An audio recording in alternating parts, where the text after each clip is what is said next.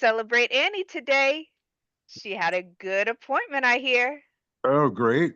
Let's hear it. Yeah. Yeah. Oh, wow. I'm trying to get sorry guys, trying to get my earphone thingies to work. Yeah, I honestly didn't think this could happen anymore. But I went in there with very specific goals that I've been working on for about a month, and went right to it. You know, I told the doctor, I said, I'm going to save you a whole lot of time. Number one, the diphenhydramine is a big no for me.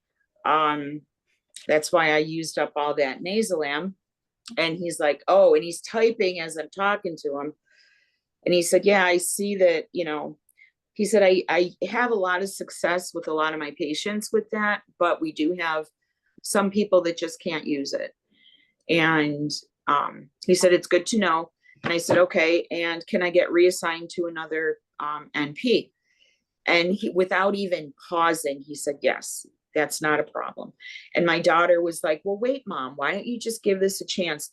And, you know, I didn't want to have to explain it to my daughter there at that appointment, but it was fair when I said, she was the reason I left the last time. And the doctor that she worked with is currently the director here. And Natalie knew what I was talking about then. And the doctor didn't. And he's like, I'm not quite sure I understand. And I said, well, her penchant for telling me that I have epilepsy, but the seizures I have are not epileptic, and she's promoting the psychogenic and not treating it. That became a problem when I discovered that as a level 4, you are required. That is a requirement. And he said, yes, it is. And he was looking, he said, why did they tell you to go and find your own therapist? And I said, you see who did that, right? He said, yes, no problem. You know, no problem. Switched. I'll see somebody else, but I'll be seeing him every 3 months for the next year because, you know, so what I told him, I said, I'm going to save you a lot of time, a lot of reading. If you're willing to listen and hear me out, I got this all compacted. 2016, I was offered a VNS. I declined, gave my reason. These are the medications I've been on. These are the dates I went into status epilepticus. These are the dates that I had to be intubated. Telling me that my seizures are not epileptic and allowing me to cluster every day is unacceptable. And he's reading something and he said, I see that you've already spoken to someone about this. And I said, are you referring to patient advocacy here? No. Okay. He said, I do also see that you indicated that I am not part of this investigation, that I am not part of this problem. I said, oh, you're reading the email from Ellen. Yes. Ellen is the executive director of the National Association of Epilepsy Centers. And he said, you did the right thing. Absolutely, you did the right thing. I'm like, okay.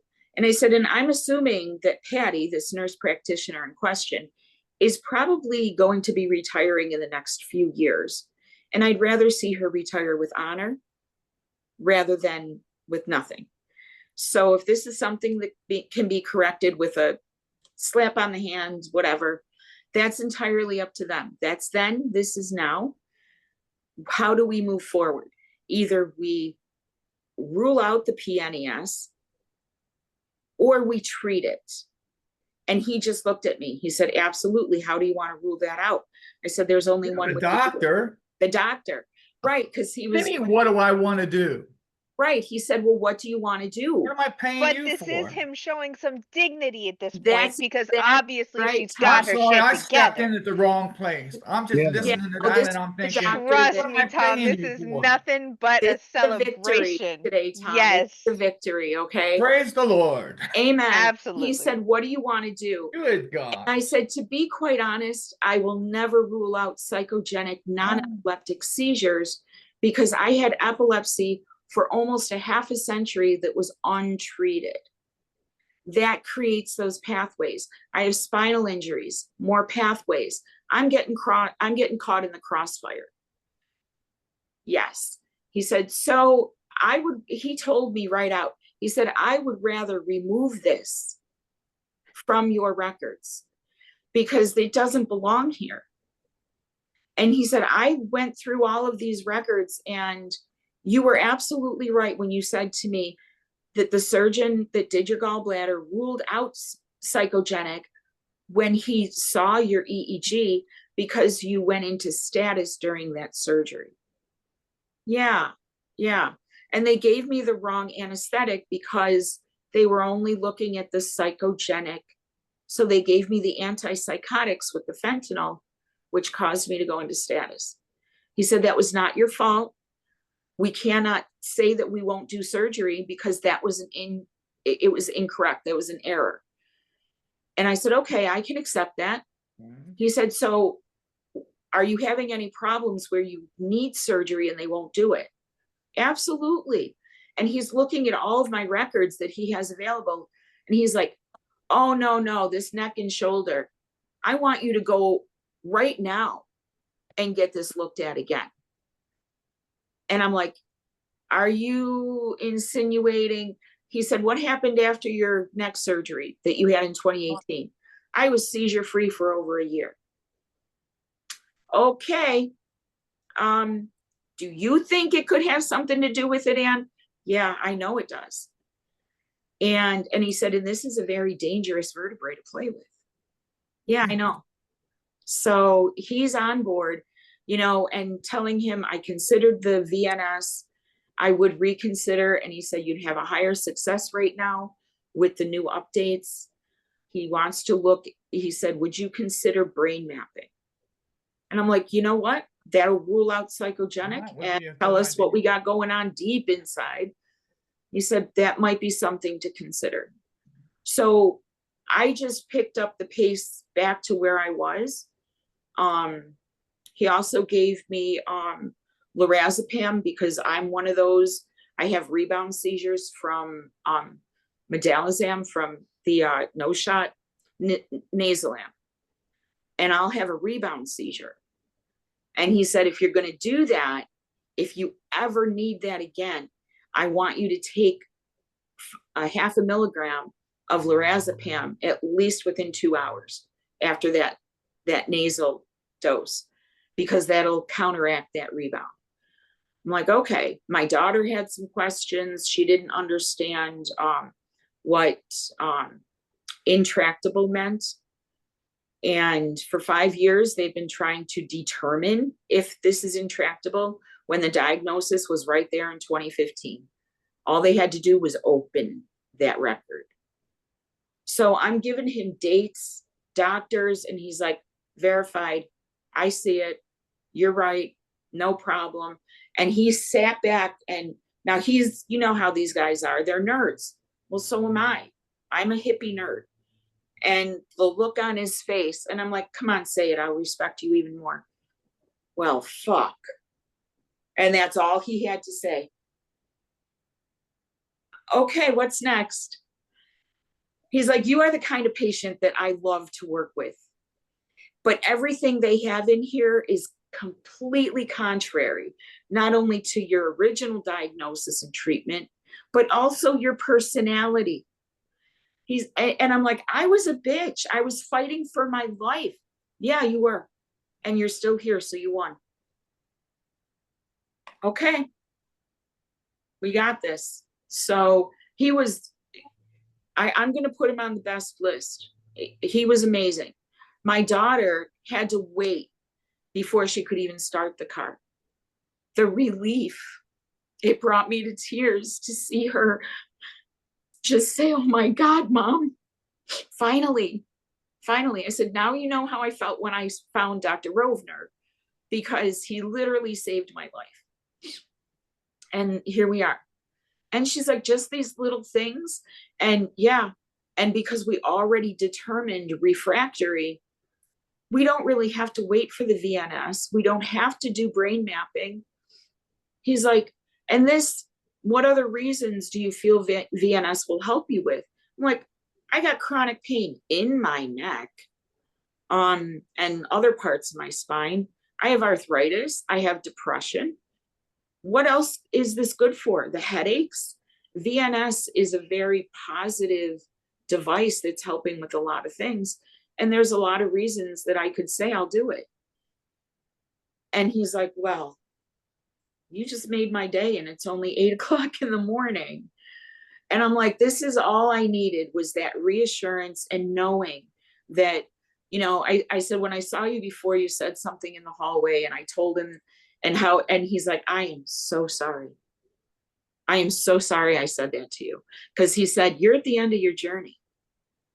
And you say that to somebody I'm 64. I've tried all those medications. He mentioned Xcompri. I'm like, yeah, I don't know. That's my next one. What's that? That's my next one. Yeah. So I'm still waiting. Yeah, I'm like, I had 2 seizures this weekend. I had one Sunday, Saturday at work, which I've been waiting not to happen. But, and then one Sunday, I was at a meeting and had one in a meeting. oh my gosh, And Tom. today I had an aura. It must be the weather and the moon. I don't know. It's been 90 degrees here. Oh man, that'll get me. And 87 today. Yeah. I'm making ice cream, blueberry ice cream as we speak. Oh man. Okay, get that churn going. No, So don't do a churn. something No churn? Oh, No churn. I'm about very- lunar cycles. I'll I'm learn not you. into I'll learn that. you. yeah, I remember making 20 gallons of ice cream at the time. Okay. Oh. That's my ice cream. It's about a half gallon, I think. Oh, nice. We do that with you. But yeah, so I feel a lot better. My daughter feels better. I'm happy. I'm so Me happy too. for you. It My was a goodness. huge victory today. I couldn't have done it Wow. without you guys. I got my confidence back. Pookie, thank you for doing this for. I know, my God. Oh my gosh. I mean, therapy was one thing, but knowing I had you guys, and I'm like, I have faces, I have people that I love, Yeah. and I'm here for you too. And you're And- doing a great job. We talked about that PNES diagnosis, and he agrees. He said there are certain types of epilepsy, it is literally a death wish. And you have that type of epilepsy, because I can go to status from an absence and they won't recognize it. And then I'll go right into postictal psychosis, and I'm clustering in those TCs until I go into status. And he's like, I saw this. And when he told me one of the hospital records that he read, he's like, no, this was wrong that they did this to you, and right from the beginning. So that's corrected now. And he wants to take that off the records, which I'm okay with. I'm okay with that. But I won't rule out that they, you know, they do exist. Psychogenic seizures do exist, especially when you have PTSD from real epileptic seizures.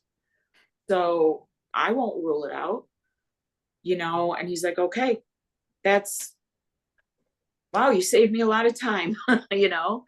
So I've got the lorazepam. We can't find the sublinguals though. Do they still even make those?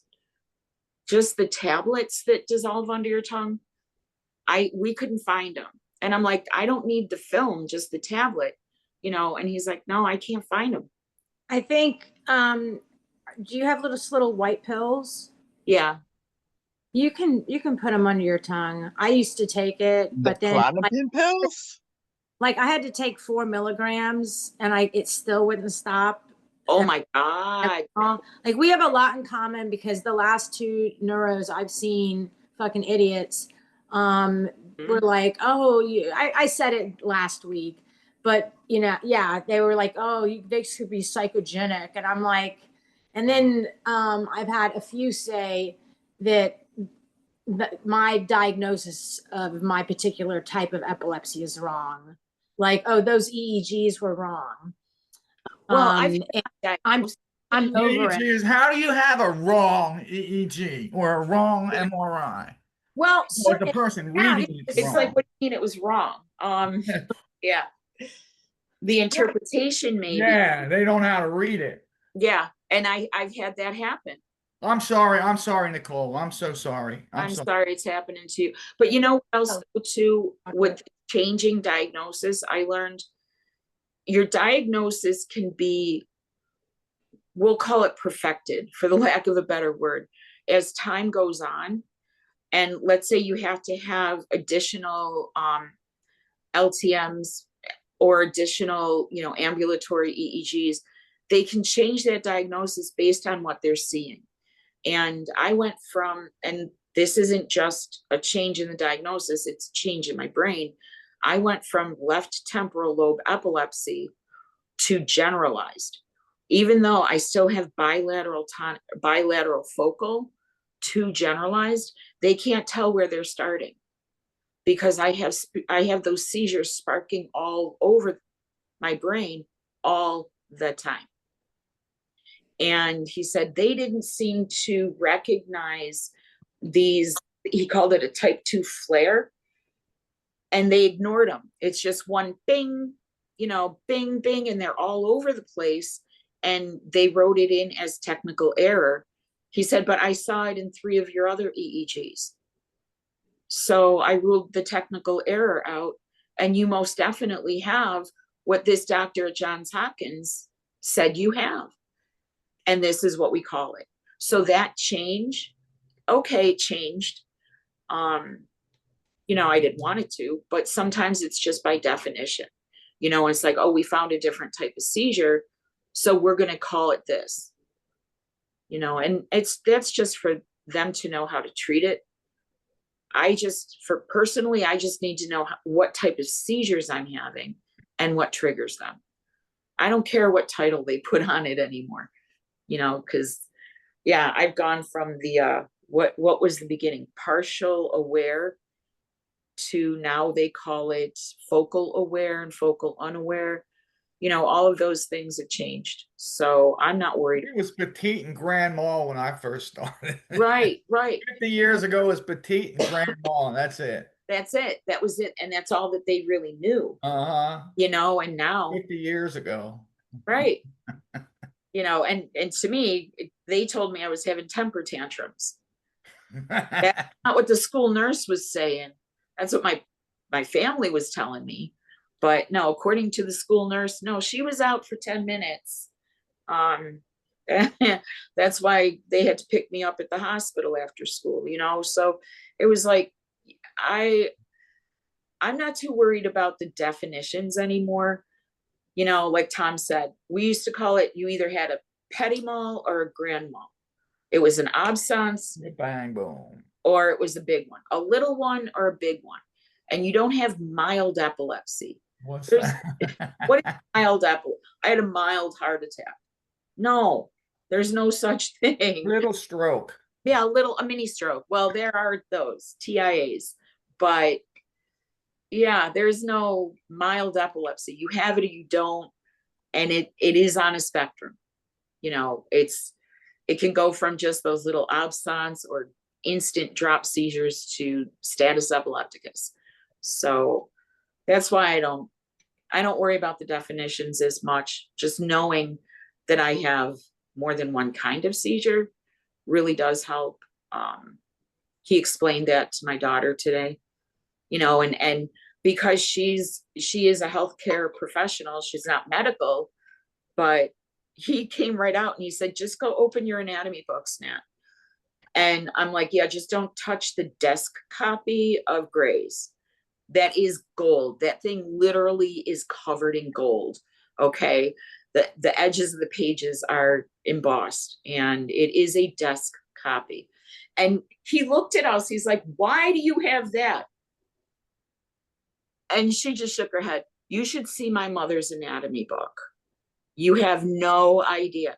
So he told her, I want you to look at the functional, the neurological function of the brain and the different lobes of the brain. It will help you indicate what might be going on at that moment, because I have them in every single lobe of my brain.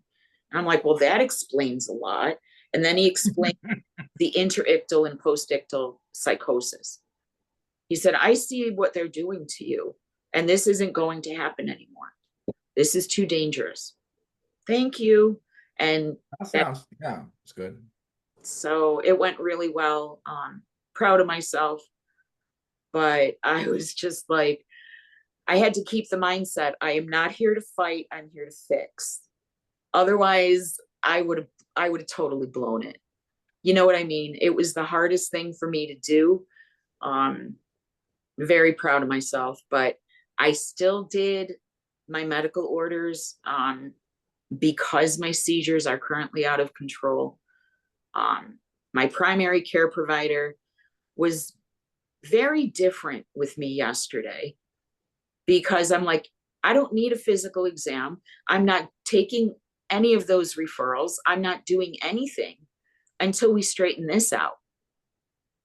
Because, what does it matter if, I don't care about my pap smear if I'm going to be having a deadly seizure.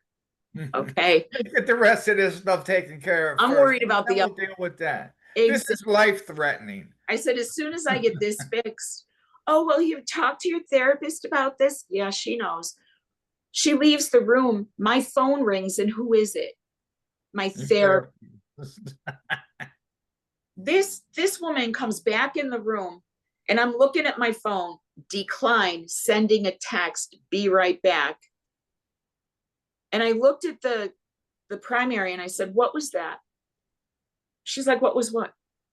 Why did my therapist just call me on a Monday morning out of nowhere? You just asked me if I talked to my therapist about this. Well, I wanted to make sure. You didn't believe me. It's like, hey, sweetheart, you know what? Why are we talking? You don't listen. You don't believe anything I'm saying? Yeah. Well, maybe I have to find myself another doctor because obviously we're not on the same page. Well, she knows that now it doesn't really matter because she just signed a DNI.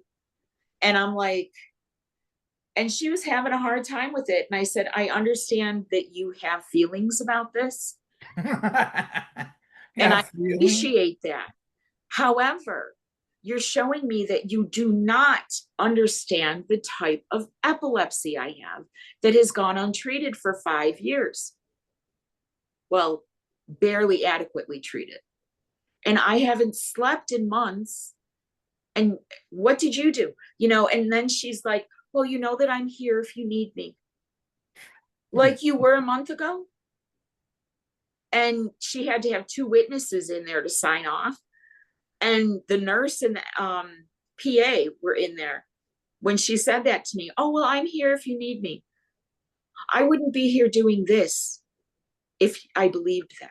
I want some more witnesses in here to witness that you just said that. Oh, and the nurse was like, oh my God. I'm like, yeah, I asked you a month ago to help me. I asked my neurologist, I just danced all around, and here we are. Give me the pink paper. I understand you have an opinion, but this isn't about you today. And she was just like, do your kids know? You want to call them? Let's see, my daughter's teaching a class right now. My younger daughter is working in one of the biggest printing companies in Western New York.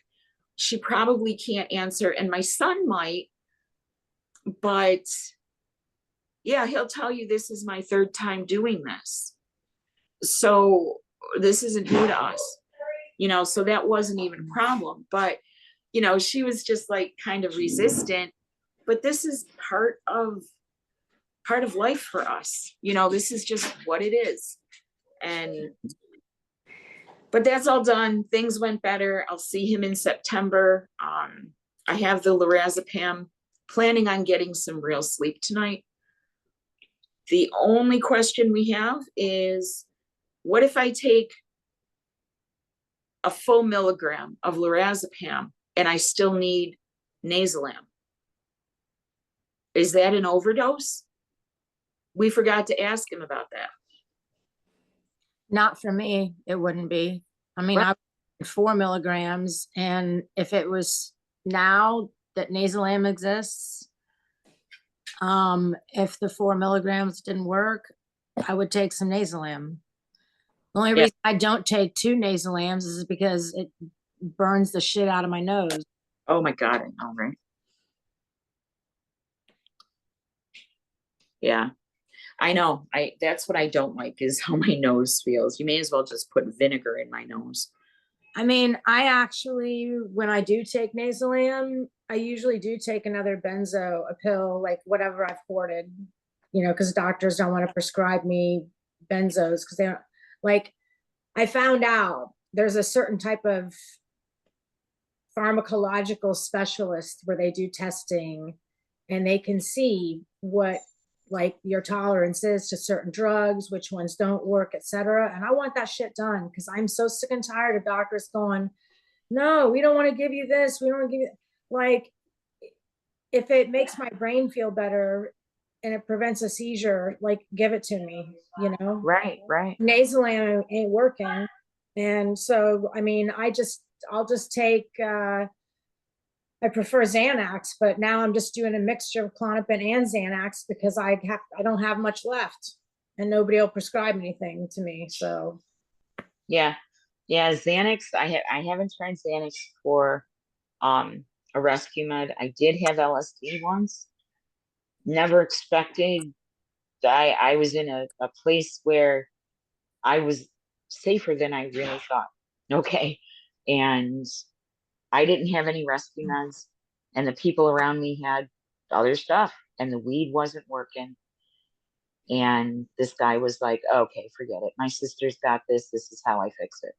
And he just tore off a little bitty tab, not even a quarter of one, and just stuck it in my mouth.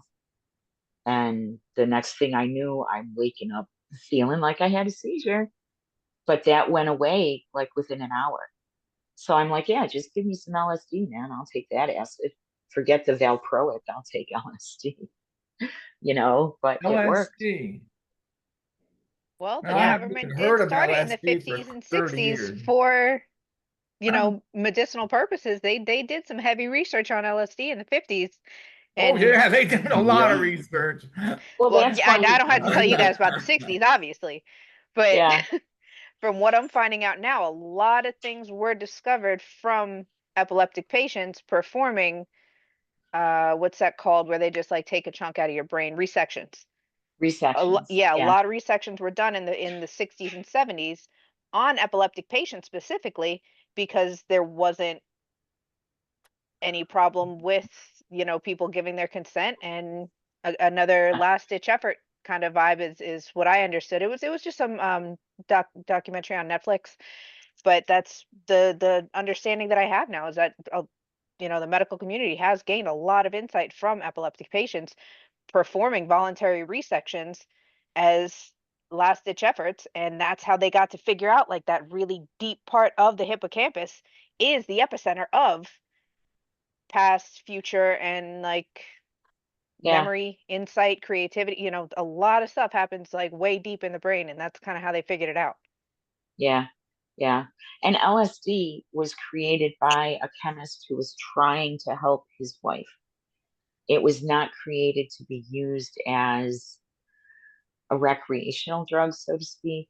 But and same with ayahuasca, things like that. They were rituals that they found beneficial.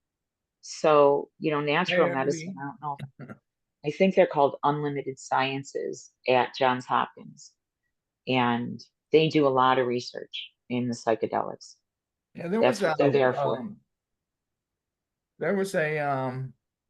I can't think of the name of it now. In Philadelphia, not too far away from my house, there was a hospital of sorts that's all they did.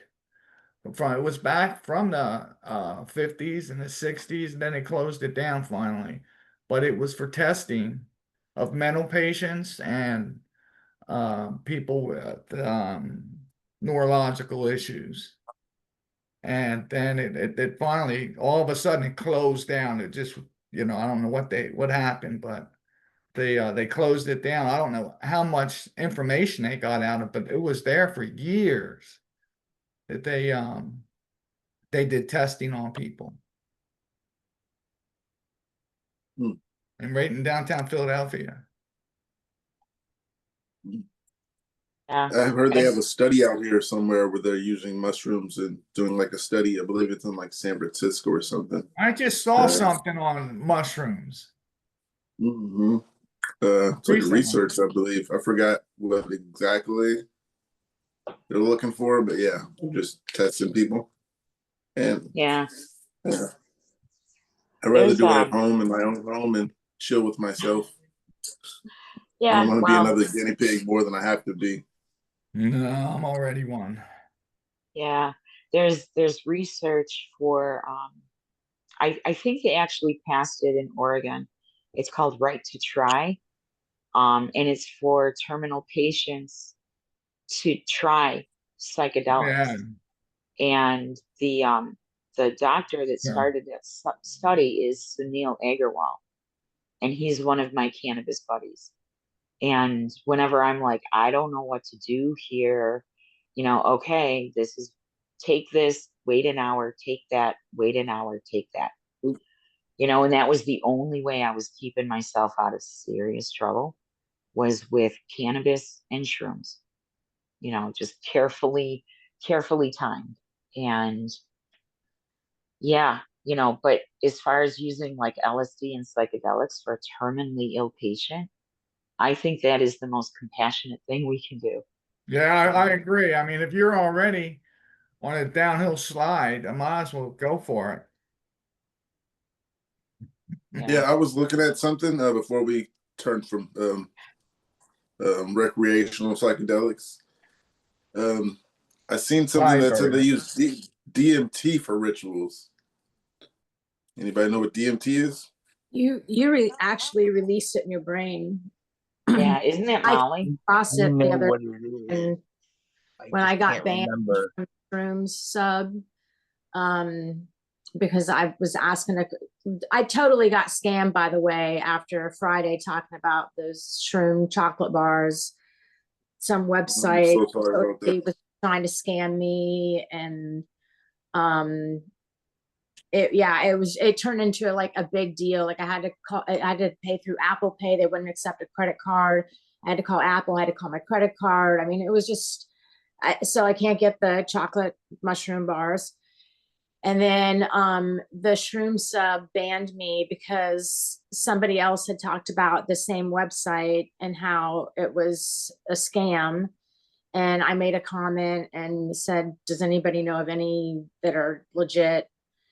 And then just right before this started, I got on Reddit and I got a message from 11 hours ago saying that I've been banned from Reddit. And then I tried to message Pookie, and I message all this shit, and then it says message will not send. I can't even. Oh yeah, you're definitely banned. I got that one for months. For a couple days. I asked about shrooms, so Wow. and I don't know, Pookie, I sent you a message. I don't know if you saw it, but anyway, I'm fucking like, it's like the level 4 epilepsy center won't take me. And it, I fuck it. But why won't they take you?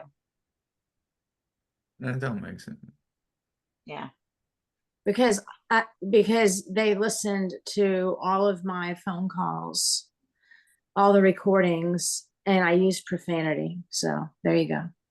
Oh fuck. This is the same fucking state that told me to pray to fucking Jesus, okay, for my health, that I'll get better. Oh, that's right, Alabama. Okay. Yeah, but are they in like, accredited? I fucking had it. I gotta get the fuck out of here. You guys have no idea how miserable I am right now. I can't get as of fucking July 1st, this fake goddamn weed that I smoke, this fucking hemp THCA, they're fucking making it illegal. Even to have it, I order it online because it's way cheaper. Even you can't get it online. I cannot deal with this. I can't fucking deal with this. I'm gonna lose my fucking mind. Well, we'll hold you together as long as we can. But it's tough. You're in a tough state right now. But I'm sorry, if the epilepsy, if the epilepsy center is an accredited epilepsy center, they have to take you regardless. If they want to maintain It's a that level accreditation. 4. It's part If of it's, I fucking moved here. yeah, Fuck the state. Suck my balls. I don't.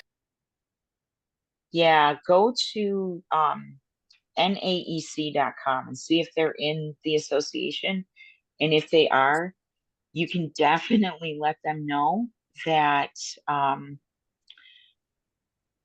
that you're aware that they have to treat you. It's because I've been there see if I can- before, and I saw a doctor who was a complete bitch. She was supposed to spend an hour with me. I already said this last week. She only spent 25 minutes with me, and that's why I called to complain several times.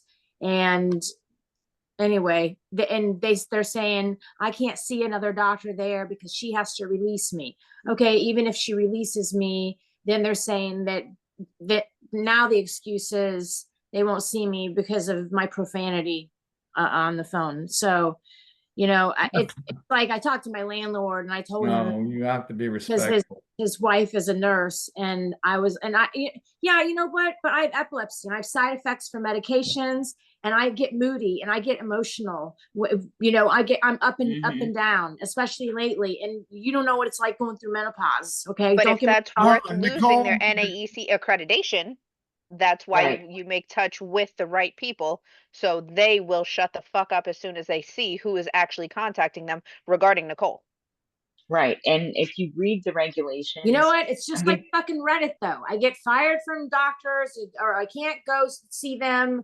I fucking Reddit bans me. I'm done. I'm done, dude. yeah, But And that's what makes it so much more worth it trying. to hear Ann's I know, story I get it. today, and to hear when you We get got you. at least the script you need before you are able to get the hell out of there. That's what's going to make it That's so it. much more worth it. Yeah. You don't want to go to a gunfight with a knife. You got to go in there ready. I was ready to cite, and I did when I mentioned the PNES, that you are required to treat this according to Section 5.4 in the regulations for the National Association for Epilepsy Centers. And that's when it's like, well, they already got the email for the original violation, and it doesn't involve him. So they're aware of that. And I'm okay with that. I'm like, okay, that was then. This is now. Let's just move forward and leave them in the dust. But when you go into an epilepsy center, the hardest part is getting them to make an appointment. And I don't know how to work around that. I've But been to a few before. I mean, I know. yeah, I mean, it's Sometimes it takes more than once or twice or three times. These people are a pain in the butt. I agree 1,000%. It's just, and even, yeah, and they don't care. I especially mean, front they're office. the ones that make the choice as to whether or not they will, their attitude towards you. I mean, I know this isn't going to go over well, but when you talk to doctors, you go into these clinics or hospitals or whatever. If you upset the doctors or anybody, it's going to go into your record. And everybody that sees that is going to have an attitude towards you. I'm so sorry, Nicole, but that's just the way, it's the way it is, sweetie. I'm sorry. I take medication too. I can be I get quite upset. I understand that. But I mean, that's the way these idiots are. Yeah, and the front office sometimes is the hardest to get through, and they're Yeah. not even medical Yep. professionals. But No. if you call and say, look, I looked over the regulations for epilepsy centers, and it's telling me here, section 1.4, that refusing treatment of a previously diagnosed person with epilepsy, PWE, is a violation of those regulations. And the NAEC does not have patient advocacy. And I brought that up to the executive director, and I'm like, I'm a little concerned because, just looking at that, on the surface, it appears as a conflict of interest. if you're set up to help patients get better care, but you're not communicating with patients who are not getting that care. So we're talking now about, maybe changing that for the NAEC, because we need to be able to tell them, like Nicole, look, I tried, they won't even make an appointment. I was having a bad day. We all do. We have Right. epilepsy. Okay, if I was in a wheelchair wearing a helmet, people would definitely view me differently. Right. But I am dynamically disabled, and you can't tell most of the time that I have anything wrong. So it's tough, and people can be very judgmental. And I know that the office staff is usually where the problems are. Right. That's where it And starts. yeah. So, getting through them may just be as simple as, look, I called, and yeah, you got to be calm. I worked on this for over a month. To be able to go in there today and say, okay, here are my goals. This is what I want to accomplish, and check, check, check, check. And we were moving on. It wasn't a conflict. I wasn't in any way, I didn't feel like I had to be rude because I felt threatened. None of that happened. And a good portion of it was my attitude, because I went in, I said, okay, I just want to fix this. I'm not quite sure what's going on here, but I need to make sure we're on the same page and in the same book, because this is what's happening. So right away, okay, we fixed those problems. And otherwise it would have been, I can be really snarky. And when I'm clustering, because it's happening all over my brain, I can look like I have multiple personalities sometimes, and it's like, never mind.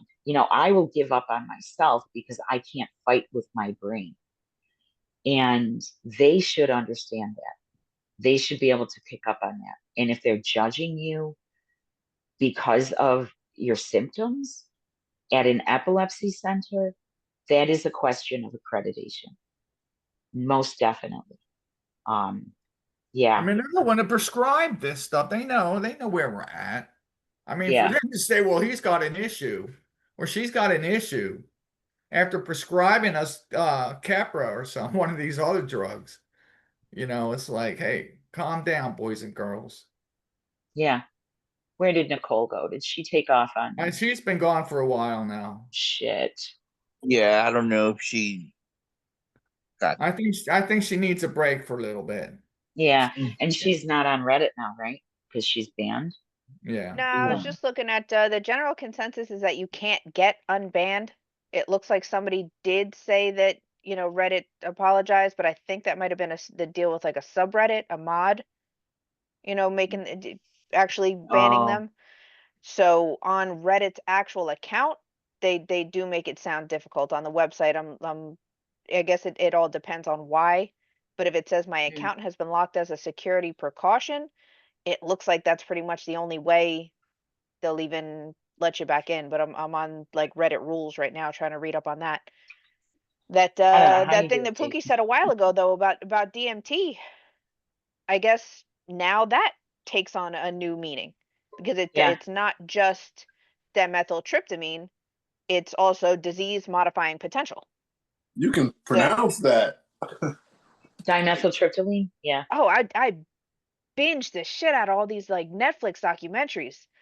You are amazing, Kate. I absolutely. You are, Kate. You're all over it, girl. Right. I trust Now I remember you wouldn't have said that on like Saturday or Sunday because I was like Thank you, Kate. Hey, we have our days. Yeah.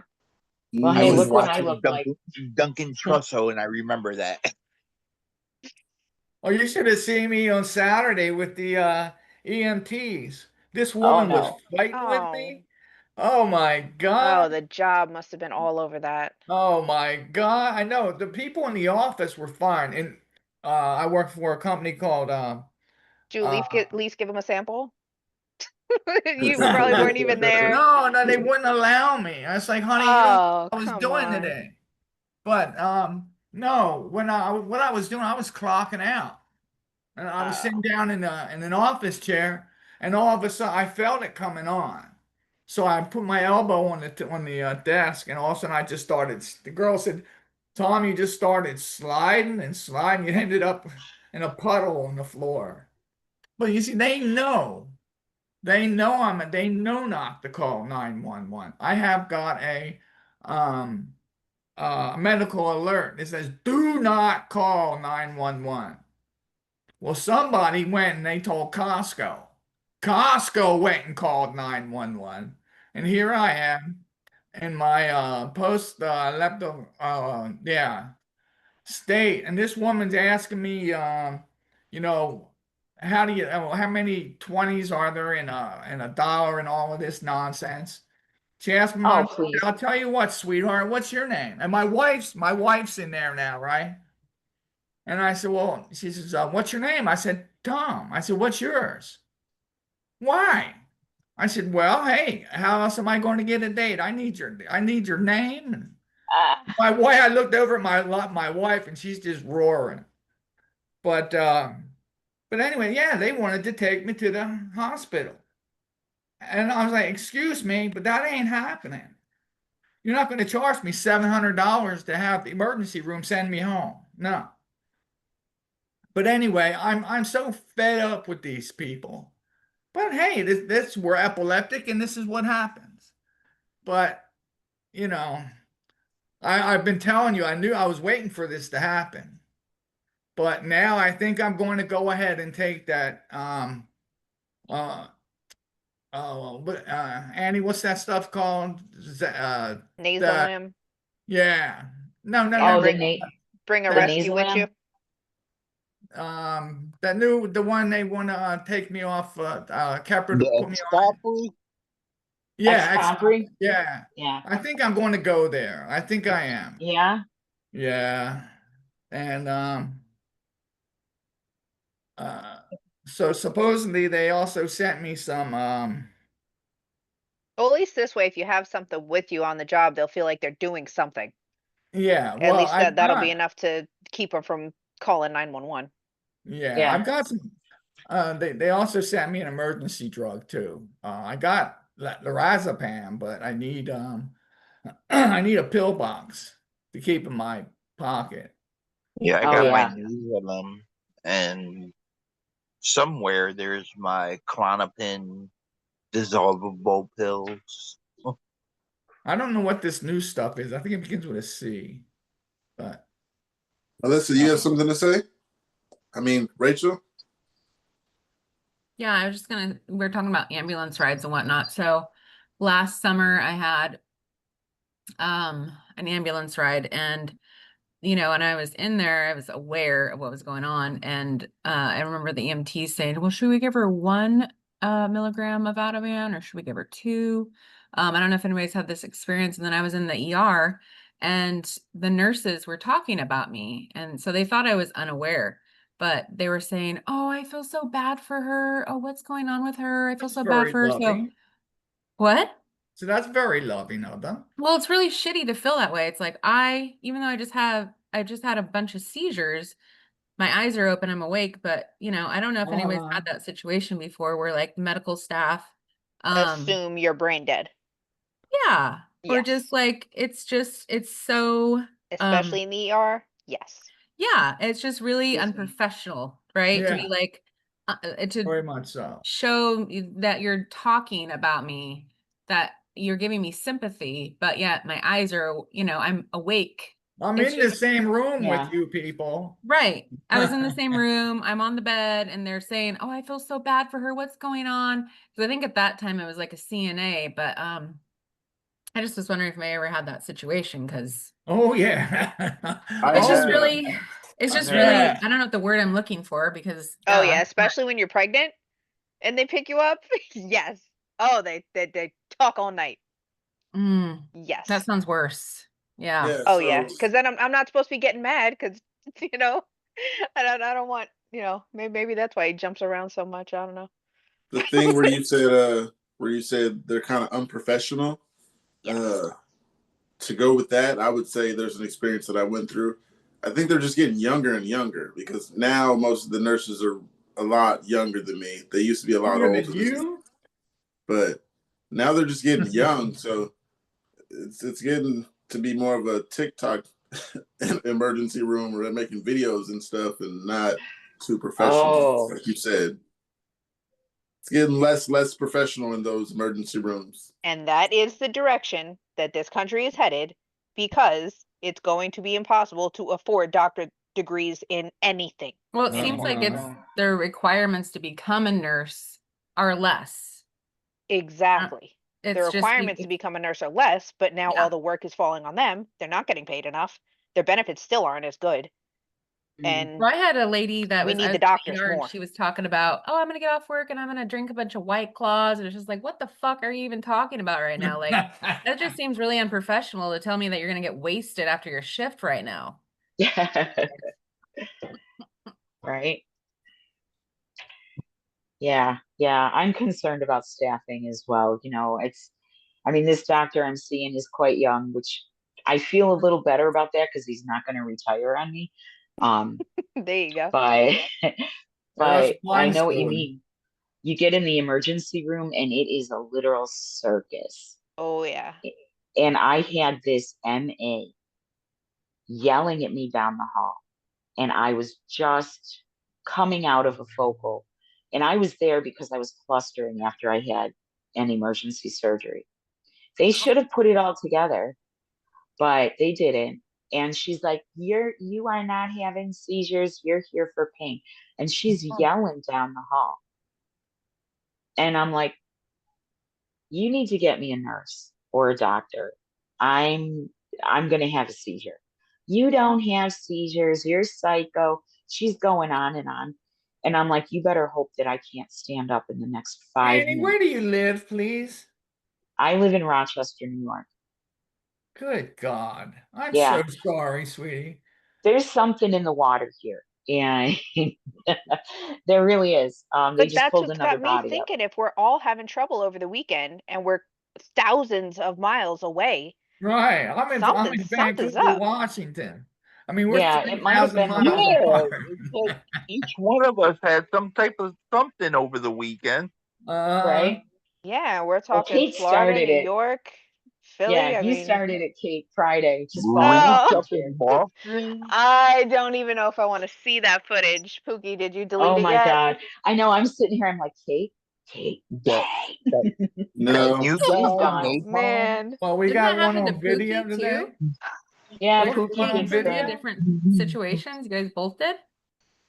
yeah, I think that was like the same week, wasn't it?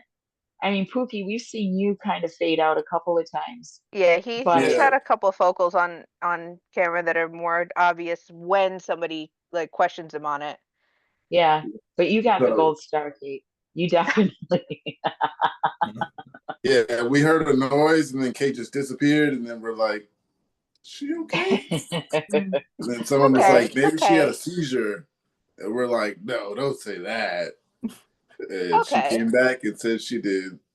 All right, so it wasn't too And while y'all were visual. saying that, I was already DMing Kate's Reddit account, like, "Are you okay?" Yep. I'm on the Yeah. phone and I'm like, I don't want to blow up her phone because I'm thinking what I would feel like coming out of that and have my phone blowing up. And I'm like, what do I do? What do I do? Damn it. And nobody's around me now, but you know what stuck out to me about that whole thing after the fact? My daughter said again, so I was there with the rescue meds in time. I timed the whole thing, I did everything right. How about that game? For real. For real. She's still talking about like, yes, I finished my assignment a little late. I didn't graduate, as soon as when the goal was and everything, but I was able to come to your aid and like save your life again. So Oh my gosh. yeah. Right? So you're just Right. 14. kind of What the fuck slowly. is rolling through the mind of a 14-year-old right now? Oh my God. I have a 14-year-old. I will Yes. never know. Yeah. I have a 42 year Roblox old and that made me Discord cry and today. all those gaming platforms. Wow. Wow. Yeah. But yeah, you took the computer out with you. So we just saw you I saw like, her kind of slowly falling to the side like this. Ugh. yeah, and you were starting Well, to I felt it on this posture. side, so I was thinking my head might have turned that way, but I can never really No, I tell. think it went the other way. Yeah. But yeah, you Okay. were Yeah, I can. definitely getting that tonic, and yeah. But look Sorry to where we say, are. I was not paying attention at that time because I scrolled over to where it only tells me the person that's talking at the time. So now I have it to where I can see everybody at one time because that happened. And everyone's like, I heard a sound. I heard a sound, but I That's didn't why see I, what Oh, was so I there. wasn't muted? No, you weren't Oh, no, muted. I'm sorry. Was that me? I No, always Tom, keep it you're where okay. I I'm can see sorry. I was everybody. doing my No, ice Tom, cream. don't worry about it. You weren't making any noise. I was talking about the unexpected noise I made on Friday. Oh, that was Yeah, lovely. turns out I wasn't muted. It was But just like a little yeah. puppy, like a and then it was over. Glad we can all laugh about it, huh? We were actually quite This is the graceful, only place where I can feel free to do that. Yes. For sure. right? Right. You know, and we can say, yeah, I know somebody with an RNS, and I watched her have a tonic clonic. You know, There so you go. It's a yeah, bucket these list, huh? devices do not end. You know, my daughter No, didn't know no. what intractable meant, you know, and she's like, okay, with this device, does it just cure the seizures? And I'm like, no, no, that will never happen. You know, and we were talking about you, and I said, yeah, I've seen it, and it happens. You know, we just expect a better level of control than what we had without it. And They're that's all. shorter. They're shorter by far. They're shorter, you recovered quickly. Yeah. I could see it on your face though when you came back. I'm like, oh yeah, you look like you just woke up Yeah, Yeah, from I she was bet. looking like, I gotta say something to you guys. She was waiting for her turn, and we were like, "Hey, Kate." And then she took Oh that man. breath and Well, said it. thank you I for saw her even, come back, letting and I me was back like, in because oh that's just kind of how time goes. I mean, I don't remember the entire weekend. This weekend yeah, went by right. so fast because I know I had a couple more, but it was just partials. There was those ones where I'm there, I could hear her talking, but I couldn't respond, and Oh, I'm just over this clobazam.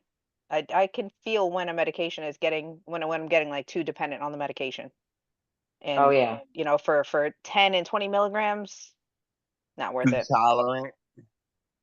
Not worth it. I'll tough it out with the Keppra, Yeah. get actually off of this, and I like how I feel better without it. So now I Hmm. just have to rationalize keeping the seizures under control, but it generally takes a month to totally filter it out. So Yeah. I'm still gonna be in touch. I finally got my Mm. nanny cam because I don't know when this ex coppery is going to come through. So I got the nanny cam on me in my room. So you started the X coppery or I'm still waiting. ah It was okay. prescribed on Thursday. I've been doing my homework since. I've been talking to the pharmacist. I've been talking to the what you call it, the insurance company. I sent a email to my doctor because it was over the weekend and I know they're not there. And I'm like, what's going on? And here it is Tuesday. I still haven't started it. The the titration. And I I heard just that's the worst part of the yes. expiry. I just this weekend went up from 25 milligrams to 50. I'm just like exhausted. Just like total fatigue. And it's like I wish I was just tired enough to take a nap, but I'm not able to nap, if that makes Oh, sense. yeah. Like I'm Yep. really tired. I'm laying here. I'm like putting on a boring show to hopefully that'll help me fall asleep. That's like what I do. Like I feel tired, but these pills cause insomnia. It says like I feel tired, and I guess it's just like my body feels tired because I can lay there and put on something boring that I'm not gonna pay attention to, but just use it as background noise and have a timer on the TV. Never works. The TV ends up going off after the timer, and I'm like, I'm not asleep. I'm still laying here, and body is tired where I don't want to get up and walk around, but also, yeah, I can't get up and walk around because I seem tired. It's crazy feeling. I understand what you're talking about. Something saying I'm tired, but then your eyes just won't stay shut, I could say. Your Something like mind and that. body are on two different pages. Yes. Yeah, Yeah. like I would close my eyes and then I'd just be like laying there. So I Yeah. know what you mean. You And I'm just trying to, drained and fatigued, but yes. And then I'm trying to take care of my kids, make sure they're fed. But Good it's job, just, girl. it's not easy. it's like, that feeling like, this is going on. Well, I Yeah. got my ex-copre waiting for me at the pharmacy, but until I talk to my doctor and get him to wean me off of the Keppra.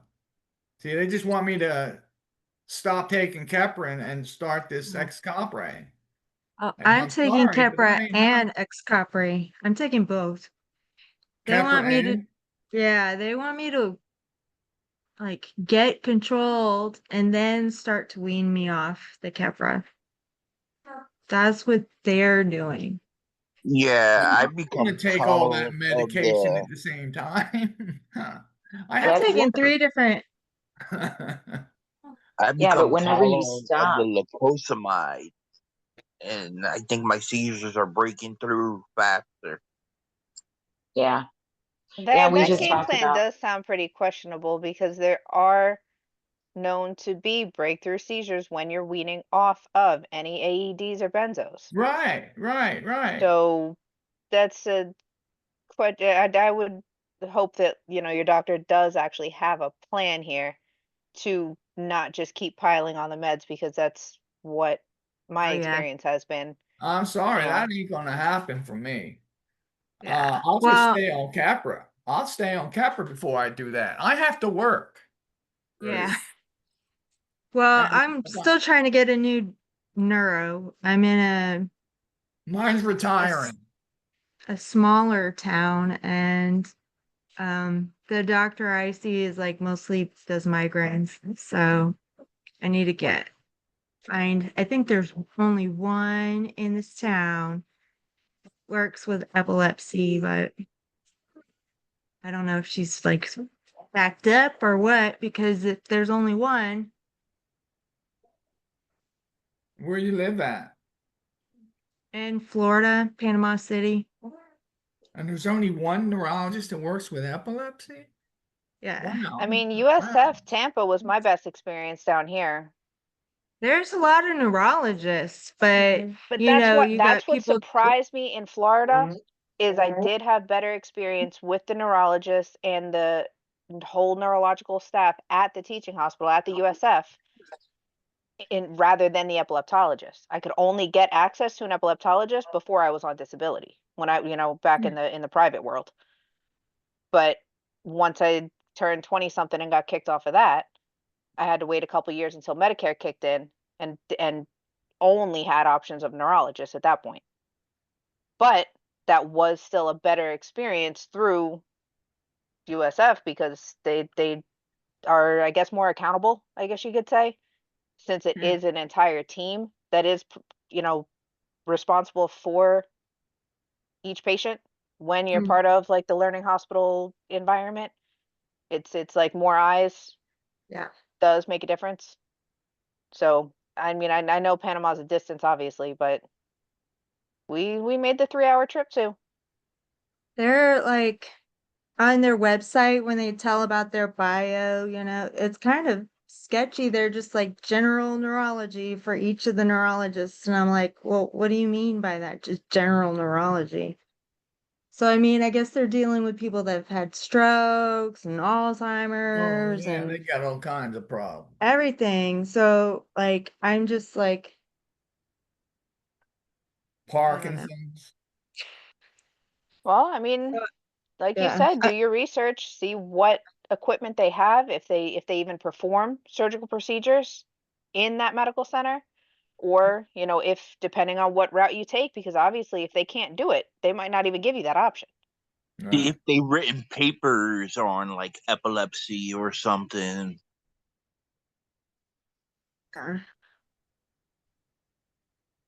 I know. Yeah, or I'm an researching all the psychedelics now. I don't know why. Well, I mean, I know why the government gave them a bad rap, but they don't have to. Just because No. they can't figure out how to make enough money off it yet. Yeah, California. Same, Not same sure way why they they didn't legalized want to that. legalize yeah. moonshine. They legalized psychedelics in California. I don't know if that's everywhere else, but yeah, Mm-mm. now we just Come on, you know you're in a different part of the world. Oh, hey, hi, yeah.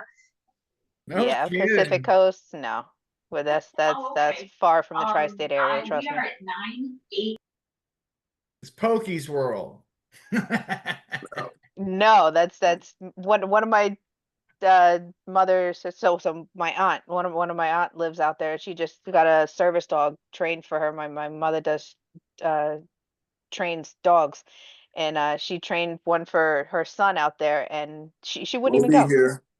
She wouldn't even cross. We only rode out to Arizona to meet them and drop off the dog because she literally like would not even want to go into the state of California. It's so beautiful, so gorgeous, she says, but she is like hardcore Republican. I don't get it. I People, got something here, yeah. and specifically, I wanted to get Jeff more involved. So I found a question about nocturnal seizures. It says, You're a I woke bitch. up on, huh? Oh, I was saying nocturnal seizures are a bitch. Yeah, I haven't had one, but I'm reading this one and I want to know, can Jeff explain? Because I don't know. This person said, so I woke up on the floor, my mouth was chewed up, and I had a little bit of blood.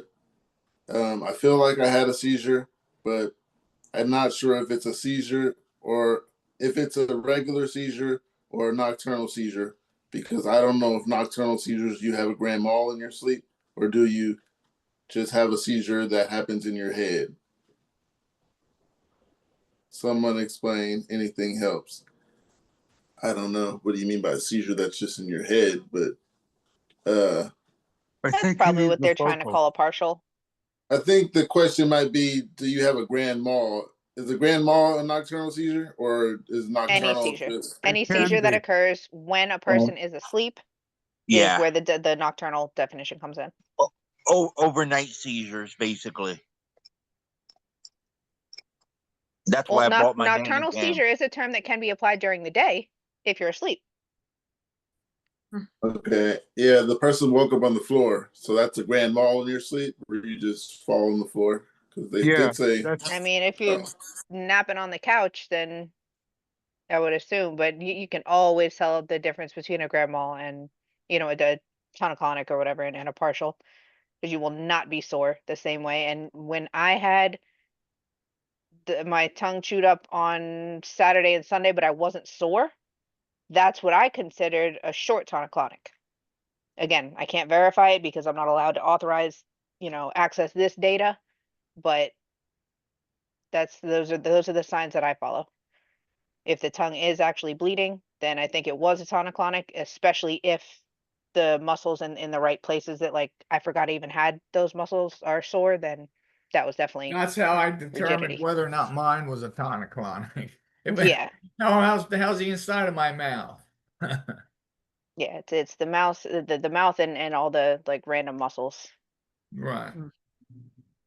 I do that, and I do my hips. My hip ain't hurting. All right, it wasn't that big of a seizure.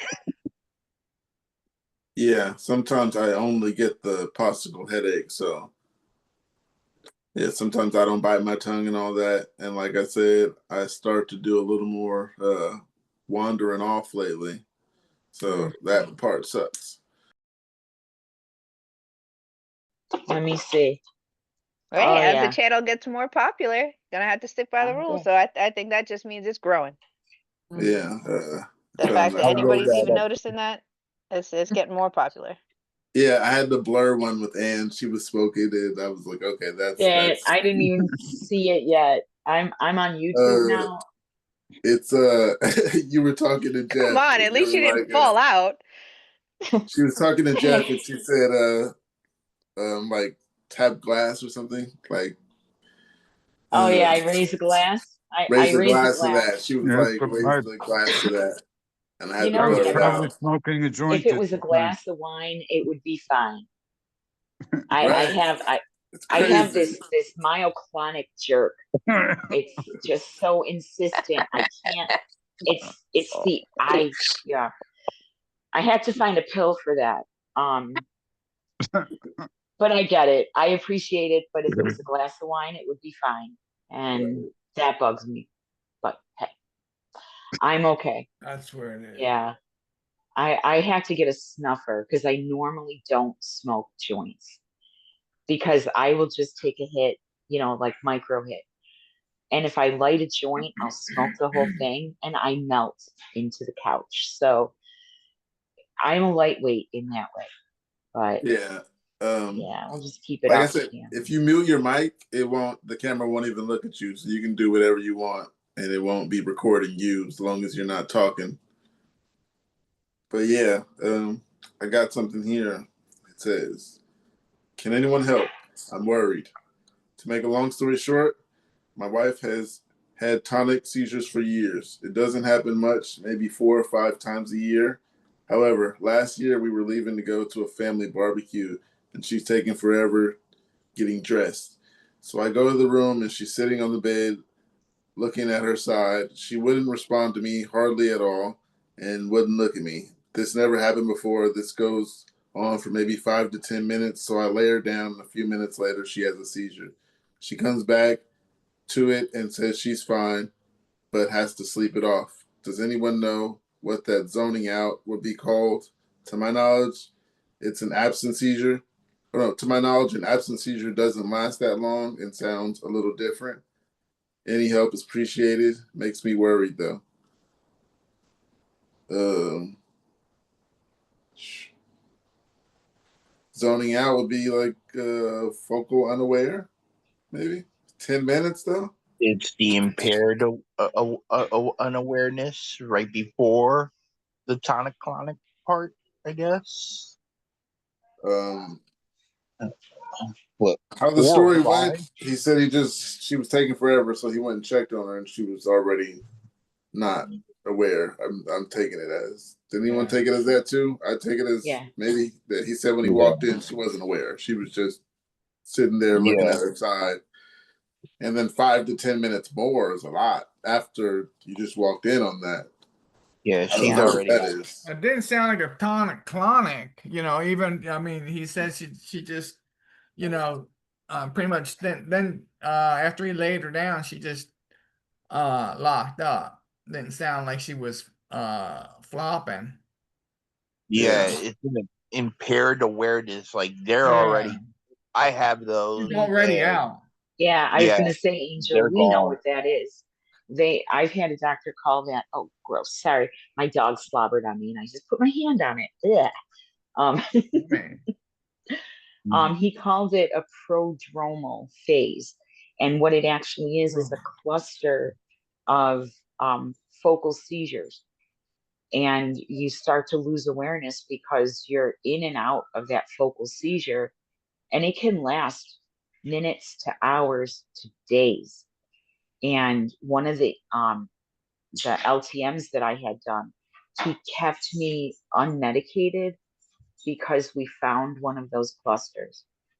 And this man literally sat next to me and held my hand because, he's like ready with the Ativan, right? Because he wanted to see what was going on. And that's when it was like, no, you're focal bilateral to tonic-clonic.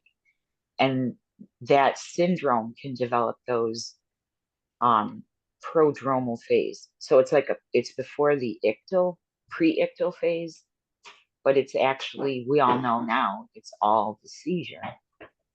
But the actual seizure activity, the full tonic-clonic, might only last 5 minutes, but you'll see those little spikes of clusters during that prodromal phase that then crosses to the other side of the brain then both sides of the brain are dancing with focal clusters, and then I'll go into a tonic clonic. That's what I call a bad seizure, because those I usually end up in SE for at least 5 minutes. And I know that's not a long time, but it's long enough. It's You long know, enough. yeah. And those are the seizures that for 5 years, it's like, this is what I'm trying to prevent. And I'm like, oh, thank God, I don't think I have to worry about this anymore. At least, from what this doctor told me today. But yeah, I've had those. And Angel, I think you talked about it before, because I was like, yes, Yeah. I can literally feel a seizure progressing. And then I wake up when the tubes are getting pulled out, Yeah. That's what it sounds like. So yeah, like just she was blanked out for like 5 to 10 minutes, and then he laid her down and she had a tonic. That's the part that lost me. I was like, you can just be like out of it, just not speaking to a person for 10 minutes. Actually, he did say barely speaking. I think that's what scares people around me more than anything, because I'm No not right word, for no nothing. a while. And then it's like, they know it's coming, and I can't stop it. It's literally, once I get to a certain point in that, And then it's no, yeah. that's me, and that's me. I feel it coming on.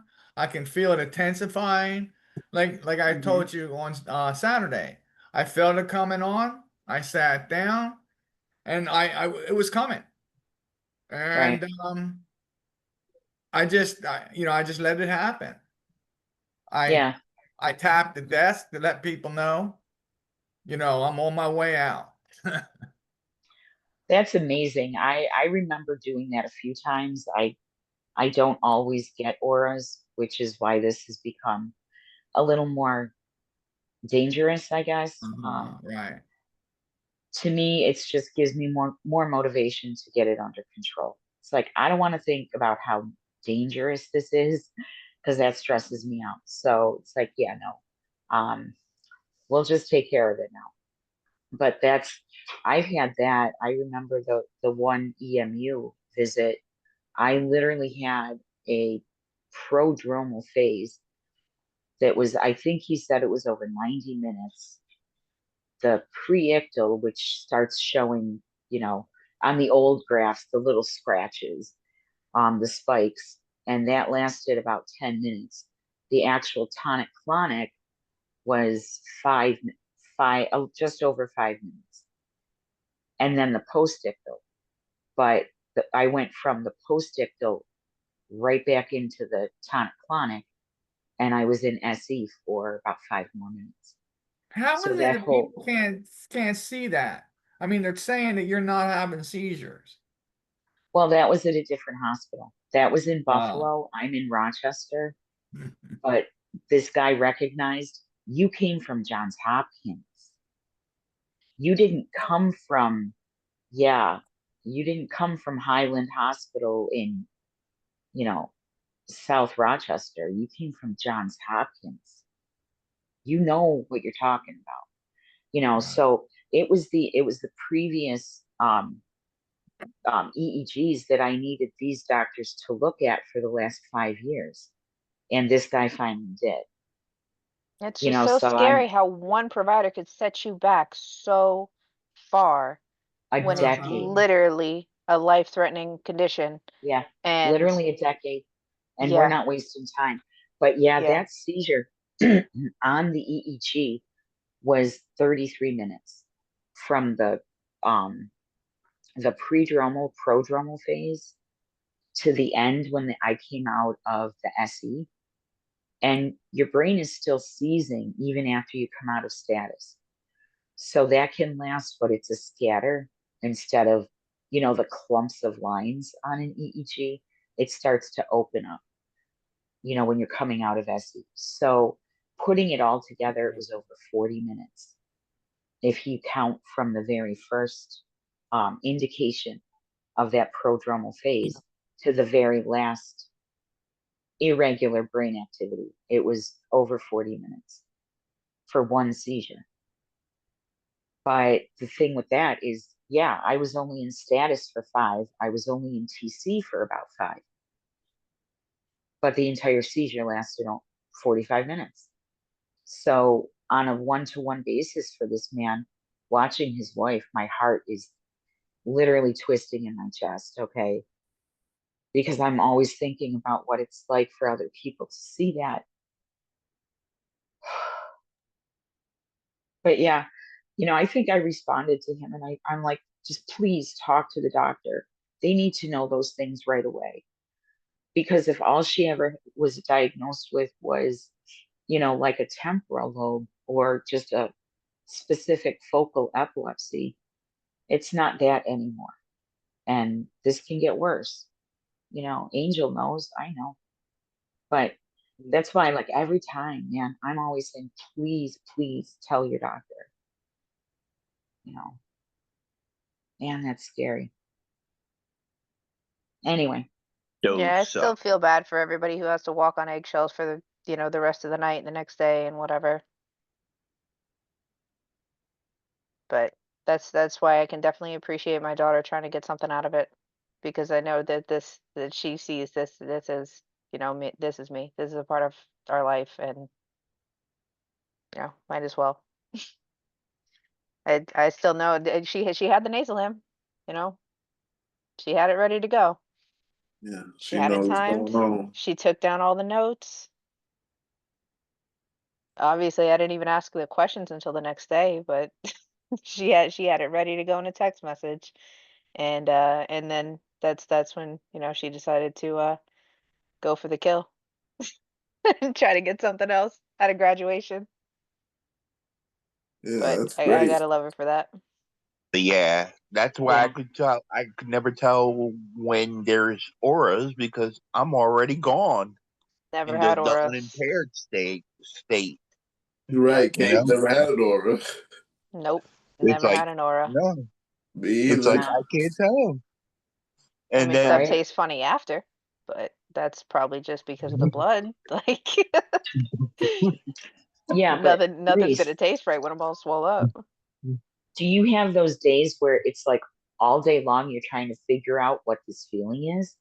Yes. Yes. yeah, And then you today's wake one of up those and you days. realize you had a nocturnal seizure? Yes. Yeah, I've those are suffered there. the aw shit 2 a.m. showers. Mm. It's like I shouldn't be in the shower, but I have to be in the shower. I am a total mess. But it explains that what is this feeling all day long? Yeah. Yeah. That's a prodromal phase. And I hate them. Yep. You ever came out of it and just you were doing something and you're just like, why am I doing this? Yeah, I think that was last Friday when I came back. Yeah, I did that like middle of washing some dishes, and I was like, That's what you looked like, Kate. I don't remember What am I doing starting here? the dishes, but I was just like, okay, now I'm washing dishes. How much dishes did I wash? And the whole setup is ready. The towel was down to put the dishes on and dry. So yeah, I guess I took my time. That was Hey, at why. least you kept the kitchen towels in the kitchen. Right. You know how many times they will never let me forget putting the detergent in the refrigerator. Mm-mm. Mm-mm. How does it work cold? Does it make a difference? I don't even know. They wouldn't let it stay in there. They just let it stay in there long enough to let me turn around and take a couple steps and say, hello, you're fucked up. All right. I got a rant here. It's a generally angry about diagnosis, which is regular. I got diagnosed with a seizure disorder about 2 months ago, and I feel like it has completely complicated my life. I've had 5 seizures in over the last 10 months, and I was almost 3 months away from getting my driving privileges back. But I had another one last week. Although my seizures don't happen when I'm active, only when laying down or resting, my doctors still don't want me driving. This has made getting to work every day so difficult and navigating life in general so complicated. Every day I am just angry about this diagnosis and wish it wasn't something so complicated. I haven't started medication yet because I'm a little nervous about the side effects, and I'm waiting on a second opinion. Is it normal to be so angry about this? I know there's nothing I can do about these seizures, but it just feels so. It just feels like it's somehow my fault. It is not your fault. It's very normal. Yes, you can be angry Taking no medication, I don't suggest. and take your damn medication. Yeah. 14. I was 14 when it happened. Yeah. I mean, I I can was. understand feeling like you need to take some action. That desperate helplessness is never going to subside if you don't find a way to redirect that energy into something positive. When I think about it, they said 5 over the last 10 months, and they haven't taken medication. That's pretty good. For no medication, because I'm having 5 on medication. So, But there's that pesky little tolerance thing that we all get well, maybe not everybody, but I've been Yeah, having medication tolerance for a long time. So you usually can by the get time I get to about a tolerance to year, they've one, and scaled me up to at least half the max dose, and that's when I should have probably been the one to say, "Here's that tolerance again, so let's switch it up." But that's just kind of the yep, cycle. Pepper Queen. That's what we should call Kate, Pepper Queen. Come on, you know all the horrible side effects with Keppra, and you want to associate that with my name? The fucking Hey, you insult. You went up better to cut that. 6,000. You better cut so that. Talk about Keppra rage and then Keppra Kate. The fuck?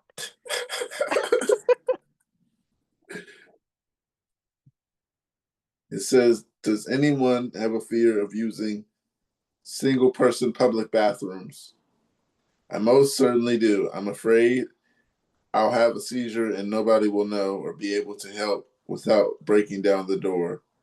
Not only do I fear the obvious physical harm, but shudder to think if nobody saw me in a compromised position.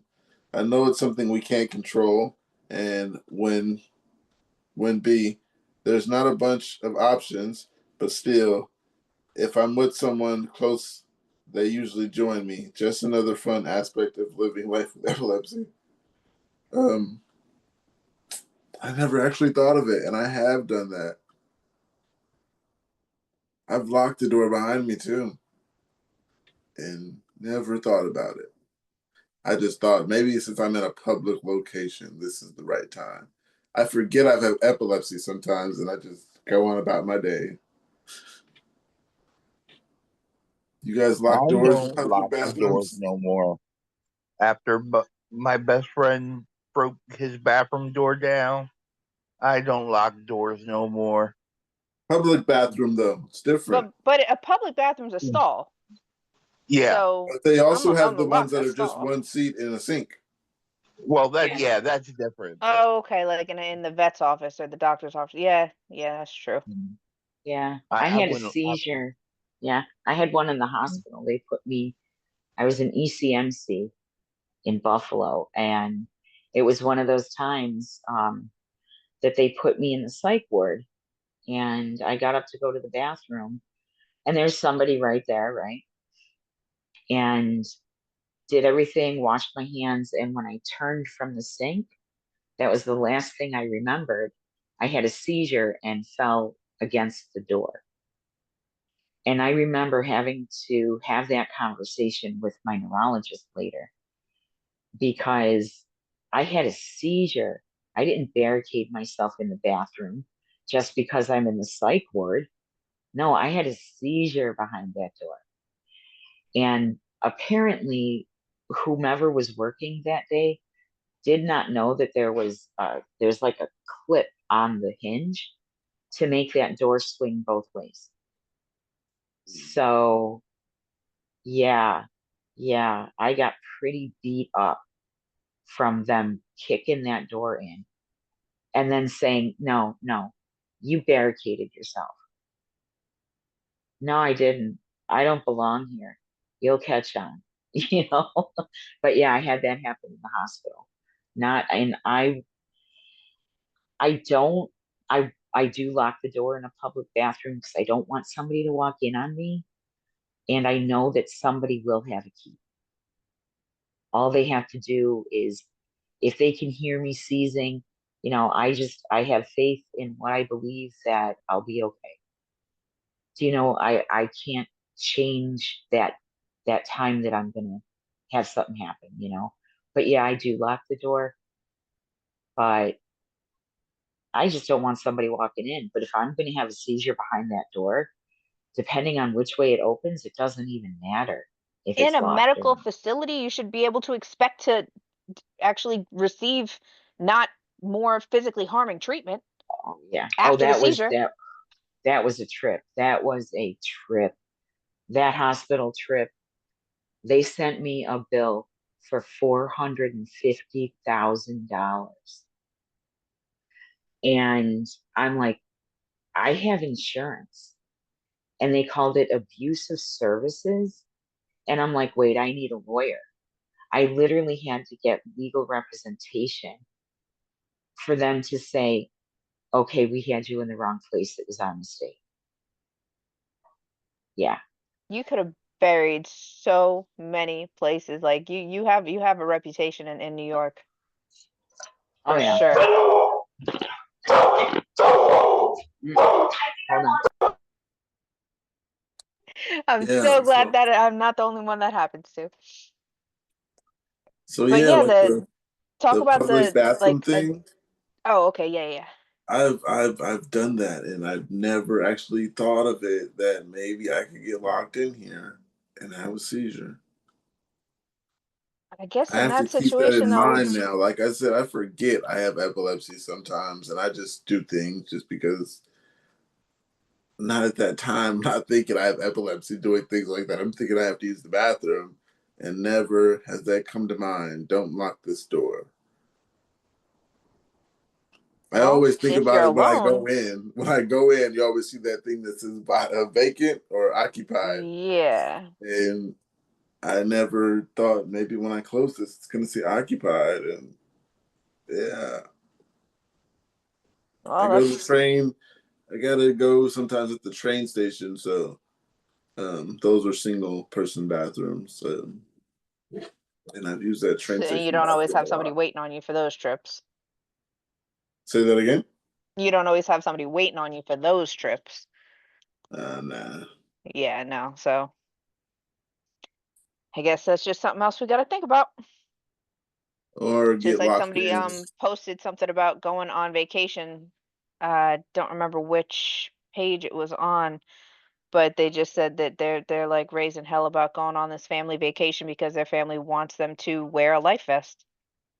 You know, they're going to be on the beach and, you know, doing the summer vacay thing, and their family said you are wearing a life vest on this one. And I guess this guy or girl, whoever posted it's like 20 years old, and they're like raising hell on this rant about it. But I mean, look at the Yeah, big I picture. saw that one. I saw that post. My thought Yeah, was that, whatever makes the people you're with feel more comfortable, as long as it's not exactly. like way out there, just go with it.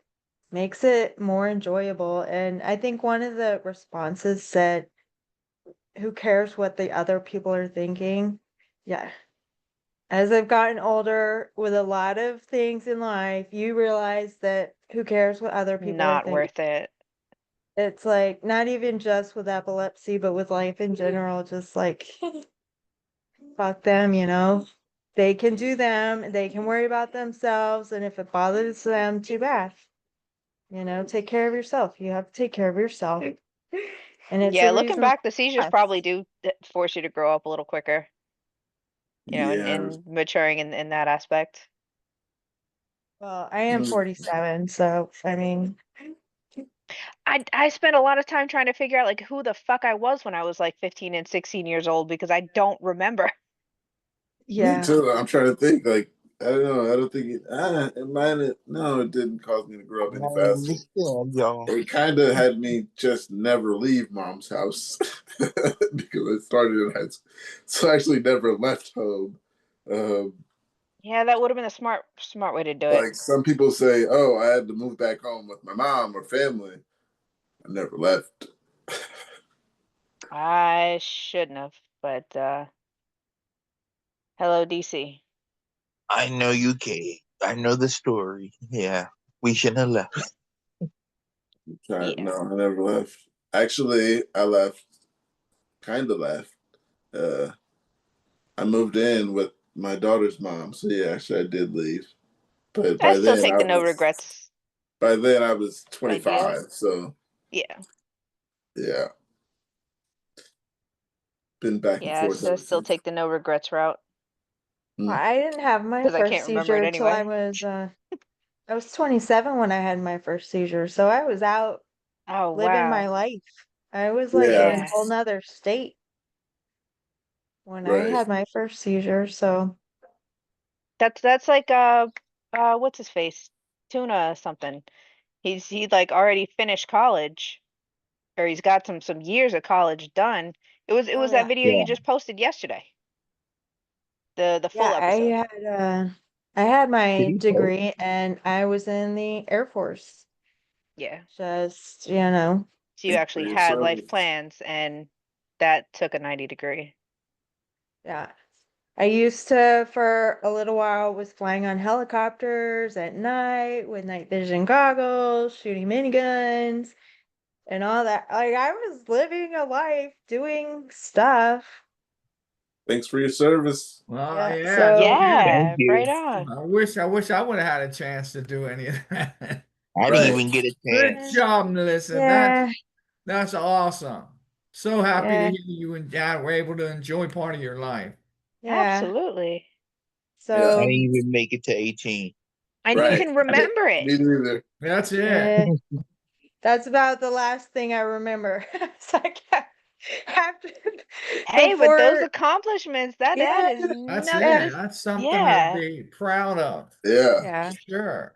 Well, and I feel lucky that if I get it, I got it when I was in military, so I get disability from military disability, so Timing that is a helps since lot. I Yeah. can't work. For sure. Yeah. Yeah, I couldn't get in the military because being epileptic, they wouldn't have me. Yeah. Like I Yeah. said, it happened I before. wanted to. I wanted to. I wanted to too, but yeah, before it I could even asked happen. the Coast Guard. They're like, no. I wanted to fly fighter jets. That would have Uh, been cool. Been doing You were looking at Top kamikaze. Gun too much. I just want to go shoot those big guns. I didn't ever think about shooting anybody, but I was just like, oh, that looks so fun, just shooting those No, guns. no, I love people too much to do that. I mean, maybe I was just Paintball thinking is a about the beautiful shooting part. compromise. There you go. Yeah, there you go. Paintball. 3 of my uncles were in the Oh, service, paintball can so get vicious. Tom's gonna I be would the have one in the loved army that works in the kitchen. it. So, got something here. It says, beat my head on a coffee table while having a seizure. I was taking a nap yesterday evening because I was super tired. Then I woke up and had a tonic seizure, which caused me to roll off the couch and repeatedly beat my head against the leg of the coffee table. I Oh, also threw up in my mouth and on my rug. So glad that I didn't drown in vomit. But now this morning, I have a huge knot and cut on my head and still have a headache. you know, that's something I realized this Saturday and Sunday. I had really, really bad headaches. It was a constant headache. So I guess that was a trigger or something. But anyway, I am so, so sorry for interrupting. That just reminded me of You're not that. interrupting. That was a rant, so I just kind of needed opinions for this person. You're not interrupting. There's really no, what kind of opinion do you need? The poor person. I feel, Well, get some you know, attention. that's I'm so it. Yeah, sorry. get some attention is one of them because the Yeah. knot in your head, you do want to know about a concussion. Yeah, no Yeah. kidding. Ouch. Yeah. Especially if it doesn't say if he's home alone or not, but there's no context to say that he's not home alone. So, Right. um, So if you think you've had a concussion, do you always go to the hospital and get it checked out, or do you just That Yep. say, that would be a good thing to do. yep. Yeah. If my headache is too bad where I feel like I hit it in one Yeah. certain spot, I'm going. Yeah. Yeah. not this last seizure, but the seizure before that, I feel like I probably had a concussion and I didn't go. Yeah, because they say if you have a concussion and you go to sleep, you can stay asleep. It could be a bad thing, honey. Yeah. Okay. Yeah, so I make sure the I ones can't where I'm count like, them. I mean, everything is just so delicate. Uh, What's not to rule out a brain Yeah. bleed? right. Especially if it's a different kind of headache, if it's that throbbing kind, or if it's just Yeah. like that one sharp sensation in one spot, Mhm. you never know. And I didn't really notice it that day that I had the seizure. I noticed it Same, like the day yeah. after. Was like, oh, I'm still kind of messed Saturday up. was a lot worse for me too. Yeah, My yeah. headache was so bad. I was actually wondering if I should go in and check to see if I had a tumor. I mean, it was like this whole side of my head was just, it felt like it was going to explode. I've got that. I never paid attention to it. Has it led to a seizure? But I've got that headache to where I just felt like I need to lay that part of my head on a pillow or something soft. The outside of my head was even tender to the touch. Oh, Like the yeah. scalp. I never had that before. Have you Me guys done either. anything about seizure proofing at home? No, I never had. Never gotten rid of a piece of furniture, rearranged anything, or nothing like No. that. Okay, that was one of the Oh, frequently asked questions I saw. yeah, when you're living with other people, Yeah. don't exactly have that option.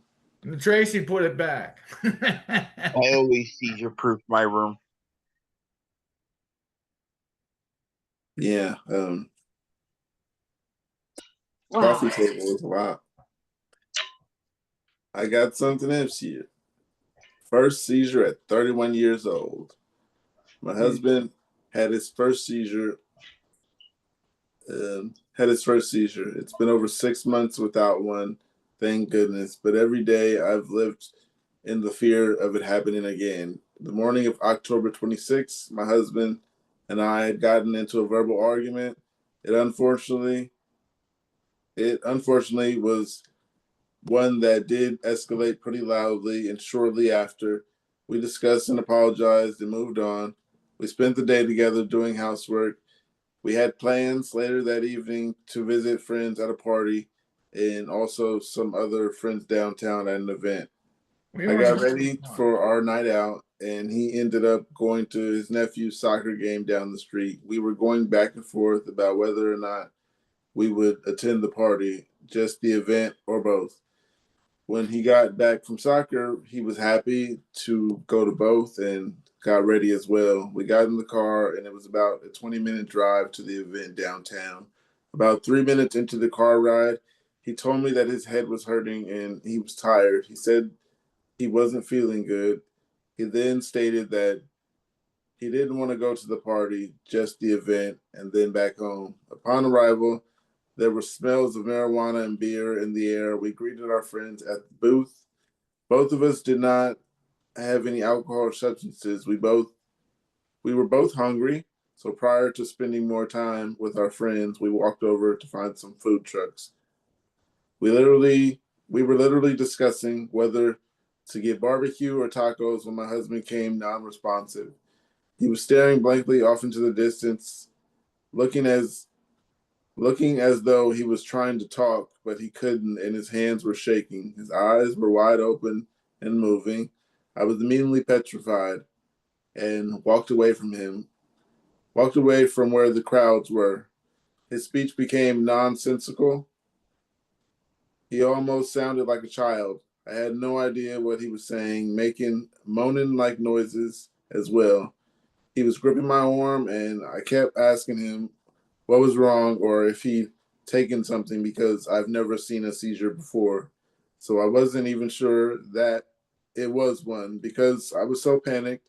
I unfortunately let him walk away from me, where he collapsed onto the ground and his body began shaking. I screamed for help. He came to my help. I called 911, his body shaking in nonsensical speech. Moaning continued for about 5 minutes.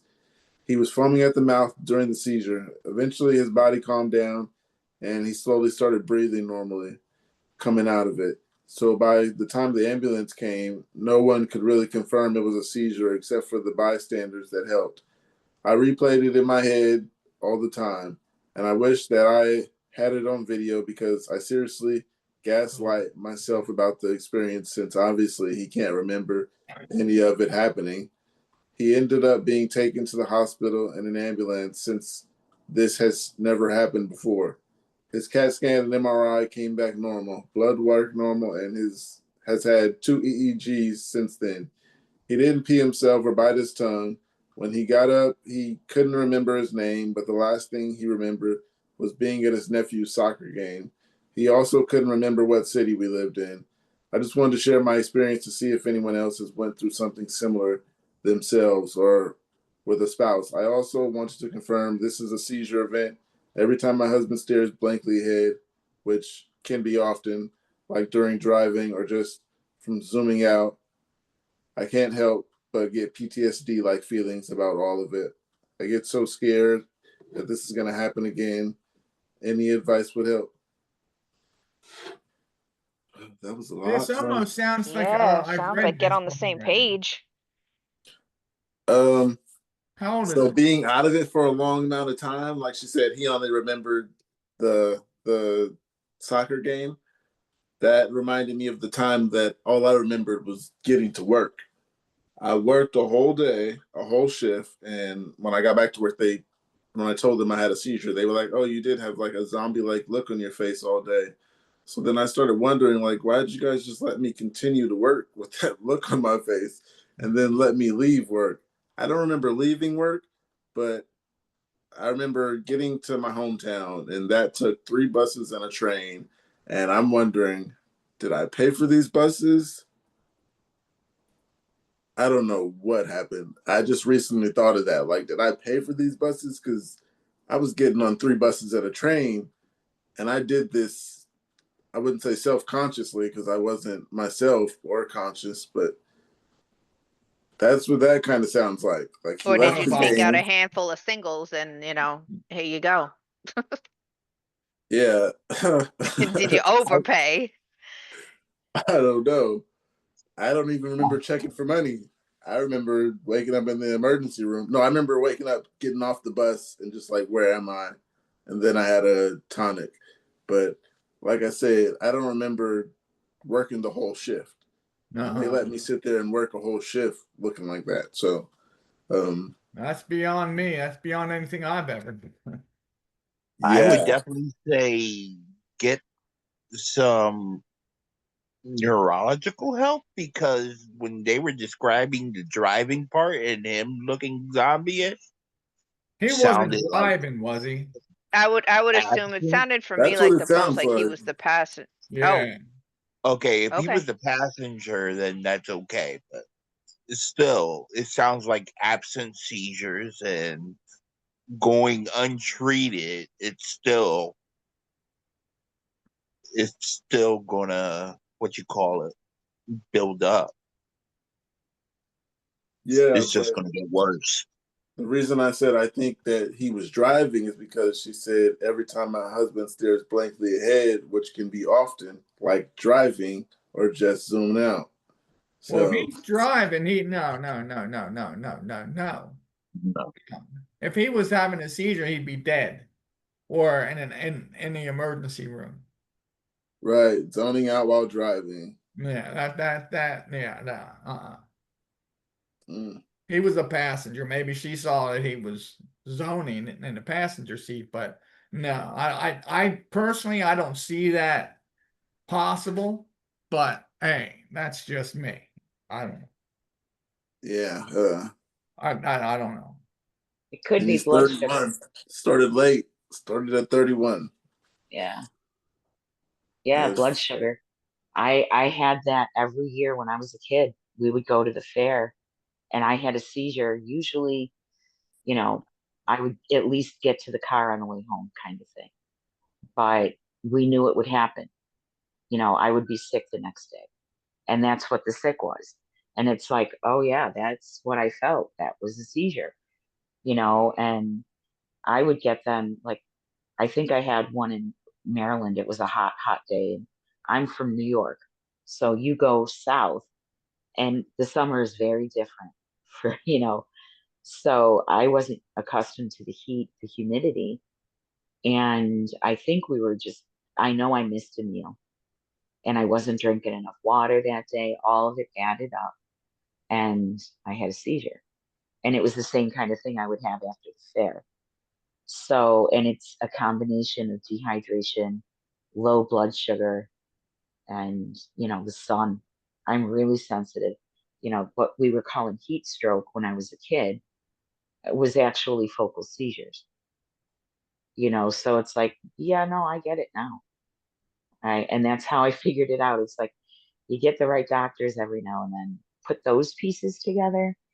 That all came together for me today. But yeah, it sounds familiar. The first thing you want to do though is test some blood sugar. I get it that Just get a people come whole to our, workup. yeah, Get a whole but workup. See if anything is out of whack. Uh-huh. Yeah, like did he eat a lot of sugar at the soccer game? Right? or didn't eat, missed a meal, Yeah. yeah, low blood sugar, that'll do it. Well, But Sun is yeah, wicked. If you don't even when I'm drinking enough, I go out and walk around the cul-de-sac and I come back and had another one. The sun yeah, is brutal. I wasn't dehydrated. There's no way I was dehydrated for the last 2 days, hmm but it's the sun. I didn't want to stay inside. Yeah, I mean it's almost 5 o'clock here, and we just had a riding lawnmower delivered. I want to go out and mow, but my Get daughter's out and going out play. on a date, and I'm like, I want to go play, but yeah, nobody's going to be here, so I'm not going to do that the first time. But but I wouldn't do that. There's no way I would be able to mow between 10 a.m. and 4 p.m. because I What's the can't be in the temperature sun. right now? Right now here it is 71 degrees. It is an absolutely beautiful day here. Yeah. Yeah, Mama said there'd be days like these. Well, The I heard that Vanmores, over in Philly, it got up to almost 90 degrees over the weekend. yeah, That's what my brother said. wow. Yeah, and we're gonna get hit with the smoke this weekend. So, Oh, you got a fire going on? the fires up in Canada, the Yeah, I think wildfires. it's going to be 90 tomorrow. Mm. Right now, it's a decent 64 here. Tom, it's not the 90 What? degrees, it's 90% humidity. 64, that's 60. like winter here. It's 76 Seriously. here. Well, I'm right by the bay, so we're just Yeah. surrounded by Oh, you're water. just soaking up that breeze. I'm As I'm far just as 76 taking here, that here. in. I'm you could get taking to the that in, bay brother. and Oh, you could walk to the water if you wanted to walk to the Yeah, bridge. Concord But 73. yeah, yeah, there's water near I'll us. take it. So I got something else. It says, did I faint or was it a seizure? Oh man. I'm a female. I'm 13. I've had problems in the past with dizzy spells. Then when I stand up, but lately it's been a bit different. Sometimes I'll stand up and my vision goes dark and I start shaking really bad and falling over. I always describe it as a buzzing feeling because that's what it is like. My whole body feels like it's vibrating on the inside. Does this make sense? But today I was cleaning my room and my mom knocked on my door, so I went out to the hallway. I laughed because she scared me a little, and then I got kind of dizzy. Then it went instantly dark, and I could sort of tell what was going on. I could feel my leg convulsing, but nothing else. Then I woke up. My mom asked what happened because she tried to catch me, and all I could say was, it wasn't my legs. It wasn't my legs. I was shaking my legs for fun. I really meant that my legs were shaking like that because it was the first thing I felt when I woke up, and I thought I was doing it intentionally, but I don't think I was. My mom said she was very scared, but I was confused because I was on the ground and hit my head. I don't even remember blacking out. It was so immediate. I was standing and then I was on the floor. This hasn't happened to me before where I just completely black out. She said it was for a few seconds, but I fell back, slumped over, and my legs started shaking, and then my arms, and I was convulsing.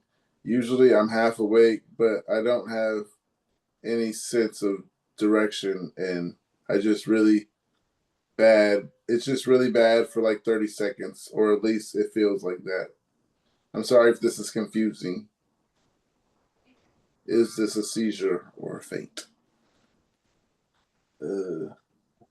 That's Or got a to be fake? hard to handle at 13. You said Yeah, this no this writer kidding. was 13 years old? Yeah, Is it a girl or a it's boy a or? girl. 2 days So that ago. could definitely be kind of menial. Yes, that's what I was about to say. Cause your hormones, cause my And for her hormones are out of the friends, whack in the opposite end. and you know That's why. that's happening earlier and earlier nowadays too. Yeah. Puberty and So everything. Yeah. I wouldn't You expect your should get friends to checked know. out. Exactly. Would not just let your friends think that it's something to deal with and move on from. You definitely need to get that checked out because by Yeah. the time you can't deny it anymore, it might be a lot further Late. along. Yeah. And Or if it's something bad can happened, happen. if it's been happening, yeah, I think that's a definite. Definitely go check that out. And Because And her that's mom not the anytime, saw first it time it's too. happened. So yeah, whether it's repetitive or just the first time, involuntary motion is not something to assume is like part of, growing up. and That's blacking not out at the normal. same time, like There you go. the blackout and moving at the same time is like, as my son would say, it's pretty sus. It's pretty sus. Hey, Emma. Hey there, welcome back. Hello. We can see you. It said, do people get more scared of your seizures than you do? Yes. I can say yeah before I read this. But anyhow, Uh, says, does anyone else feel like people around you freak out way more than you do when you have a seizure? Like, yeah, obviously it's not a fun time, but people act like it's The Exorcist or something. I've had a couple of tonic clonics in public, and people literally freeze and scream, and I'm just over here waking up like, damn, not again. What's wild is I'm usually chill about it. It's the few seconds before that messed me up.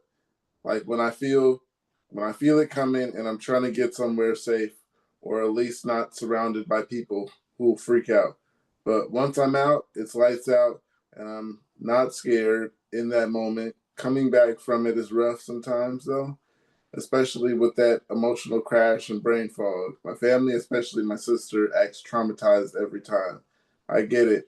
Probably it looks intense. I've asked people what it looks like, but no one ever really wants to describe it. Kind of want to see a video of myself having one just out of curiosity, but it's obviously that's hard to plan unless you got 24-hour surveillance or something. Anyway, just venting. Living with seizures is weird, man. It's weird, man. The physical part is whatever. It's everything around that's exhausting, especially the people, the fear, the guilt, and all that. mhm. Do people get scared? Yeah, people they do get more scared than I do because I don't see it. So I've never seen a Right. seizure I'm with besides you. me. So Yeah, I can understand why they're more scared than you, because I wake up like, oh shit, this again. My wife used to get upset with me because it's like, hey, you know what? It doesn't bother me. I don't care, you know? But she's Mhm. like, Tom, it's not about you. It's Right, the people around you that are right, freaking out. They're the ones that, have to deal with it. Sure, you have a seizure, you're gone. You come back, you pick up the conversation where you left off. You look around and all these people are spazzing themselves trying to figure out what just happened. right. I've Except been for on both here, sides. you welcomed me back with open arms on Friday. Life is I'm good. never gonna forget that, but that nickname's gotta die. Nobody ever called me Katie, please. Will not. I've been on I both can't sides, File unhear that it. one and the away. cluster feels horrible. So I know why they get scared. Yeah, it's totally understandable. I've seen people who don't panic and get all scared and stuff. So I've seen them when they first seen it, how scared and panicky they were. So I see the difference now. But Yeah. yeah, people Like are always going to today, be more scared than us. yeah, seeing the relief that my daughter has just because we feel more confident now. And that means even more to me. Because like you said, Tom, yeah, we have seizures, but just like Reese, mine can just build up into this it's like a brewing volcano, and I'm gone. And I don't want to get to that point. But yeah, I have the seizures I don't remember. It's everybody else, Right. so but yeah, it's like, yeah, that's I, I would rather change my treatment plan and make other people more comfortable, knowing that my seizures are more under control. I think that's helping me just as much, you know, as knowing that my seizures are going to be more controlled. You know what I mean. You Just so know, you know, Anne, you are like the victory of tonight's meeting for sure. To actually thanks. officially have a professional in your corner now that Yeah, Uh, comprehends and acknowledges everything that facility specifically has already put you through and yeah, is just like Yeah. you said, a goal that's achieved. amazing. You know, I you am actually so accomplished happy. the goal Oh, that you went in there to achieve, and that's a really big yeah. deal. And I didn't go balls to the wall. I just said, okay, let's just start Exactly. here. I'm Focus going to That's on save it, you a what's and lot most of time important. and a lot of reading. Let's just that's start it. right here. And after going through what you went through all those years, Hmm. and then and I he said I don't know you're how you his did type it. of I don't know patient. how I you don't either, Tom. We know. I know how we did it, and did. it's outside and beyond me. Bless But you, girl. Bless But you. I one had step at to a time, definitely, that yeah. is the example Yeah. and the inspiration that That's this group was created for. So thank you. yes. And thank you, You're a everybody, poster for. girl, honey. You're a poster girl. Yeah, we all are. I mean, we all are. But we're definitely going to have to find a different nickname for Kate. I don't know, Cluster Kate. That I don't know. Oh my goodness. We uh, make your life live in hell with this editing, don't we? no, I'm leaving this in Now there. we got to give Pokey something to do. Yeah. Figure out what he's So going to do with all this stuff. so I got something else. Yeah.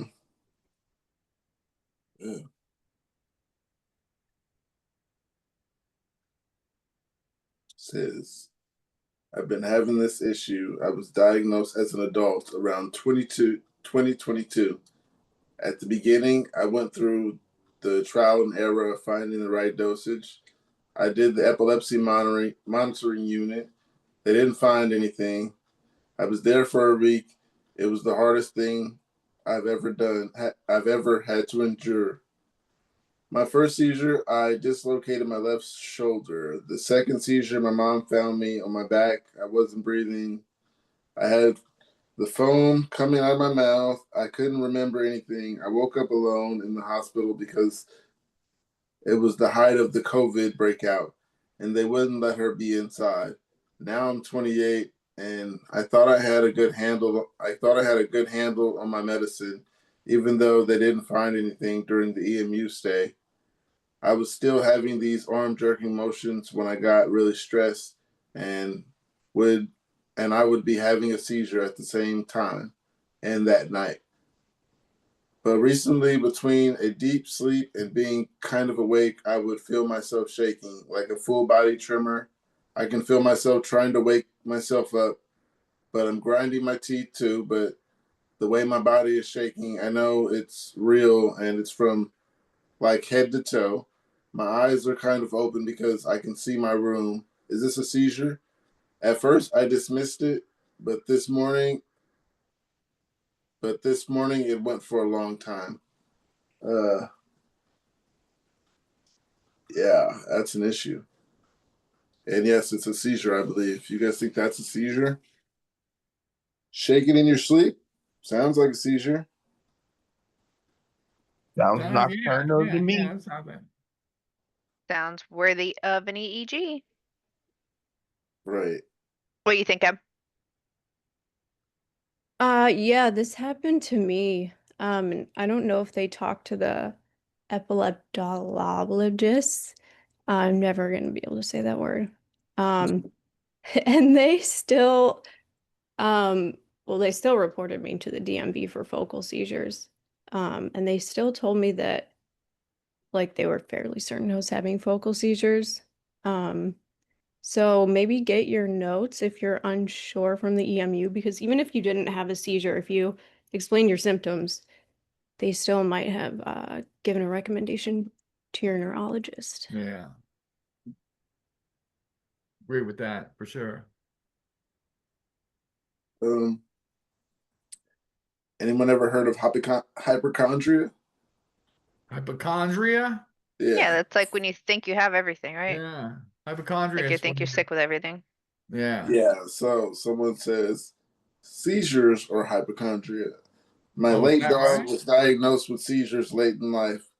Certain sounds would trigger him to jerk and tick with no other obvious symptoms. I was surprised when he got the diagnosis because that's what I had all the time as a kid. I especially hated clearing the dishwasher because every time the glass clanked, it felt like my brain was jolting and my eyes would flutter. It didn't really impact me much at the same time because my spaciness could just be written off as ADHD spaciness. Plates clanking don't have that effect on me anymore, but I still have the brain glitches that are annoying at best, but any it says annoying at best, but annoying at worst. There are so few and far between that I'm not even sure if it's worth looking into. I'm also not sure whether I am experiencing seizure-like symptoms or disassociation. As an example, I was cutting the sleeves off of a shirt today to turn into a tank top. The first side was perfect, but the second side I got ... confused. For lack of a better word, 1 second I'm cutting on a line, the next I noticed something was wrong, and now I've butchered beyond repair. I don't know, I'm just stressed because I really think it's something is wrong with my brain. It's always brushed. I think something is wrong with my brain, and it's always brushed off. It sounds like a lot of seizures. Disassociation, I never got a full handle on what it was. Is that just like, yeah, I don't know with disassociation. There's so many different type of seizures because, like I said, I black out and go places, so I don't know if that's disassociation or what. I mean, disassociation, you could just call it like a medical word for spacing out. It's Yeah. one definition, a mental process where individuals experience a disconnection between their thoughts, feelings, memories, and a sense of self. So you're just not all there. Right. Okay. For what it's worth, hypochondriac is actually when you're afraid of everything, and Munchausen's is when you think you have everything. different things, just so y'all know. I always worry that I have Munchausen's because I have a million things wrong with me. And my therapist constantly says the fact that you think you might have Munchausen's is how you know you don't. But yeah, hypochondriac is actually you have a bunch of fears. So that's what that is. Interesting. I've known a few hypochondriacs in my day. Yeah. Like you said, a few know-it-alls.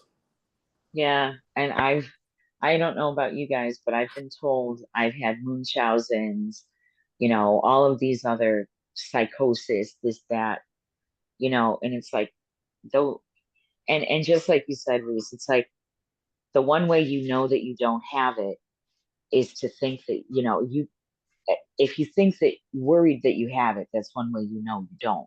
Right. Because you're not aware enough to say, wait a minute, but you're in denial when you don't, that's right. like you said, that's right. And yeah. that's what I had to approach that with so many people. It's like I can't help you accept this, but it just your denial doesn't change the truth for me. I have to deal with it.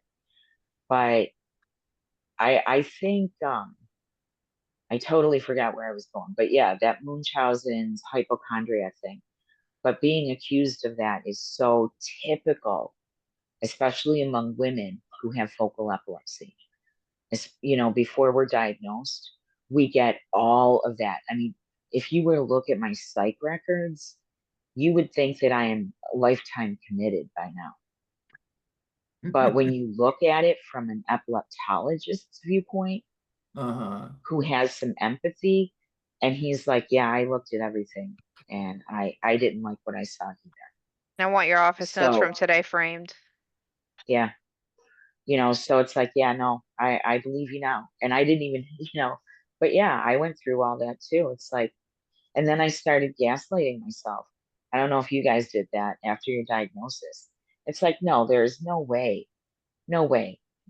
I must have just been too tired, or, I was pushing myself too hard, this, that, whatever, anything. It's menopause. But no, it's epilepsy. It's showing up on this test here, but it's really tough when you're trying to accept a diagnosis and, people are telling you that you have Munchausen's. And that's kind of what it sounds like that writer is saying. To even doubt yourself, especially if she already has a diagnosis, to doubt yourself is usually coming from somebody else. I mean, yeah, it was hard to accept, but I didn't doubt it. The seizures are a telltale sign. It's like, yeah, that's unmistakable. We're definitely taught to doubt ourselves, especially assigned female at birth people. Like I was thinking about making this comment, and even then I was like, don't, Reese, like you're you're being ridiculous. But I constantly have the thought where I'm like, I've been through some shit, excuse my language, and then I'm like, I'm being ridiculous, but like I have been through some shit, and I need to remind myself that like it's okay to accept that that's real. Like I've had cancer. I had a really messed up surgery. I just got back from being assessed for hearing aids because I'm deaf in one ear because my surgery went so badly. Like I have been through it, and I still tell myself constantly like, don't make a big deal out of it. Other people have been through worse. And it's like, I was going to make this comment right now, and I still had to like really push myself to make it because I was like, Reese, you're being ridiculous. Like, we're taught that we're not allowed to believe that we're struggling. And it's just wild. So maybe there is a benefit to not remembering a whole lot of growing up. Because at this point, I see myself as nothing but an example for my children. So that is how I need to conduct myself in public. That's pretty Yeah. much the take that I have on it at this point. Yeah, but oh man, it's coming to me. Yeah, it'll come back. Oh, okay. With the post, the lady said, actually, what did it say? It was even a woman. Oh yeah, to turn a shirt to a crop top is what it's a woman. Bro, you never know. It's hot. I didn't want to go there. Anyhow, like I think she had a focal because like with mine, like she said, cutting 1 second and the next moment she's cutting all over. That's what happened to me. I was like 1 second, I'm kind of confused, but I'm there enough to say the next bus stop is my bus stop. Just pay attention and get off. And then I blacked out like I thought I was. And I stopped past my stop. That sounds like she said, 1 second I'm this and 1 second I'm not. Like you black out for I don't know how long. I think mine might have been 30 seconds and I just went right past the stop. It sounds like a focal unaware, you think? Not hypochondria? Another one that is definitely worth looking into. Don't brush it off. Don't assume that just because it hasn't actually caused any undeniable injury yet, that it's not worth looking into. I mean, it could go either way. My daughter has ADHD and autism, and she'll space out, black out kind of thing. And she's just like, oh, what am I doing? Like she totally gets so distracted, it's all in our heads, it's ADHD, autism is in the head, epilepsy's in the head. I mean, our brains are so complex. So you just don't know. And like a lot of times I think I have ADHD because symptoms are such the same that I don't even know. But one time I was doing research and people with epilepsy are 30% more likely to have ADHD than regular people, or I don't know, people without Yeah, epilepsy. We are regular people, but you know what I mean. I know what you mean. So, I mean, she could get it checked out. I mean, don't like you said, Reese, she shouldn't beat herself up over it, and she shouldn't Brush it off. yeah, brush it off and deny that something's going on, but it could be either or. What's up, Or Em? both. Yeah, like she said, I don't think you should brush it off at all because a lot of these seizures, now that I'm knowing they're seizures, I'm not brushing anything off. I'm taking note. I'm taking to next appointments and all that. Yeah, Kate, I noticed. Oh, okay. But Well, that post just reminded me of was something else that somebody said, that, like you said, it can go both ways, where you're 3,000 in the hole and you got all the scans and the whole workup done, and it's to determine that you don't have this, and this. So it is definitely the beginning, or it could be anyway, the beginning of a long road. yeah, But that's definitely still something that you have to confront, because untreated is without a doubt worse. yes. Like Anne was saying, no, she didn't say she was untreated. She just wasn't diagnosed. Okay. But yeah, untreated is still messed up too. Yeah, I was untreated for 40 years. Yeah. Oh, okay. I thought you just said undiagnosed or No, back in the day, they used to Yeah. call that kind of thing heat stroke. Yeah, Oh, wow. my first seizure, I was like 7, and I didn't get diagnosed and start treatment till I was 46. But I have records of seizures all through my life. But it's not Anne's fault because they just Right. didn't. Right. Wait, But- are they not, are heat heat strokes? Are they not a real thing anymore? Oh, of course they're a real thing, but when the symptoms present as focal seizures, and yes, you've been out, you've been busy, you could have the dehydration, all the different components that lead up to that focal seizure are more closely examined by a neurologist from that perspective, then heat stroke is not going to be the first thing that comes to mind. And naturally, parents now know, or for the most part, that especially when related to an epileptic patient, that's it could be something else causing that fade out, zone out thing, and you're not really going to know unless you can actually see what's going on, and that could be tricky too. Yeah. Yeah, Emma, before you were here, someone was asking like the difference between his nocturnal seizures and grand mal, because the person said they woke up on the floor. But like the video that you posted with you having a seizure, would that be considered a nocturnal seizure? I believe so because I was asleep the whole time. Yeah. I think if you wake up beforehand, it can be maybe a panic attack and or a sleep disorder. I don't You know ever about woke those. up on the floor? No, thankfully. Okay, so yeah, I think this person's question was, can a nocturnal seizure be a grand mal as well, or something like that? But Yes, it can. it can. Okay. Yes, I had that. You can.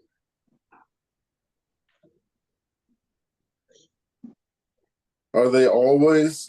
No, they're not always. Of course, not always grand mals, but yeah. Hope we answered that question. Just to add, you can Epilepsy also go into status epilepticus during your sleep. Sometimes you're not moving for that. Just to let everybody know.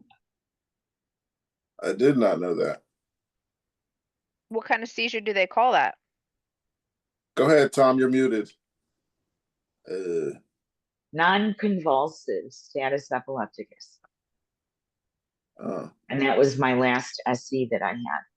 There's our ICD-10 right there. Yep.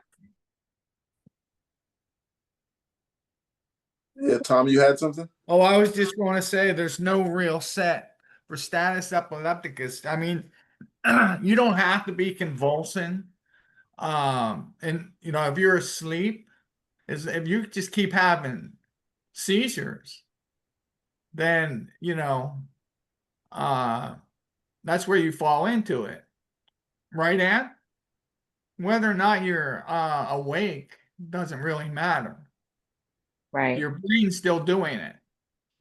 Right. And they don't always catch it when it's non-convulsive. Right. But, It's yeah, still. status epilepticus, normally the medical presentation is the entire body goes Yeah. rigid. And, in the ER, we call it corpse.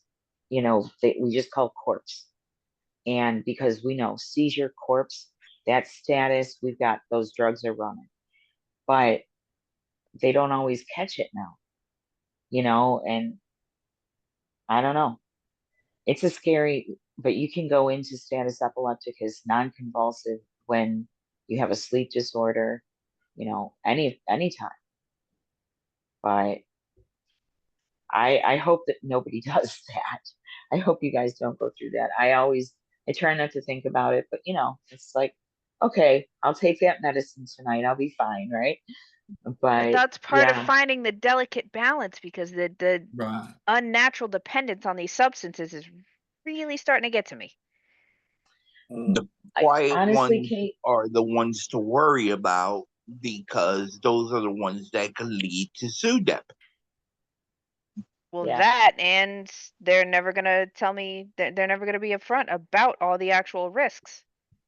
When I do my research and I figure out that the Keppra and the clobazam does increase stress, then I have a problem with it. No, I'm not gonna like retaliate by going off my meds, but yeah, you don't want to do that. Dress is very rare. yeah. It's quite rare. Um, I had to come, and I'm just going to say this because I know exactly how you feel about the pharmaceuticals, especially being that I advocate for cannabis and, psychedelics and all of that good stuff. But I had to accept it, that there are some things I have to have. If I had a certain heart condition, I would need certain medications to stay safe, to manage that condition. And I would just simply accept it. So I had to do that with my epilepsy meds because I'm like, I don't want to take these drugs, and yeah, the ones that were bothering me, if they're not going to help me get off of them, yeah, when I'm seeing another skin rash coming back, I'm not going to keep taking those pills. That's the only time, the only time I ever did that. But I had to accept that this is just part of the epilepsy. And I am very careful about the drugs that I'll try. And I know, Kate, you're even better at this than me. You'll research every little bit, and stay away from the drug company research. You want to go outside of it. But, all of that stuff, and we just have to make better choices. But we don't know. And it's a matter of outweighing the risk. I am more at risk having, a bilateral tonic-clonic than the risk of maybe I'll get another kidney cyst. Do you know what I mean? It's like I'll risk that little bubble in my kidney that's harmless for, to eliminate that seizure that could kill me. So it's just kind of that radical acceptance for me.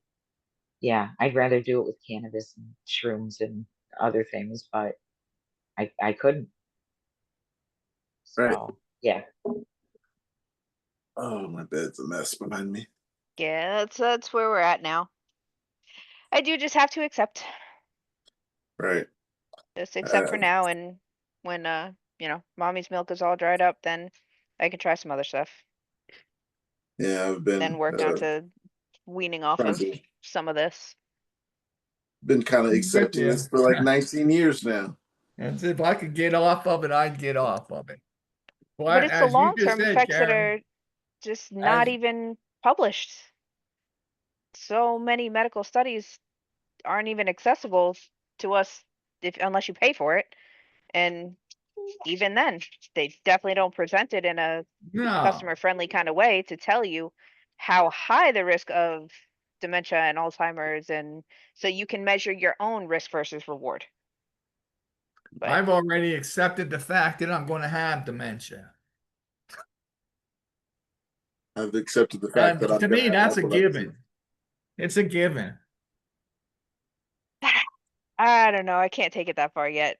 I'll just start with the I think it's epilepsy. easier. I don't think want it's it. easier just to expect it. Then if it doesn't happen, then life is good. That reminds me of a question I asked in the past. Like, do you think that our memory is getting progressively worse, or is there a plateau to where it's just got worse enough? No, I don't believe that. I believe it's just progressively getting worse until you run out of brain cells. Oh my God. That For is a some scary reason- question. Yeah, for some reason, I thought maybe mine had got to a plateau, like this is as bad as it's gonna get, but I can never tell if it's getting worse or what.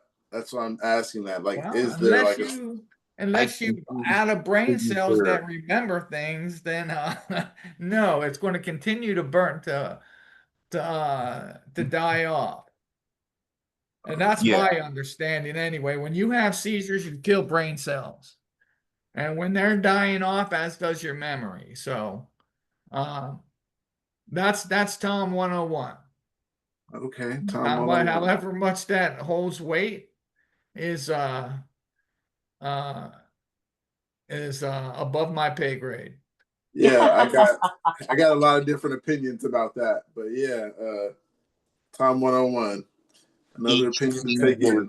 Grows it. You can You take know? that with a grain of salt, if you like. You're robbing your brain from oxygen with each seizure, So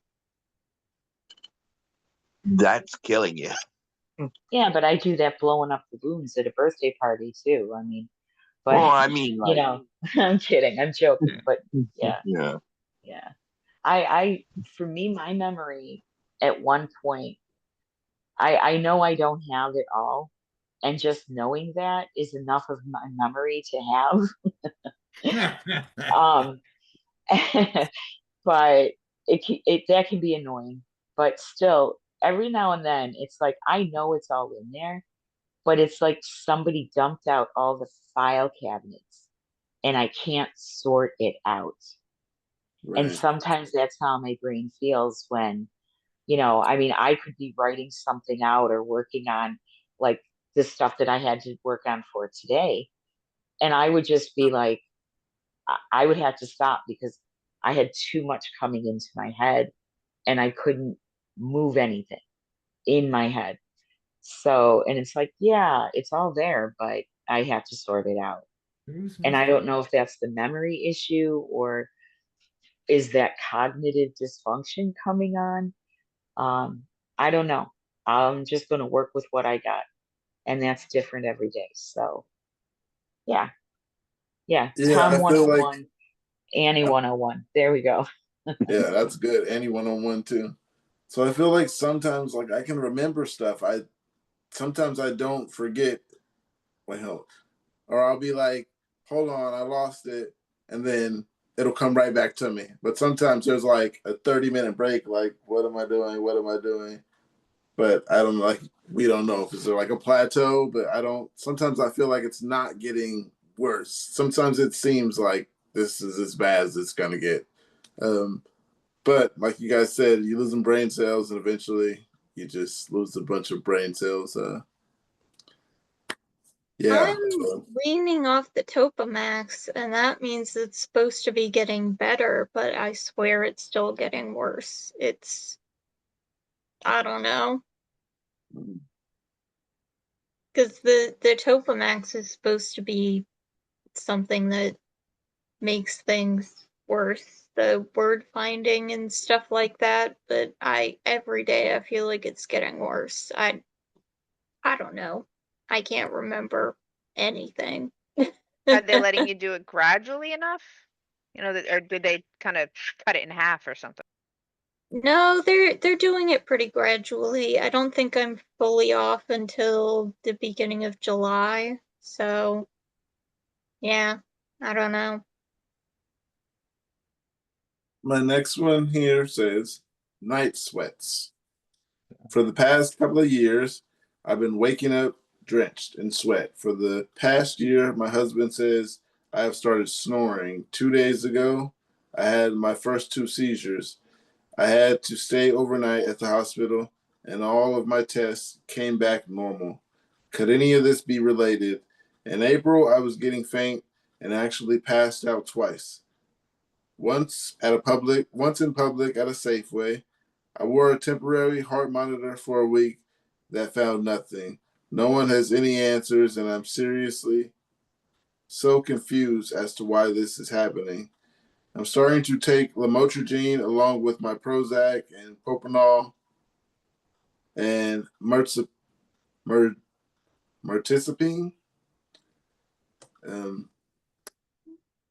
Yeah, so the question was, could any of this be related to waking up drenched? I sometimes get that, but I blamed it on the meds.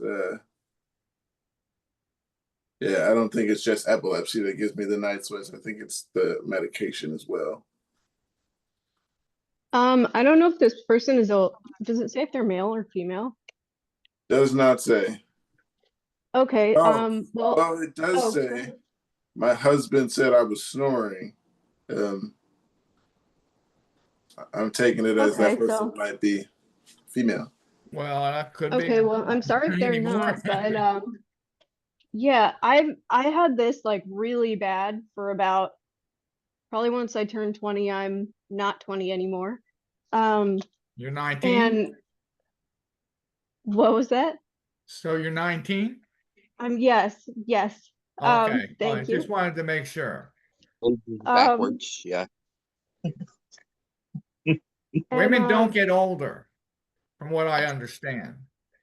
I love you, Tom. Oh, stop. So I had Yeah, back like to subject. What were you That saying? means Tom's not into his wife. drenching night sweats. Like I would have to Okay. change like 3 times a night.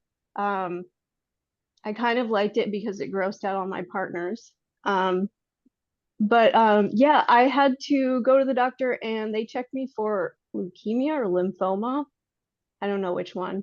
And then I had to get my hormones checked. So rule out those two things because it can be like perimenopause or something. But yeah, now I found out that I'm having nocturnal seizures, so it could definitely be that. And get a nanny cam. Everybody get a nanny cam.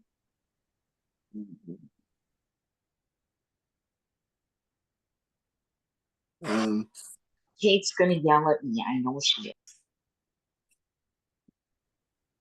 Go ahead. So I got something that says I need advice. This is something we're all gonna say yes to. It says, does anyone have problems focusing and other concentration issues? Yeah. Yes. I've been having trouble focusing all weekend. So hell yes. Yeah, I'm assuming this person's new to epilepsy because I never do. they're asking if you could DM them. They need advice on, does anyone else have problems focusing and on other concentration? Yep. Yeah. It's been like that for I don't know how Yeah, long. I'm all over that one. Yeah, my concentration can be off. Somebody could say something in the living room and I'm talking and start listening to that. Oh, Yeah. I can't watch TV or even my wife talking in the other room and read something. Right. I can't focus. I just can't. I got some My else. comprehension is horrid as well. Oh yeah. Yes. Yep. Same here. And it sucks. So something else says, will it heal? Early May, I suffered a tonic-clonic seizure overnight while asleep and nearly bit the side of my tongue off. Since then, it's slowly healed, but there's no feeling in part of my tongue. It almost feels partially paralyzed. Has this happened to you? If so, have you eventually healed? Yeah, it's happened. I don't know if bit the side.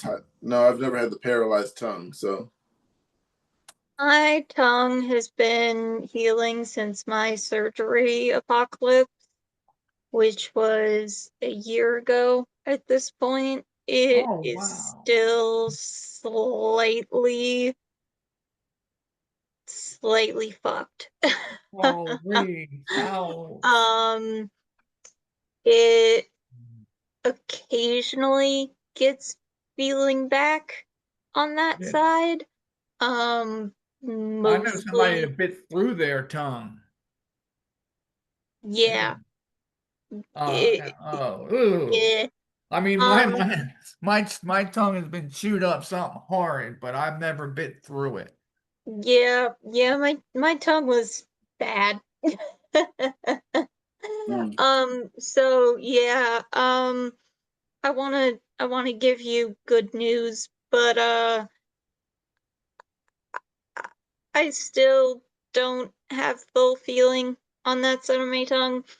But to make you feel better, I don't have feeling on that whole side of my face. So might Oh, be sweetie. different for me than for you. I don't know. Oh, mine's all better. But I got feeling because I know when I bite, now when I chew on it, I still feel it. So, Yeah, so Yeah. that's my situation is probably different than the usual. So yeah. It ouch. just took a really long time for it to get looking normal Oh, man. because yeah. Ouch. Yeah, this person said it's been slowly healing, but was one piece that feels partially paralyzed. I don't have that. I've had bites that I said were bad until I've seen pictures of other people bites and they've done horrible. So I said Yeah. mines were never as bad. I have a little bleeding, but the chewed off pieces of it and Oh no, I've never yeah. done that. Wait till you feel a piece of a tooth go right through your gum. Yeah. Oh, Yeah. now I would hate to see the inside of my cheeks because it's nothing but scar tissue. Mm. Yep. I Yep. mean, well, I've been epileptic for 50 years. So yeah, I've got a little bit of scar tissue going on. Tom, do you just have Understandable. a sliver of tongue left? Well, no, there's some of it still there. All right, so it does heal. Oh, what can I chime in with something gross? My dentist told me maybe it'll make him feel better. I passed out during a seizure and woke up with blood in my mouth, and he looked at me and said, oh shit, I just forgot. What did he say? You're Well, amongst fuck. you're amongst friends, honey. It's all good. He said, he said, you're young, and your genitals and your tongue are the fastest things to heal. Your No, genitals and your tongues, huh? And your tongue. Oh goodness. Your that mouth. is the most I heard that unprofessional about thing your I've ever mouth. heard. I've heard the your mouth heals pretty the fastest or something. Your genitals now? That's crossing the line. Yeah. Yeah, like my taste buds are still there, so I'm pretty sure it works. I don't have to try that. I've tasted all over the. Yeah, but I as far as I mean, just saying that, I've got I'm feeling them up in my throat. Right. Yeah. Something here that That's happened says too many times. I got something that says I got hit in the back of the head while playing cricket. Passed out, eyes rolled back, legs shook. Should I be worried? I had a pretty scary experience today and would really appreciate some insight or advice from people who've been through something similar. I was playing cricket this afternoon and I was chasing a high catch while walking backwards. I managed to catch the ball, but ended up slipping and falling hard, hitting the back of my head directly on the ground. According to my friends, I passed out immediately. They said my mouth opened automatically, my legs started shaking, and my eyes rolled back. I was completely unconscious for about 20 minutes. When I started regaining awareness, everything felt like a dream. I couldn't immediately remember what had happened, and it was honestly overwhelming trying to process what was going on. For He about an needs to go to hour, the emergency room for a concussion. right. About an hour or two Definitely. after, I Have you had a not weird watched feeling in football? my head. Confusion, nausea. I also felt like throwing up shortly after I came Yeah, it's back to my concussion. senses. Now it's been a couple of hours and my forehead still hurts quite a bit. I did go to a local doctor, but I live in a small town with limited medical facilities. He said it was likely just the impact that knocked me out and advised a CT scan only. If the pain lasts more than 2 days, right? If the pain lasts more than 2 days. Right now, I'm resting, but I'm still a bit worried about what actually happened Don't go to sleep. and whether it might happen again. So, does this sound like a seizure caused by the impact? Has anyone else experienced something like this and fully recovered? I Also, wouldn't. is it common to feel like everything was unreal, like a dream after regaining consciousness? Any thoughts or experiences would really help. I just want to make sure I'm doing the right thing and not missing anything serious. I wouldn't say seizure. Well, then again, I'm not a doctor, but It, from my understanding, I mean, the way he fell, he hit his head, that could be a concussion. yeah. Right. He was playing cricket. Yeah. And busted his head. Yeah. Yeah. A seizure. I don't know about that. Did he say he was out for 20 minutes? Yeah, that's what I'm saying as far as a Yeah. concussion. Yeah, he needs to get checked for like his arteries and a stroke, because a stroke could cause a seizure for sure. Yeah, it says completely unconscious for about 20 minutes. This is after the That's legs wild. start shaking and the eyes rolling back and the mouth opening. That's wild. Mm. It's wild that his doctor was like, Yeah, the "Oh, you'll doctor be let him fine." out. He needs to No. see a lawyer. Can we call him right now? He needs to be You sure he's getting an still MRI alive? right now. Yeah, this was 8 days ago, so this person is still somewhere out there. Yeah. I And he's pray obviously that been he's asleep still since then. okay. Yeah, and you're in the Someone message comments him.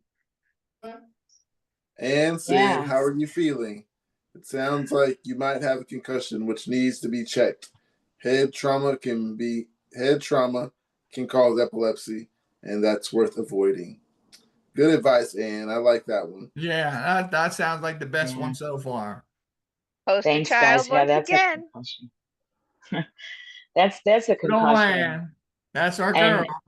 yeah, and you can tell, like, whenever if you ever see somebody hit their head and have a concussion, I know some of us are familiar with the activity from different areas of the brain because we have epilepsy. So a concussion will do a very similar thing, but it'll always be opposite of the impact. So if you hit the back of your head, Because your head's it's the bouncing front off of the your side of your brain. head. Yeah. Right, it's the front of your brain that's getting pushed Yeah. against your skull. So the way the movements that he explained, that's a frontal lobe concussion. And I mean, like any concussion, it needs to be followed up for at least 3 months. But you know, we can only reach out so much, and That's empathy right. hurts. Okay, you know, I was like the same That way, and hurts me I just thinking wanted to about reach it. through Reddit and say, dude, I'm taking you to the hospital right now. You Uh-huh. know,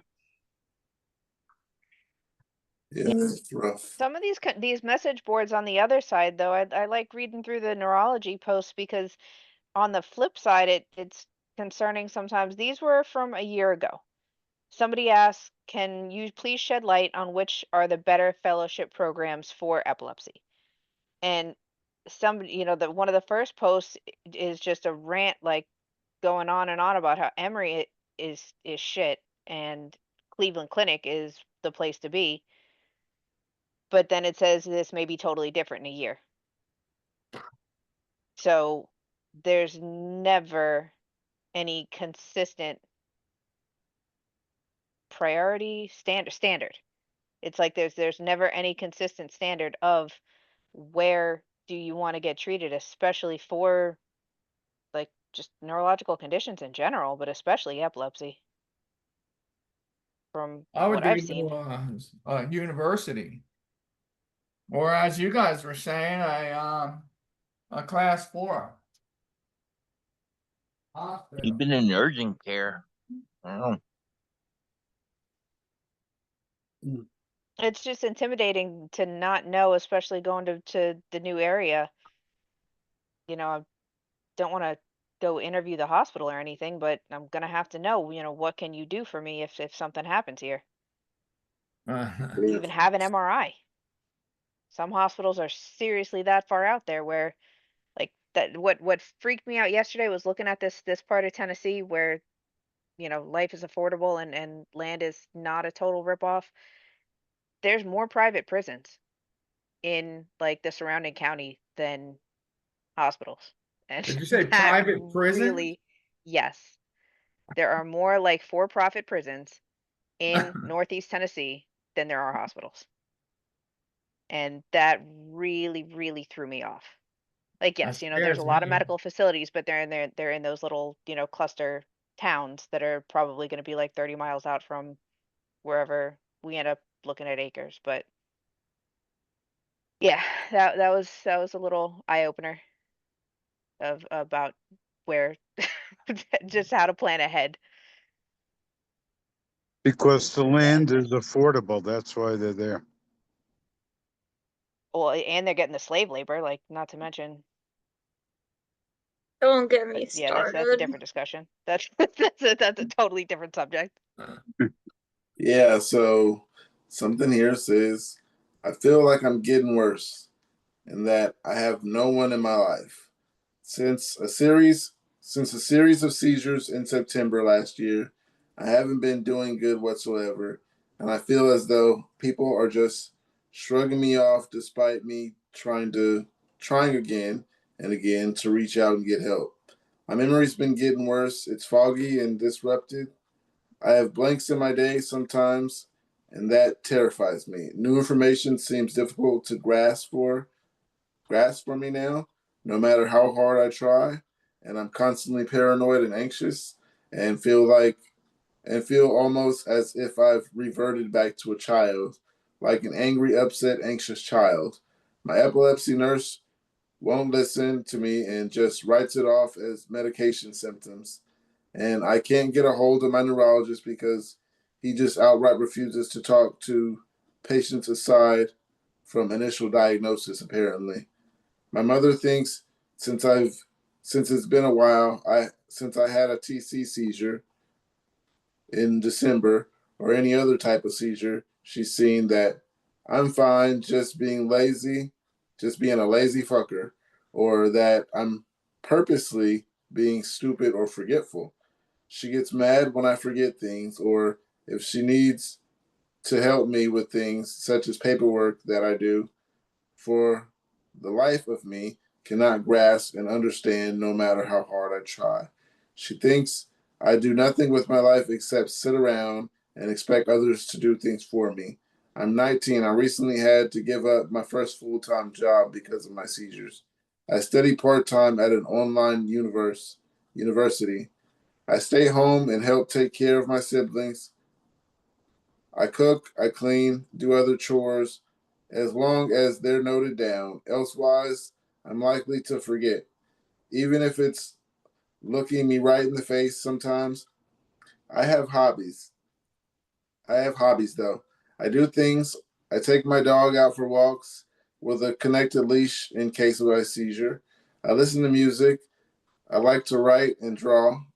I do things. I have a life, but that life feels nothing like it did before. I'm sick of being yelled at for things I can't control, of being insulted and used as a verbal punch bag just because I forgot to put a plate away or had to ask multiple times about something because I forgot 5 seconds later. I wish it'd be treated with concern, but it's not. I've tried reaching out further, telling my grandmother to talk to my mother and telling her that I'm upset, that I feel alone, but she does nothing. My dad lives across country and he does not care. He's got his own life there. We talk maybe 3 times a year. I don't know who to go to. I'm not trying to report anyone for anything. If that's what people somehow get from this, I don't need that kind of drama. I just want to be taken seriously and helped, for crying out loud. I can't take this anymore. Every day is a struggle, and I'm so anxious it hurts. I don't know who to talk to or go to. I live in the UK, so I have access to NHS, but they don't seem particularly interested in trying to help. Or maybe that's just me giving up on them because I've tried and tried, but nothing's come from it. Any advice? Um, to be honest, I forgot some of the beginning, so any advice for anyone who does remember? Em's got her hand up. I think I remember. No, I don't. But I wanted to say that this person is only 19. They have hobbies. They're still concerned for themselves, and they're doing really well. Like you're doing everything right, and Just don't give up. yeah, your family and your doctors fucking suck, and that's not completely their fault because people just don't get it. But get in any camp because sometimes just showing people, like my partner kind of said the same thing where it was like you need me to do everything for you. Like, you're doing this to yourself. And basically, I just wanted to stop. And then I finally just showed him a couple of videos, and that has stopped. So it could help. It might not, but it could.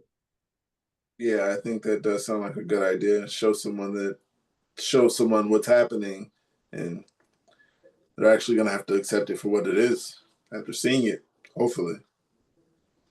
Because then there's still those people who are like, oh no, well, you're doing this, you're smoking pot, you're doing that.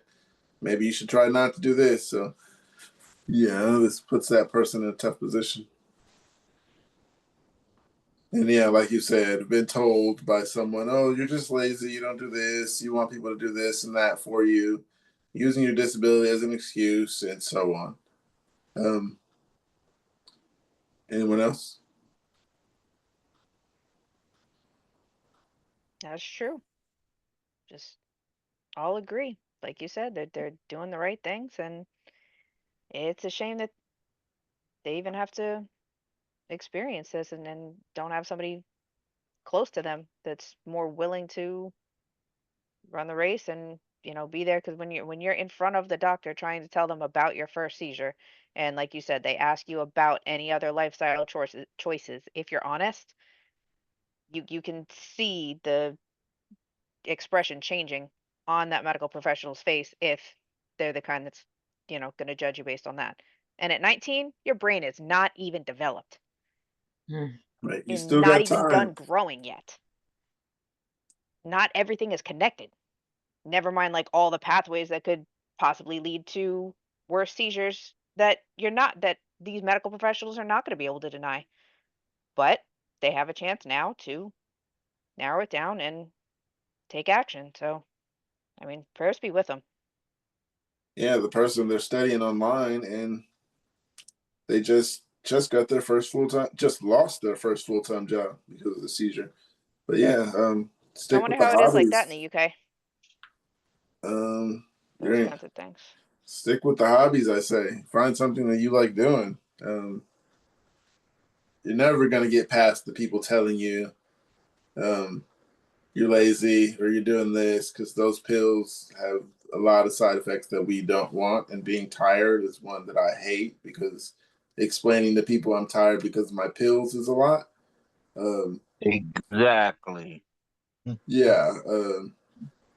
People don't understand. Oh, I just took these pills. Now I'm kind of drowsy a little bit. And it's like, well, get up and do this, this, and this. And I'm like, okay, give me a second. But I don't have a second. So yeah, that person doesn't have a second, so they don't understand all that. Yeah, the lazy part, I guess you'll just never be able to get past that. You just gotta avoid those people. But if they're your parents, that sucks, because it's a person you can't avoid. That's the kind you want in the room with you when your physician acknowledges your real condition. Yeah, they're also saying that the neurologist didn't want to see them after the initial diagnosis, and the epileptologist said that it's medication symptoms.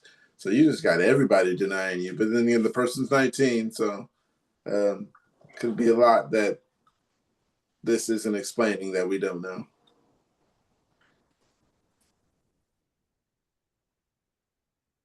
Here's another post out of the UK saying, "Hi all, my colleagues had her first seizure in our office last July and has since received a formal diagnosis. She's still working with a consultant who's upping her meds, but her seizures haven't stabilized yet and she's on one average a week. Prior to these, she had sickness days, which had meant her Bradford score was in the dodgy section. She's just been told that her manager thinks she's taking a piss and her epilepsy sick days will no longer be covered by sick days. I've told her to request her manager put this in writing, but it feels dodgy to me. Would it be a good idea for her to speak to ACAS or get good legal advice from somewhere, as I thought diagnosis like this would make her more protected, but it seems the opposite." So it sounds like this one's more just asking for legal advice at this point because her friend is just taking it from the boss. But Well, apparently they do have these kind of protections overseas too. yeah. Well, not am I only not a doctor, I'm also not a lawyer, so can't help there at all.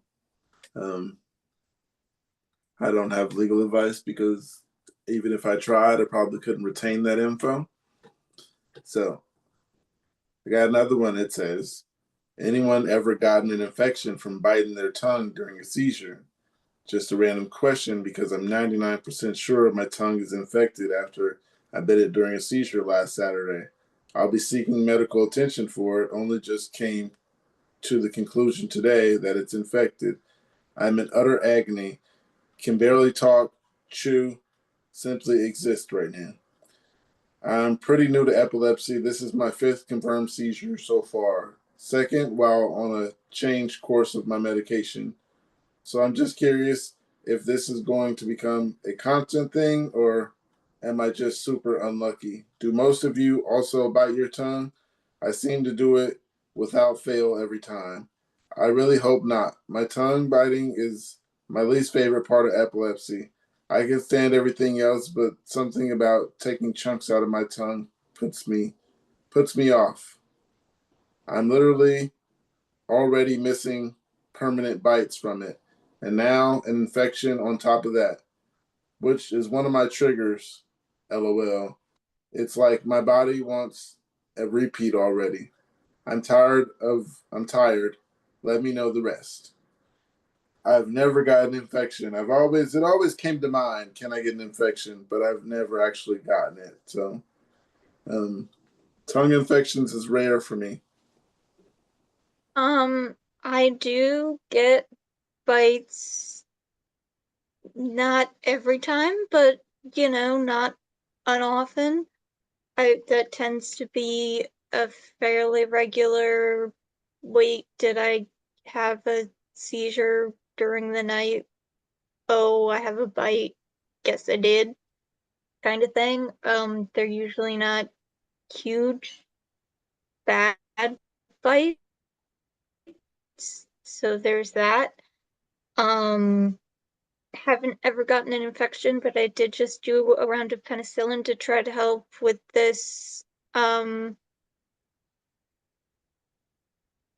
swelling thing I've got going on. Can everyone still hear me? Because it looks a little frozen. Okay, we're good. Yes, we can hear you. So what else? Yeah, round of penicillin wasn't too bad. Didn't help with what I was trying to do, but it wasn't too bad. So hopefully that'll help you. What else am I trying to say? I would recommend looking into a mouth guard. I've Had got one. for after braces, but could be really helpful for you. Yeah, that's Yeah, what I got. You can get mouth guards at the pharmacy. That's where I got one. I didn't know that. Just they're for grinding your teeth. People grind their teeth, and this is a mouth guard to keep you keep your mouth closed, and you're biting down on that. Okay. Got something else. It says, oh, this sucks. It says, my mother claims she has it worse compared to me after my severe seizures. How do I approach her all about this? Exactly a week ago, I had two pretty rough TC seizures in one day. It took multiple chunks out of my tongue. I couldn't eat solid foods until about day 5. It's still uncomfortable and now sits oddly in my mouth.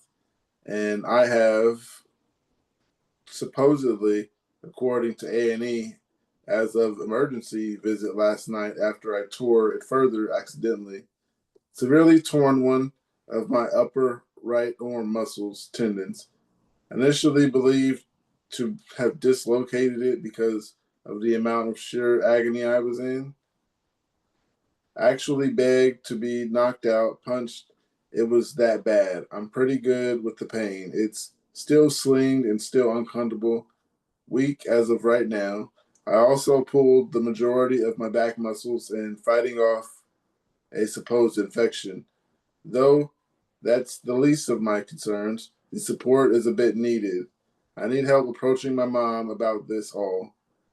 We've been arguing nonstop since the day it all happened. She's livid at me, saying that I brought this upon myself and that I need to admit that she has it worse at the moment because she's having to watch over my health like I'm 9 and not 19. And that she's needing to micromanage my life to keep my health in check because I can't apparently do it myself. Forcing me to bed early, watching when I eat like a hawk, scolding me for being messy with my medical documents, general room, etc. Mind you, I'm fully employed. I'm a fully employed adult who pays her rent for my room and who's been on top of all this by myself for almost 6 months. I've been diagnosed for diagnosed and seizure free. At first, I got it completely because I saw a clip of my sister filmed of me seizing as I asked her to if it occurred ever in front of her and how my usually very composed, kind of cold ex-military mother instantly crumbled and tried desperately to hold and soothe me through it. It hurt to watch badly, and I can get that she'd be upset. I can actively rewatch it and see her upset, but I can't stand here and allow her to further claim that she's got it worse, one of the two of us, and then use that claim against me because I agreed that the clip was hard to watch. It's my life, I think, therefore I have it worse regarding my life and my diagnosis. Is this so wrong for me to say? How do I approach her without making her aggressive? Has anyone else experienced this before? I'm sick of being micromanaged and insulted constantly by her. I'm trying to be the bigger person by agreeing with her, but admitting that she's right just makes her more confident in insulting me. Oh, man. I don't know if anyone else has stuff to say, but I got Go parents ahead. who suck, so I got stuff to say. She has problems, so even if she did have to take care of you more, if you weren't able to be in charge of all this and take care of it all yourself, that would be okay. You don't have to be perfectly on top of everything, completely taking care of yourself. You're disabled. You're having a lot of problems right now. You have a lot to take care of. You're dealing with a lot. It's okay that you need help. And she should not be giving you shit for that. That's not fair. You shouldn't be given shit for needing help. No one should ever need to be given shit for needing help, regardless of what they're dealing with. But you specifically are dealing with a lot, so you shouldn't be given shit for that. And no one in the world should ever compare themselves to anyone else when it comes to what they're going through, what they're dealing with. So it's not okay that she's doing that to you, but in this situation specifically, it is super gross that that's what she's doing because you're going through something incredibly difficult. So I just want to say that you're totally in the right here. She is totally in the wrong. I know that that does not make it better because you still have to deal with this. And knowing that you're in the right and she's in the wrong does not make it possible to fix how she's acting. I have had to deal with that with my family a million times over, and the only way that I was able to get past it was to just stop talking to my family. And sometimes that's just how you gotta go, because family just doesn't listen. So I don't know if it's possible for you to find someone else who can be your person who will help take care of you. If that's not possible and you have to have your mother be the person, then you're just gonna need to try to explain that you're doing what you're doing the best you can, and what you're going through is truly serious, and you do need someone to seriously acknowledge that, and she can't be constantly trying to compare what she has to deal with what you have to deal with. And now I will stop my rant. I am sorry you have to deal with this, friend. Well said. Well said, yeah. I agree with that. Also, she doesn't have to agree with her mom. She doesn't have to say anything at all, and that might be the best thing to do. I kind of wish somebody would have told me that when I was younger, because she probably won't stop unless she decides to get therapy, and she probably won't get therapy. Right. So yeah, she said the ex-military mom, which is that's a rough part too, because they kind of don't. Well, I don't know a lot of them, but I know a few, and they have ways they're just not going to change because it was like they were rebuilt when they went to the service or something. Um, I'm sorry for anybody who is in the service who is watching this, but yeah, the ex-military mom, she might have got some ways that she's just like set with, like you said, not going to go to therapy or whatever the case. Yeah, that sucks. Like I always say, we need a support system with this because if you don't, shit happens. So, So any making it other work in opinions on that that? situation, it really seems like they're gonna have to take it like one issue by issue. This is what's happening. This is what I'm going to need. This is what I can do to provide. And I mean, it sucks to have to prove yourself to your own flesh and blood, but sounds like that's kind of the point that this might have gotten to. 'Cause you Yeah, can't Strap them especially you can't down. just cut them off if you don't have somebody else. right.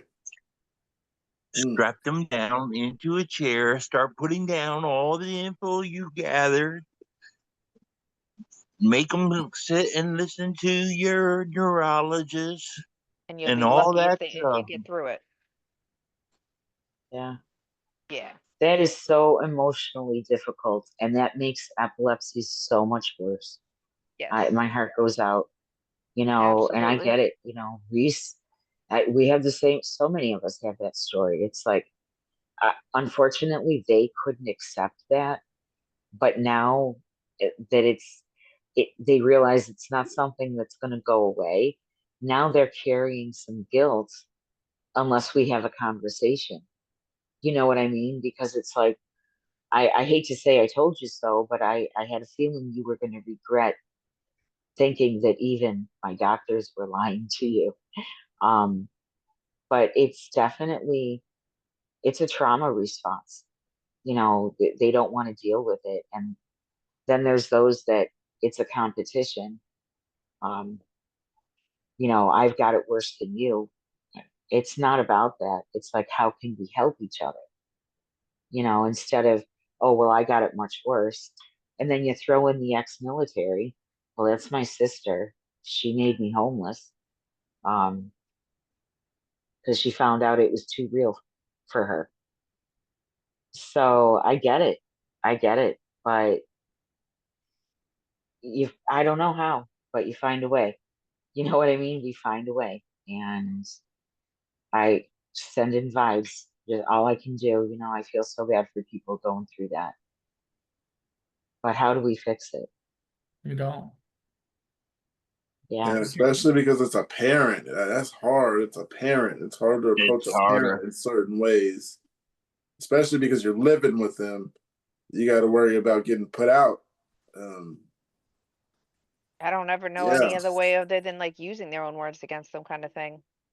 Yes, I agree with you in this aspect, and then, follow up with the point you do need to make. But yeah, the ex-military part's just kind of right hook there.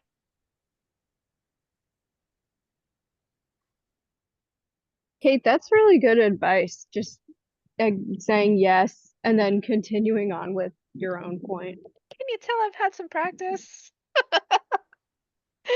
I gotta find a way to laugh. I gotta find a way to laugh. I still call my family out on like talking shit when they're like, I just fucking told you this yesterday, and it's like, oh well, did you forget about that thing? Oh, there you go. That's my wife. Honey, you feed me medication. Of course I How forgot long the we've been married? timeshare was for the same week as the dentist appointment. Yeah, I'll reschedule, but I've don't got act two like this whiteboards couldn't have in been my avoided. house, one here and one back here, and that's for that reason. Because my memory is gone. Yeah, I can't help but the guilt though. I mean, I remember the dog's fucking birthday, and you know, there's some other things that Let me I see, what think do they should be call like that? embedded that just never happened, never stuck. I swear she's still gonna hold it against me that What do the you only call thing I know how to play on the piano after who knows how many thousands of dollars and lessons and hours, and I remember half of the Flintstone song. That's it. That's it. Play None the of the piano, play the Titanic or none piano. of that. There's a name for that. Something memory. Oops. I forgot. Remember what you want. Yeah, I Bad forgot memory. Selective. Yeah, Selective Selective, memory. that's it. selective. There That's we it. Yeah. go. My wife The says that all the time. That's your selective memory kicking in. oh yeah. You know what gets me? My favorite thing I say now is, because I would get that in sometimes very hostile ways. The memory card they throw at me. And it's like, you do this all the time. Well, how do you know? Well, because I remembered. And what I'm concerned about is you don't remember that you've done this to me before. And that usually stops them from breathing for a moment. And I've noticed that it's working Take a really breath. well. Yeah, it's like I'm noticing and I'm concerned that you don't remember doing this to me before. Well, what do you mean? I'm not quite sure my memory is the issue here. It's like, oh, but you can't remember why I have a memory issue. Selective memory once again.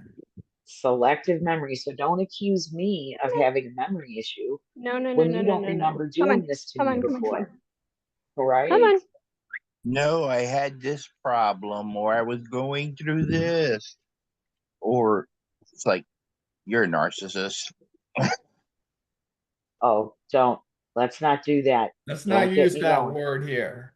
Yeah, that'll bring it to a next level. That's it. Let's not use Guys. that word here. I've been there. Get a nanny cam and then you can just show them. That's it. There you go. Right. Writing everything down, taking notes, doing a lot of journaling really did make a difference, because then I didn't have to try to match it up with like the last time I sent a text message or made a phone call just to prove I was coherent. If I was coherent enough to take these notes, then obviously, Well, you know what No. kills me? Case Is that my doesn't wife and actually I count studied it. because I actually didn't know I was coherent, but like you said, if I was able to write these down, then this and that. But like I said, I took 3 buses and a train, so and I paid for that's what's them. scary though about all I like paid for the everything that you bus. tell us. Yeah. So yeah, how will you know that you're coherent? Have you ever had one of those like 24-hour EEG overnight ones? Nope. I don't think I have. No take-home ones either? Nope. Okay. Hey, maybe something to The one discuss.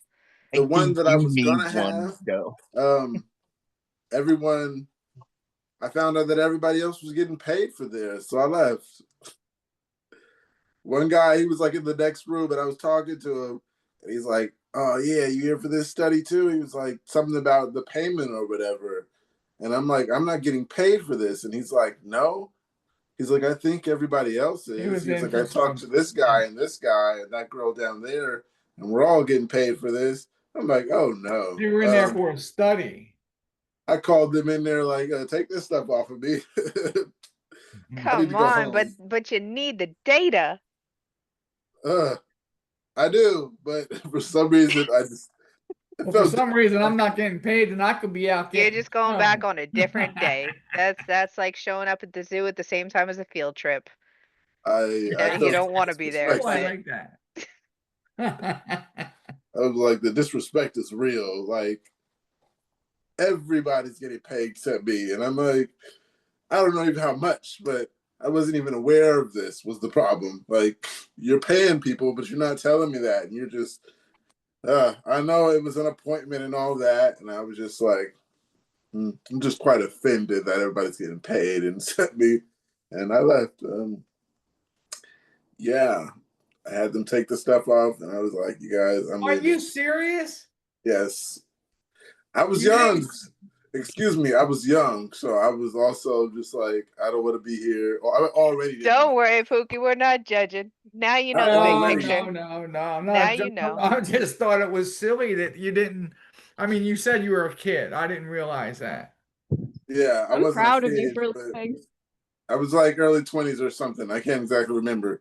But yeah, I was just like, everybody's getting paid for this, and I'm just here. And yeah,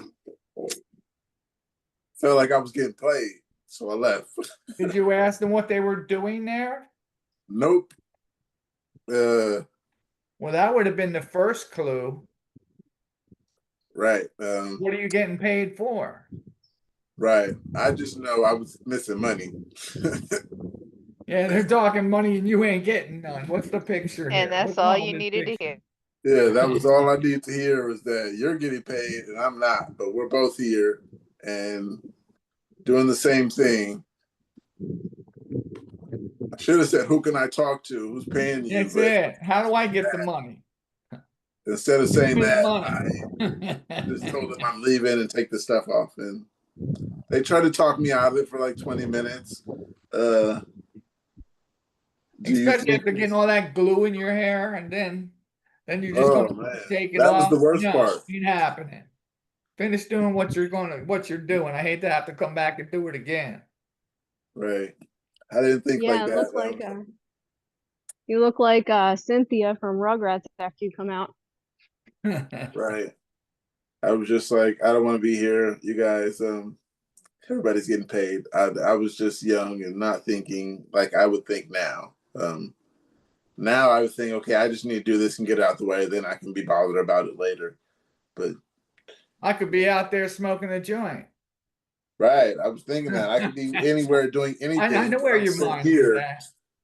That's what bothered me. It's like I could be doing so much, but I'm sitting here while I'm doing something that everybody's getting paid for.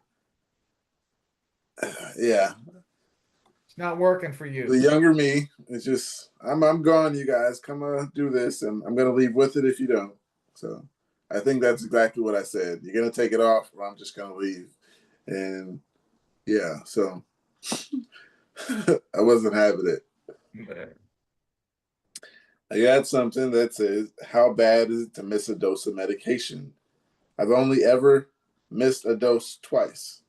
Once when I first started taking them, and I think maybe 3 days in, I forgot to take my morning dose. I had a partial seizure a few hours after during work. I'm pretty sure at least, but I wasn't sure if it was connected at all. Second one is today I forgot my meds at home, had some changes in my morning routine, had me fumbling around and forgetting left from right. So naturally, I forgot my pill too. Just wondering, I suppose, how bad is it truly? Can you have a full tonic-clonic seizure from missing one dose? Since I only really just started taking medication, I'm on a lower dose. It increases at the end of this week to double. I'm assuming my chances of seizing from medication are very slim for now, but I'm still curious.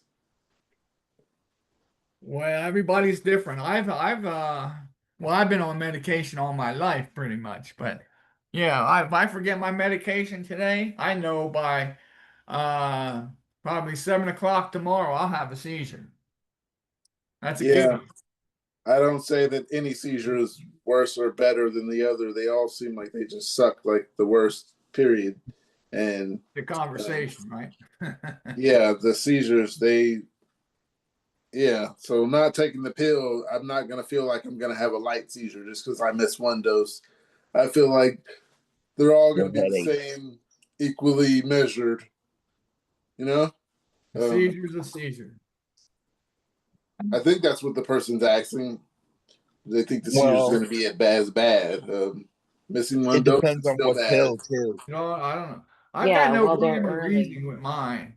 You know, the intensity of it. Mm. Like I Because was I know saying, if the I one I miss a had at benzo, work on yeah, Saturday, I'm gonna have a seizure. the one I had on Saturday, I just pretty much phased out. But the one I had on Sunday was a lot worse because I went into the bedroom, lied down, and I woke up and I had bit my lip. So that was worse. Did you still have the seizure or the headache from Saturday? Oh yeah. That's why it was worse for me. The second ones, the next day ones are Well, always worse it because the headache started from like the day before. Friday. The headache was Yeah. like yeah. Yeah. The second one is always worse, like the rebound. That's why I hate nasal. That second seizure is worse than the one I got the nose shot for. It always is. But what the post sounds like is this person was newly diagnosed and they're just going on medication. And there's less of a chance in the earlier titration because your body hasn't already, they're not even already up to the therapeutic dose.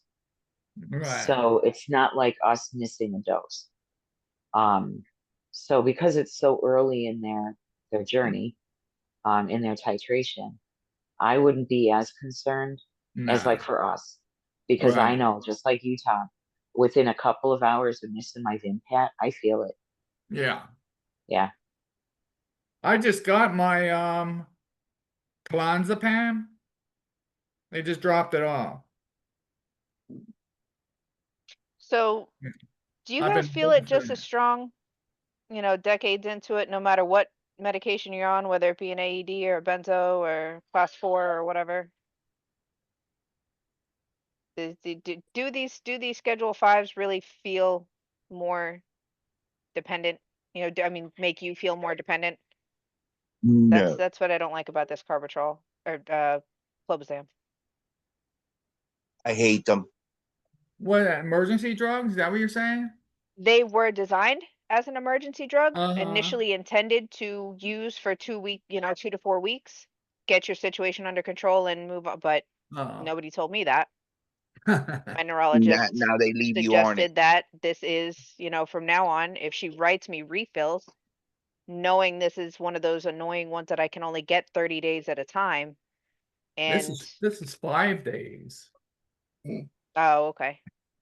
Yeah, so they actually wrote your prescription as such. Yeah, But well, this is when because it's if I get a supposed to 30-day be with my supply, that's a suggestion that you keep taking it. But I feel like I really just wasn't enough informed, or I would have asked for something else. this is supposed to go along with my actually I can't remember it. Zacarac, what the hell that stuff's called. Sonogram. Yeah, exactly. Yeah. But so I'm not taking that, but I'll take the I'll take the emergency drug though. Yeah. Yeah, I just had that conversation with this doctor today, about the dependency of benzos. And, he's one of those, he said, the fact that you're concerned about it gives me confidence to know that you will be careful. You're not going to abuse it, right? Exactly. But Yeah, I did say, I said, I'm afraid that some people aren't aware that we can use these as a temporary short-term medication. And there's a lot of people that I see now that are taking this every day. And I'm like, that's not good. You know You what I know, never understood is like That was lorazepam. like one of my first questions to the doctor when they prescribed me to Excopri. I'm like, wait, I'm on a benzo. Like, I want to get off this benzo. You know? yeah. And Well, it's a then see, dangerous, and I had the pharmacist and everything. It's like, it's a dangerous combination. It's like, it's already level 5. I'm sure that I'm not informed enough, but I'm terrified of prescription drugs that lead to addictions like that. Both my parents had addictions. No, I'm terrified. It's bad. Like these it's are a big bad drugs. problem in this country, and doctors don't care and are just destroying lives with the way that they're prescribing these drugs, and it scares me. So yeah, Well, it's a good attitude to have, honey. Angel, what's oh, I think M said what's level 5, and I was interested in too. What's level 5 mean? Oh, controlled substances. Controlled substances, you can't get a lot of them. Yeah, level 1 are the illicit drugs. Yeah, just look up FDA or DEA controlled substances, and it'll show you the list. I'm a little stoned, sorry guys. But it starts at the level 1, and that's like cannabis federally is still illegal federally, and all of the illicit drugs, including shrooms. So that's Schedule 1. Schedule 2 are heavy opioids, I believe, like morphine. And I don't remember all of them, but Schedule 5 is the lowest controlled, as in it's the lowest risk of all the controlled substances. So many of our drugs are like level 4, level 5, but the benzos are usually level 3. But a level 1 is the ones that we're all afraid of, which is like morphine and opioids. So, and this is something I'm wrestling with. Do I want to be on a daily dose, even a low dose of a benzodiazepine? And I really have to think about that, because I was on Oxycontin for a decade. So I know it's a different substance.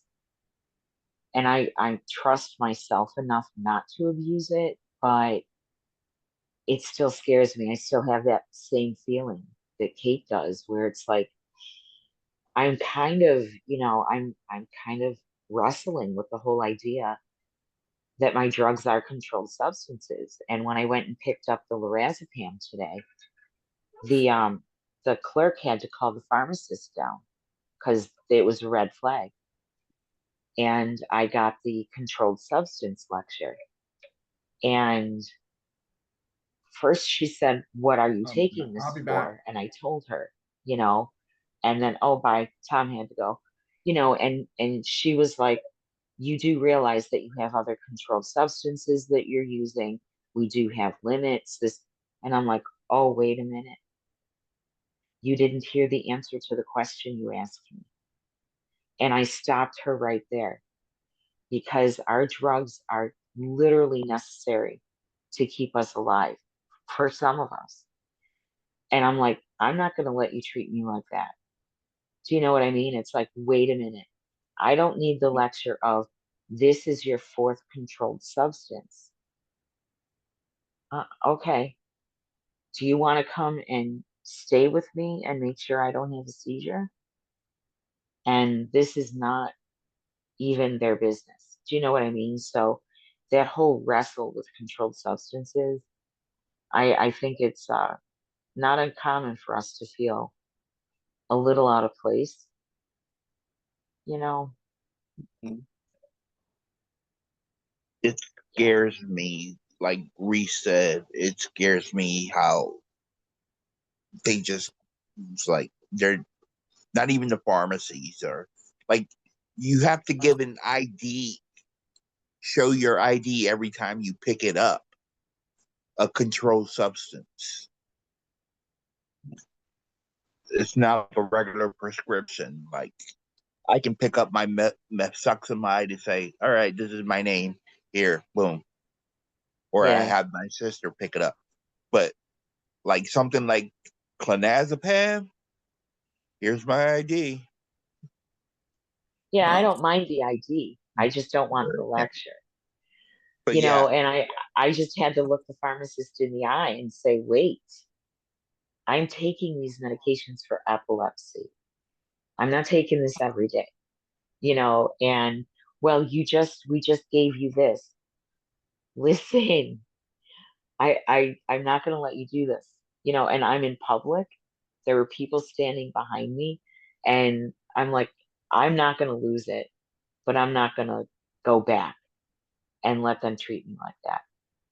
So I just had to keep repeating, these are rescue medications for seizures that are out of control currently. I am not abusing these drugs.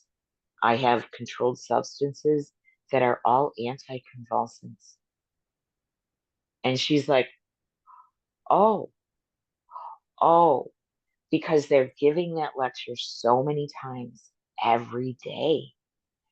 And I'm like, you're not paying attention to people like me, like us. We need these medications. They were literally created for us. Okay. Um, but I think it's the stigma. And I'm like, no, I'm not going to let you do it. yeah, I But got a I lecture still for kind of, Nasalem. yeah. Well, we had just picked up, I went through 2 boxes of Nasalem in a month. So that was what, 8 doses? And then I had to pick up lorazepam today. So, and then there's clobazam. Well, I haven't refilled the clobazam for 3 months. So, but because it's all right there in front of them, it throws a red flag to the pharmacist for the controlled substance review or whatever they call it. That I don't like. I don't care giving my ID, but don't give me the lecture. You know, it's just unnecessary.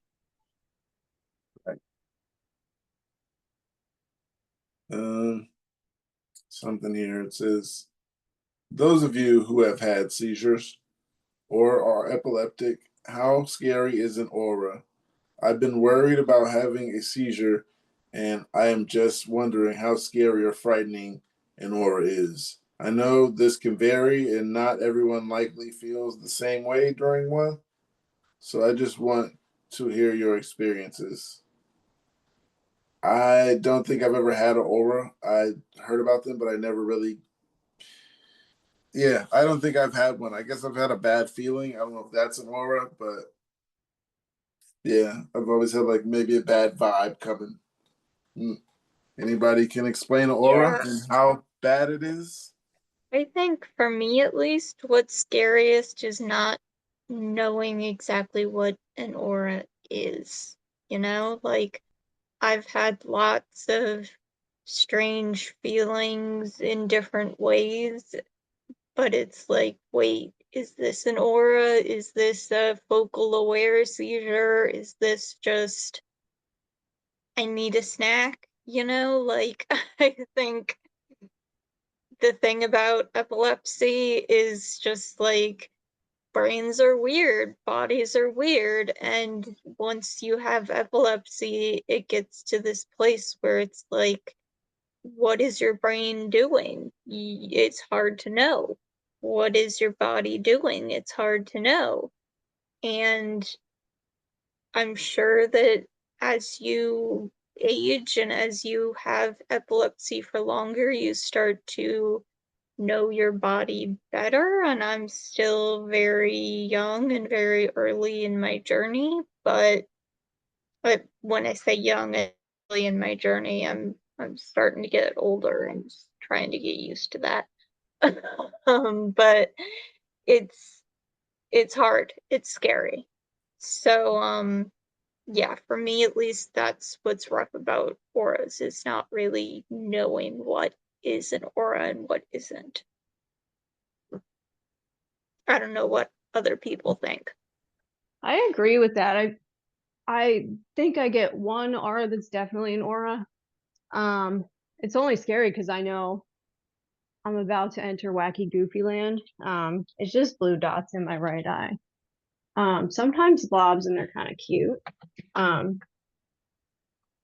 But then there's other ones that actually feel good, like if I'm watching a music video and all of a sudden I'll gasp and I get this rising feeling, but it's almost euphoric.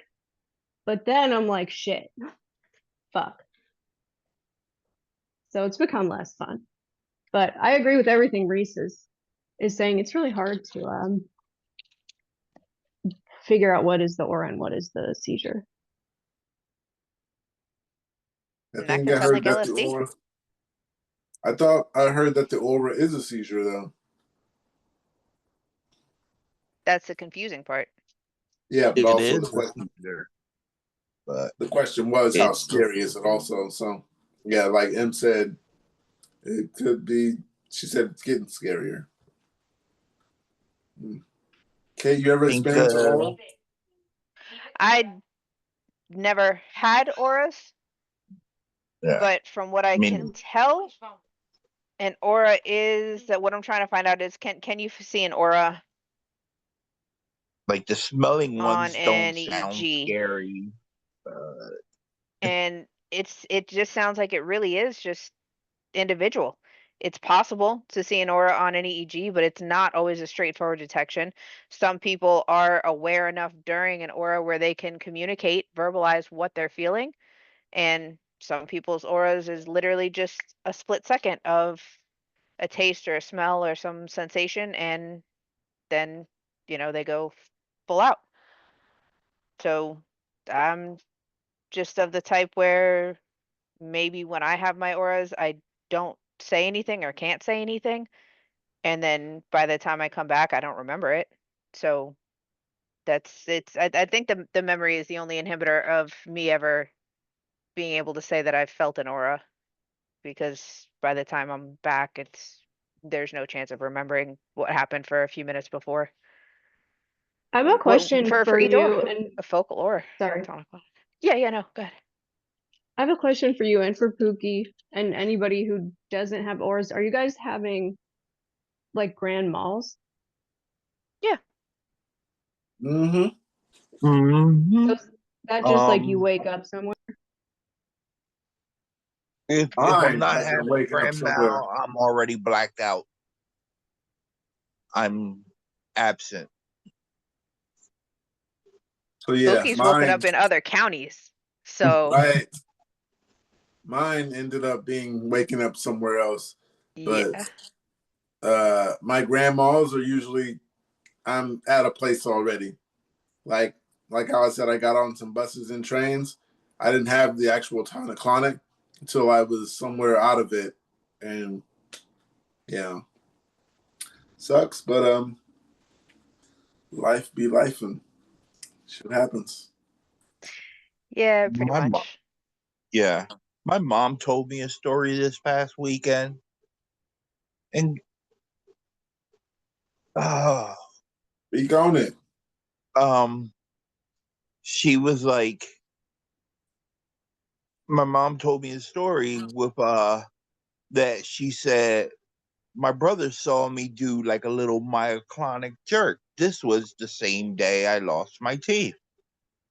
Right before she, like my brother said, he's going to have a seizure. I'm already out of it at that point. But it's like you could have, like I'm in my head thinking you could have saved me some teeth, mom. Say Missy too. Yeah, it's not I not worth the energy. I have a Nah. I'm question. sure. I have another question. Go ahead. Yeah, go for it. Go for it. I know you guys aren't going to be able to tell me what this was, but I once was talking to my friends at a bar and I had not had anything to drink yet. And out of fucking nowhere, my face just went straight down. And then they told me what happened later. Like, I was very weird afterwards, and then I just went to sleep. The epilepsy place said it was probably a seizure, but I haven't had a seizure like that before since. So, yeah, has anybody had that experience?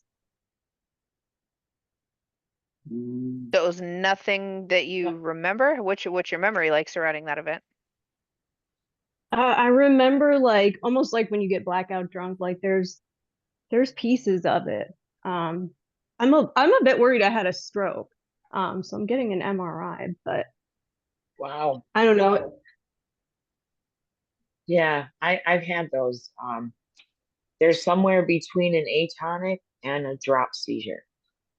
Um, I never thought of it being a stroke because of the, as we're discovering the different types of seizures I'm having. But I've had those. I've even had them where I'd have my coffee like right here and boom, down. And I'm right back up again. But I'll get that whoosh. It's I don't know how else to describe it. It's just kind of yeah. It's that Did you remember anything afterwards? I remembered the whole thing. Yeah. I Oh, remembered wow. I remember it happening. It was so quick, and my sister was like, "Did you feel that?" And I'm like, "Yeah, I still feel it." But I felt it. I didn't lose awareness at all. And then I had another drop seizure where I literally just almost face planted on my neighbor's driveway.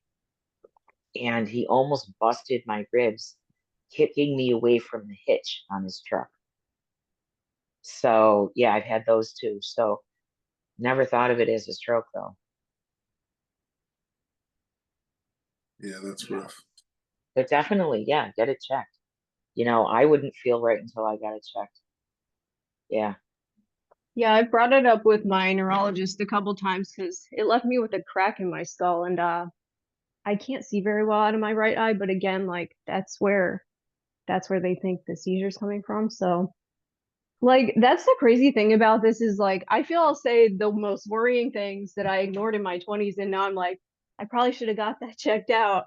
And people just like don't give a shit, and it's really surprised me. Yeah, it didn't surprise me after a while. I just kind of noticed it's gradually more and more people. So I'm like, okay, yeah, this is a thing. Maybe these people just haven't experienced it or don't have anybody in their family who experienced it or anything like that. So yeah, they I don't have stopped to worry saying it about because it. if you say it the wrong way, then somebody's gonna say, okay, so it's your fault. Yeah, you snuck a drink from the bar one time, so you probably caused this on yourself. Yeah, That's the yeah, vibe I got. my whole family thinks that I'm a drug addict and I don't talk to them anymore, but apparently they still think that because of that situation. And it's just crazy to me that that's easier to understand than I could just have a neurological problem. Right.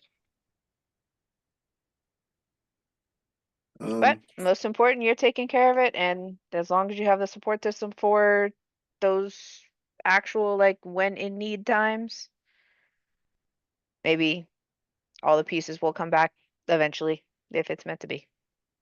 If that's what you want. I mean, I remember how to speak Spanish, but I couldn't tell you the names of like anybody on my father's side of the family, so there's always that too. yeah, There's a Jose. I know there's a Jose. right. Oh, por favor. No somos mexicanos. Yeah, I know so many people that I tell them, I remember your face, but I don't remember your name. But sometimes it's remember the name and I don't remember your face, but I still got to tell them, I remember, I can't be in front of you like, I remember your name, but I don't remember your face because now I see the face and it just doesn't make sense telling them that. But I've remembered some people's name and didn't remember their face, and I was just like, it's not coming to me. Like, I'm just still gonna have this conversation to you about how my father grew up and you knew him all this day, but yeah, sometimes it's just like, I do not remember you. Like, the name and the face is not bringing anything to me, and I just continue to have that conversation, because a few of those times it was about like, oh, I knew your mother or I knew your father or something like that, and I knew you You're a from friend of a friend from his back friends. then. Yeah, so I'm just like, oh Yeah. yeah, okay, yeah, I remember that, and nothing actually comes to mind.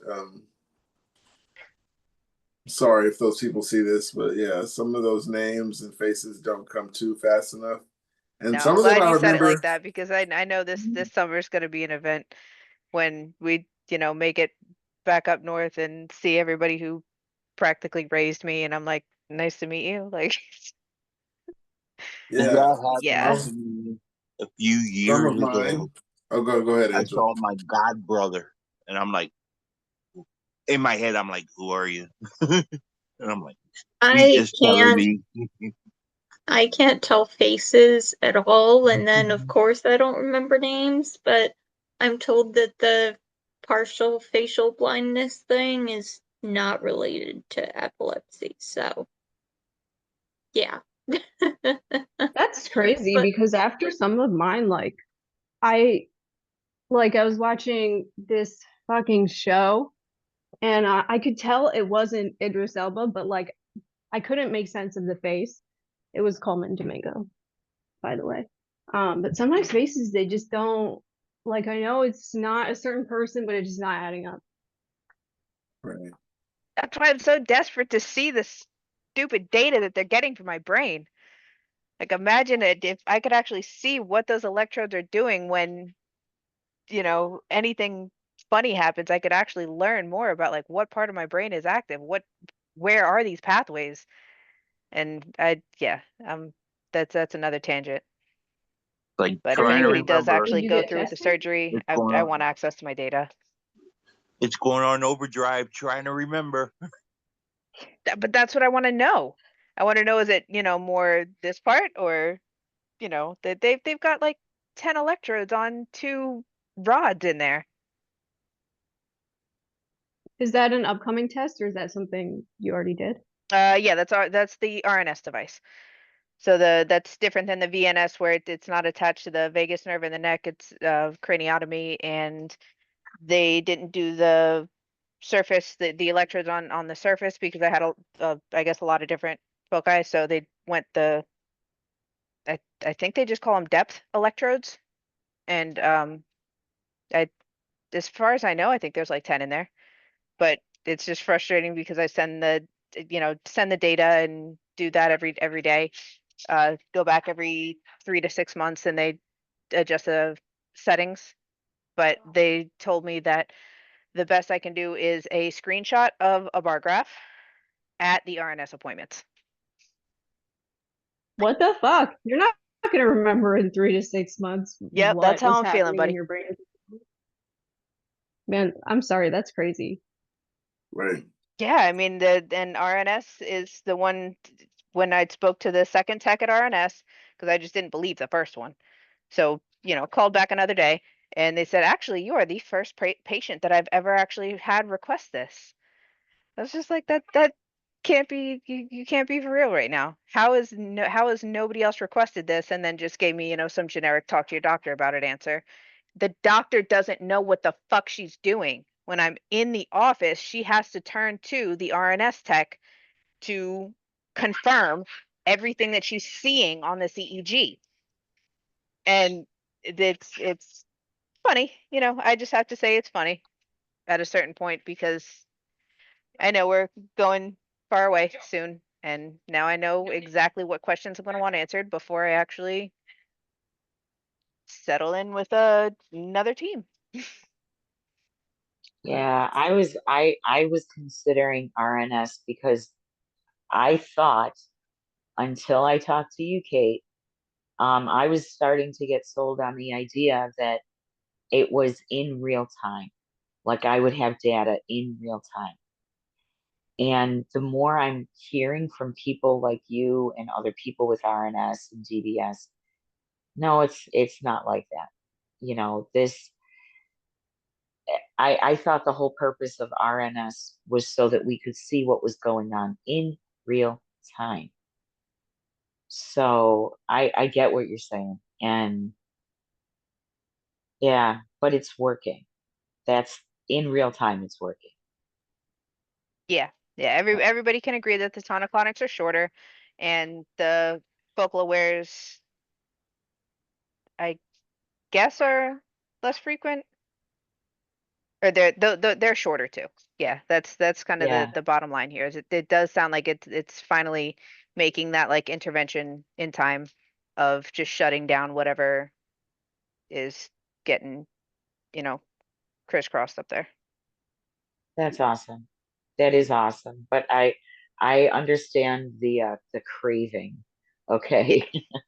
Yeah, Yeah. As long as I have, these mental capacities and the capability of understanding and comprehending this, like, yes, okay. I'm resigned to the fact that I will have to take these meds. I'm probably gonna have to take, the higher dose and stay on the treadmill, but just get to the max and switch and get to the max and switch. But cognitive functions aren't gonna be around forever. And as long as I can understand this, I want to. Especially now that I'm into all these other like brain documentaries and seeing how much the medical community actually knew before disclosing about medications and just experiments in general. It's You're so right. crazy to hear you say that they were like, oh, nobody's like asked us for that before. Because I've gotten that too, and I'm like, I Just feel like because I have I'm epilepsy like, doesn't mean I'm fucking stupid. yeah, and also like you're the one who decided to go to school to like look into my brain. Like I'm the one with my brain. You're the creep. Well, I mean, I think that person at RNS, the NeuroPace rep, was clearly just like, customer service is not my thing. I don't talk to patients. That's Yeah, that was their thing. They were just really quick to send me back to the doctor, and they just put me on the phone with whoever would pick up to give me some generic answer. But it is what it is.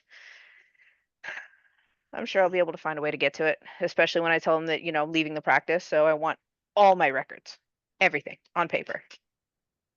Give me a CD if you really want to, but I don't even know if they made it that far along yet. Wish I could tell them that like the insurance company told me they're not going to process the claim unless you do.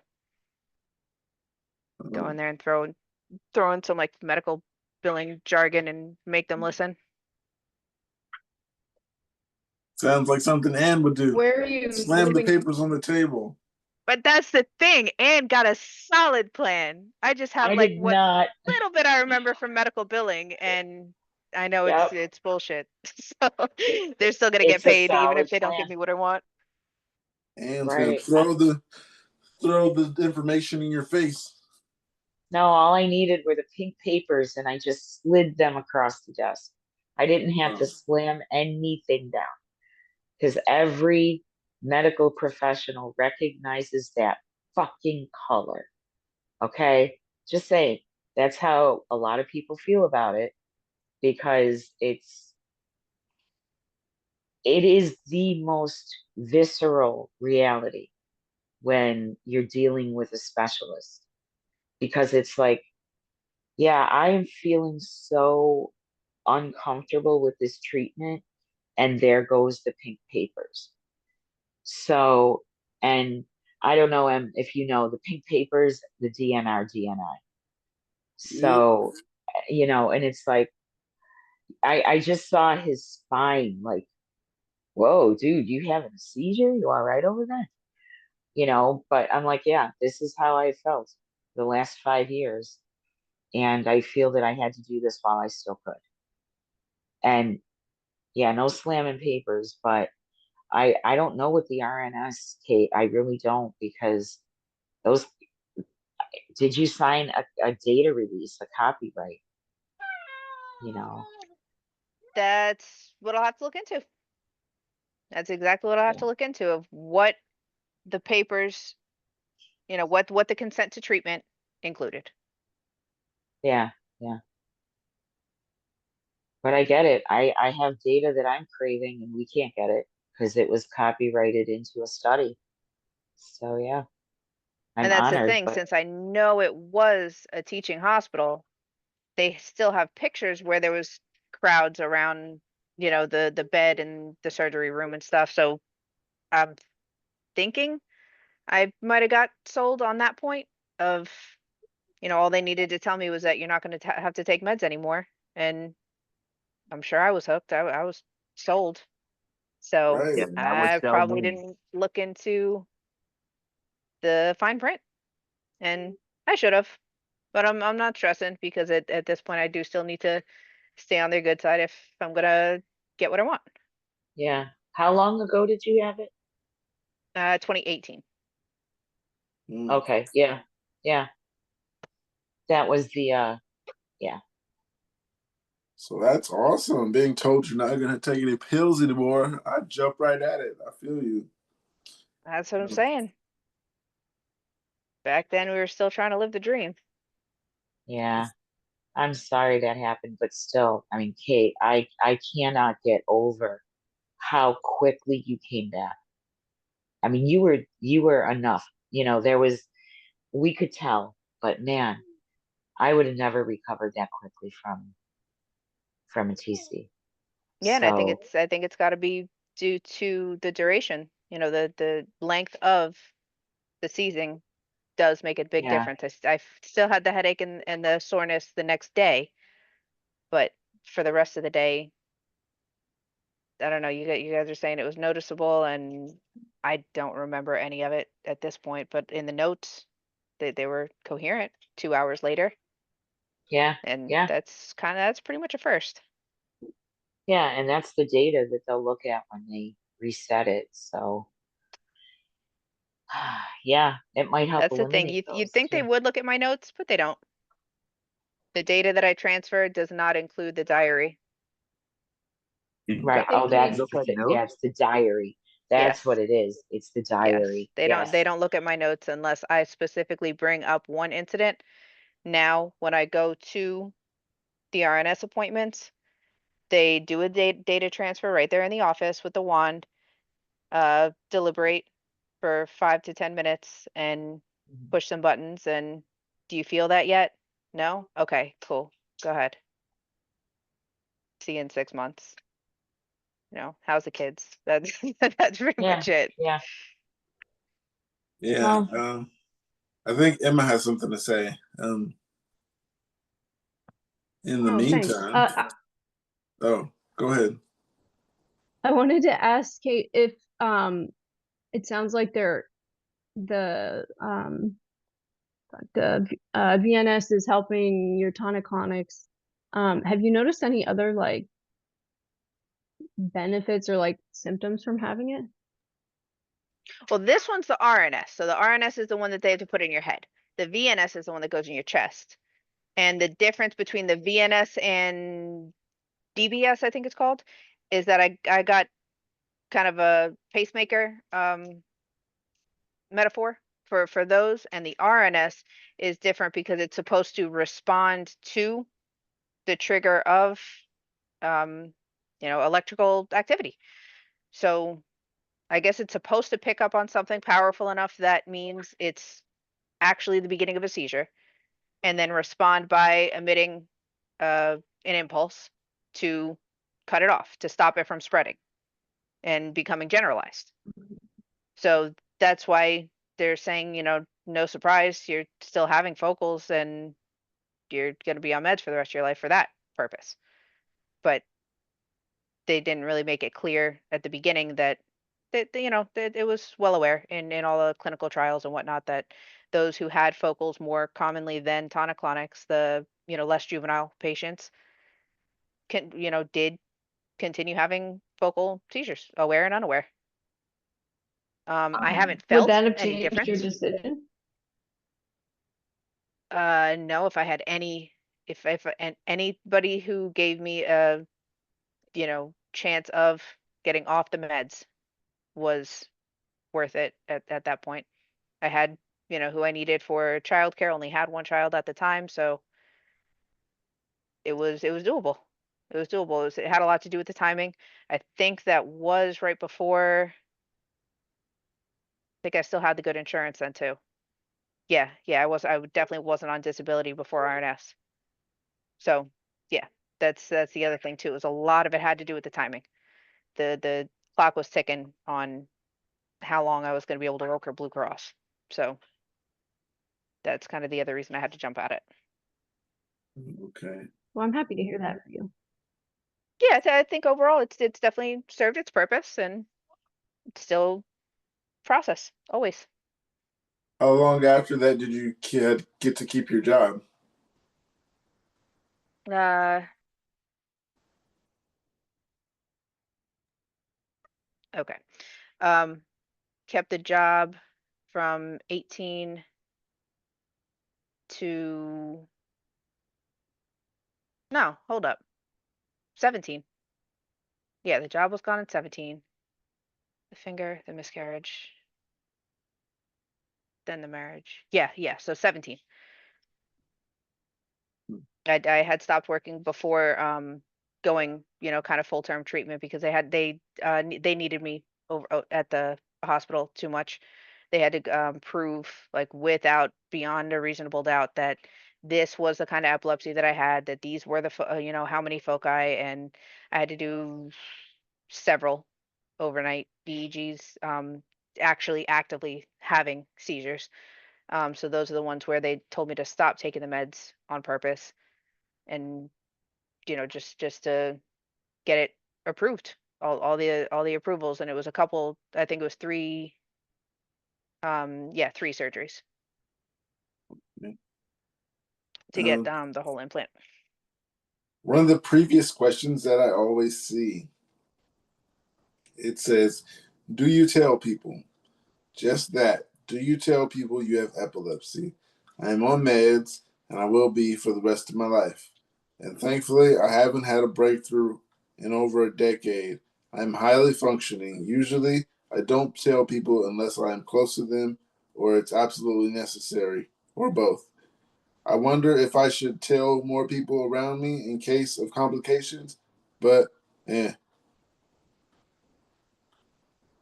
You guys tell people? I do. I tell people for the safety of myself at times. It's usually so I feel safe, so you know what's happening, just in case. In case one of those people who never see me have one. Make sure I'm safe. I let people know. Family that usually knows.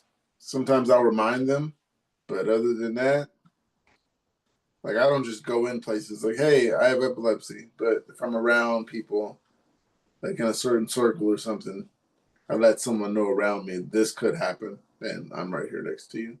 I wouldn't do it if it could ever be perceived as a weakness. If there's Okay. anybody around that could ever take advantage of it, then hell no. Okay. Yeah. I Angel, you tell tell people? I tell people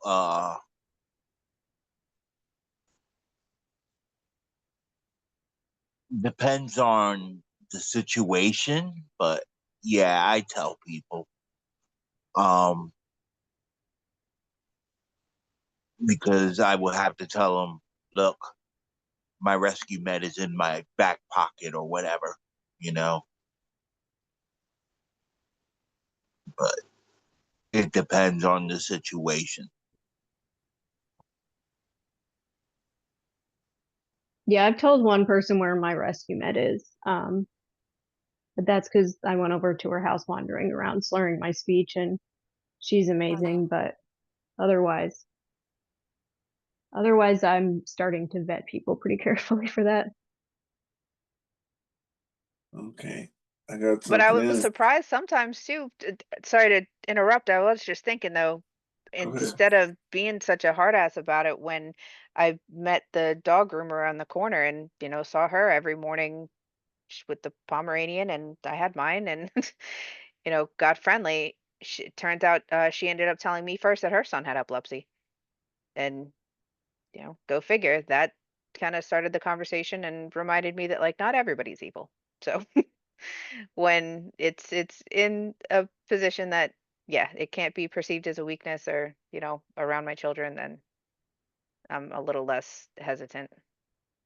Sorry, go ahead. Gotcha. That's understandable. Gotta have another one right here. It says, simple question. What do you dislike the most about having epilepsy? I'm having dinner this evening with several neurologists, and I want to remind them, from a patient's perspective, how epilepsy impacts quality of life.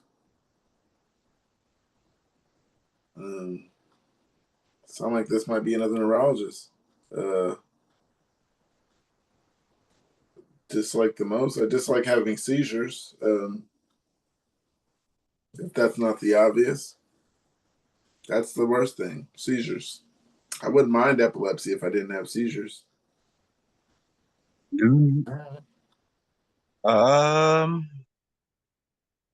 Dealing with, I don't know, you said the most, so.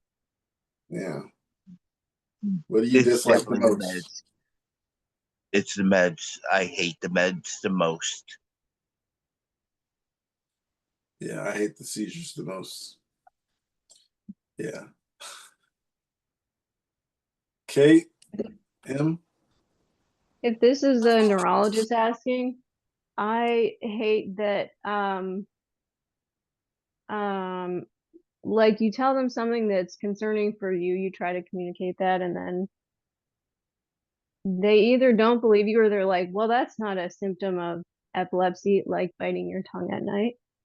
And yeah, just being immediately dismissed rather than maybe the neurologist doesn't know that much or thinks they know what a seizure is just because they went to school for it. Like, I guess I'm just like sick of doctors thinking that education means more than actually having a seizure because you can't describe it. And yeah, like my neurologist has never even done acid. Like, I don't trust her to know fucking what a seizure feels like. You've never had an out of body experience. You're not a real person. Exactly. Right? Yeah, no, that kind of lines up with it. There's the frustration of medical professionals who believe they are like all knowing. And I guess at this point in the day to day, it's the meds. Oh, yeah. That's kind of what I'm looking forward to getting rid of. If And what do you like what do you dislike the most about epilepsy? The stigma. Mm. That's the misdiagnoses and the stigma. I really dislike being looked at as somebody lesser than I am, but yes, I am struggling. But I had a little spat with my son-in-law a few weeks ago because he didn't get to do what he wanted to do because I was at the house, the story back and forth. He could have left. It's my daughter's house. It's not a big deal. And he turned it into a fight at the dinner table. Well, he tried to, and it's that stigma, and I'm like, I really understand that this is scary for you guys, but you have to understand how this makes me feel because this is your insecurity. And I get it. This is scary, but I'm living this and now I'm taking this backlash for that. I can't leave you alone in the house. You might this, you might that. I might use the bathroom. Yeah. I might have a seizure. I'm home alone all the time anyway. So it's that fear, that stigma and the fear that other people have, I think, yeah, and the attention it gets, maybe that's what it is.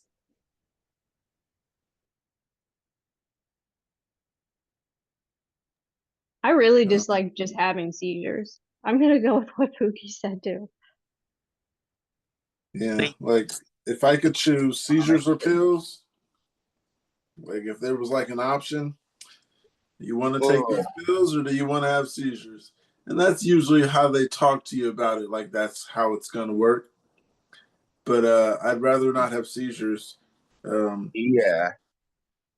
Yeah, if epilepsy was just like a thing where you got to take pills, I'd take that any day without having a seizure, which is not, I guess, not going to happen. Nowhere So, near that yet. yeah, I It's was. going to be risk versus reward and a balance and this and that. I was It's watching give another and take. podcast. There was another podcast, and they were talking about there was like an event where they're talking about finding a cure for epilepsy. And I got like 5 minutes into it, and I just turned it off. I was like, I don't think you guys know what you're talking about. You know, Yeah. and yeah, I think about people who have had 2 seizures. They've been on Keppra or lamotrigine for 20 years or Dilantin, and they simply don't understand what we are talking about. You know, and then I know it personally. It's like, well, I know so and so has epilepsy, and look at them. They have a normal life. I'm like, yeah, but look at her brother. He died in 2014 from a seizure. That's the kind of epilepsy I have. Yeah. 2 siblings, it's my ex-husband's side, which I'm concerned anyway. But yeah, I'm like brother, sister, they both have epilepsy, but totally different syndromes. You know, and even my family would be like, well, look at Joanne. Yeah, well, look at her brother, Ricky. When was the last time you visited his gravesite? So, and venting, but that really gets me, you know, and when people say, well, I got it worse than you, or so-and-so has this and it's not that bad for them, so you must be making it worse for yourself, or dramatizing, or I can't remember the words they used, you know, like dramatizing my symptoms. Dude, I can't do that when I'm unconscious. Have you ever seen me have one of these seizures? The only drama is everybody running around me because I have no control of that stage. So yeah, you know, we get that all the time, and it's that stigma that, yeah. You think I don't want to drive? You think Right. I don't want to live an independent, functional life? Right. Oh, Yeah. I know. Yeah. It's just so much. It's like you got to choose one thing. No, but yeah. What's going to kill you more? Yeah. Right? Oh, Pookie, you got to edit this one out. I wanted to ask you, it was one of the, like, I think the first couple of weeks of Zoom, somebody came in and said, is anybody being real here? Yeah. I put that in there. That was a while back. Yeah, that was crazy. Yeah. He hasn't been back, has he? Nope. Oh. Is anybody being real here? Well, not under that name, I should say. Yeah. Yeah, I don't. Well, now I'm gonna go back and watch some. You know, you're gonna get some more YouTube Yeah, views. I think it was Now we Alan. got to do our own investigation. Because I'm Wait, like, what? I'm sorry, what? What There happened? was an intruder, excuse me, a visitor. You know, early on in the weeks, and I only joined like a month after you guys started or something. So I think me and you this joined the person, same I day, think, Kate. yeah, probably. So I think Sailor Mom's reaction is what stuck out to me, because I think she was the last one who spoke before this guy comes out with, "Is anybody being real?" and says it just Wait, like this was that. on the video. I'm sorry. Yes. Yeah, Yeah. on the Zoom. I couldn't tell you what title at this point, but it was definitely on one You of can the see it on a YouTubes short now. too. Oh yeah, that's it. The best way to see it is on the short, and you could see Sailor Mom's face like, "Motherfucker, I'm gonna strangle you." No, you know, not like she gets violent, but Yeah. It's like like the you did last person not you seriously expect to just get question. violent. Exactly. So they like didn't have epilepsy and they just wanted to like creep. I believe he did have epilepsy because me and him had a one-on-one. He had some stories, but then like once everybody came, because it was me and him there for maybe like 30 or 40 minutes. Then when everyone came through, he just got kind of silent. I think there was one person there at first and he was kind of talking, and then once it became more than one and two people, he got quiet for hours, maybe like 2 or 3 hours in. And then eventually he was just like, is anybody telling the truth here? Yeah. And after everybody was like, yeah, this, and that, and then he just he just left. That's so odd. Like he thought people were dramatizing or what? Yeah. I Yeah. guess. But, and that's what I'm talking about. Some people have a much simpler form of epilepsy that they've lived with without any complications in their lives. That's not who we are, okay? And I think, because I've gotten this on Reddit a couple of times. I'm like, look, I don't know what you're talking about, but I can count more seizures in my last week than you had in your entire life. So, don't tell me that I'm dramatizing. Do you know what I mean? But they don't get it. Some of them don't get it. And I was just wondering if he was one of the what did we call him? That's just tiptoeing the Munchausen, Yeah, suggestion. Yeah, I never figured out that guy's like Reddit name, so I haven't figured out who he is yet. But anybody with epilepsy is welcome to join. So that person probably seen that post like, oh, I have I even epilepsy. suggested to some caregivers. A husband posted something about, just like the post you read earlier today, where the husband was just describing what happened to the wife Oh, yeah. and asking questions of, what do I do? How seriously do I take this? If, when do I give it? Just repeating all the stuff that they're supposed to tell you in the doctor's office, but when it's happening in real time, it definitely doesn't always come back. You're not thinking to start the timer when they go down. Yeah, So some people not taking it as serious Yeah, because you're not shaking. they don't remember the timer thingy. That's I always wonder like the like last thing. how sorry, Angel. How do people who like don't how like okay, I knew for a long time I had to get checked for seizures for whatever reason. But like if mine had just stayed the way they were forever, I mean I got some like pretty bad injuries. But like every couple of years, but like how do people who just have really mild symptoms even go to a doctor? Like why would they, like how would they even know? that's where the PCP comes in. If you're describing neurological symptoms, no matter how vague, something feels off, then that is not your PCP's area of expertise. And they usually start with a CBC and work up and see if anything is off. And that's when they start the process of like, rule it out. If you actually went down, if you have something to show for it, if you're like so blessed to have a bystander describing what actually happened, then you're probably going to, get to where you got to go a lot faster. But, sometimes it takes 5 years of seizures on the job. And, the patient denying it as much as they can for as long as they possibly can. And then you just try to go under the knife and stop the meds. And here we are.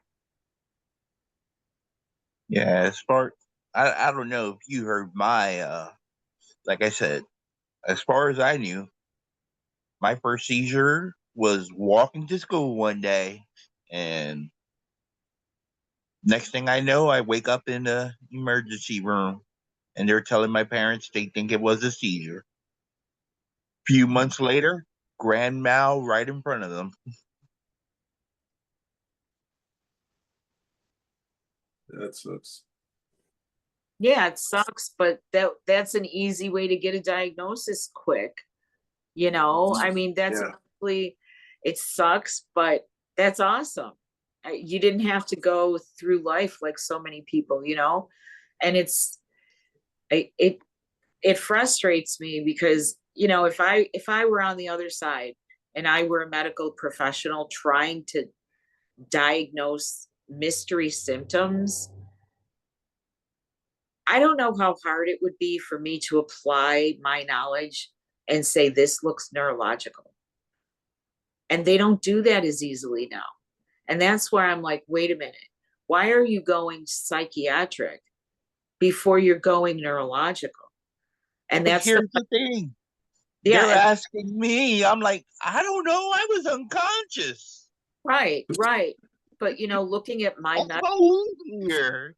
I have stacks and stacks of psychiatric diagnoses that are unsupported, diagnosis deferred, you know, all of that. And I insisted. I'm like, you want to talk about the other kinds of seizures? Then let's talk about what you find in my records regarding my diagnosis, and we'll talk about that. Prove it. And he did. So he's like, oh fuck, you know, that was that today. And it's like, I really am concerned on how the medical model has shifted too far over to psychiatrics and behavioral health, and we're missing complex epilepsies like focal epilepsies that can lead to some really dangerous injuries. So, or you're getting thrown in jail because, you know, you wake up and it's like, wait, what happened? And well, what drug are you on? You know, you know, I'm why? on brain. Yeah. I'm high on my brain. Are you taking any drugs? I'm like, no. No, yeah. You know, so yeah, that I consider you really lucky, man, for having a diagnosis like that. I really do. As traumatic as that is, I chalk that up as a victory, you know? Especially if you go the route of SSDI. Now, if it does end up being that much of an inhibitor for making a living, then you're going to need some clear as day medical records and medical professionals behind you to even assume that you can pay a car note Right. on a social security check. Yeah. Yeah. My therapist's joke today was, let's apply for SSDI right now before they take all the psych diagnoses out, because you're guaranteed right now. Oh no. Yeah. I'm like, that is funny. That okay, but they can't support the psych diagnoses. Not one single one of them, and especially the last 5 years. And there's over 20. And I'm like, dude. And how much action was taken? How much, you know, just time was wasted. Right. And he's sitting there trying not to smile, and he's like, I am so sorry that this happened to you. And I'm like, I really truly appreciate that, because you didn't do it. But I knew he was going to fix it. It's like, yeah, this is a mess, and I'm really sorry. Thank God your daughter was there for that whole interaction.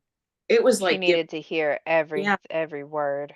She looked like she had some Xanax. I swear to God, she just was like, oh, you know, oh my gosh. Yeah. You know, it's like, this is what I've been telling you guys for 5 years. And then he's reading it. And he's like, so why didn't they? And never mind. I'm sorry. You know, but wait, never mind. I'm sorry. And I'm like, okay, let me just save you here. And no, that sums it up. He's gonna, oh fuck, like, yep. Yeah, that sums it up.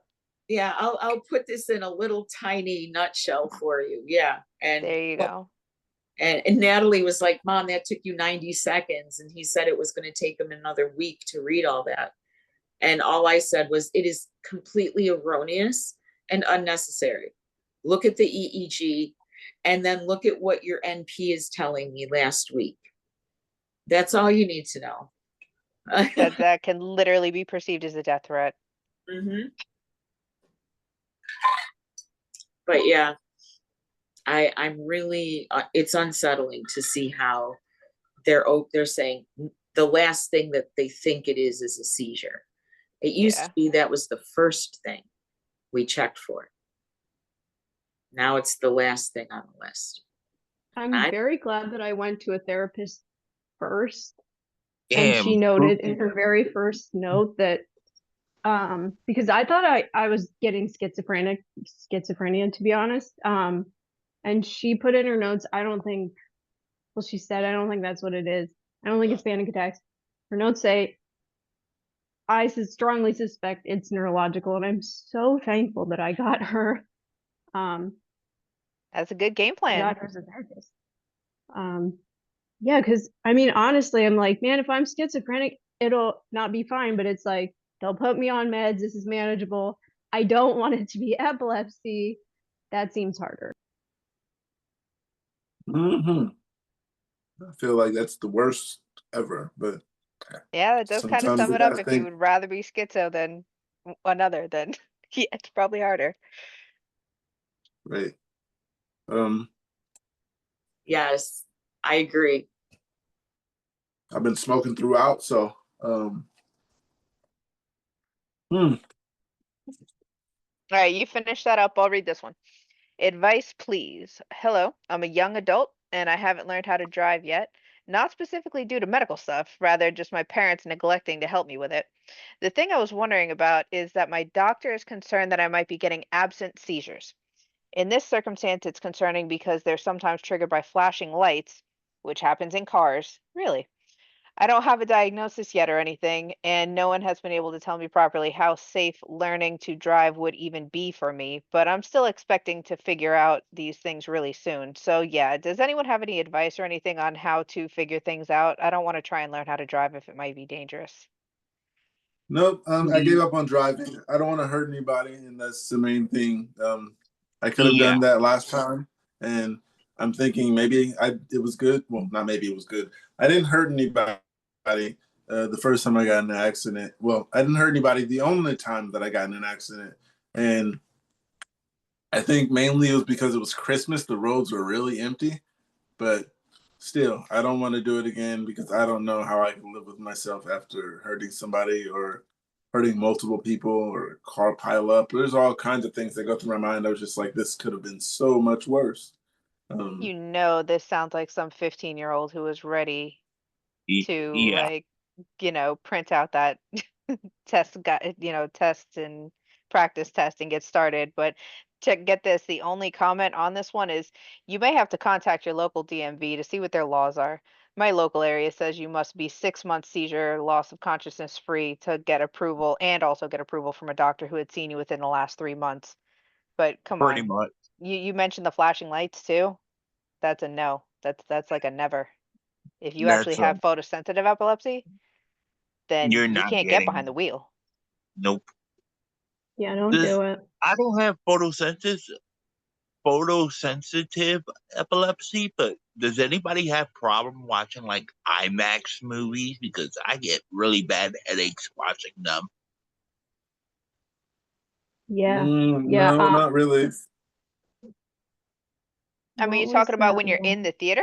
Because it is kind Yeah. of loud. No, just Well, watching them. Not Oh, like I can hear when you say loud stuff, but I can't look at the screen. That's the only when you say time. But IMAX, yeah, I didn't have a problem. We went to the movies a couple months ago. I can watch regular movies. I I didn't have an can't watch issue. IMAX movies. Is that like the 3D ones? I think so. Yeah. Oh, well, is that the ones where you got to like put the glasses on? Yeah. oh no, I don't do those. Yeah, I I haven't already tried just that. had a feeling that it's gonna be bad, and Yeah, I don't want to it's mess not up worth the anyone's risk. movie because It'll they be, do not rewind those movies for people. I always yeah, get real no. bad headaches, and I'm like, no, I'm not doing this again. I don't It'll know be why I streaming did soon enough. it. Yeah, I can't. I read sorry. Go ahead. Yeah, I'm sorry. I can't do VR at all. We tried to do it for my concussion because I needed therapy to, I guess, stabilize whatever got knocked around in my head. And they used a virtual reality program, and I couldn't do it. And I'm like, oh, is this the concussion? And I'm sitting there, and there's my daughter sitting, staring at me, the physical therapist. And mind you, we're all friends, okay? And she's, the therapist is just standing back with her arms crossed. And there's Natalie shaking her head. And I'm like, oh shit, no. Yeah. I had a seizure doing the VR. During the prescribed treatment. Yep. And it's like, I didn't think I could do it when I put these on. And I didn't realize, it's like, oh, I didn't even feel that one. Because apparently I just kind of, did one of the, I melted over, But Yeah, it's like yeah, I can't do that stuff. VR sucks. But whatever. It'll be streaming before you know it. You're not even going to remember unless you put it on your list. I I don't mean, know if this would help that's how it is any- for me. Go ahead, Em. Yeah, please. I don't know if this would help anybody else. I read a tip if you have wonkiness in your occipital, or like migraines, or you're just photosensitive to, I got these red glasses, and I covered one of my eyes and watched a movie, and it didn't stop the seizures, but it definitely helped. So yeah, sometimes don't close your eye, but covering up your eye might. Do you think that kind of filters out, like, that coating they put on glasses sometimes that they say filters out the blue light? Is that kind of what that might do?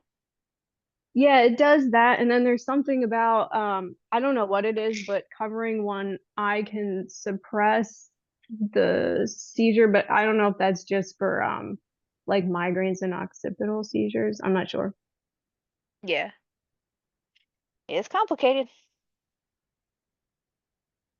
This one is from another young one. I'm female 13. I've had problems in the past with dizzy spells when I stand up, but lately it's been a bit different. Sometimes I'll stand up and my vision goes dark and I start shaking really bad and falling over. I always describe it as a buzzing feeling because that's what it's like. My whole body feels like it's vibrating on the inside. Does that make sense? But today I was cleaning my room and my mom knocked on my door. So I went out to the hallway. I laughed because she scared me a little and then I got kind of dizzy. Then it went instantly dark and I could sort of tell what was going on. I could feel my legs convulsing, but nothing else. Then when I woke up, my mom asked what happened because she tried to catch me and all. Oh, okay, it does continue. Uh,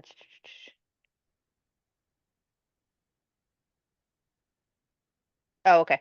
And all I could say was it wasn't my legs. I was shaking my legs for fun. I really meant that my legs were shaking because it was the first thing that I felt when I woke up. And I thought I was doing it intentionally, but I don't think I was. My mom said she was very scared. I was confused because I was on the ground and hit my head. I don't even remember blacking out. I was so immediate. It was so immediate. I was standing and then I was on the floor. This hasn't happened to me before where I just completely black out, but only for a few seconds. I fell back, slumped over, and my legs started shaking. My arms, I was convulsing. Usually I'm half awake, but I don't have any sense of direction and just shake really bad for like 30 seconds, or at least it feels like that. I'm sorry this is so long. I'm confused. Okay, so that's the end of that one. Legs shaking and all that reminds me of seizure. Go ahead, Em. Yeah. You're on mute. Thanks. I was told that I had syncope before other stuff started happening. That sounds kind of like this, and you can have convulsive syncope, or just like postural issues. So go. I feel like all the answers are like go to the doctor. Yeah. Did they ever tell you that you could lose consciousness with syncope or syncope or however you say it? You can like pass out. I think you can faint, but I don't know. I don't know if that's what happened to this person. But didn't she say she stood up and it happened? Yeah, she said she was standing up and she mentioned kind of losing awareness, it sounded like, but she could still describe how she felt it was just her legs. So she was aware, Interesting. but maybe not all the way there. Yeah, that's interesting. Yeah, because she said this time she blacked out. And if she can know enough to say that she fell back and slumped over, like exactly how it happened, then she must have been somewhat aware. But I would definitely lean towards seizure on that one. Absolutely a call for a workup. Yeah. Anything Or, pops out. I mean, You can I also I get a had tilt test for. Oh, sorry, Joel. Go. I said I did have one, like I had convulsions while being conscious, so it's not Okay, like so it looks like the difference between syncope and seizures is the cause. Like both involve loss of consciousness, but the syncope they're saying is due to reduced blood flow to the brain. Whereas seizures, it's all electrical, Okay. like brain activity. yeah, Yeah, you like can have like postural, like stuff with your inner ear too that can do that and make you lightheaded. Oh, okay. I think you get a tilt table test. It seems Yeah, fairly easy to rule out the postural thing.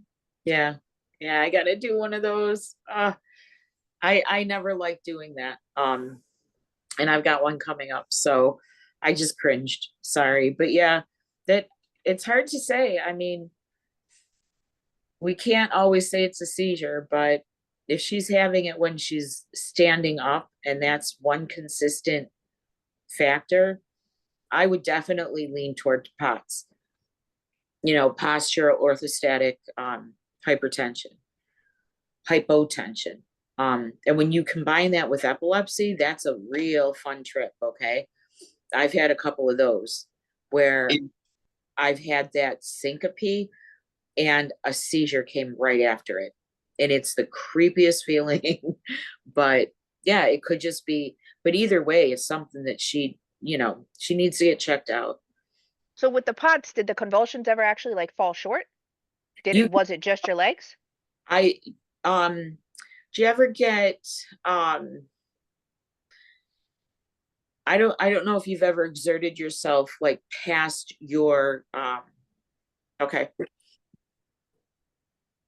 Oh no, go ahead. Oh, I was okay. saying, I'll be You right ever, back. like run yourself out of breath, and when you're catching your breath, you get that dizzy feeling, and if you stand up, you'll pass out. Oh, okay, yeah. That's a form oh of yeah. vagal syncope. So, Okay. you know, if you have postural orthostatic, you don't have to run to have that happen. All you have to do is stand up just right at the right time, and all of a sudden, you don't have blood in your brain. Oh, So you'll pass out, you know, and I've had seizures follow that. But, you know, it's still, if it's you know, whether it's neurological or not, you don't want to have a pattern where you're passing out and not get it checked out. exactly. Yeah. Yeah. So this tilt table thing, do they really just strap you down and tip you over? Yeah. It Oh, moves wow. the crystals in your ear, in your inner ear, that are associated with balance. And yeah, that's part of the therapy. And then there's a lot of fun things. I have to walk on like a half circle. Like if you cut a foam roller in half, I have to walk on those to test my balance. And I'm like, Wow. yo, I don't know too many people who really could do that. And after about 4 steps, I can't even see them. Oh, wow. That is the test. It isn't the balance at all. It's like, no, I don't even know where to put my foot. And that's when, okay, we're done. And that's part of that, you know, Fail. yeah, but that's all with the inner ear and stuff. But Wow. you know, there's Meniere's disease that can cause that, and that's an inner ear condition. And you think with all these detailed imaging studies, we would be able to see enough. But I Yeah, guess not. yeah. I don't know. Yeah, I was talking with this mom whose daughter, like, they're trying to get her diagnosed. She's in our Reddit group now. And she can't tell what her daughter has, but part of this, like, symptoms she described to me sounds like her daughter might have, like, the staring absent seizures, you know, because she was just like staring absently at a wall, and then she fell over and started seizing. But, you know, like, they can't tell what it is. Angel, I didn't know you could also have like staring episodes during focal impaired awareness until I went to the EMU, because apparently absence seizures like show up right away. Yeah, I didn't know that either until my wife told my neurologist. So, but I'm unaware. So, Or So you get absences and like grand malls, is that right? yeah, I get. So what my wife was told, from what I'm trying to remember everything she said. Basically, everything she described to my neurologist was like she could look straight into my eyes and she could literally tell I was not there. Like, she knew I was not there. And um then I started getting, like, I wouldn't say a scolding, but I was getting educated by neurologists about absence absent epilepsy, and he was like, you might have had juvenile absent epilepsy, and I'm like, what? It was just crazy that first meeting with this neurologist. I'm like, what? Learning all these things? That's kind of the right response if you're having absence seizures. Wait, I'm having absence seizures? What? Yeah, pretty much. 'Cause then you definitely don't know the history. They start asking you if you ever had a concussion and everything, and it's like, yeah, by the way, I don't remember like the last 15 years of my life. So Yeah. I mean, I eat in concrete so much, so that's what I there you call it. go. So that'll give them somewhere to probably not say intractable. Yeah. I face planted. Okay. Yes, I had a Right? seizure. I face planted. See my nose, Face planted straight into. right? I've hit in so many hard surfaces with my head. Yeah, I So threw myself sideways against a wall. Well, that's what it looks like on the video. Are you people really serious? I nope. have to laugh. I do. It's like looking back, coming out of a seizure and hearing these people say this to me, remembering and going, are you people serious right now? And my daughter is like, Mom, you just had a seizure. And everybody around her is like, oh, is that what happened? And I'm at the fucking emergency room, okay? That I was sitting there for 12 hours having these seizures. Oh, is that what's going on? Yeah, I feel And really these are EMTs, these are paramedics, these are like medically trained professionals saying, that like, the doctor learning from you. yeah, that discharged me. And I was cognitive enough to say, are you willing to bet your license on this? And he's That like, is why you are our poster child, for sure. Yeah. Like, what are you talking about? And then it gets around that I'm threatening. No, I'm not. I simply asked you a question. Are you willing to bet your license on this? I told you I'm having a seizure and I knew what was coming. Send me out that door. And if I come back injured, yeah, it's your license.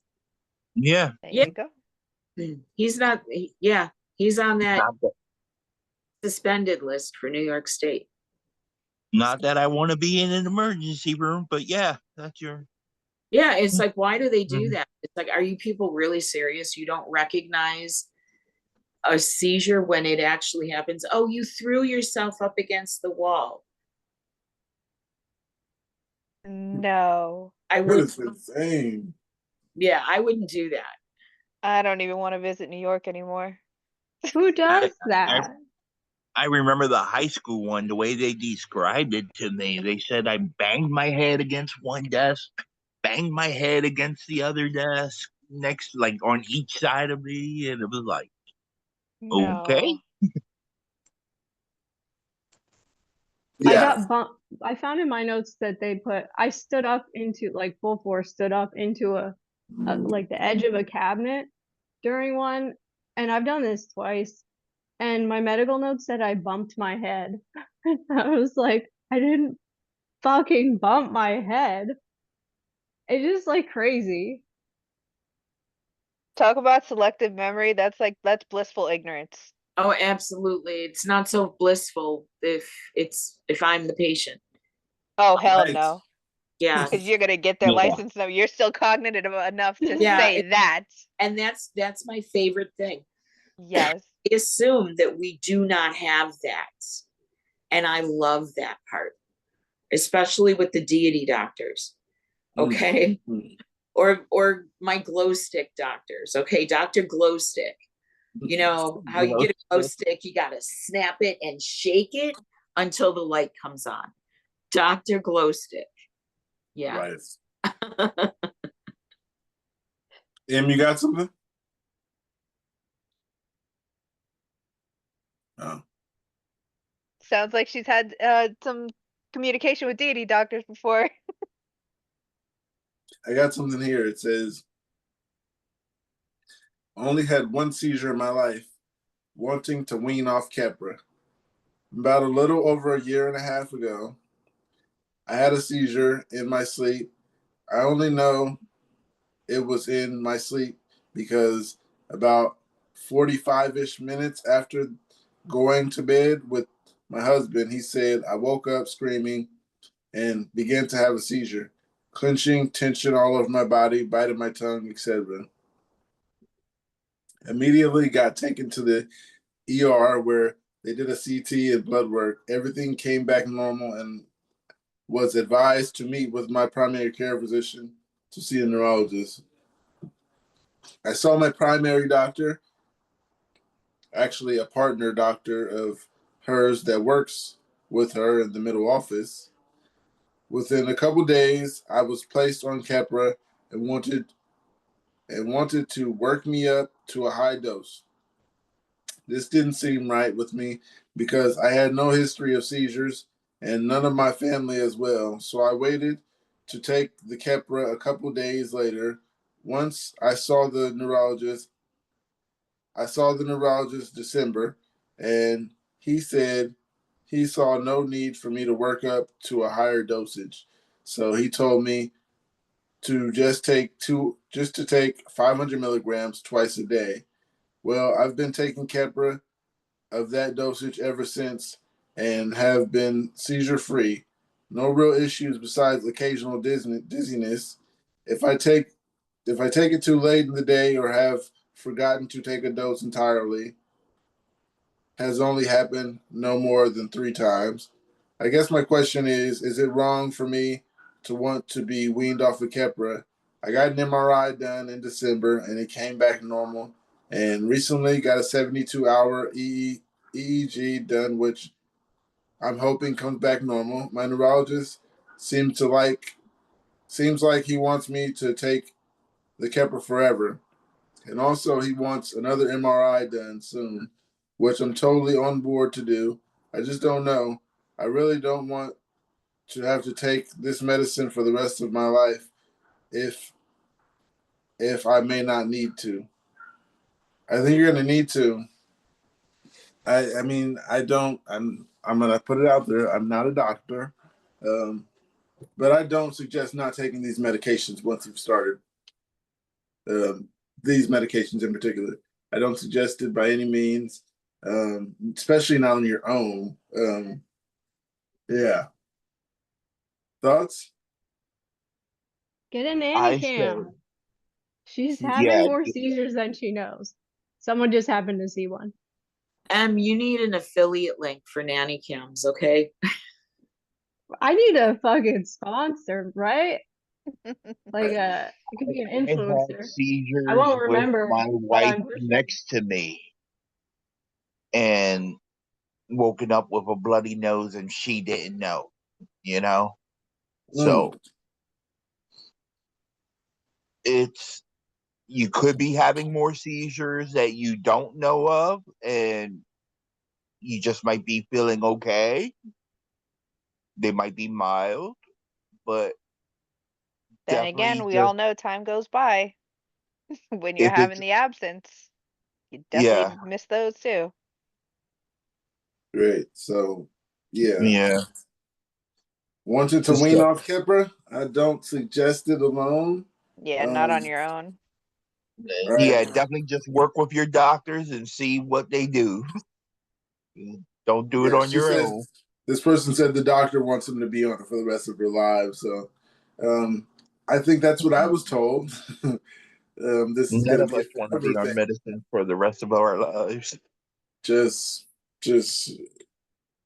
I'm gonna take these meds they give me because if I don't, I know what's gonna happen. So that's my motivation to keep taking this stuff. It does suck, I can say that, but it's better than having seizures more than I am now. Because I'm having a lot now, but I mean not a lot now, but you know, I'd rather be doing this than having a lot more. Because I'm sure without it, I'd be in way worse condition. And I was in way worse condition just on Keppra. So Yeah. Did you see that post on Universe from, I think it was like Napalm or something? Some guy Yeah, posted the right side. the video. Yeah, Oh, he posted that video, and that was like powerful. I've yeah. never seen that. yeah, He was having like really, really strong And I think whatever that's the called. day before he was talking about how he had to go to the hospital, I think, for like 18 hours or something. Yeah. Yeah. mhm. It's killing me to see what's going on. And it's like, I'm so glad you're here. We'll support you as much as we can, but we can't tell you, we can't give medical advice, but obviously something isn't right, and keep taking those pictures and videos, right? Yeah. But I don't, yeah, this is why you don't interrupt your medication. I had an interruption in my insurance for it was over 2 years. And I literally thought I was going to die. Yeah. No, go ahead, Ann. Oh, no, having my medication interrupted for like 2 years.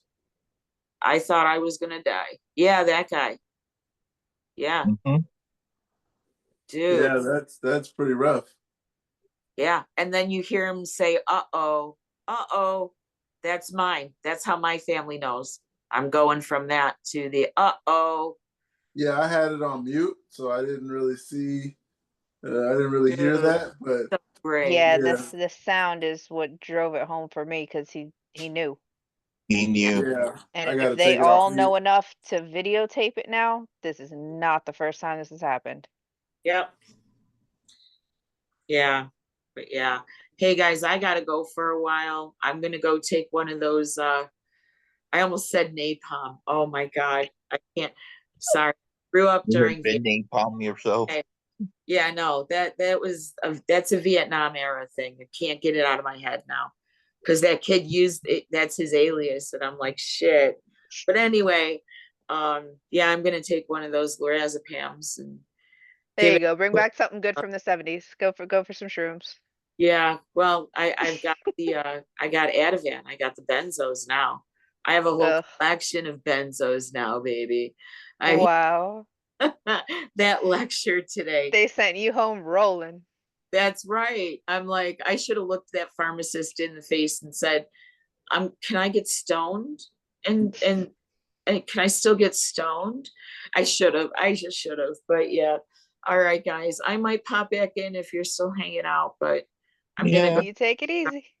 All right. Peace out. See you later. Love you. Peace out, man. Right.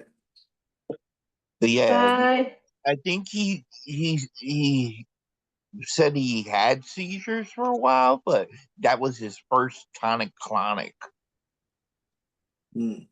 Yeah, something's been going on if he knows enough to record. Yeah, I thought a Right. tonic-clonic was. a Am I grand getting mal. tonic-clonic confused with a grandma? I thought a tonic-clonic They're was on the both same. sides of your body. Yeah, They just they're the same updated the thing. I term. think I think grandma was just like the old school language We're for old it. school. Yeah, we're old school. So I'm I a was little told. confused because do all of you guys have grandmas or tonic-clonics? Yep. Yeah, I have both. The focal partials, whatever you want to call them, and generalized, which end up being tonic-clonics. I didn't Okay. even. So Yeah, I thought I only had the grand mals until I found out I had absences, and then a couple years ago, this was right before my daughter turned 1.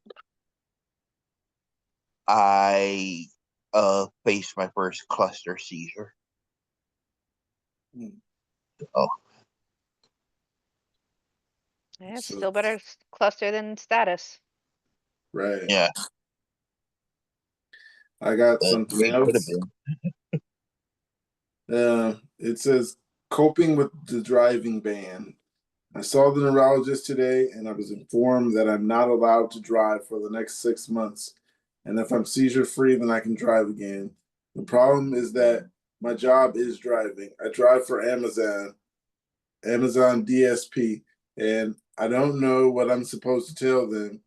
Do I go on FMLA, Washington State? Do I try to get a job from home for the next 6 months? Do I try to go back to retail? I know I have to take it one day at a time, but it feels like most of my freedom is gone. I know I can just use Uber or Lyft, but I've always driven everywhere because that's how I grew up. We didn't have public transportation where I lived, so I had to get a license as soon as I could so my parents could stop driving us to school. I get panic attacks first thing in the morning, and getting out helps so much, and now I can't even do that. I could use any device. I could use any device advice. What what would you do, or what have you done in a similar situation? I do have an electric scooter, so that is one option I have for very local travel. Um, for the driving ban, my doctor, he just called the DMV, so I mean, it isn't like I can just go pick up a license, and it's up to my discretion at this point because they're not here with me and they banned the license. So if I just like to drive, then I shouldn't, and I'm not. So coping with the driving ban was all right because I think at the time I was a teen, so I didn't mind not driving. I was already in high school catching a school bus. So But it yeah, sounds like this person is contemplating not only loss of independence for driving, but making a work. living. Yeah, That was like the Yeah, biggest that was his crushing blow job. to have to accept, like, after they came to the parking lot and like I was already shirt off and had to admit that, yeah, that was a seizure. Like I couldn't go back to that job. So working from home is a hell of a lot more difficult entry level, obviously depending on what field you're in. But I was doing phone Safer. stuff. I was working in doctor's offices. I was just going from, office to office when they offered to pay me more. And then I ended up in collections, lived off the commission for like 5 years, and that was the end of that journey. The only job I've had since then is some like part-time over the phone telemarketing thing, and that ended after a couple months because I had had too much background noise. So it's entry level or like nothing at this point. Yeah, You so like I said, I was in high school with the driving ban, so it didn't bother me. But then what threw me off is when we went back to Kate, you said they found you in the parking lot with no shirt on. Yeah, it was one of those funny little stories from back in the day. And the job had called the ambulance on me at least twice. Just for needing it. I think it was 2 tonic-clonics at that one. But then I had one of those wander off episodes. Lunch break, I would FaceTime home and walk the block. But family didn't want me walking the block anymore for obvious reasons. And, they were right. I can't say it any other way. They were right. That job was in between the courthouse and the park with like the homeless population there. So there's like a row of tents and the courthouse on the other side, and the cop car was there. And I, of course, have no recollection, but family can describe it pretty accurately. And it wasn't too long So after that I stopped driving. did someone take your shirt off or you took your shirt off? It You was lost me. me. No, it was me. Okay, that's what I was getting at. Where Yeah, the no, it question was mark it was left. me. I guess I just stepped out as soon as I didn't wasn't in the office anymore. Maybe I was thinking, I'm just home, I'm ready to chill or something. I don't know. There's no rationalizing that. But yeah, I just kind of wandered off, and that was the last time I could ever show my face there.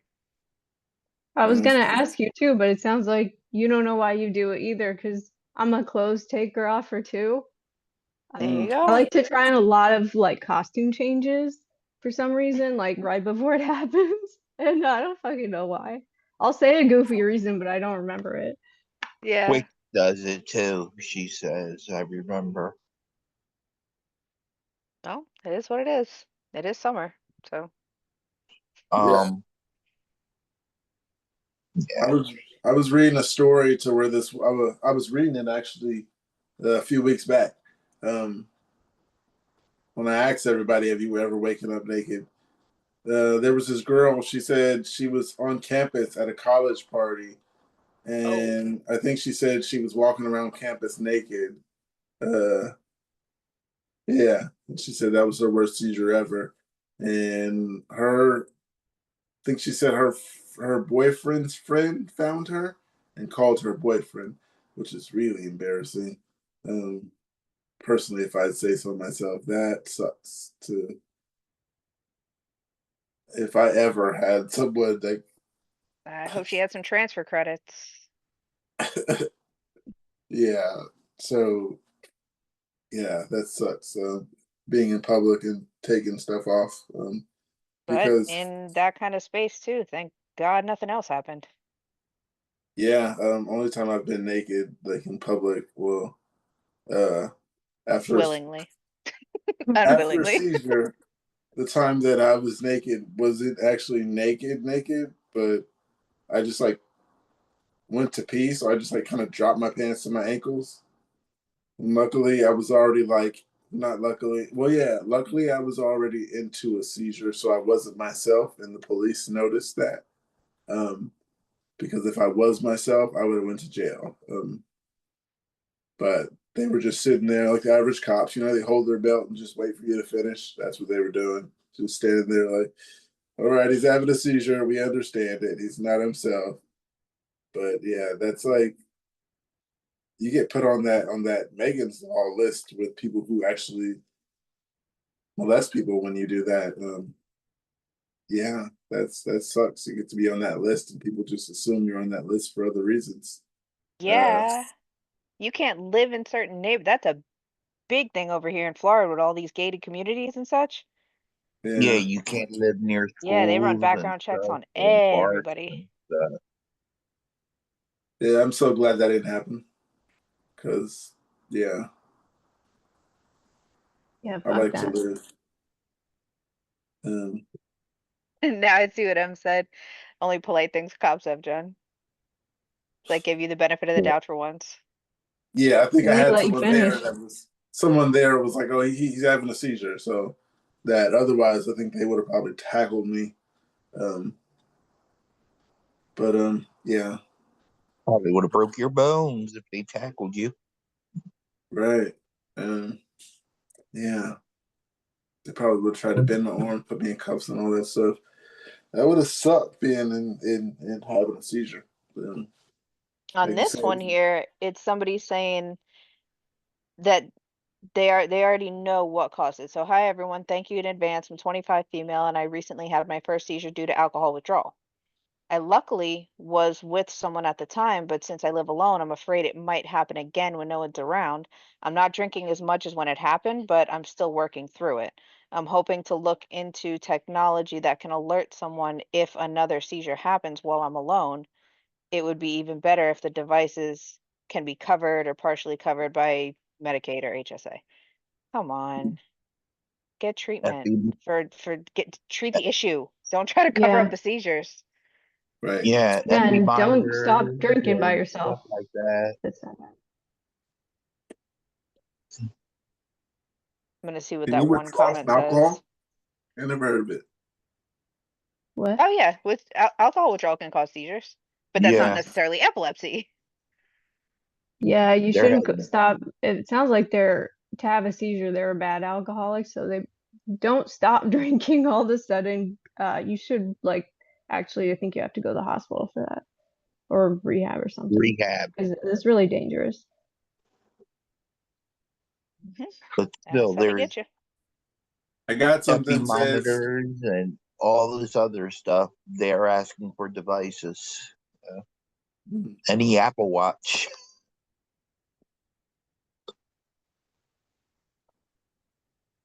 got something that says non-medical ways to help your seizures.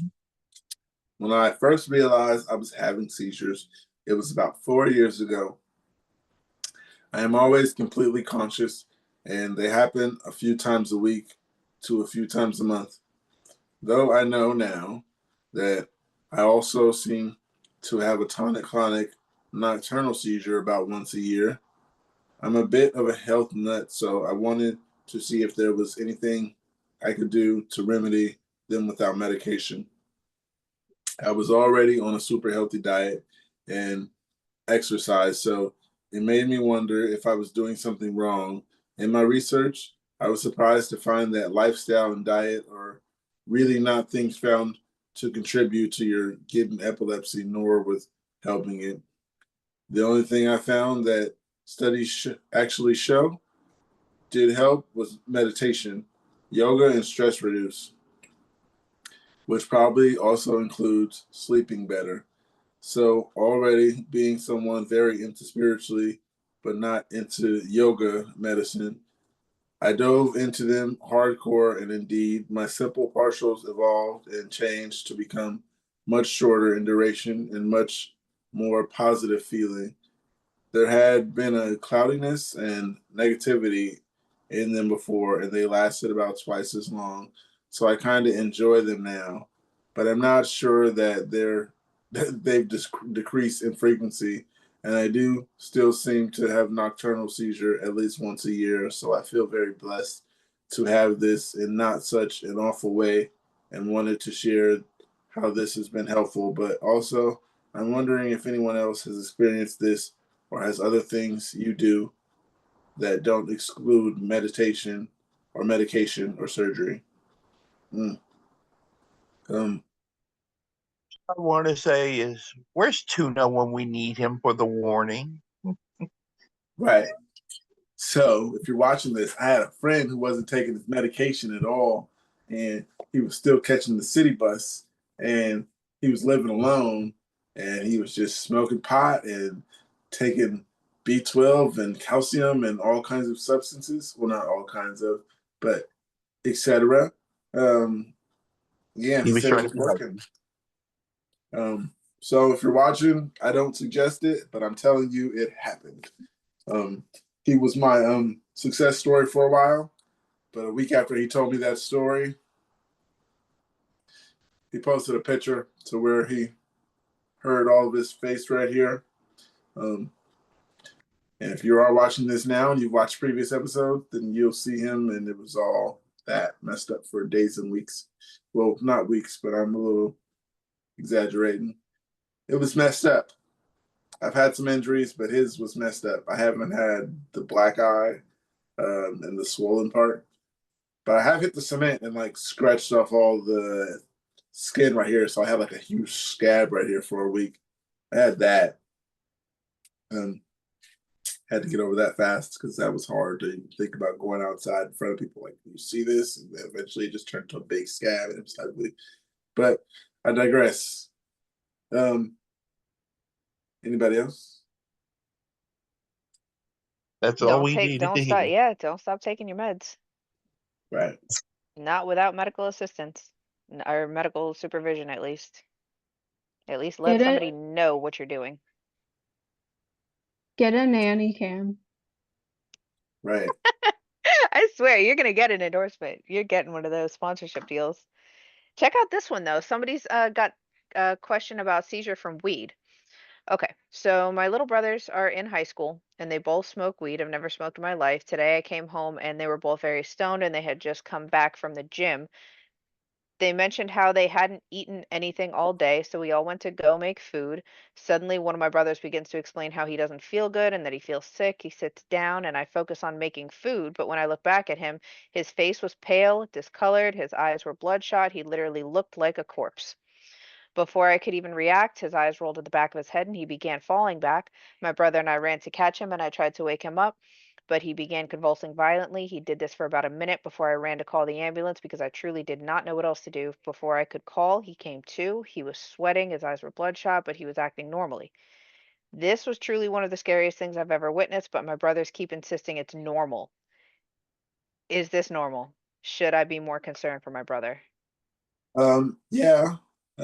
That's not smoking pot. I smoked a lot of pot in my days, and yeah, I didn't have seizures, and At least check the source. yeah, yeah, pot's never done that to me. I can say that. So No, yeah, I if mean, you're even out there even if it's smoking not pot, clean, like that THC, CBD, that shouldn't do that. That So sounds I don't like even know something what that that could have was been laced with. laced. That's what I was gonna say. I don't know what that could have been laced with, but if she's It, attributing this to that and the brothers are brushing it off as this is normal, it's probably not the weed.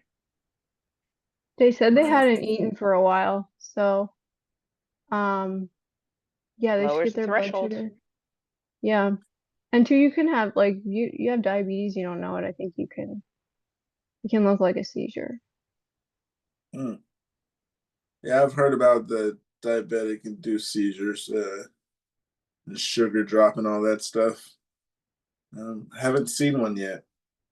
Actually, I think I have now that I think about it So recently. what's this talk about greened out? Says one of the comments says I've greened out before and it causes me to feel like a seizure may come on, but it doesn't. So is that just smoking too much? I've never heard the term smoking too much. That's what I'm saying. I don't know what greened out could be. Uh, yeah, smoking too much, that's a preference word. Yeah. And either way, that comment still says, but that would never cause convulsions. So yeah, greened out is probably just some like new term for being done. Yeah, because after a seizure, I usually smoke a Roll decent another. amount. It's because I think it's going to help. It usually kind of helps with the headache more than anything else, and then it helps me kind of feel rested instead of feeling that feeling of I'm just in pain. I want to get up. I want to do this and that. Smoking right after kind of helps me rest and be peaceful and There's kind of quite a few comments of like proud stoners who are saying this is not weed. Get up to a doctor. Right. He needs a doctor.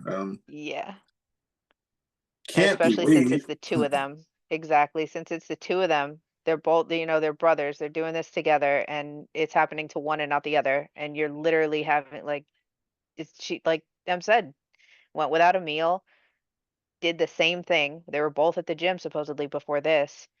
So yeah, it's not the weed. Own up, take care of it. Right. Yeah, I would have went that day, and yeah, because if weed ever makes me have a seizure, if I ever have a seizure while I'm smoking, I told myself already I'm gonna go to the hospital because it's obviously not the weed or something in the weed, but I got a reliable source. You go to dispensaries and stuff like that would help, and yeah, you gotta know what's in your weed. So I wouldn't say find a dispensary, but yeah, know what you're smoking. Do people still smoke like that K2 shit? Because that I'm pretty sure gave me a seizure. That was like 15 years ago though. I mean, So K for like some kind of spice, kush. I was like this synthetic weed. I think they outlawed it in most places, but spice. spice. OG Kush? Yeah. What, Huh? Angel? I thought she was saying OG Kush. No. No, Spice. it's synthetic. It's not, Oh, yeah, it's not real. It's all, I mean, do they make it in a lab? I don't know. It looks like you crushed up some leaves, to be honest. It does look like crushed up leaves and just pieces of it. Like Isn't that right? uh yeah. Bunch of different kind of trees, different colors, All right, black, what NHS wants us orange. to know about it is that synthetic cannabinoids, also known as spice, may be powdered chemicals dissolved and sprayed onto paper or dried plant material. Synthetic cannabinoids can also be made into a concentrated liquid to be used in vapes. Yes, I'm never gonna want to vape this shit. I don't know if it's I'm- still, my brain is fucked. I've heard about it being disbanded. I mean banned or whatever. But I think I've still seen it in stores, but these were like corner I stores. So mean, if DEA's got a fact sheet out there about it, then I'm sure it's still around. I used to work in a warehouse for Marshalls. They were buying like I don't know if it was soap or something for pets that was uh cannabis based, basically. Oh yeah. But that's a safe place to stop because this is not cannabis. This is sold under the guise of herbal incest or potpourri, and it's supposed to mimic THC. Like, they promise you some kind of psychoactive response, but it's not I anything don't suggest natural. it highly. Um, No. And now that I see what you're talking about, it looks more like algae to me than anything. yeah, I had an experience. I didn't smoke it, so I need to start there. It was not an experience. I experienced someone on it.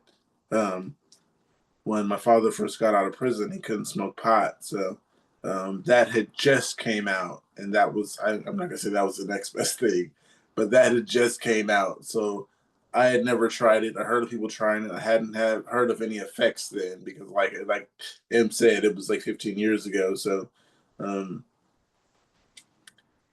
yeah, Yeah, we'll look into this.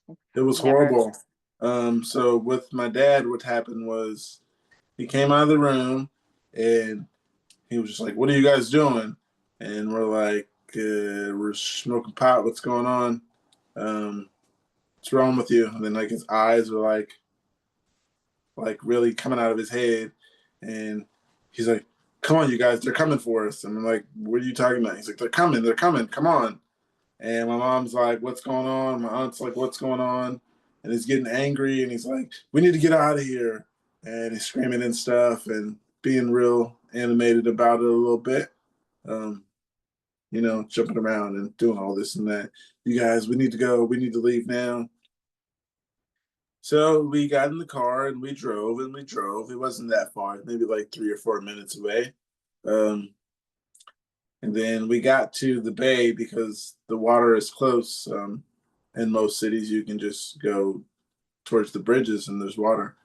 So we got to the water, and instead of going across the bridge or down the street or around or anything, my dad was like, "Get out of the car." So we all get out of the car, and we're at the edge of the water now.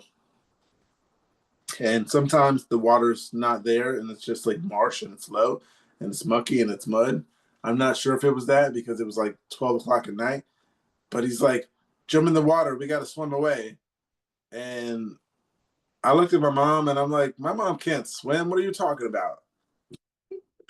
And then that's where the conversation ended. And it was just like, "Are you guys going to swim or not?" And we're like, "No, my mom can't swim. I'm not letting her jump in this water." And it's kind of muddy. It's more mud than water because the tide is out a little more in that time of night or whatever the case. But that shit was hilarious. It's funny to look back on it and laugh now. But yeah, I've seen somebody on that stuff and it was wild. It was crazy. How did It they was get one of these. away with selling this? I'm reading the back of the label, one of the labels right now. Okay, first of all, how these are marketed, they sell them in these little like I mean, I don't know how else to describe it, but it looks like just a little condom size like package, and it has like Scooby Doo on the cover, and the back Ah, of it says this is an aromatic potpourri herbal blend, and it gives you instructions on, you know, pack it and smoke it. But the ingredients in it is like nothing natural. They call Nymphaea carula and something something in parentheses, but it says Blue Lotus. So obviously none of these ingredients are natural. It literally called part one of the ingredients in it marshmallow. And of course they have some other like 7-syllable word in parentheses. I don't know how they get That's away with how selling you this know here. it's not safe. Wow. Nothing's natural.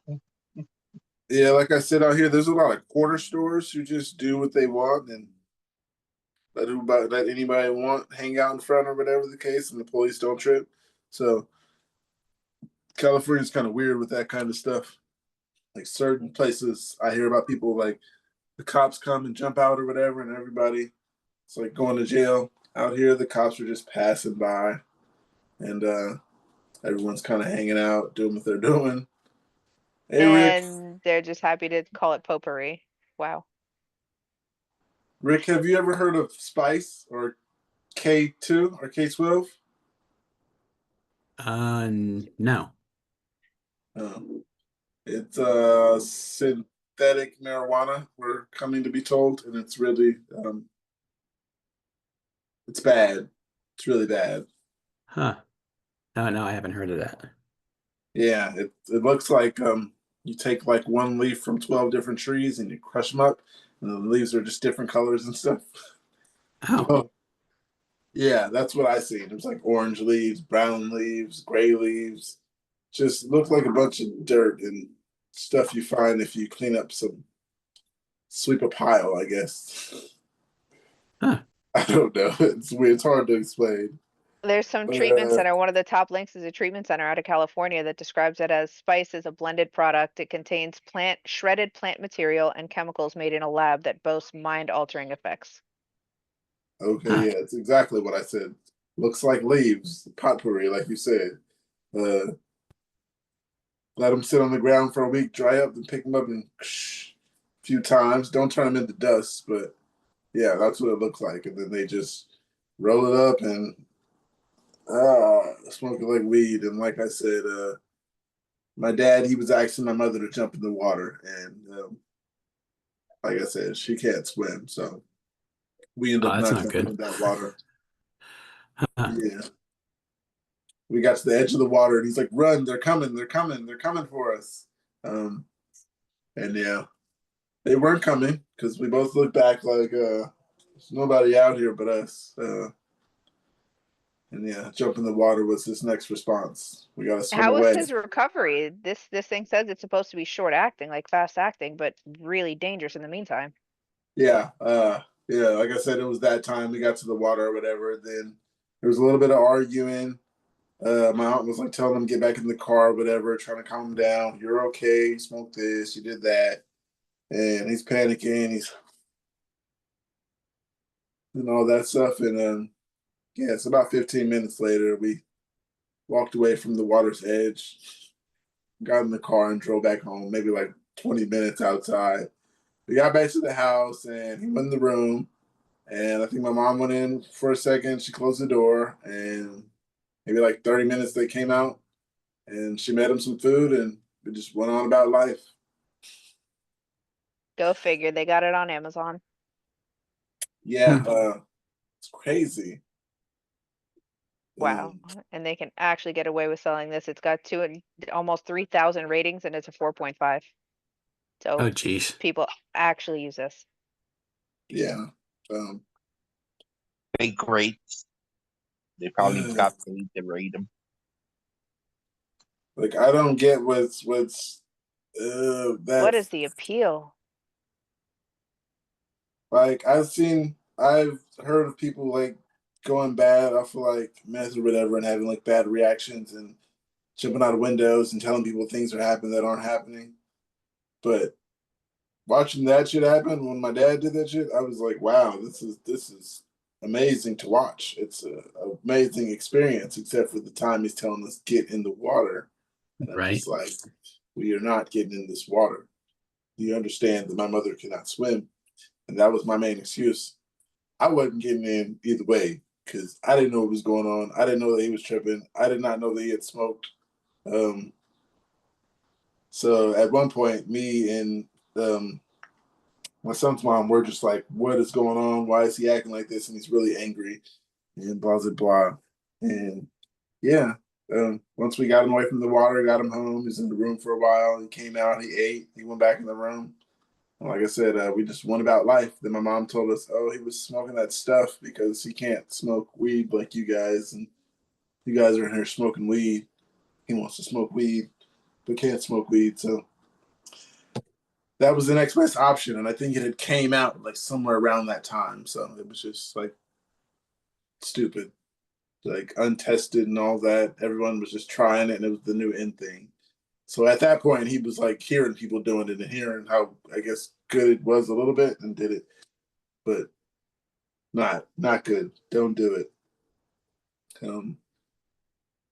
I wouldn't. Anyhow, I have something here that says, Chat GTP diagnosed my son's condition. My son had his first seizure at 8 years ago.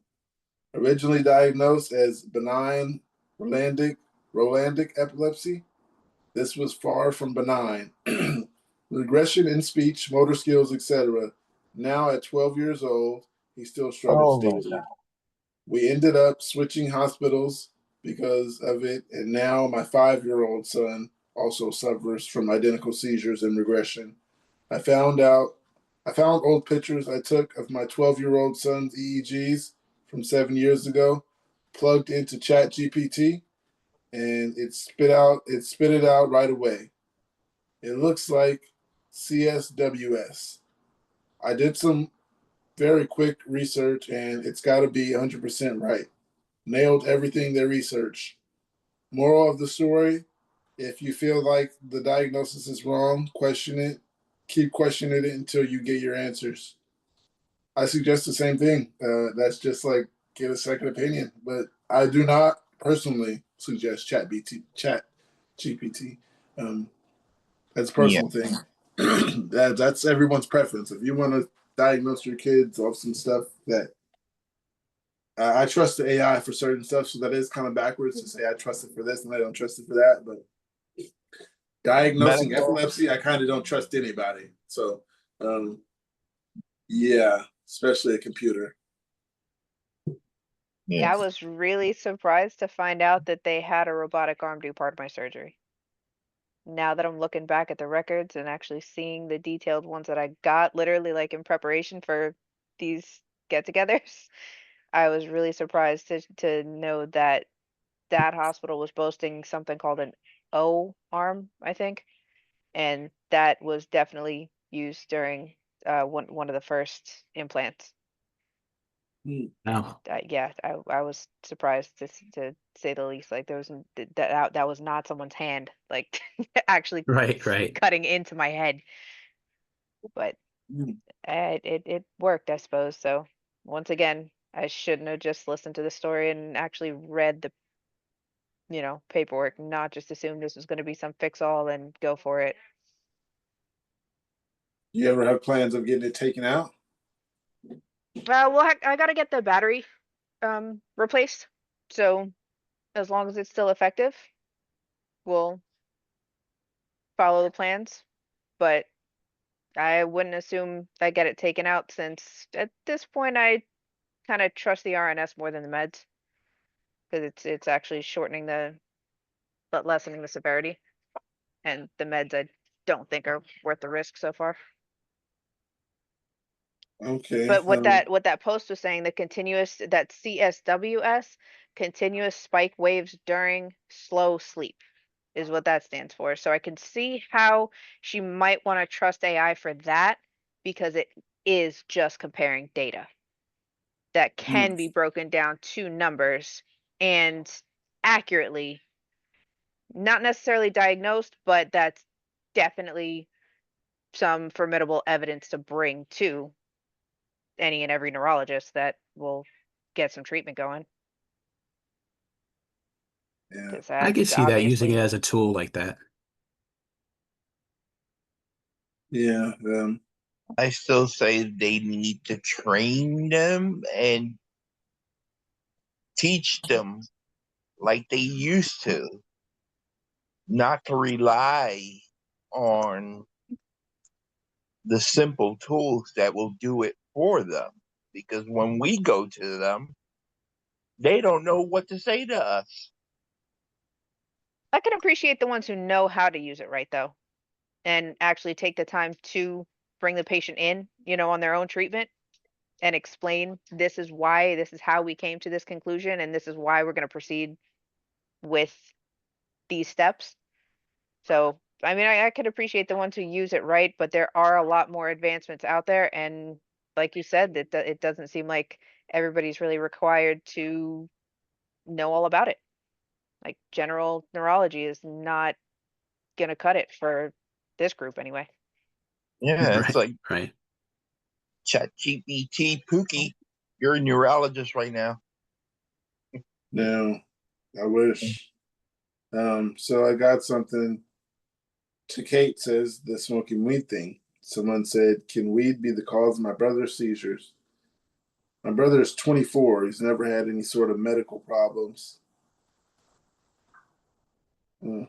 He's never had any sort of medical problems until like the ending of last year or the beginning of this year.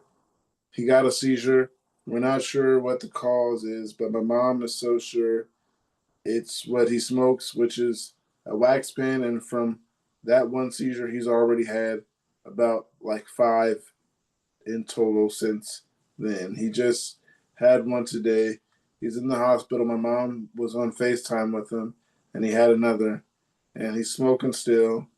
I know he's smoking still. I know that because he told me. I took his pen away, and since yesterday, like at 10, I kept it because I had already had a feeling something would happen. He was sleeping during the day, which is something he doesn't do. And when I asked, he said he was fine, but I knew something was wrong. The doctors haven't told us what is the cause of it, but if it is smoking, I'm not letting him smoke it anymore. Do you think it was the weed? I've heard stories about the wax pen being different for certain people, and they tell people to stop smoking it or certain waxes or whatever the case. The wax pen in particular. Oh, but yeah, the I'm not gonna say I never heard a story about weed because this was this one. I don't know. I think it's personally your choice of where you get it from or whatever. I don't know where he got it from. Um, Yeah, you can get weed a lot of places that you should not trust, but people do because it's either cheap or there's always some factors into someone getting weed somewhere you shouldn't get it from. Um, trust your dispensary or your over the counter, over the street.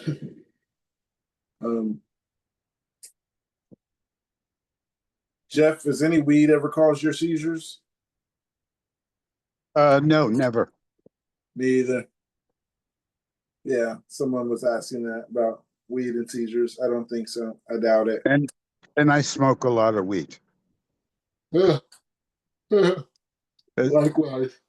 Somebody else here said that they're traveling soon. Their question is about the meds. But my meds are being treated like contraband. So I'm about to leave the country for a few weeks. Passport's ready, snacks are packed, vibes are high. But my prescription company is refusing to send me a refill before my current one runs out because it's a controlled substance. It's a seizure medication. Okay, so this is a little bit of a rant. Like, these people obviously just don't understand that's how it works. I'm not trying to open a black market pharmacy in Italy. I just don't want to run out of meds mid-trip and go like that on the Eiffel Tower. Okay.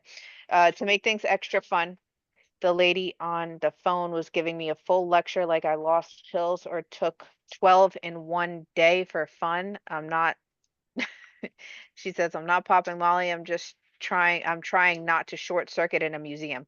Anyway, has anyone here switched to a med that's not considered a controlled substance? What was that like? Smooth sailing or medical chaos? So this person has brought it down to getting off the meds. The medicine that they're not allowed to bring, they're considering just abandoning because of that. Huh. What do you guys think? It doesn't sound like a good idea.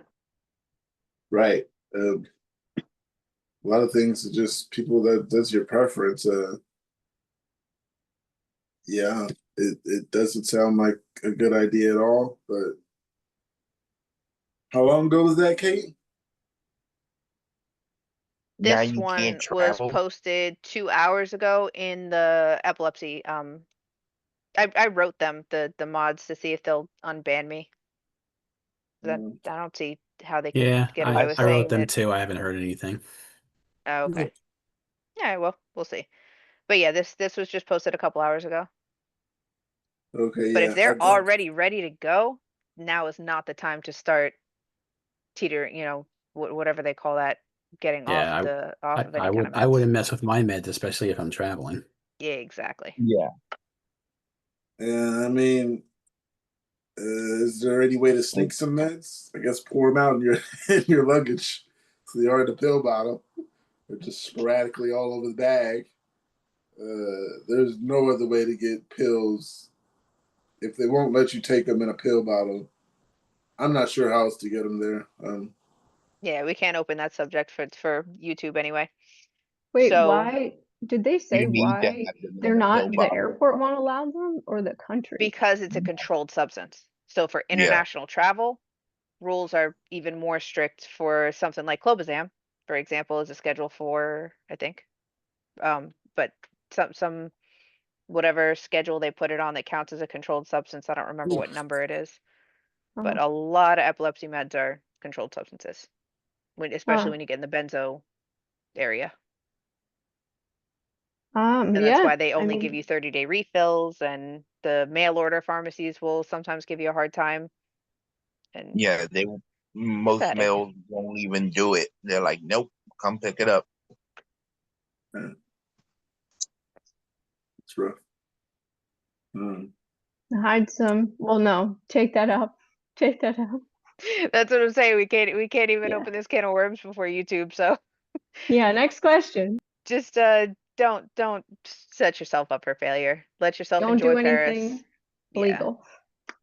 All that Let country. yourself enjoy Paris and see if they'll work with you. I mean, Yeah. that's a whole nother can of worms. Yeah. So I don't know if they changed the has law, but I've traveled to Paris many times with medications, and I haven't had a problem. I don't know if they changed the law, but don't do anything illegal. well, it says Xcopri, so being that it's new and it's a controlled substance, Yeah, like Copper's the level 5 we were talking about earlier. yeah, so I'm not exactly surprised. Have you guys ever had any side effects, I guess, from the altitude, from flying? Does that cause seizures for anybody? No. Nope. Nope. Oh, No, I've been never. on about 5 planes. Yeah. okay, good to know. So planes are usually pressurized, so I don't see that being an issue. I wonder if you go from, let's say, Kansas to Colorado. I wonder if that Yeah. altitude goes from 1,000 feet above sea level to 10 or 12,000. I wonder if that makes a difference. It does with asthma, so I kind of wonder if that would do something with epilepsy. Brandon. Yo. Hey, Hey. I'm sure you probably didn't check it out, but Brainstorm is official. I'm so happy to hear that. Yeah, I got some pretty cool stories. Somebody wanted to do a comic on them, so I was like, sure, we can talk about it. Check it out. Send me some stuff, and we got a pretty decent story. I was like, we might be able to work with that. But also, I got this character made by AI, so I just told them what to do, and they kind of just made it and told me what the character does and all that stuff. Yeah. Brilliant. Yeah, I actually put in there that there's a neurologist who keeps prescribing pills and doesn't know the side effects and doesn't care, and that's what it came to, the Oh yeah, overprescribing. you're gonna be on Hulu next year for sure. Yeah, so I'm working on it. Might get a comic, might get a little cartoon. Never know. There you go. Is it Hulu or does Hulu even exist now or is it just Disney? Oh, that's right. There are Even current better though. events. Then now you're on Disney. Hey, you never know. I got to work on those copyrights though, because the character is actually made, so I need to work on that part. Get some I'll merch figure it started. out when they bump the price again. Yeah. Anyhow, I got one here. It says, "Please help me understand my condition. I am an autistic, non-binary person, and I'm biologically a female. I sometimes get physically paralyzed, usually when I get very anxious, and sometimes I've had convulsions. It all started a few years ago, and my doctor told me I am an epileptic a few months ago. I'd like to know more about my condition because he didn't tell me a lot. I'm always conscious when I get paralyzed or even while convulsing, although I fall asleep sometimes because I decided to just try to sleep while being paralyzed. I have anxiety and maybe depression too. I was depressed, but I don't know if I'm still depressed because my psychologist doesn't like to name things, or maybe I have an autistic burnout, or even a combination of the three of them. I take antidepressants and now anti-epileptic pills too. I don't know which of my problems to do with autism, which of my problems have to do with autism, which ones have to do with epilepsy, or which ones have to do with my ADHD, my depression, my anxiety, or myself. I am so fed up. I don't lose consciousness ever. I've established a way of communication with my friends while I'm paralyzed by blinking once or twice to say yes or no. I can still blink when I get paralyzed with my eyes open, although if I get paralyzed while my eyes are closed, I can't communicate in any way. I stay conscious I hear my close ones panicking, worried, or even crying sometimes. I've been conscious while the doctors shout at me nonstop at me to stop moving nonstop while I'm convulsing, or to talk to them while I can't talk. Doctors have mocked me, shouted at me, questioned me, infantilized me. They even thought that I just didn't want to speak. I am conscious while I convulse and feel the pain in my body and get tired because it just moves on its own. I am really fed up. I feel tired almost all day. I don't sleep well, and when I sleep, I can't wake up. So I oversleep every day, and I still feel sleepy and tired, which affects me daily. I sometimes want to die, but I won't. Can someone tell me which parts of this part is epilepsy. At least I want to be able to distinguish it from symptoms caused by my depression, anxiety, autism, personality. I just want to know about my epilepsy, what kind it is. Is it normal to get paralyzed instead of getting convulsions? Is it normal that it all started a few years ago? I didn't get paralyzed nor convulsions when I was a kid. Why now? Is anxiety the only trigger? Can this be cured? What can trigger epilepsy? Thanks in advance. I wouldn't say, I don't know what triggered epilepsy is different. That's a different word to use. Triggered epilepsy. I can say what caused epilepsy for some people, but triggered, that's a different word. You trigger a seizure. Was this the person that said they were born female? Yes. Okay, so this could always be a catamenial thing. And how old are they? Didn't say. Okay, so depending on what stage of life, that be something to test. But overall, it just sounds like a lot of different factors contributing to what could end up being like the breaking point of a seizure. So take all your concerns to the doctor and go one at a time. Just see which one needs a specialist and which one this doctor even knows about. And What's up, Em? Right.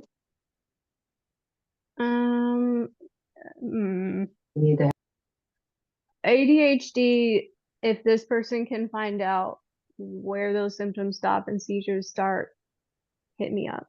Also, get a nanny cam. You're tired all day. Just get a nanny cam. I swear, you say nanny cam so much, somebody's gonna see this and they're gonna be like, "We're gonna sponsor her. Let's get her some nanny cams." I'm not trying to do that, nanny cam. But if Good somebody idea. wants to, I got a nanny cam, but it's not a nanny cam. It's just regular surveillance, and it happens to catch me seizing time to time. I like the Nest cameras, that like Google brand one, because it worked really well with night vision too. Yeah, I got one of those. I just gotta get the micro SD for it. I have to mute my phone in the middle of the night. Well, mute my notifications for my surveillance camera because it's so good that every time I move or turn over, I wake up with either the phone's chirping if I don't mute it, or I wake up with 30 notifications of every time I turned over. And sometimes I check them. Sometimes I'm like, okay, it was just another night. If I don't have a headache, I won't check them. And sometimes I just look at them and I'm like, okay, you're just letting me know I turned over. And then I'm doing the time lapse thing, and it's just head moving. It catches every movement. So like I said, I got to mute it at night because otherwise it'll keep chiming every time I turn over. And I'm not a heavy sleeper, so I hear it a lot when I don't mute it. And that's how sometimes I forget that my phone's not on mute. Because I'm like, why is this dinging? I don't know anybody who's texting me at 1 a.m. Yeah. My phone could go off like 800 times in the middle of the night and I would not wake up. My girlfriend has to like shake me awake when something happens because I sleep like the dead. Yeah. Man, I wish I could sleep that peaceful. Well, no, it's more my body got used to only having like 4 or 5 hours to sleep, and so I would like just sleep like a rock for that amount of time, and now that's just what my body's used to. Yeah. Or back in the day when there was like this nice work schedule where you could live on like 5 or 6 hours for 5 days out of the week and then like crash for all of Saturday, or back when little ones That's used to how, sleep yeah. 14 hours a day. That's basically how my schedule is now. Yeah. Yeah. It says pharmacy keep messing with my prescription or not having it ready. UK based. Can I sue? For the third time in the last 3 months, my medication has not been issued in time. They say allow 3 to 5 days. It's been now 12 days. I have 1 day of Keppra left and then back to seizures. This is the third time I've had to take emergency leaves from work. Do I have a case to sue? I'm fed up and complaints are getting nowhere. The pharmacy don't even pick up the phone anymore. I wouldn't know anything about lawsuits. It sounds very lawsuitable. That's not a word, but yeah. sounds like you got something, but then again, it's a Yeah, different country also. So yeah, So why are they tripping? The pharmacy won't fill their script?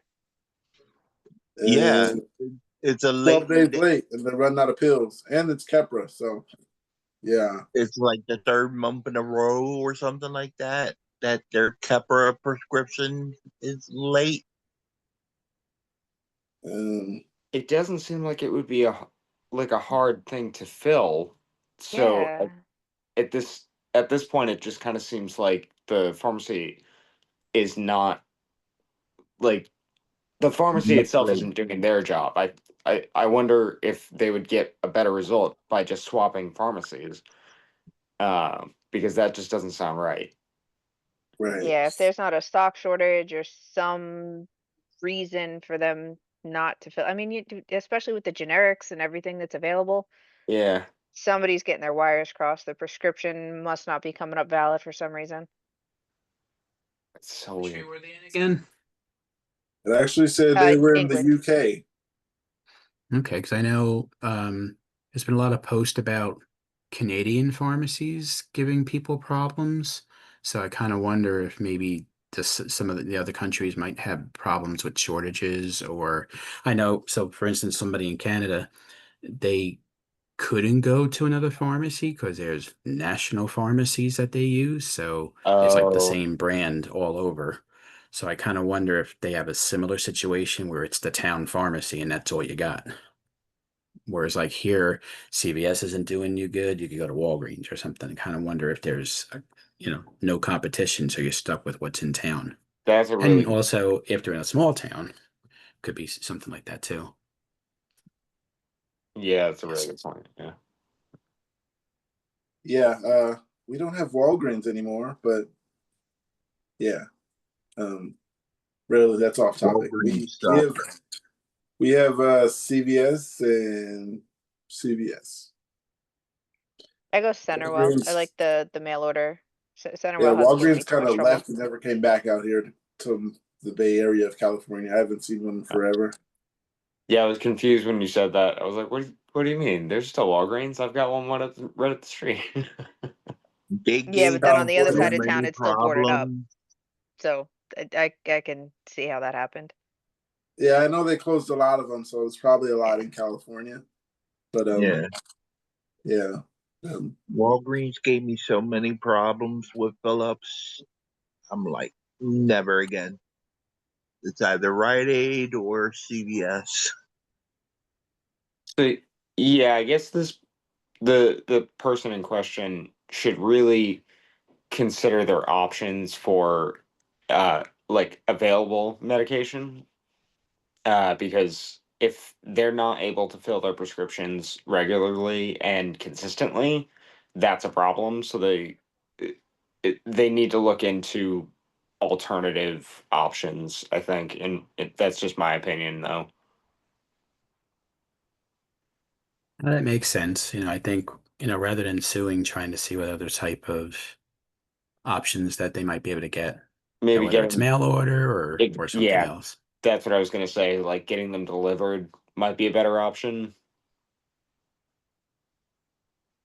Yeah, I guess just a quick AI overview does say that there is well-known difficulties in accessing specific medications like Tegretol, that's carbamazepine, and lamotrigine, with some formularies experiencing long-term availability, is what they're calling it in the UK.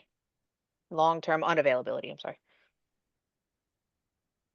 Okay, Rick and Brandon, you guys weren't here when I asked this question, and I have to ask it again because I've been so ignorant to doing this and haven't paid attention until I read this. Uh-oh, pressure's on. Right. Here we go, Rick. Does anyone else have fear of using single-person public bathrooms? I certainly do. I'm afraid I'll have a seizure and nobody will be able to help without breaking down the door. Not only do I fear the obviously physical harm, but shudder to think if anybody saw me in a compromised position. I know it's something we can't control, and when need be, there's not a whole lot of options, but still, if I'm with someone close, they usually join me. Just another fun aspect of living with epilepsy and generalized anxiety disorder. for some reason, I never thought of that. Like when I'm in public and I'd be like at the train station or bar station or whatever, and I always use the bathroom. Well, not always use the bathroom, diapers. I always like never think of it when I go to the bathroom at those public places.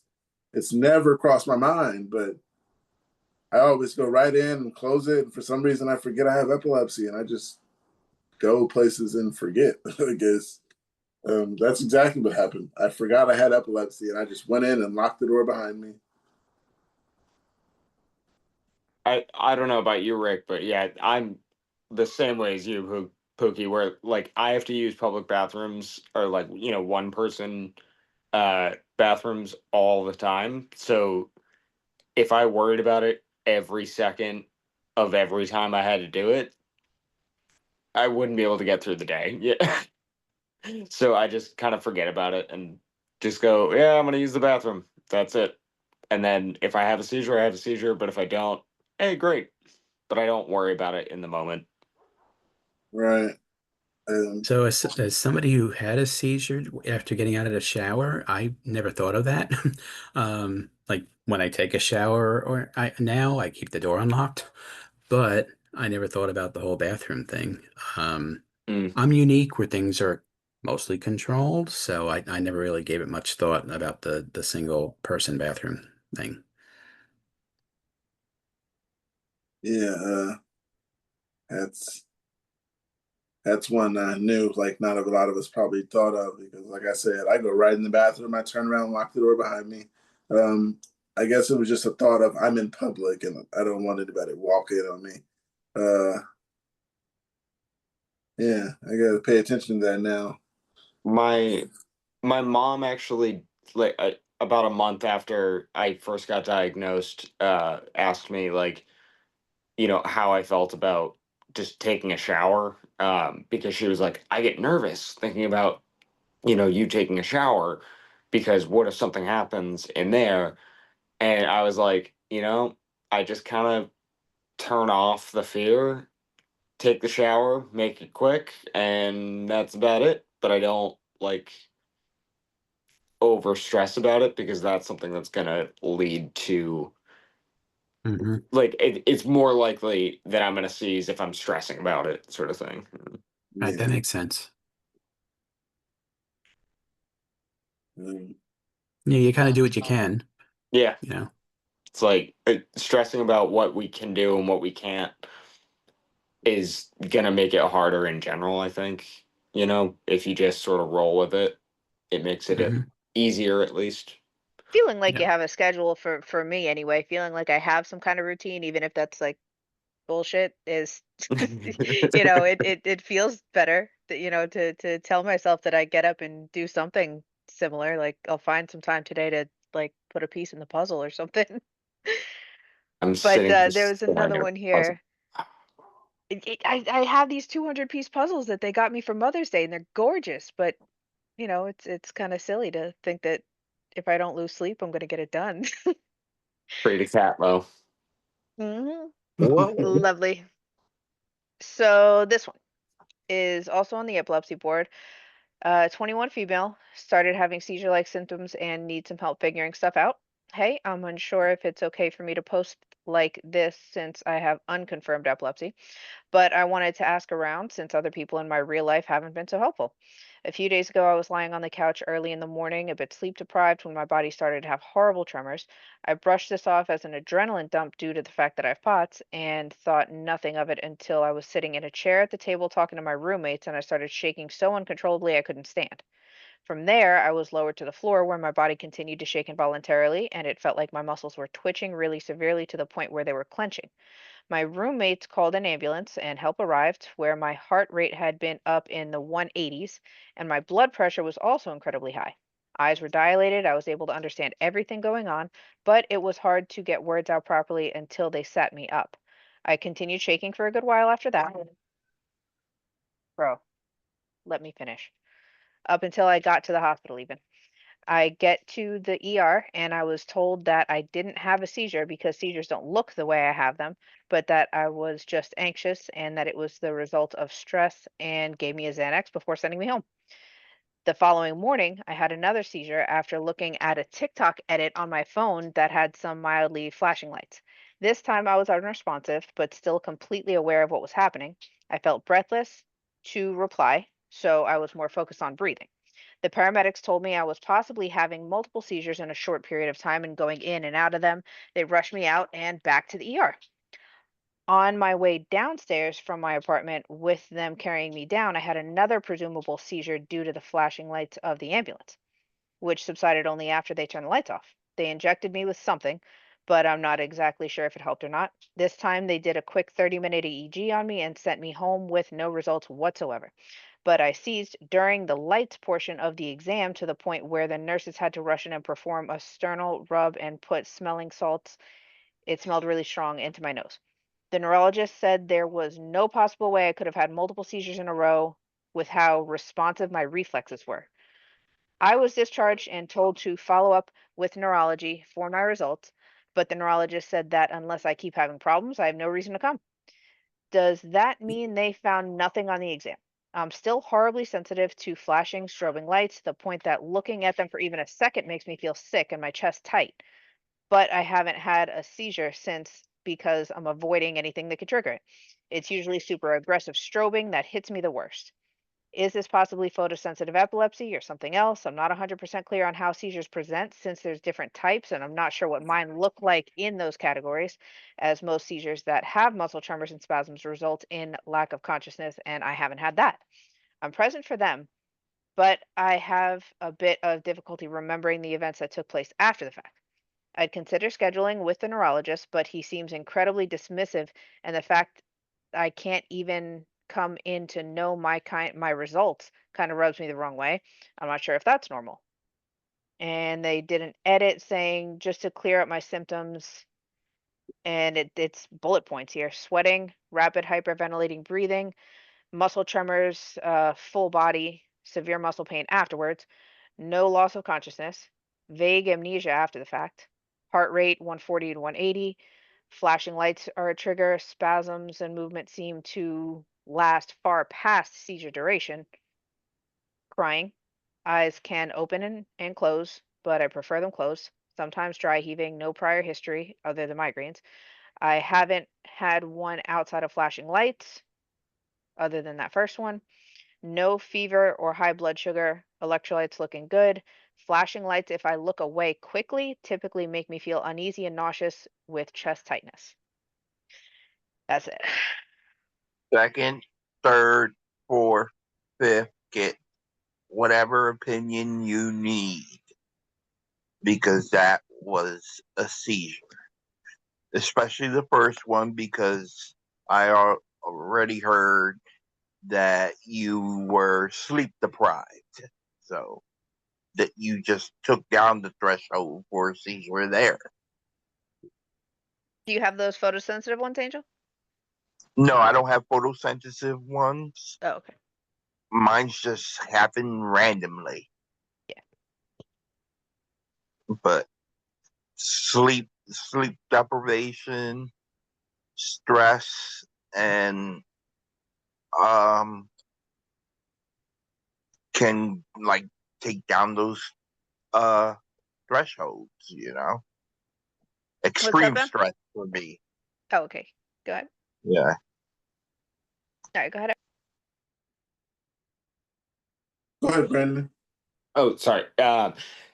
I did actually have this was back in October. I was super stressed at a work deadline that I needed to make, and it was all like inputting data on my laptop. So I was staring at my laptop for like 8 hours straight and stressing the entire time. And I got up to just go into the kitchen and get some water, and I just collapsed, and I was completely awake. I knew what was happening the entire time, but my heart rate, just like this person is saying, was through the fucking roof. And I was like, I got up after like 5 to 10 minutes, but it was really weird, and it did seem like it was a seizure, based on the fact that I've had them before, but it was unlike any seizure I've ever had. So, like, this person describing what they went through actually sounds very familiar. Did someone say my name? Yeah, it looked like you had your hand up. Sorry. Oh, yeah. Thank you, Kate. I did. My video cut out. I don't know if anybody mentioned this, but the fact that when she or he looked away from the lights is big. That really ticked off to me that they should get a second opinion. Also get the write-up from the EEG. There should be like the piece of paper that says like the findings and the conclusion, because maybe something did happen and they're not taking it seriously. Right. So, Yeah,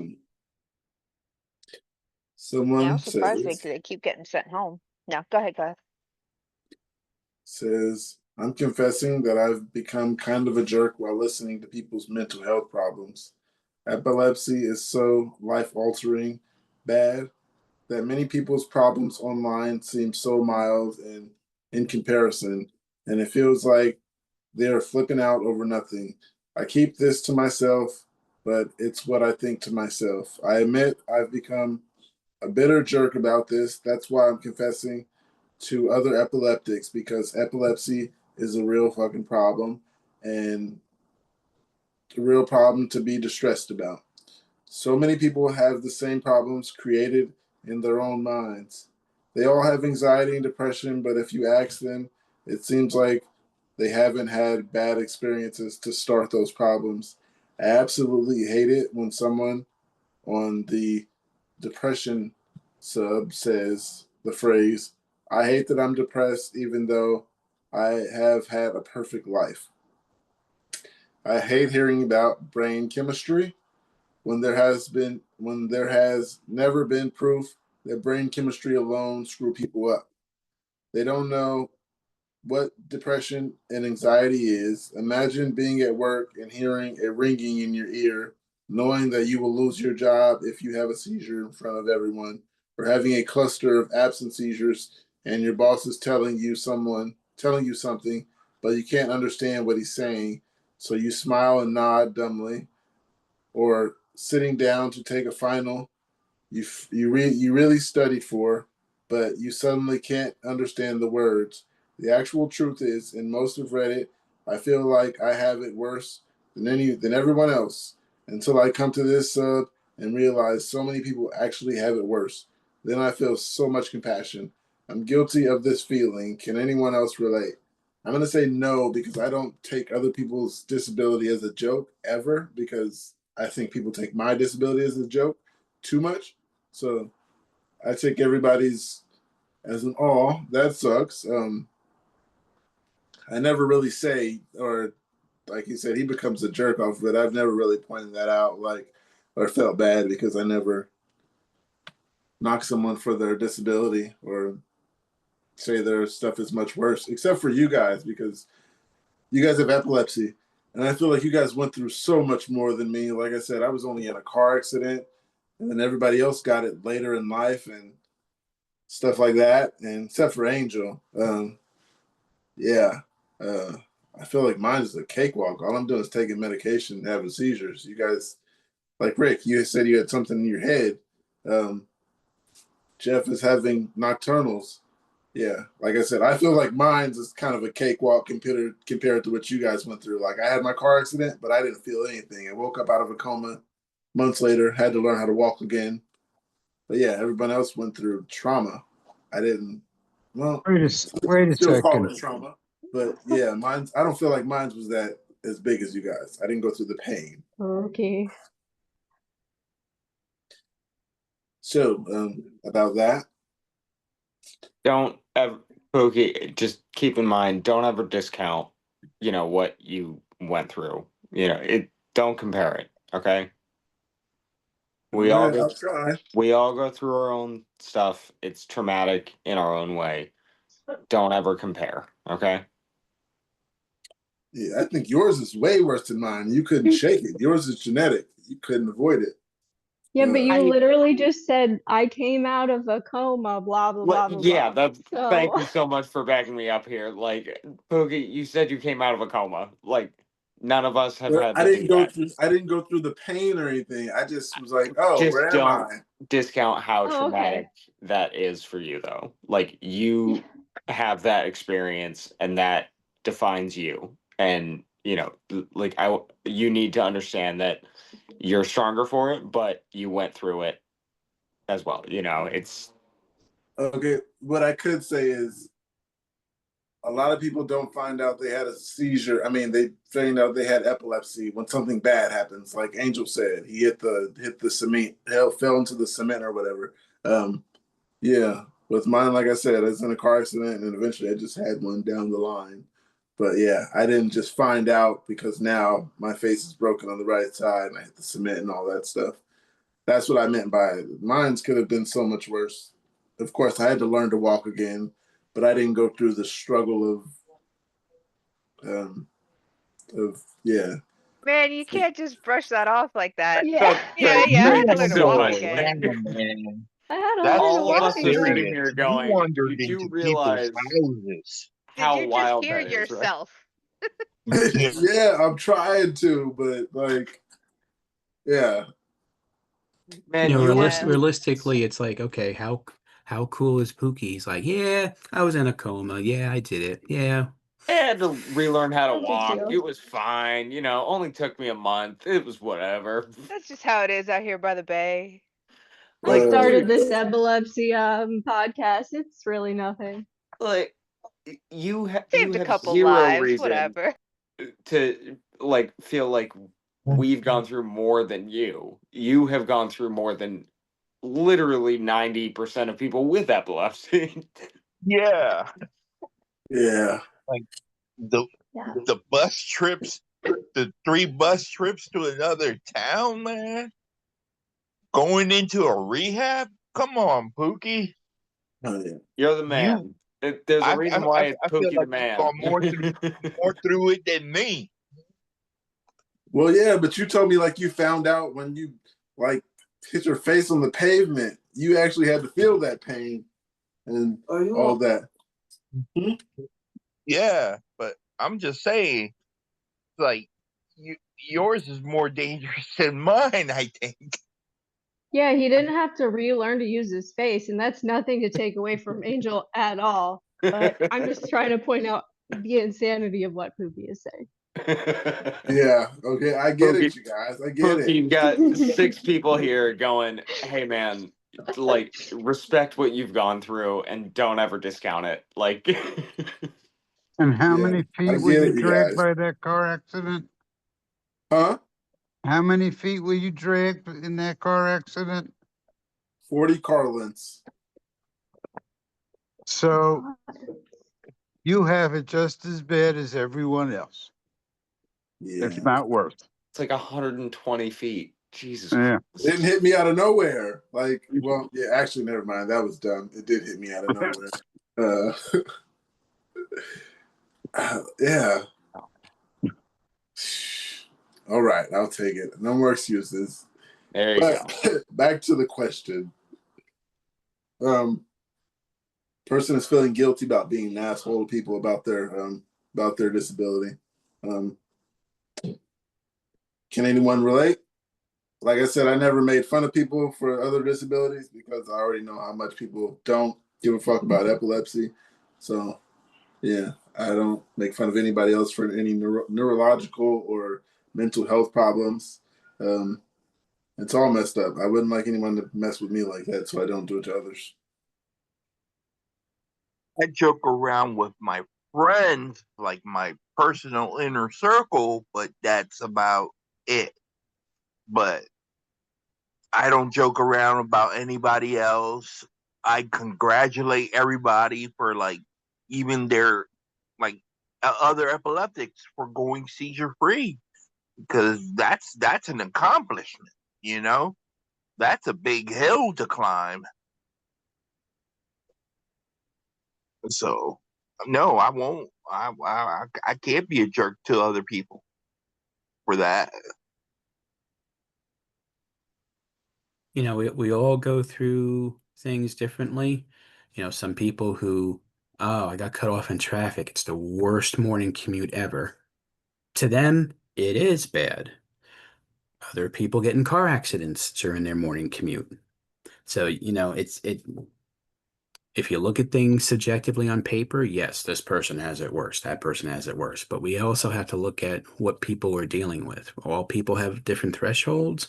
All people have other stuff going on in their lives that this one event, this one illness, they have other things going on as well. So, you know, that's why I never compare, like, you know, oh, you think you have it bad because of this? You can't think that way because to them, that's the worst thing that they're going through right now. I'm the Yeah. same. Oh, go on. Oh, sorry. You go ahead. I think it's totally fine to feel however you feel, especially like if you maybe just got diagnosed. I think sometimes people just say a feeling because they say they're not saying it to anybody, and they still know that it's not true. So I hope that that's what this person. I hope they don't like genuinely feel a lot of vitriol towards these people, but maybe like a therapist might be able to help with that and get a nanny cam. I really liked what you said about the therapy aspect because it does seem like that's a lot of internalized feelings, you know, where we all, you know, will feel like, oh, what I go through is so bad. But it's like, yes, you do hear stories about everybody else who has to deal with stuff. And for me, when I got diagnosed, you know, it actually opened up more concern for people with like like trauma, head, like, or brain problems, brain issues. Um, and now I feel more, you know, for them because I know what it feels like to worry about your own head every day. Um, but yeah, I don't know, that's me, I guess.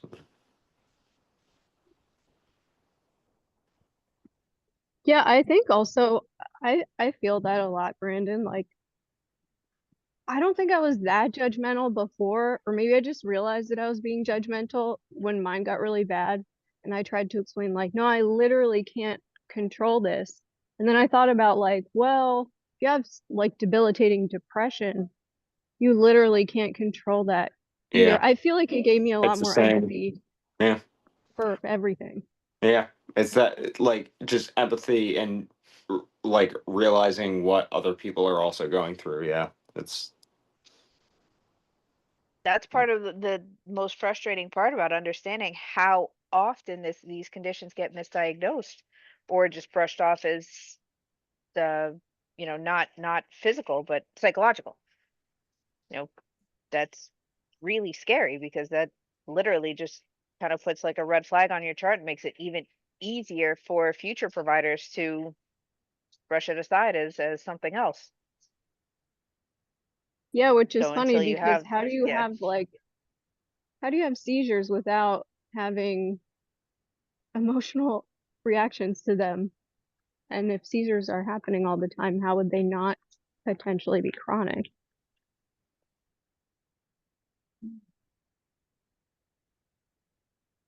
Um, it might sound dumb, but this person said, "Can I take MDMA?" I know this question seems really dumb. Okay, I said that. I used to abuse it weekly for 6 months without any complications. I also used to mildly abuse oxycodone and 2CB without any complications as well. I distanced myself from drugs and developed some self discipline in the meantime. I just fucking love MDMA. I used to do it alone though, and now for the first time ever, I have the opportunity to do it with some friends. I told my doctor, non-neurologist, about this, and she told me I should discuss this with my neurologist. But she also said, "I'm a doctor. I can't tell you to take drugs, but You seem like you have it under control. I wouldn't worry. That being said, your neurologist would know better. I really don't know. I have an appointment on the 26th, but I need to know way sooner. Um, I don't suggest it, which is like a lot of things. I don't suggest MDMA. I don't exactly know what it is, but I couldn't control my face during that description because I was laughing the whole time. There's so much happening in that. I'm gonna let someone else take over while I continue to process. Thank you. Well, I've never done any drugs, ever. Hey, you're This is smoking a cigarette right now. You can't say that. it's just a stick I'm holding. Mom, if this gets put somewhere. No, but you know, if you really love to do it and you're not gonna do it every day, depending on what kind of seizures you get, you shouldn't do it because it's illegal. But I mean, you know, you gotta live your life. That's how I feel. I took mushrooms 2 days ago, so I can't talk. yeah, I had plans on it, so I can't talk either. But I don't suggest. Yeah, it's one one's opinion. If you feel like you got this, and tell your friends, since you're going to be around friends, you're not going to be able to talk to your neurologist before then. So, tell your friends mostly. Yeah, and also like be careful about fentanyl with stuff like that. Yeah, you don't want Like real to. careful. Yeah, don't want to get too. Yeah. Yeah, it kind of took the fun out of everything, but yeah, maybe let your friends take it first and then see what happens. Jeff, you have anything? Just that, I do a lot of drugs. Well, weed. I've done a lot of drugs in my life, but I think it's crazy to do it now. Anything like that. I just think it would be a big mistake. All right, what I miss? A lot. I'll go back for you. No I problem. came back to hear lot. Jeff saying I've been doing some drugs. I was like, So what you missed is, can I take MDMA? I know this is a dumb question. I used to abuse it weekly for 6 months without no complications. I also used to mildly abuse oxycodone and 2CB without any complications as well. I distanced myself from drugs and developed some self-discipline in the meantime. I just love fucking MDMA. I used to do it alone though. And now for the first time ever, I have the opportunity to do it with some friends. I told my doctor, not my neurologist, about this, and she told me I should discuss this with my neurologist. But she also said, I'm a doctor. I can't tell you to take drugs, but you seem like you have it under control. I wouldn't worry. That being said, your neurologist would know better. I really don't know. I have an appointment. Oh, after the doctor stopped talking, the person said, I really don't know. I have an appointment on the 26th, but I need to know sooner than that. I hate nurses. Excuse me. Hearing you say it the second time made me laugh even harder than the first time because you were saying it faster. Yeah. I mean, Doctor's giving this you the person's best going on advice. about how they have problems. They've admit that they've abused these substances in the past, and you're still considering it. And to say that you abuse the substance with no side effects, that's kind of, counterintuitive right there. Yeah, I feel like that person might be, unfortunately, could have been having seizures, but you're more likely to ignore that if you really love whatever you're taking and can't stop. And like habitually using drugs that will fuck you up to the point where you may not realize you're having a seizure. And before you know it, you have a laundry list of comorbidities. Yes. What is Yeah, and the MDMA? amphetamines Is in it Molly? Yeah. yeah, Is like that MDMA? Ecstasy, it's Molly, take your pick. It has amphetamines in it, and I don't know what kind, so I would be careful about that. Oh yeah, because of the stimulant aspect. So Yeah, MDMA is it's an Molly. upper, but like until you're dead. So, Pookie, yes, MDMA is Molly.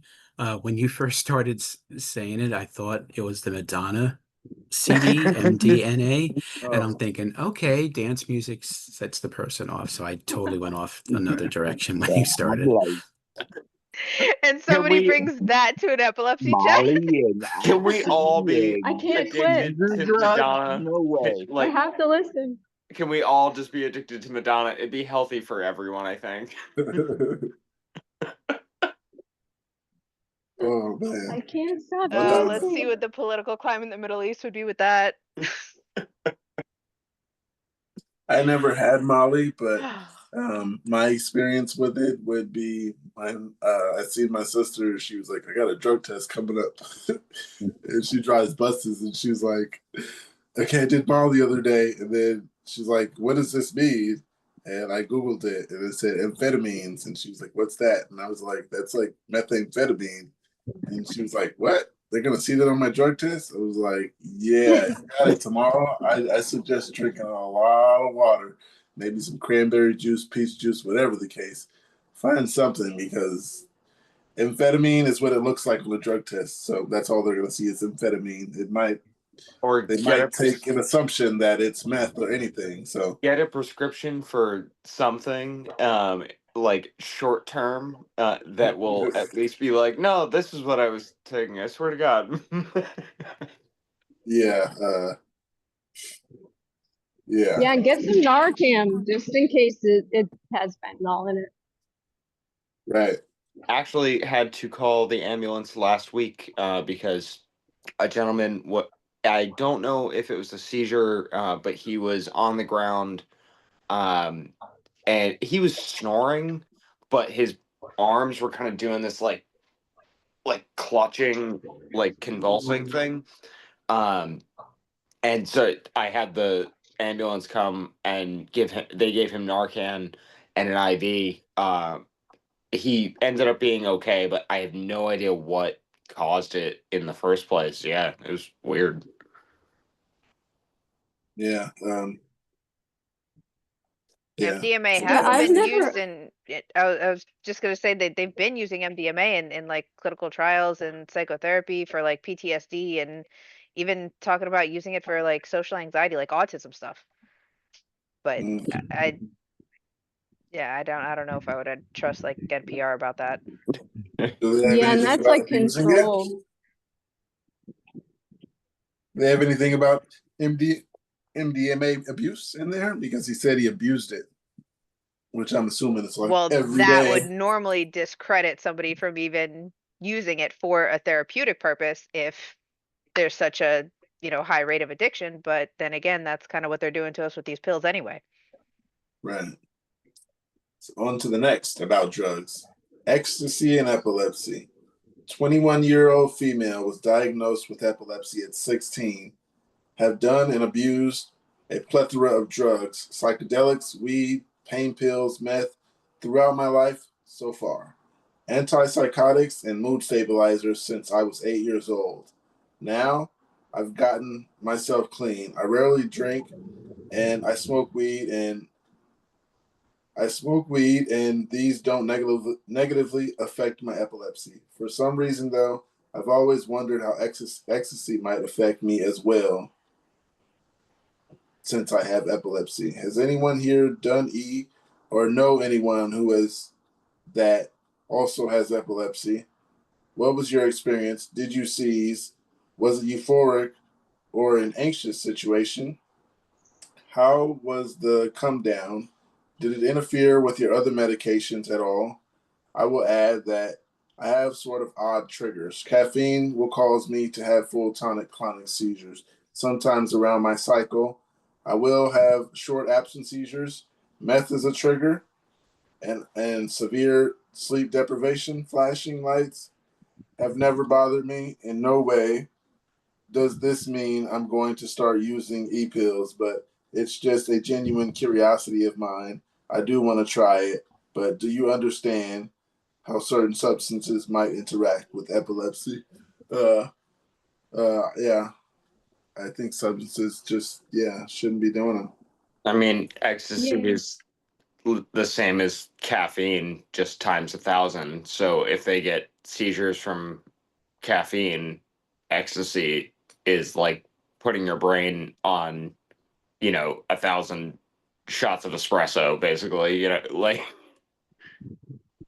Right. Yeah, and it's like synthetic amphetamine too. So I'm gonna say to this person, don't fucking do that. I mean, yeah, I've just don't. never done it, but if I had, it was not a good experience, probably because I was having seizures. And it was like felt like dirty amphetamine. Just don't do it. Like, take care of your body and you're young. So This sounds like another look at the big picture kind of thing. Why are you even curious about this? Why do you really feel like you need to try another substance when you've had your fair share? It's not helping, and you could definitely be using your energy as long as you have it for way better things.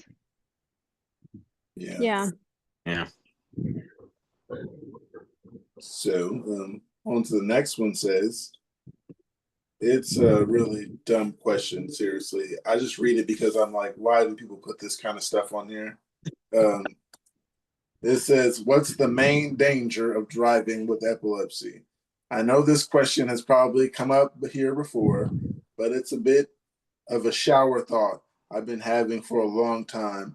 I don't have, nor do I know anyone with epilepsy, so I haven't had anyone I could ask about this. And I feel people suffering with epilepsy will have more of an interesting stance on the situation than Google. My main question is if it's possible at all to drive as an epileptic. I originally thought of this question because that flashing that happens while driving through trees filtering sunlight, and I thought about how that might trigger a seizure. In this case, any advice? Mm.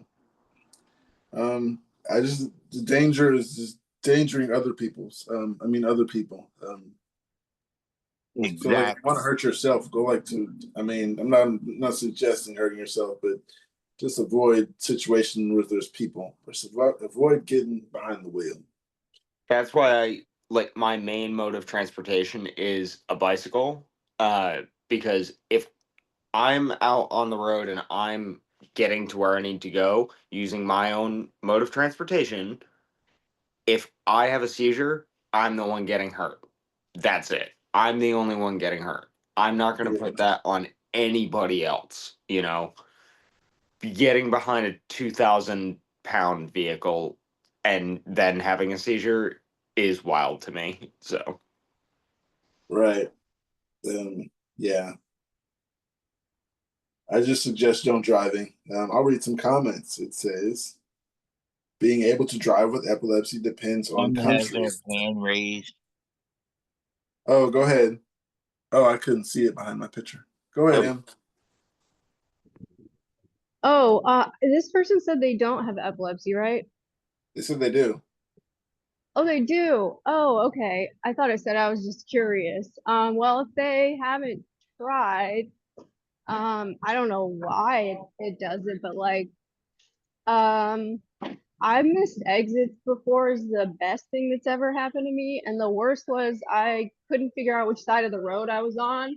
And then that just kept repeating and like the whole world shifted. So I didn't expect that to happen. It just kind of happened out of nowhere. So if you have epilepsy, I would say don't count on that that's not going to happen.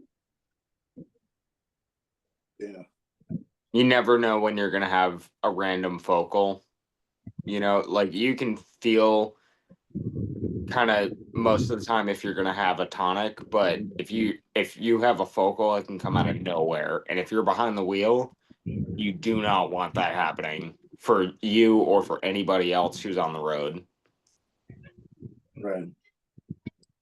Yeah, it's just endangering other people. That's my thing. Oh, sorry, what were you saying, Angel? I would say you wouldn't even want to have an absent seizure driving behind the wheel. Exactly. There's so many small versions of seizures that can absolutely fuck up, your like entire driving. Sorry, yeah, you all know what I mean. Like it can fuck up what you're doing, and if you're driving and you're responsible for a 2000 plus vehicle, you need to be like aware of what's happening. So Right. People are saying go to other countries and go to other states. It depends. I just suggest don't driving, and it's the main thing. I just don't want to hurt anybody else. I don't want to hurt myself either, but I could live with myself hurting myself as I've hurt myself before driving. I can live with that.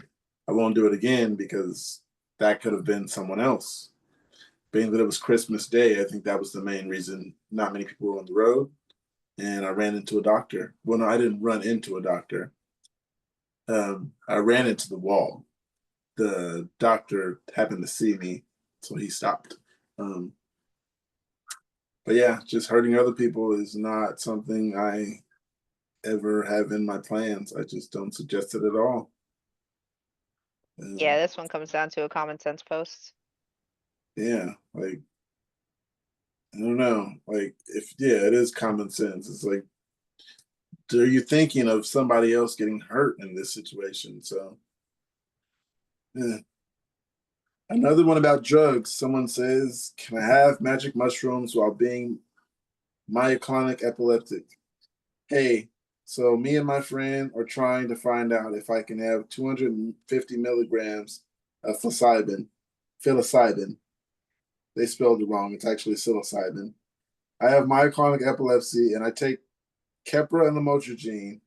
I can have weed. It relaxes me a lot and don't have problems with that. I've never had mushrooms and it's a Sunday, so my doctor's clinic is closed. Will I be okay or don't risk it? I listened to comments and other comments and they say they smoked weed instead. Yeah. Just like the comments, I suggest smoking weed, but I got plans on mushrooms and I've done it plenty of times before, so I don't say. And then you have Keppra. That's the only thing we don't have in common is this person has Keppra. But Brandon has Keppra, so go ahead. Tell me about that. I was just about to say, so I am on Keppra. And I have mushrooms in this jar right here. Had some yesterday. It was great. I do not take enough to actually get like messed up. It basically it's like I only take enough to where it feels like the first time that you smoked weed, where you're just like giggly and happy. But I have never actually taken enough mushrooms to where people are like seeing things and like, whoa, that's never happened. So I have no idea about like if you were to take that much, probably not a good idea. If you're only taking enough to, like I said, feel giggly, you're probably gonna be fine. Have you ever taken enough to where like you close your eyes and you're seeing like kaleidoscopes? Nope. Oh yeah. It's one of a kind experience. Yeah, no, I literally take like a few strips off of it and just it's like hairs off of it. Not enough to get fucked up. Just enough to feel good up here. Yeah, so that's the kind Ann was talking about. I tried the chocolates. I don't like the mushrooms itself because it tastes like dirt, although I don't know what dirt tastes like. You know what I mean? The taste is just like, tastes like eating a plant. That's fair. Go eat some rose petals that have been sitting in the dirt for a while. Something just tastes like dust. Like things you just don't know have a taste. Like I don't even know what dust tastes like, but you understand where I'm coming from. Chewing those mushrooms and they're just like plant that's been sitting there tastes like it's dirt. Not great. It does not taste great. Yeah, that's why I'm not one of those people who can like chew a whole cap. I like the taste. I think I'm the only person who loves the taste. But I think Anne would just say know what you're getting. but M's at least with me on like mushrooms being yes. Yeah. Oh, I can't do them. I don't even know if it's related to epilepsy, but I cried watching Black Panther. No reason. So no, yeah, it's probably fine for most people. Yeah. All right, well, never mind. Yeah. So Yeah, anything to turn Black Panther into a like terror. Like, I mean, did you cry out of terror, or you just like totally no reason? No reason at all. I do it every time on Wow. mushrooms. Yeah. Yeah, I can't even picture that. But all right, good insight. yeah. So we've at least covered the fact that mushrooms can be okay. Just be aware of your body. Don't don't do anything crazy that you think you can't handle. You know. Everybody Yeah, just so wants to know what drugs they can take, man. I'm amazed with the NDMA and like the person who was taking all the crazy shit. I was like, "Whoa, how can you do this?" In the opening line, like Yeah. in the opening line, they Like mentioned meth like 5 words in, and right. I abuse this, what's and this. next? Yeah. Meth is a Jesus. trigger. Should I do amphetamine laced MDMA? It's You like, know? Right. oh, I don't think you should be doing that stuff anyway, but we're a non-judgmental space here, so To each his own. Mm. exactly. I say you shouldn't, but yeah. But I'm Your not body. This We're is not the age of cops. the internet, Agree so with Pookie. Yeah, and anybody honestly, can I'm say only saying anything. don't do it because meth is the trigger for this person. Right. Like, well, you already kind of addressed that it's a trigger. Why are okay. Yeah. People want So to do like drugs, man. one of the Gotta times do I did mushrooms, it didn't really do anything, but that was the time that I was like, this just tastes like dirt. It was just like they took it, they grounded it up with their hands, and they sprinkled it all over a pizza. And the pizza still was good, but every now and then I'd get a piece that was too big, and I was like, oh, I don't like this taste. No, I And think you got a bad batch of mushrooms, bud. all I'm not right. I'm not advocating that people take mushrooms. I'm just saying I think Pookie got a bad batch. Yeah, it was only one time, so I never tried it again. So maybe I gotta, I think Anne would agree. right, maybe you just gotta get a different one. So yeah, maybe not all of them taste like dirt. Well, you gotta come hang with me, man. I got some good ones. I'm just saying. Anyhow, do your meds make your alcohol tolerance higher? Happy New Year to everyone. So this is on New Year's. Just curious if anyone's tolerance to alcohol is higher while on meds. Seems like every time I drink 6 shots or 2 beers, 6 shots and 2 beers, I never get drunk or feel buzzed. Not sure if it's because I'm Irish or my meds. Irish. Irish. Irish. Are you on Kefra? Because then you're Irish. Yeah. We are all in agreement here. It is not your meds. Yeah. What about meds from Ireland? The alcohol Can I is get making some of your those meds? seizure threshold lower. Someone else in the comments says, it's your Irish blood. I'm the same way. We are wired to drink. Mm. Okay, what is the next drug people want to know if they can take while still Yeah, having epilepsy? I know. There's got to be another question coming up about drugs. Like, Epileptic boyfriend with an addiction to weed. Hello, I'm a 27-year-old female. Have been in a relationship with my boyfriend, 29-year-old male, for almost a year now. We moved in 5 months ago. He had always smoked weed, but since February, he started to smoke a lot. He has epilepsy and has been on medication for years. Recently, he has been hospitalized for his addiction to cannabis because he started having panic attacks and psychosis from it. He checked out of the hospital on his own. He had to stay a bit longer for detox, but didn't want to. And the first thing he did when he got home was buying weed. Since we've been together, he had an episode of cluster tonic-clonic seizures every 4 to 5 weeks because of smoking and neglecting anti-seizure medication. He told me that he doesn't want to quit cannabis despite being declared addiction in the hospital. I'm afraid of him having seizures, afraid like getting dizzy and feeling weak in the knees and feeling like throwing up. I am a very anxious person. But he doesn't understand that. And when he smokes, he's a completely different person. Doesn't spend time with me, doesn't talk, doesn't want to leave the house, etc. And it frightens me when I think of his psychotic episodes. He thinks he feels like he's popping blood vessels, seeing death with his own eyes, screaming in his sleep, and when awake, being paranoid. And now my question is, how do you handle someone who is cannabis addicted, has epilepsy, doesn't want to take their epilepsy medication, and doesn't want to quit weed, knowing very well that weed prevents him from taking care of his health? The end.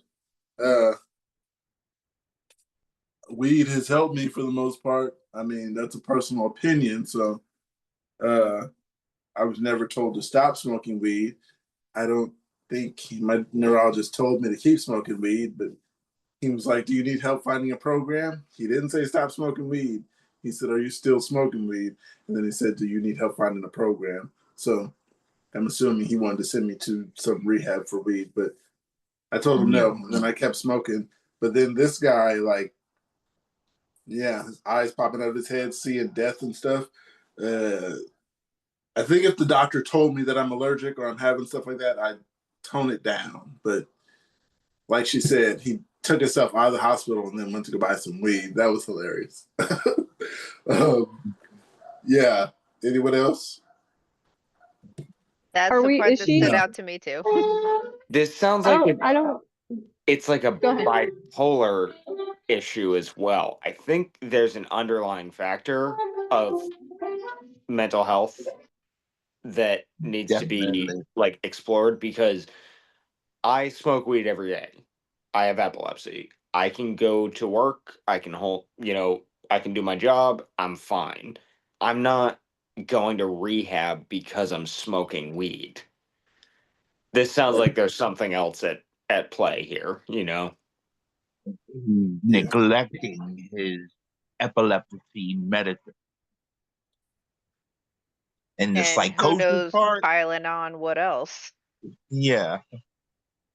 There's more to this story. There is definitely Yeah, more to does this. she know that, has she seen him smoke weed? Like, I don't, it's possible that's what he's doing. Didn't it also say though that he's not taking his medication, which could also look like psychosis or whatnot, and the weed could just be something he doesn't want to stop, maybe even because he doesn't like his medication.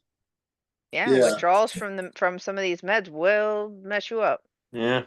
Yeah. I forgot about the not taking his meds part, but that's a big deal. The doctor's going to tell you anything. They're going to tell you whatever you're using. You're drinking orange juice and you're not taking your meds, but you're having seizures. It's one or the other.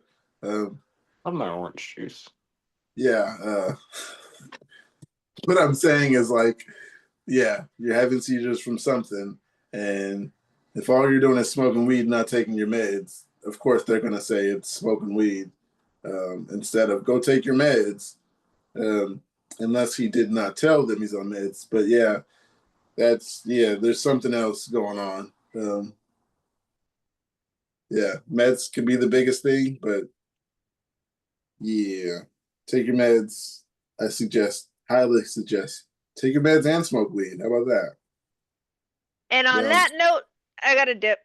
It's been a good one. Have a great Ah. weekend or week, you guys. All right, Okay. you have a good night. Later, Bye. Dylan. See you Friday. Oh my God. What is the worst thing that can happen except a seizure if you smoke weed with epilepsy? For example, getting home high, then having epilepsy pill, even if you have had a seizure 6 years ago, haven't had a seizure by 6 years ago. I gotta read that one over. Yeah, What's the I'm worst gonna need thing to hear that one again. What is the worst thing that can happen except a seizure if you smoke weed with epilepsy? For example, getting home high, then having epilepsy pill, even if you have had epilepsy since 6 years ago.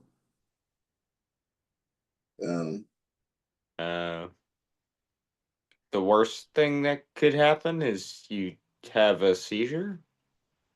yeah, I that's the worst thing I can think about. yeah, like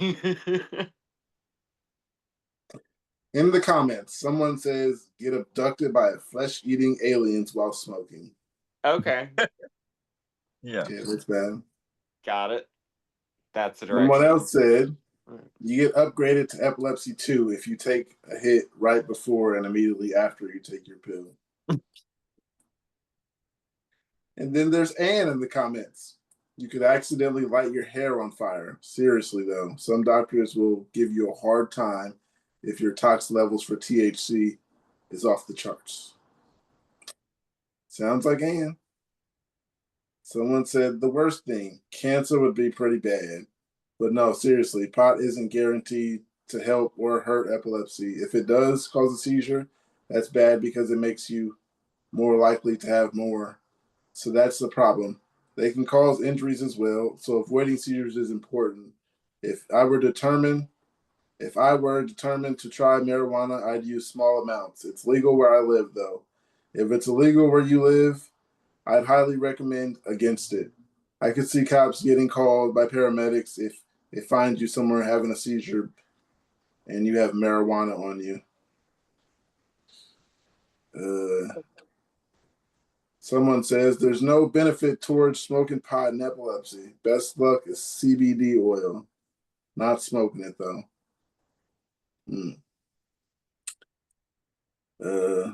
Your brain on marijuana is like a cracked egg in a frying pan. But seriously, the worst is probably getting arrested or I don't know, losing friends because some don't like it.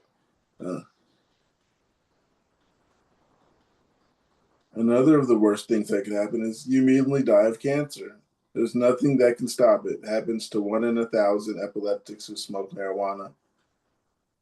Yeah, so marijuana is a problem for some people, I see. And then there's one that says THC halted my epilepsy. So for the past few years, I had been smoking Delta 8 and Delta 9 THC mostly, but they've only ever weakened my seizures, never actually stopped them. I walked into my vape shop and discovered THCA for the first time about a week ago. I've taken about 10 hits per day off of it and only 900 milligrams of my seizure meds. I usually take 2,100 milligrams. I didn't have a seizure any day. So last night I took a hit of it before I went to bed with no epilepsy medication, and I haven't had a seizure in 24 hours, not even an aura. I will update y'all as soon as I plan to go the next week. As soon as I plan to try and go the next week with only one hit off of THC per day to see if it has any effect or if I have any more seizures. I'm not going to stop taking my med just because I smoke. Anybody else? Yeah, I smoke and take my meds, so you can do both. It's fine. Yeah, somebody else says vaping and epilepsy. I want to try vaping at least once, but I'm scared that it might interfere with my epilepsy and meds. I'm on Vimpat, so has anyone tried it? And what's your advice? Never been on Vimpat. I vaped and it wasn't a problem, but to each his own. That's everybody's experience is different. Anybody vape that has epilepsy in here? I don't vape. How did that go, Jeff? Vape what? Vape cigarettes? No. Oh yeah, there's many different kinds of vapes. Yeah. Vaping cigarettes is bad. Vaping is like smoking it. It's not bad.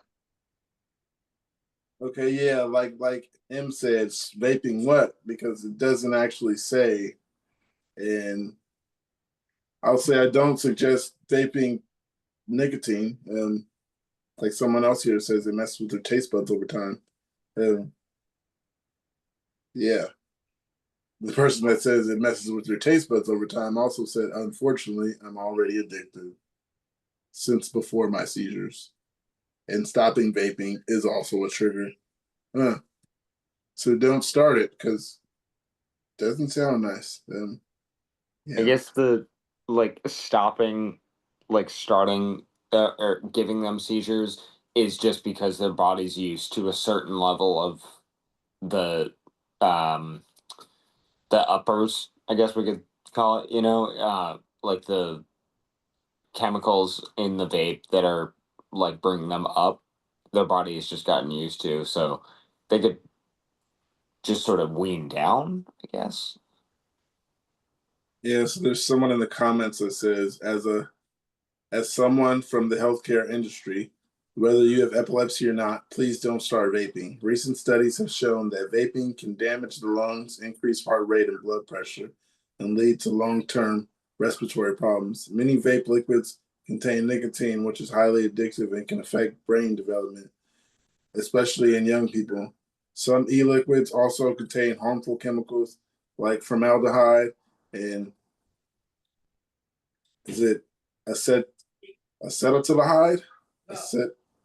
Acetaldehyde, something. You guys gotta look that up. Which are toxic when inhaled. For people with epilepsy, nicotine and other stimulants may increase seizure risk or interfere with your medications, even without epilepsy. Vaping can impair your cardiovascular and neurological health. Please protect your body and don't let a trend become a lifelong health issue.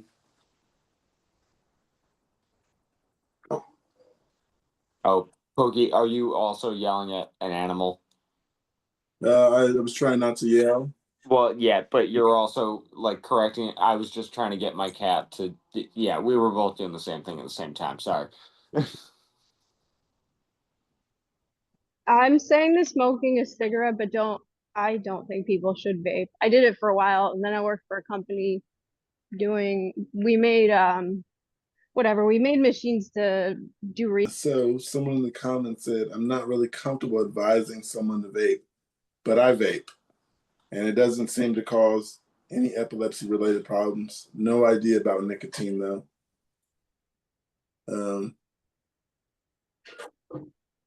Yeah, a lot of them said, regardless of epilepsy, don't vape. Why would you want to do that? It's addictive, horrible for you, screws up your taste buds, and it's expensive. Regardless of epilepsy, don't do it. Vaping is lame as hell.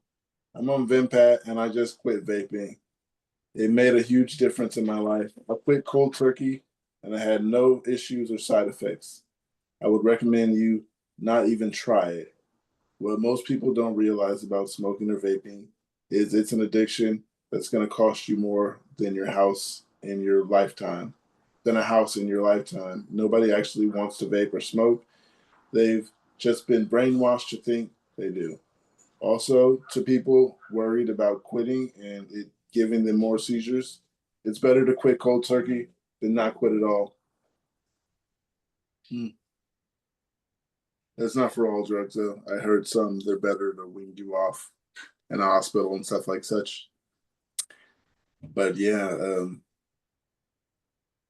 I feel like that last comment, the long one, was not. I'm gonna say judgmental, but it just it was seems. judgmental. Yeah, like it's coming off very hard on people who may need to utilize, a stimulant or an anti-stimulant to just get through the day. It's not like everything is an addiction, it's yeah. yeah, I don't know. Yeah, harm reduction. I kind of like Brandon, like I kind of prickle when I hear comments like that because I don't think it really discourages people from doing anything except not asking and then hiding it maybe if they do it. Also, it's been shown in studies that marijuana use help like being able to easily access marijuana cuts down on the use of harder drugs that lead to more problems. So, yeah, shaming somebody for like wanting to smoke weed every day is ridiculous at this point. Got someone here that says there's no use in trying vaping. It's for fun at first, but then you stop getting a buzz and you stay addicted. Do you Yeah, the stop feeling a problem with buzz vaping is or you is it can just do it like, everywhere. Yeah, that's the thing with vaping is no one has a problem with you doing it everywhere. Yeah, and you kind of lose track of how much, at least when I was doing it, like cigarettes are bad. But when I smoke a cigarette, I know like how many I've smoked. With vaping, I would do it fucking all the time. I don't know if that's as big of a problem though, if it's just weed. Okay. Have you ever peed all over yourself in bed? Yes. I peed all over my fiance in bed. I'm so sick of epilepsy. I have been dealing with it for 14 years and it just keeps getting worse. I have roughly 20 to 30 tonic-clonic seizures a week. And Lord only knows how many focals. I've tried about every med combination possible. I had VNS put in last year and doctor botched it, so I'm having a revision done Wednesday. I'm at my wit's end. I woke up this morning in a huge puddle of pee that also soaked my fiance, and he said I also hit him in the face. I was am so embarrassed. He understood and told me not to worry about it because he knows I can't help it. But how can I not worry about it? You just got to get it off your mind. Once he says it's yeah. okay and he's over it, you just got to get over yourself being over it now. Because if he's over it and you're still worried, you're going to worry yourself and probably have a seizure. But Diapers. yeah, you don't want to go back Seriously, into a diaper. seizure. Have any of you guys ever like peed or pooped, like during a seizure? Yeah, not in the bed though. Yeah. Okay. Yeah. It's never happened to me. So, but it's happened to my dad. He was the one who like told me like, oh, watch out for this. Because he has epilepsy as well, who I got it from. But yeah, I've never had to experience that. So I feel so much for everybody who has had that happen. Oh God. Yeah, Yeah. with you, Brandon, I want to ask someone. I don't know if it's I don't know if it's a good or bad question, but I Yeah, go was for it. thinking like you having epilepsy and getting it genetically from your father.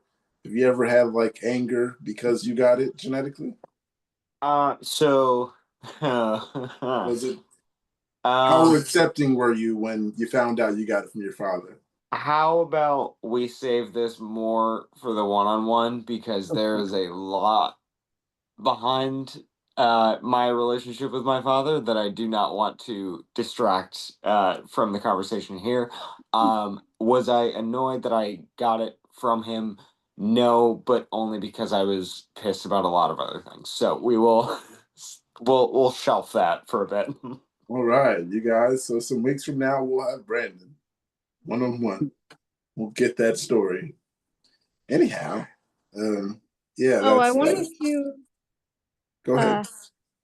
I just wanted to recommend to that person seriously an adult diaper, like at least that way, like easier to clean up. That's all. And a nanny cam. The nanny No, cam, not a nanny like, cam this time. people have been commenting nanny cam, just nanny cam over and over. Who's doing that? Who's doing that? Yeah, so I was just going with him. She might have something. Yeah, so peeing on somebody. Yeah, we're I going to haven't get done it you yet. some nachos. Thank you, Angel, for coming back. I was literally just thinking, where is Angel? I got another one. It says seizure on magic mushrooms. Unsure if I have epilepsy. Has anyone had one on? Unsure if I have epilepsy. Has anyone had one before on shrooms? I had one yesterday, which is the second seizure I've had in my life. It was my third time doing shrooms. Done lots of acid before with no problems. I overdosed. Seizures on a mix of opioids over a year ago, and now I've not done many drugs since, as I figured I should stop. However, maybe that wasn't an overdose, and instead was a seizure like I had yesterday on shrooms. I always considered shrooms harmless in terms of overdosing and stuff, so I'm very confused. Thankfully, I had a friend with me. Any idea what this might be? Please let me know. A seizure is a seizure. I don't know if you have epilepsy, but yeah, I'm not one to diagnose someone. So It's Oh, they definitely don't their. know things? They said they OD'd on opioids. yeah, over a year ago, Okay. and he Uh, says is I've not done many drugs since then. So The this only person also said they wanted a opioid shot. I ever did was morphine, and that was given to me by the hospital to replace my dislocated shoulder in. So You ever abused anything? Many things. Tell me about it. Let's go on. Um, geez. I had two older brothers, so they all passed things down. I started out by sniffing glue, Oh, shit. That's and then went to weed. Then went to coke and quaaludes, and then I pretty much stopped everything. Um, it was all fun at the time, but looking back, that's a lot of money I wasted. everything was funner in the 70s, I heard. Everything was fun in the 70s. Yeah, like Everything. I heard someone, he told me he was talking with his dad and he was like, Quaaludes sound so fun. And I was like, I'd never heard of Quaaludes. And he was like, my dad tells me stories about the 70s when Quaaludes was all the rave. It, And it was.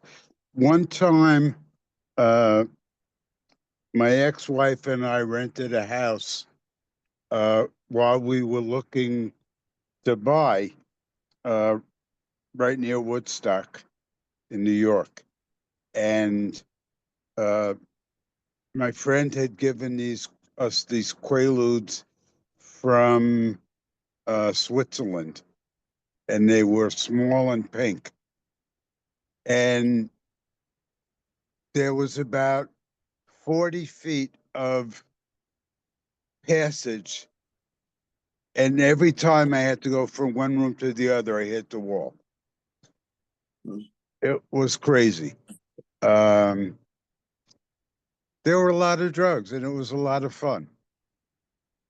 sounds like a great time when everybody was on drugs and everyone was It was. just, yeah, I It can really, imagine because I see movies and stories and hear stories from people and they're like, oh no, it was all the rave. Everybody had coke. Everybody did this. And yeah, until crack came out, it was a bad thing. yeah, then the bad stuff started. Yeah, But before that, it was all fun. yeah. Missed the good days, I guess. Jeff, do you think that like hard drug use over time may have like contributed to your epilepsy or like made it worse? I don't know when it started for you, I guess. 2 years ago. Oh, okay. Do you think that, the drug use had any impact on that? I'm okay with drugs, so this is not me asking I hear judgmentally. you. I don't think so. I think my epilepsy came about from I don't know if you heard about it out where you are, Lyme disease. Oh yeah, no, Uh, I'm from Massachusetts, Rhode Island, so like okay, it. so you know about it. Yeah, if basically the whole thing with Connecticut is don't go there because you're gonna get Lyme disease. Yeah. Um, so I spent a lot of time out on Long Island, Okay. and so who knows? But it's a known fact that it causes seizures. Oh, okay. I actually didn't know that, so that is good information to like be made aware for everybody, who didn't know that. Yeah, yeah, it does cause seizures. Uh, I've had it untreated for over I guess, over 40 years. Uh, it's not fun, but you know what disease is? Epilepsy is not fun either. Yeah. But you know, my ex-wife reminds me of all the great stories from those times. So That none of us can remember if, like as you know, like, none of us would be able to remember. no, I can't. I don't remember. Uh, Recently, she told me that we went to the Pink Floyd The Wall concert, Whoa. uh, the opening night at Madison Square Garden, and I have no recollection at all. It I means you hate had that fun. for you. That's such an awesome thing to know that happened, but such an awful thing to not be able to remember. Yep, Oh god. yeah. Yeah. Yeah, we went to a couple of very famous concerts that I remember very well, but I can't remember that. And I remember other concerts we went to, But you but can't remember Pink Floyd. I just can't remember it. So Damn. I guess, you know, it's random. Yeah. We got another one about weed. It says, who else smokes weed? I've been smoking weed because it really helps my stressful thoughts, especially being at age 29, and I used to only have seizures while I was sleeping. But now I have seizures both ways, eyes open and closed. And it even took away of me trying to become a firefighter and to even be on disability now and to smoke weed as much as I can, but who else does? And does it help you? I didn't really smoke weed like that till I got more older because it's a lot worse than now than it was then. Agreed. But yeah, smoking weed, I wouldn't say it helped me or did bad for me. I mean, it helps me eat sometimes, helps me sleep. Uh, Helps you get through life without stressing about every single friggin' thing. Yep. yeah, things I need like sleep and eat. Yeah,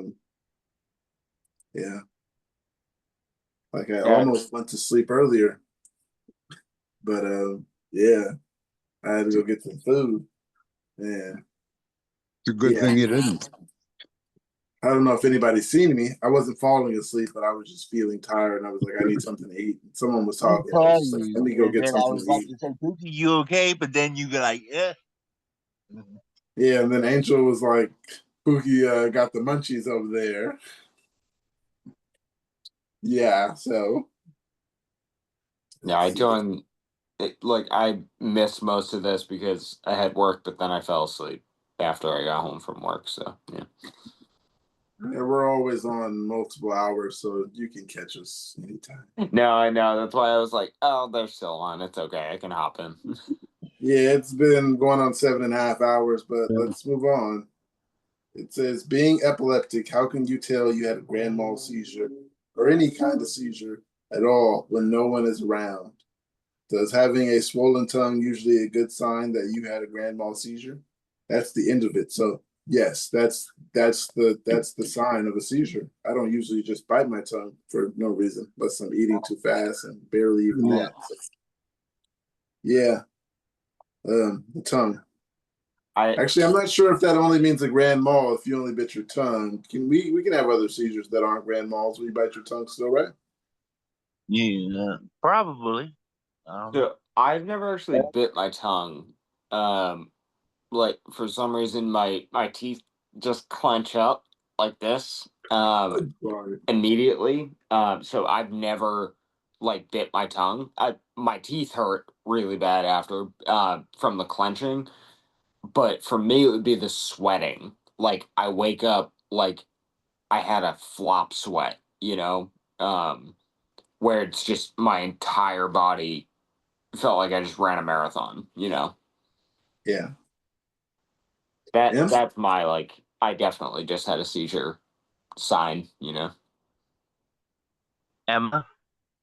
I mean, you know what I'm going to tell this person to find out if they've had a seizure. Yeah. Nanny Gan. Yeah. I can say for me, for grand mals, how I can tell when no one's around, just like what Sailor Mom posted the other day in the Reddit universe about her back and her she said pelvis, but yeah, my hips. It's like, yep, that was a grand mal. That's the only time they go bad. Jeff, anybody? Actually, I was just to say good night. It's time to go to bed here in the East. I'm right there with you, Jeff. Yeah. I'll see you all next week or the end of the week. Yeah, I'm gonna Take hop care, off as everybody. well. I'm in the same time zone as Jeff. I'm gonna hop off. Later, everybody. Yeah, me too. All right, good night, everybody. I'm gonna All get right, I'll going. see you guys later, East Coast. That's 4 of us. Later. Yeah. But I Have a stay good on one. to the end. Dropping my phone instead of leaving. There we go.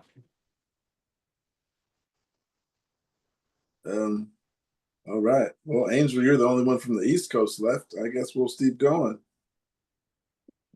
It says, Yeah. is anyone else awake during their grand mal seizures? I have grand mal seizures once I've fallen asleep.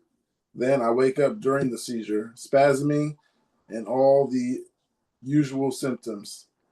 I can talk a little and see around me clearly while my body parts spasm, then black out again. I actually think my seizures might be the result of thyroid storms. Does anyone else wake up during seizures?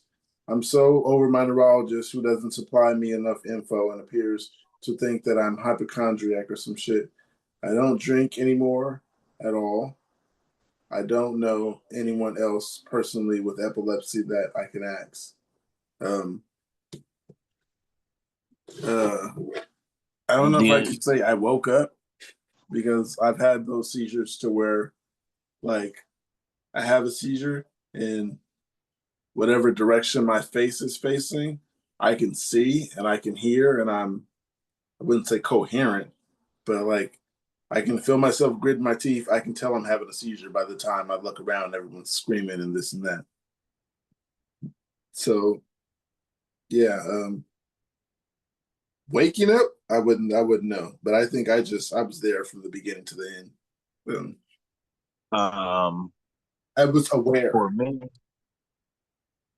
For me, I never woken up. Well, been coherent during a grand mal, but I was already coherent when I went into a cluster seizure, and I could feel like everything basically that would have happened in the Grand Mal minus the foaming. I think like you're probably having multiple seizures all at once, and that's all I can think if you're waking up during one. But I'm not a doctor. Got that. Emma, you ever woke up during a grand mal? I'm not sure I'm having grand mals during my sleep. I don't think I really know what that is, and I'm not aware during mine, so I don't know. It's a tonic-clonic. What happens, like, have you had one in sleep? No. I believe Jeff has, but that's the shaking and convulsing. Okay, I've done that during sleep, but I don't wake up for it. I don't know. For this person, I included in the chat, there's an archive of clinical seizures you can go through. I'm sure they have nocturnals and grand mals if they're asking about what, like, I don't know, maybe it'll show somebody waking up. I don't know. Yeah. You guys know your triggers? Nope. So I got something that says, ever since being diagnosed with epilepsy, I have lost a lot of my social relations, as well as I have lost most of my will to make any effort to talk to anyone, since I have been seeing a lot of abandonment even within the epileptic community.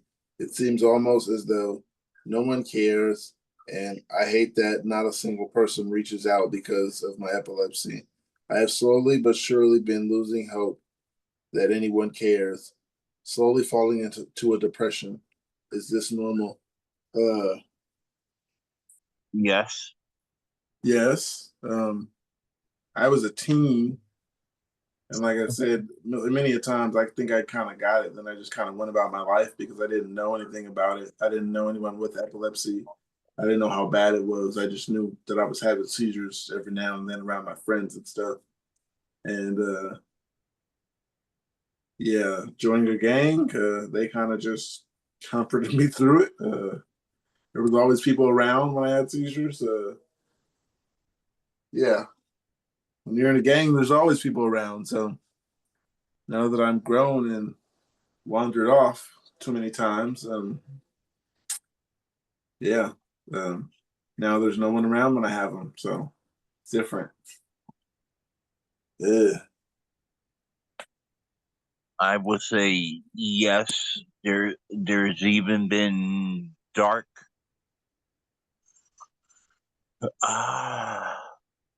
Okay, yeah, I veered off from the question. So yeah, the question was depression. Yes, it's normal that depression can set in with this at any point in time. Yeah, especially if you're on your pills. Depending Yeah. on pills. Um, there's been dark times where I definitely had to get help, you know, whether it be my support system or I had to do a 23-hour stay once. So 23-hour stay? yeah. Oh. Usually people say like 24 hours, 48 hours, 72. Yours is only Yeah. 22. I mean, It 23. was 24 hours, but they called it a 23-hour stay, I guess. I don't know. Oh, okay. I was just trying to get out of there. How much of your life has changed since your diagnosis? This could be big things and little things. For me, I've noticed I kind of developed in 11 p.m. bedtime because I now need a certain amount of hours of sleep every night, or else I'll trigger myself every night. Now I get tired around 9:30 to 10 p.m. and automatically get into bed because I know I'll be falling asleep soon. My nights being out. My nights being out until 2 a.m. are over. Which changed since my diagnosis. Not Friends. much. Yeah, I was gonna say not much. Lose a few friends every now and then. Not much. I try not to change myself and be different. Don't let it change me. So there's that. But I started to think about like diet and stuff like that, and that didn't change after epilepsy. Yeah, not much. Anything changed for you after epilepsy? I mean, I was already having, I went on anti-epileptics and that decreased my seizures, but all this stuff was already happening, so and it had been for a long time. So it's hard to even say like what's a before and after time there. I don't know. Yeah. Yeah, I've become more like private and protective about my health because before when I didn't know what was going on, I would try to ask people and just all the advice that I got that just wasn't helpful. And then, now it's like people are always worried about me. So yeah, maybe I'm a little more just protective of that. But yeah. Okay. I feel like this is one of those questions where people were diagnosed when they were older and, they had to change their lives versus like, me and Pookie who were diagnosed while we were young and like we just had to go through it, like we had to adjust to whatever way we live with the epilepsy. Right. Yeah, there's sometimes when I'm just like glad that I had no idea. I don't know how I didn't put it together, but I'm like, man, I got to go to college and like drink and not think about it and all this, but I can't imagine what it's like to like get a diagnosis when you're younger. I feel like that's just good, but also a bit unfair. I gave up on. Well, I didn't pay attention to it, so I kept going on about my life. Yeah, I went through my phase of just drinking. I wouldn't say drinking a lot because I didn't like the taste, but I drink to get the feeling that everybody else is getting. And alcohol's never caused a seizure that I know of, because I've been there, wasted, and it's never Yeah. caused a seizure. And if I ever feel like I'm gonna throw up, I just get it out and keep going about my day. I hate the nauseous feeling. I just be like, gotta get that over with, get that out of the way. And I wouldn't say keep going, but like, yeah, just to get past the nauseous part, I finish strong and yeah. You gotta puke, you gotta get it out. The nausea's the worst. Yes. I And I can think learn it's from only, Alex. Go ahead. I think it's only like robbed. I wouldn't say robbed, but it only affects well, definitely for me and Pookie, like the driving part, but we don't want to hurt other people. So yeah, we gave up the driving. It's like we never got to experience that. But then there's other things that it's like, yeah, we're gonna go do that just because, even though we should,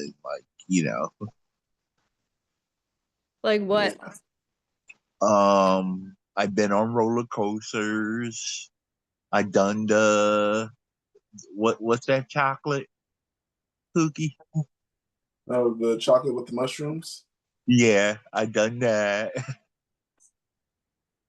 I done the alcohol thing too. Not the best, but yeah, I done that. I tried to live as I guess what you call what seemed to me as a normal as possible life to fit in. Right. That's what To I could make say. It was kind of to fit in. I was doing Yeah. things with groups of people who weren't necessarily peer pressuring me, but it just seemed like this is what we're doing tonight. No one asked if you're gonna not do it or if you're gonna do it, and it just kind of happened. Uh, yeah, like drinking was like, hey, somebody brought over a bottle. Let's drink. Uh, no one ever asked, yeah, what's it gonna do to your epilepsy? Like I said, I never knew anyone who had epilepsy, so I was just going about it recklessly until Reddit, and yeah, I'm not gonna say I didn't know it was so bad, but I thought it was just having seizures. That's all that's gonna happen is I'm just gonna have seizures. Uh, Come to find out, it's not the worst, and seizures is more than epilepsy. I was ignorant, But just like everyone else without it. So, but yeah, I think it's just like it's that denial phase of the like when you get diagnosed, maybe when you're young, like you're still not ready to accept that you have epilepsy, you know? And it's like, I don't know how else to say it. It's like you're not ready to accept it until something happens, and then you're like, all right, I got epilepsy. I gotta get on this. Yeah. Yeah, that seems to be like a lot of posts from kids too, who are just like, could this be something else? Like, I just got diagnosed. Can I just not take my meds? And that breaks my heart to hear that. Like, that just fucking sucks, man. right. But at the same time, then you get to like, no, don't go to Burning Man. And not that I've done this, but like do laughing gas and then get on your bicycle and then like fall off your bicycle. Like it might have been helpful to have some idea earlier. Yeah. And then Kate said she went driving until she crashed her car, and that's when she realized she had to accept her epilepsy. Damn, yeah. So there was another one I seen that I'm actually not gonna go to it right now. When you said she had to accept it after crashing, I seen something that said radical acceptance. Was it hard to accept that you had epilepsy? How was that mission? Mine, my 20s is when I started looking like this is serious. I got to start paying attention to my epilepsy. So acceptance wasn't there all my younger teens, early 20s. I was running reckless, drinking, doing whatever I felt like doing. Yeah, didn't even worry about epilepsy. But yeah, it was hard to accept after I really paid attention to it. In high school, I wouldn't say it was hard to accept, but like the first few seizures, I was kind of, I'd say, would it be insecure? I was just kind of like, I thought people were always talking about me, people that seen it. So like I would pass someone because you have classes with so many different people, it's mixed up. You don't go to class with those same people every time. So I would see people from that class that I had a seizure in, and I'd see him with that group of people, and I'd be like, why are they all looking at me? Did he tell everybody there? And then I would see one of those person from that circle, and I'd always be thinking that, did this person tell this person? No, this person told that person, or did that person go on and so on? So yeah, I was a little worried about it in high school, but then yeah. After having a seizure in high school, I wasn't like right in school in class, and yes, I was worried when I came back. I don't know. Was it the next? I don't think it was the next day. Whenever I came back after that seizure, I was worried and I was like, oh my God, I'm like, this is the end of me and stuff. But No, it was just a normal high school Beginning. for me, and I could just be like treated normally through high school for Yeah, me. I like that. I like that I did get treated normally once I got over the part of I think everybody's staring at me. A lot of people who didn't see it, I was told once I told them I had epilepsy and they weren't in those classes or whatever. They were like, "Oh, okay," but like I said, a lot of people didn't know anything about it, so they didn't really look into it. I was like, "Oh, I had a seizure, you guys." They were like, "Okay." They didn't make fun of it because they didn't know what it was. It wasn't on TV as much as it is now. Um, Seizures were barely talked about back in the early 2000s. They're barely talked about now, but yeah. Um, Yeah, yeah. friends in school came and like questioned me about it. It's like, what happened? It's like, what do you feel? Like, what is this? It's like stuff I didn't know how to answer, but I gave them like stories that, I was told that happened while I was in a seizure, like hitting my dad and stuff, releasing all my stress. Oh, I've been Really? told that you're very strong when you have it. I've been told Yeah, that. we go woke up. Yeah, I've been told you gotta calm down, man. You get angry, then you get all strong, and can't hold you down. Yeah, been there. How Oh my about Yeah. you, Emma? You get extra strong? Probably not. No, no, because I got strapped into a. Well, I mean, I couldn't have broken out of that, but yeah, Been the there. fucking paramedics put me into a stretcher and I don't know, they thought I was on drugs or something. I could not get out of that, so no, maybe I get weaker. Yeah, I've been strapped down. There's no getting out of that. No, No matter how strong you are, once they you're got strapped, you're strapped, and hands next to you. Yeah, they thought I was on something too. So it isn't only you. Don't be ashamed. Yeah, I does never any woke up in uh the ambulance. I always woke up in the ER. Okay, okay. you missed the fun part. Yeah, you missed the fun part. The ride there, always strapped in, They and then yell at telling you they're not going to unstrap you, and then telling you calm down. Like, I'm trying to be calm, but I'm strapped down. I'm not understanding why. How are you going to tell me to calm down? Tell me why I'm strapped down.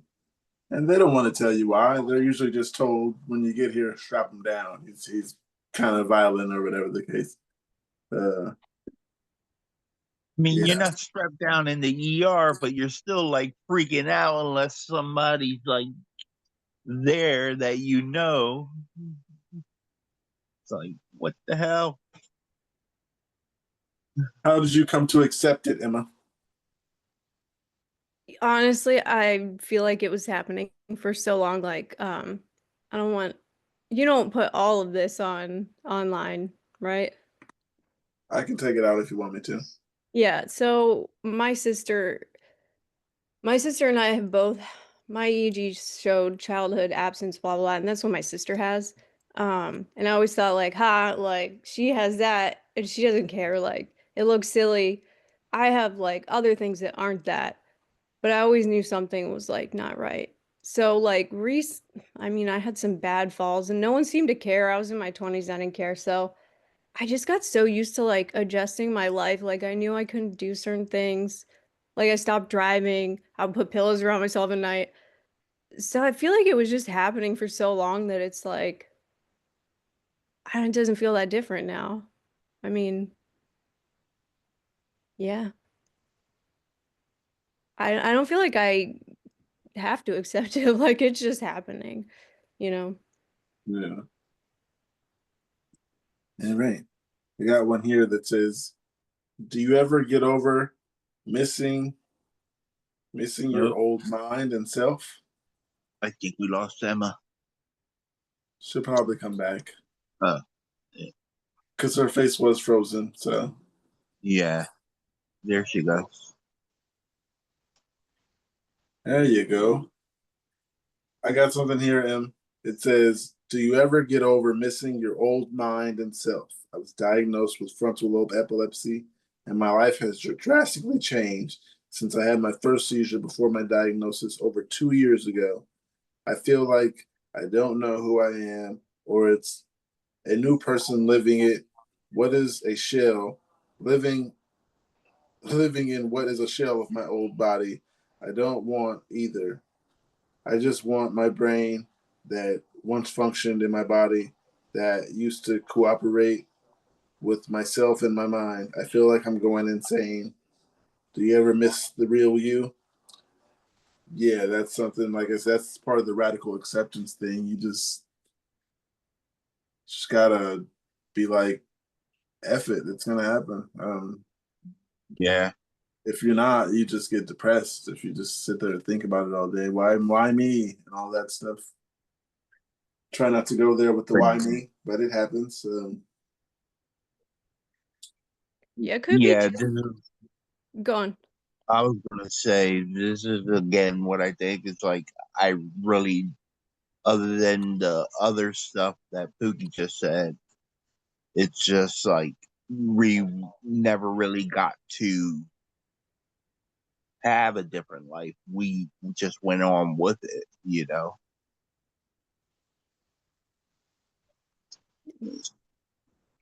I don't know if anybody else gets this, but like sometimes like after I would have like a bad seizure, things didn't look right to me, like they didn't feel familiar. Like sometimes I would have trouble even recognizing myself. And I don't know if that's just because that's happened a bunch of times that I just sometimes I'm like, who the fuck am I? Like I used to be a completely different person almost. So I wonder if that's kind of Okay, yeah, I know where you're at. I've thought of that. I've thought, Yeah. damn, I've been. I feel like a different me. Like I said, I just got over it fast because I was like, I don't want to have a seizure to keep thinking about this. I don't want to go into one.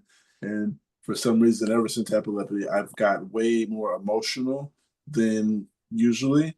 So I don't want to be sitting Yeah. somewhere crying and not know why. And yeah, disappointed crying, angry crying, sad crying, and all of it. I don't know why at that point in time.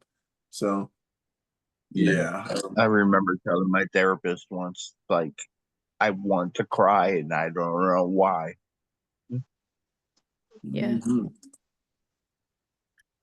Yes, been there. Um, Someone said epilepsy taken away use. Not sure to post this or who to talk about, but my younger brother is 18.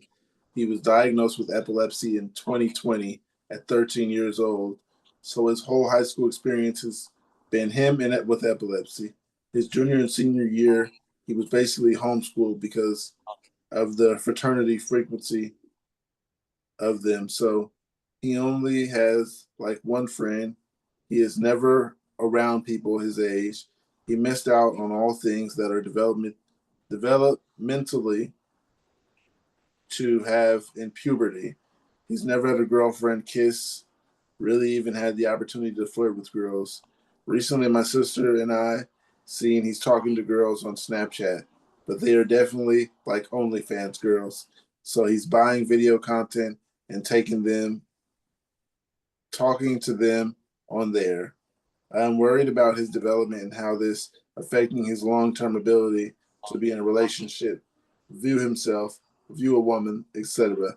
Have you made friends if you were able? How have you made friends if you were taken out of school? How do you date with epilepsy? How did this stunt your maturity, puberty, etc.? He's in therapy though. Um, like you said, Em, I don't think you said you had it as a teen, but I can't remember if you said you had it as a teen. But yeah, I wasn't diagnosed as a teen, but it's pretty clear looking back that both me and my sister probably had it. But yeah, I think okay, so diagnosis is different. I think it. Yeah. okay, yeah, so him with it, I'd say you gotta just let him live. Uh, I had it, and she didn't say he has any other problems. Like social anxiety or anything like that. So, I mean, talking to people is talking to people. If you got to go online, eventually, hey, you might get an OnlyFans girlfriend. You just might see some nice content you like. I mean, Right. He might be finding some kind of interest that's helping him through puberty. yeah, that's it. Yeah. Late Who late wrote bloomer. Late bloomer. Yeah, so I say don't worry about the OnlyFans stuff. I mean, that's the least of your worries. If you're worried about how much content he's buying, that's a thing too. You don't want your brother to go broke buying videos and pictures of tits and stuff. Yeah, they shouldn't be that expensive. I wouldn't know personally, but I heard about it, and I heard about people making so much money off of that. But we'll move forward because Having one. yeah, I've been asked. Go ahead. I haven't. I don't know how much does that cost a lot or anything? Because I Yeah, how never. much? I think OnlyFans, you pay for a subscription to view that person doing whatever they're doing through the month, and they post videos maybe every day, maybe other. I've never got into it, but I've been asked to be a partner, and I was just like, yeah, tell me more about it. And then I was like, never mind, don't tell me about it. We'll talk about it later. And we never end up talking about it. So Yeah, I never done I was just being OnlyFans. used. Like, hey, I like you. How about you do this with me? I could get girlfriends and stuff. I think my first girlfriend was in 6th grade, so. Fuck. How do you date with epilepsy? That was one of them. I feel like once I got in my 30s, it was a little harder to date. But it's not that hard, I guess. Dating sites, I guess. When I meet people that I like, I just kind of engage in conversation and turn to that. But yeah, I'm trying to think. It hasn't been that hard to date. But at his age, early 20s, dating, and then you don't have the experience, you're going to lose your virginity to someone in your 20s. I'm not sure if that's odd to the female when she's like trying to teach you. But I'm sure if he's watching OnlyFans videos, he doesn't need any teaching. He just needs to be put in that position. Yeah.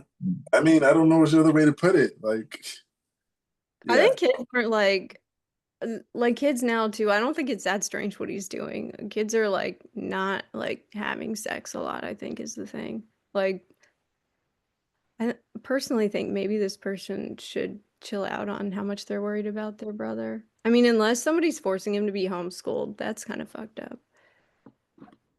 Yeah, well, I think now he's out of high school now. I think she's saying, and he has epilepsy. I didn't get homeschooled, so I don't. Yeah, I went through a regular experience. Yeah, that's rough. And he's 18, so I don't know. I say give him a few years. You could still date. There's nothing. Yeah. Like I said, it wouldn't be hard to date. You got to let people know. So I mean, that's going to be hard at first, trying to let people know that I have epilepsy, and that part was too hard to come out with.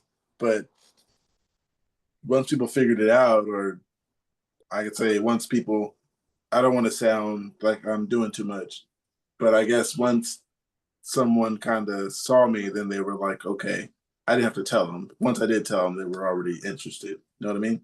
I don't want to make that sound like I'm bragging or something, but yeah, the past few people that I dated, it was like, okay, I'm already here now, so yeah. I mean, it's good to warn people about stuff like that too. And I never, like my wife when we were dating.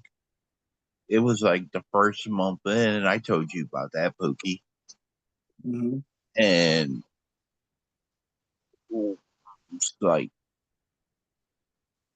she had to go pick up her son from her baby daddy, and I had a seizure, and she just chose to stay by me instead until I came through. Nice. You know, Yeah, that's beautiful. and that's like that was the difference. Like, you know, that's gonna keep the relationship going. You got someone that's gonna stay by you, or you're gonna have someone that, no, I don't want to deal with you. Right. There was a few people that I didn't have a seizure in front of, and I think those people are gone, and the other ones are still here. The ones that seen a seizure are more still around. Yeah, actually, there was one situation I told someone, and I think I did tell her too late. I think I told her maybe a few months in, and it wasn't even that type of relationship to begin with, but then she just started being distant, and she wasn't calling as much as she used to. I don't know if she imagined me having a seizure while we were in bed, but we stopped sleeping together, went from not so often to never. She still messages me though, so I think there's still some possibility out there, but I haven't asked anyhow. How tall are you're like 6 feet tall, right? 6'2". 6'2", yeah. Yeah. I think it might take more to discourage people from saying no to Friends 6. with benefits. Yeah. Angel, you ever had a seizure while having sex? Not Not that you can remember. not that I can remember. Like I said, mine's has always been unaware until the cluster. Okay. And no one's ever told me. Lucky you. Yeah. That's happened twice. What happened? You don't have to answer if you don't want to. I do, but I want to know if you're ready to hear it. My story's not as fun as yours. They're never fun, especially for a female, I can imagine. Mine was just kind of dumb. Like, I had 2 different guys tell me that during sex I would go cross-eyed, and I think that they took that, they were like, yeah, I was so good you went cross-eyed, but I didn't remember it, so I was like, whatever, no, I didn't. And by the second time I was like, I guess I did, but like, no, I didn't. And then recently I was watching my nanny cam and I was like, oh yeah, I did. I did. I don't Yeah, think that's it rough. is, like, sex and seizures are seem to be a thing. Yeah, they're a thing. I don't know why that happens. Like, hasn't happened to me in 10 years, so I'm not worried about it anymore. Pretty much got it together by now. I think it's like hormone statement and everything. But yeah. So I got something here. It says, why am I rude after a seizure?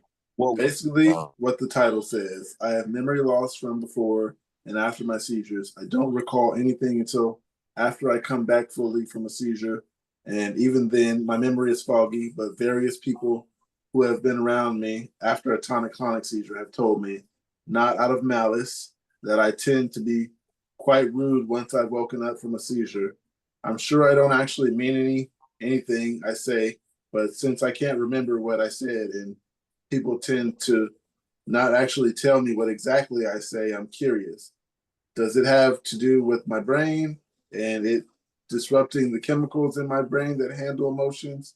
I'm definitely very sensitive and sad once I've fully come back from the seizure, but I don't recall being rude.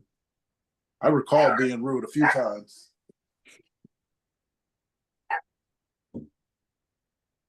Yeah, the I'm rudeness I out can of this remember. one.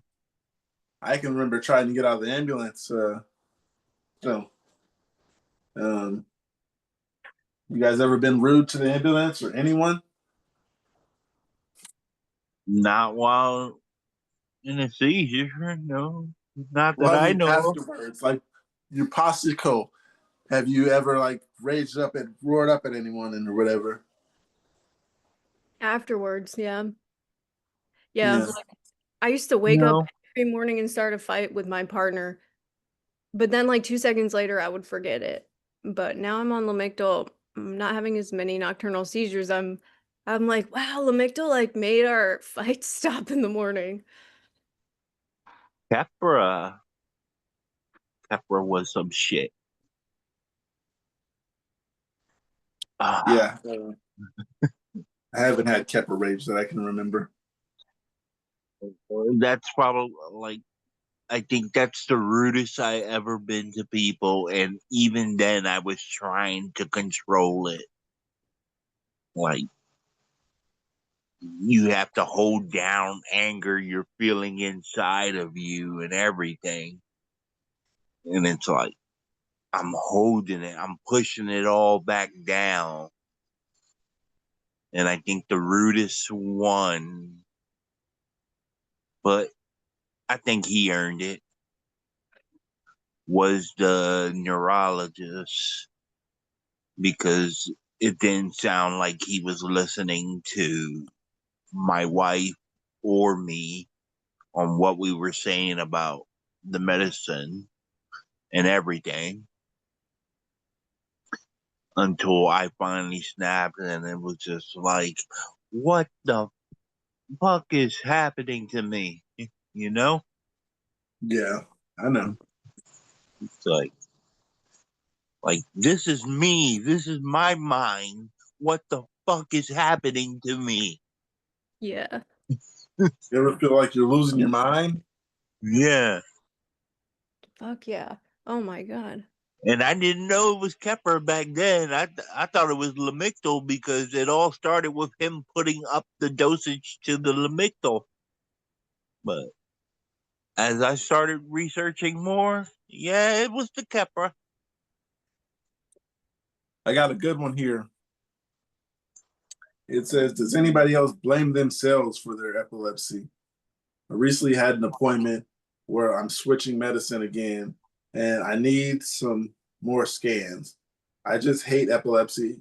I'm currently already taking large doses of medicine, falling asleep constantly, forgetting words, and still having seizures around 4 months apart. I found myself blaming myself for my seizures, saying things to myself like, maybe I forgot to take my medicine, perhaps went to bed too late. I'm just too stressed out, and maybe I can reduce my seizures or side effects if I did this or that. Does anybody else blame themselves, or is this just something I do? Um, I don't exactly blame myself, but I see where that person is coming from because I've heard stories of people who've done things in their past life who now think that they're late 50s or early 30s or whatever the case. Maybe I could have drank less in my teens. I heard about stuff like that, or maybe I should have went to a drinking college or stuff like that. I say don't blame yourselves. Don't blame yourself. You're just gonna be more angry or maybe more depressed or stressed thinking of it like that. Yeah, and you can't be perfect. Like you gotta live your life. But I sometimes I get like really guilty afterwards. It seems to be like I have like the same emotions and the same pattern after I have a bunch of nocturnal seizures. And like part of that is I feel like really embarrassed and guilty, but like I don't actually feel that way. It's just like uncontrollable. Okay. Yeah. I feel more burdened. I blame myself when I have, like, I need to ask for a ride from certain people. Like, even now, I'm like living in my mom's house again. And I try to be the one that uses the least amount of electric, and like eat the least amount of food, you know, and everything with all my situation. It's like, and my mom was like, "Here, take the money." I'm like, "No, no." I'm But not sure yeah, what. I feel guilty. Yeah, I don't because I know I was run over by a car, but I could understand how that person feels like that. Mine is totally not my fault, 100%. I was going to get it regardless after that accident. Um, Angel, also, I know, I'm not sure how that would work. Go Yeah, ahead. you're going through a No. divorce right now, but I was going to ask you, would your wife be interested in like coming and talking to us and maybe answer a few questions? Oh no, I don't even talk to her. Em, I you think only your vid partner would chat the come join baby. us? I only vid chat baby. Yeah, I was thinking, Em, would your partner join us ever? He might. He's a Midwesterner, so he's very reserved, but yeah, I will ask him. Okay, yeah, because I asked a few other people and they said maybe. It would be really interesting because it's been really hard for him. It's been hard on our relationship. Yeah. So yeah, maybe we'll get some others one day. I got something else here. It says, I'm going to lose my job because of my meds and just overall symptoms. I haven't been able to perform my job fast enough. Fast enough is in quotes. I'm an engineer and I've had a hard time remembering things because I really struggle with short term memory loss because I'm not bringing enough sales in. They're planning to fire me at the end of the month if I don't fix things. I'm going to start working 6 days a week instead of 5 days to see if it helps. But honestly, my brain is fried by Wednesday. How do you keep up with a full work week on meds? I do hydrocephalus too much, which causes some brain damage. I haven't worked in a while, so a 5 day work week could be a little much these days. But yeah, um, I can't keep up in a full work week unless it's Can you like hear me? I can hear you now. Okay. How do you keep up with a full work week, Angel? When I did work, um, first of all, I worked at a distribution center receiving part. I was a general warehouse associate, but it was also unionized, so I was kind of safe from like being fired. But they ramping up like the workload speed, and at the same time, I was a they call it a desk person, which is desk person's duties was equivalent to basically an assistant supervisor. So 2 days out of the week, I had to compete with what my co-workers were doing 4 days out of a week, you know? And it was just hard to keep up. Yeah, I couldn't imagine.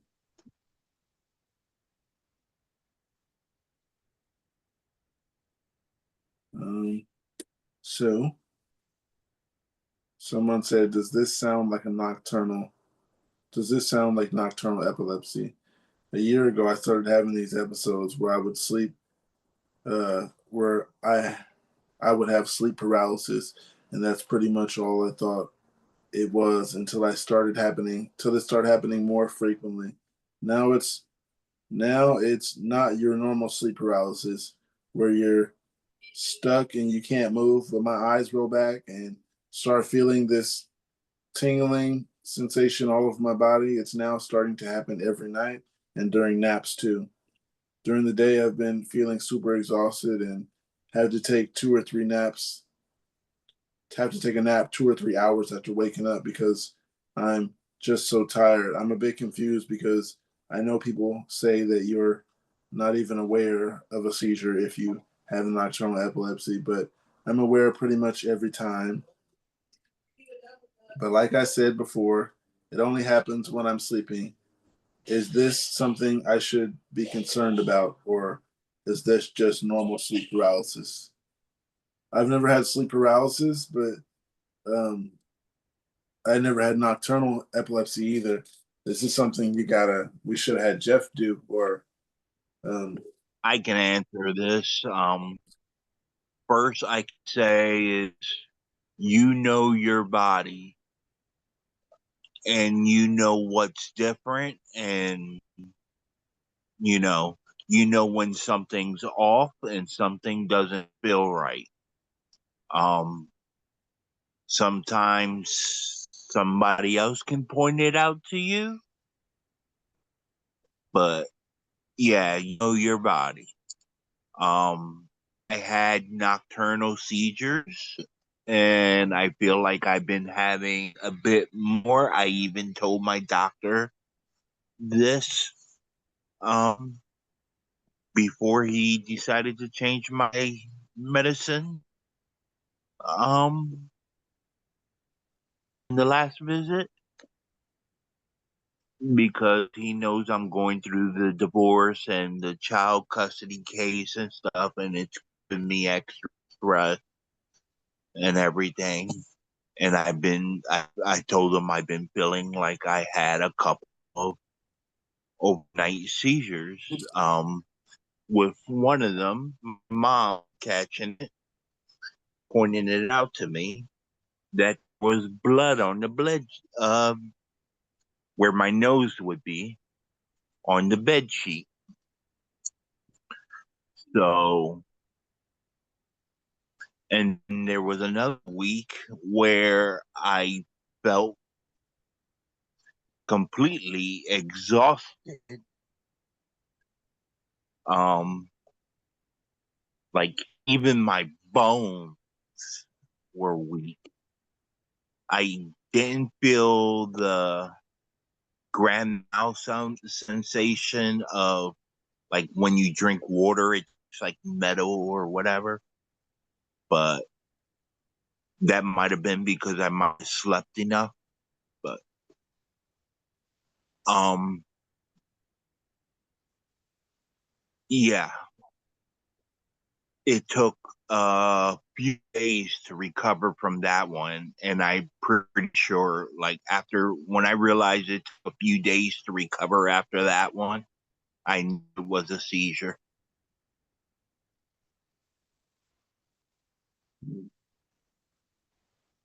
mm-hmm. Angel, I'm sorry to hear you're going through that. That sounds difficult. Stress does it. Extreme stress will always like push you over, and I'm trying not to. I'm trying to get things out of my mind, and like got I'm getting back into my faith, uh Christianity. My friends always are pushing me to go out and stuff, so I don't have problem there. It's just like in my case, more of the way I was kind of just like from being the because I applied for disability and I was the home dad, and then I was the one kicked out. So no income. Yeah. And I'm still waiting on an appeal. I'm in the appeals court process. I already saw a judge. For your disability? Yes. SSDI. And Like I have the credits and everything. It's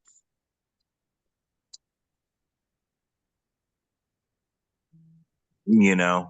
like even when I was at the court, it's like their their doctor was over the phone, and like he could barely name jobs I could do. But even the judge was like trying to like figure things out. And I was even telling her, like, look, I'm on this new medication. I just got put on it last month because I had another seizure. And she's like, what, you're still having seizures? I'm like, yes.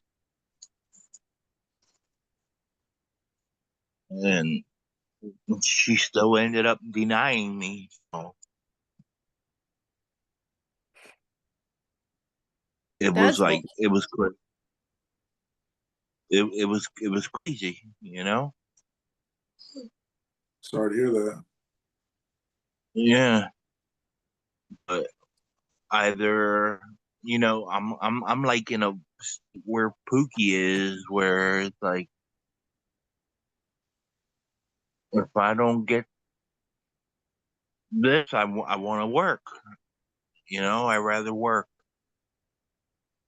I don't care what I got to put my body through.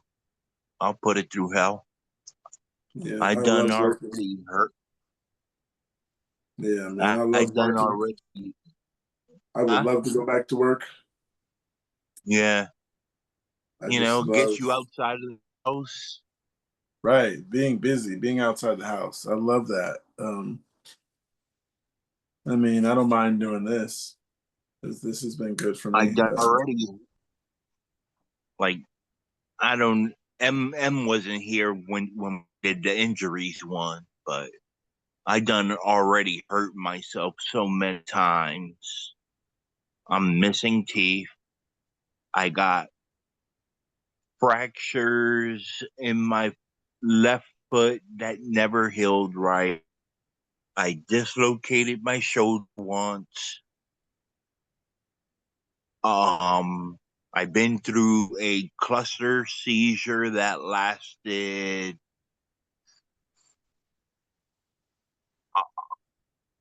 I'm going to say, at least 6 hours. Damn. Right.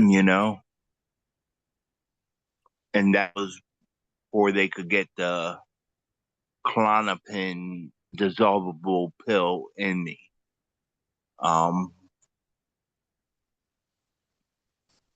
And it's like, I don't trust this administration. It's like, seems like trying to take everything apart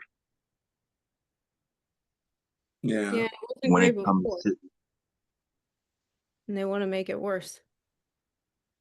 Right. even for the people already on disability, they're trying to take it apart. Yep. Yeah, that sucks, man. I'm on my third appeal right now, so I know what you're going through.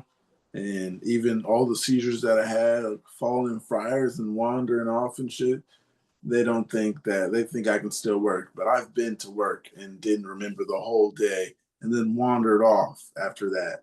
So I see what you're Yeah. going through. And that Yeah, absolutely it's like sucks.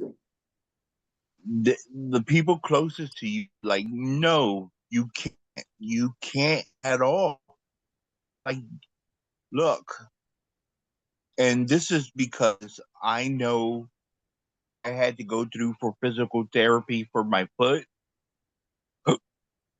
to get back, and I watch what they did for other people to do for walking. So I did that, so like I could stop relying on a cane again. I was relying on a cane for probably, I would say, 2.5, 3 years already. And I'm like, if I gotta go to work, I'm not gonna rely on the cane, because the minute they see the cane, they're gonna say, nope, bye. And I had that pre, I'm an old school guy, so I already had that pre Obama mindset where it's like you got a pre existing condition. It's hard for people with epilepsy to find good jobs, you know? Yeah, I know exactly what you mean.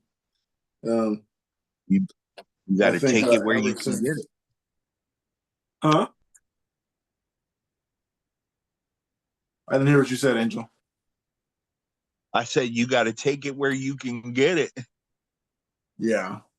Um, I think I can pretty much get by getting a job. I mean, it might be difficult, um, like maybe maintaining the job, but getting a job, you don't have to tell them. So you can pretty much get the job, Yeah. and then once you tell them, they can't fire you because of it, but they can give you maybe like parameters or stuff to make it maybe have you not in a bad position.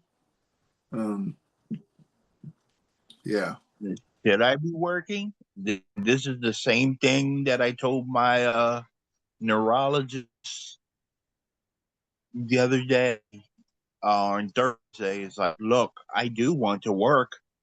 My mind wants to work.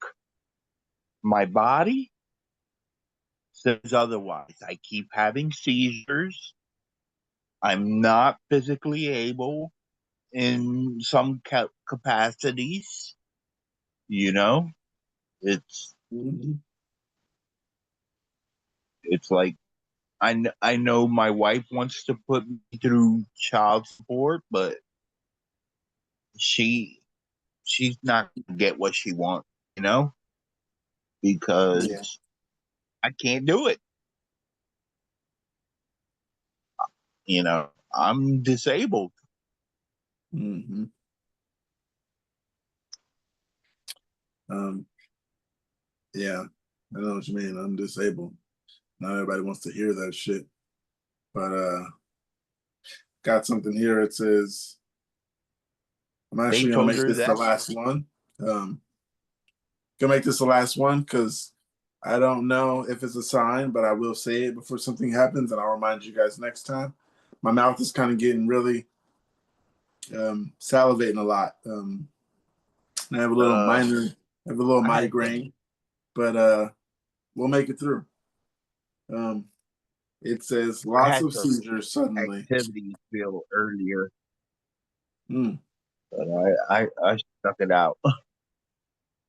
Yeah, I've stuck it out a few times, and as you see that other episode, I stuck it out for 2.5 hours, and I was having a cluster, focal after focal after focal, and tried to make it through. And eventually, I was just like, okay, you guys, I'm gonna give in to it. Let me go lay down somewhere. But yeah, let me not fight it this time. The last one says lots of seizures suddenly.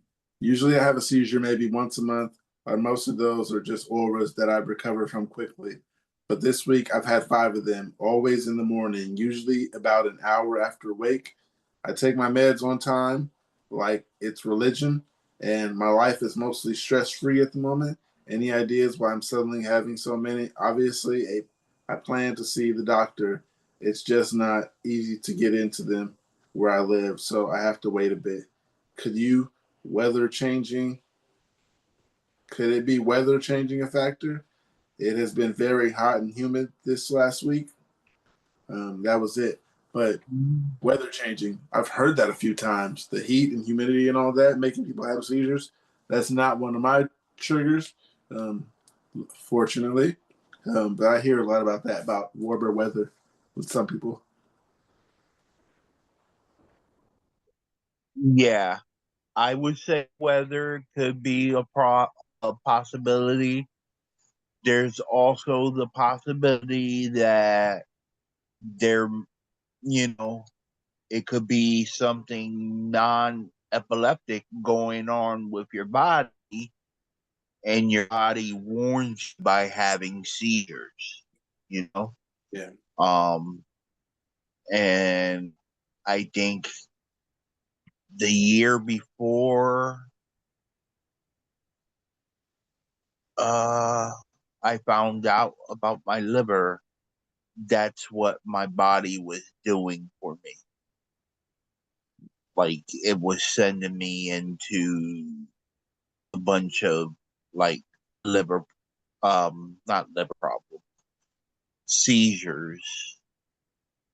And when I neurologist couldn't figure it out, it was just like, we don't know what it could be. They checked the liver enzymes, it was way too high. That was the answer. But I ended up having, I was diagnosed with, it's called non-alcoholic steatohepatitis, NASH for short. And I had 1B fibrosis, which is scarring on the liver. And for those who don't know, liver is pretty much your immune system. So it runs your immune system. So if that's having problems, yeah. You think this person is having lots of seizures for any reason? They're taking their meds. I think seeing a doctor is best. If you're taking your meds and you just all of a sudden start having more, you might be becoming, what they say, susceptible to the medication. What do they call it? I think Sailor Mom said she's medication resistant. So I think maybe you can start. I don't know about it really. I think maybe you can start it later in the medication. It's just something you got to get checked up on. And being the person can't see one soon, I hope you see this. I go to the emergency room. I'd say something to someone because I do not like seizures that are fluctuating from less to more, ever. Go ahead. I Angel. also have another theory. Go ahead, Emma. You can talk. You go, I'm gonna forget. Oh, I was going to say they probably, if they're taking their medications and stuff, it's not heard of, but they might have built up a tolerance to their medication and yeah, might need a increase in dosage if they haven't reached the max dosage, or might have to try a new med.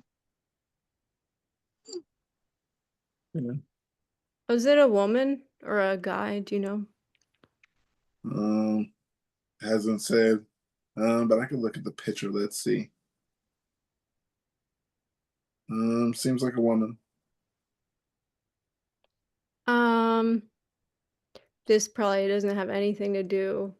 Actually, probably don't want to talk about it. Oh, it's a man.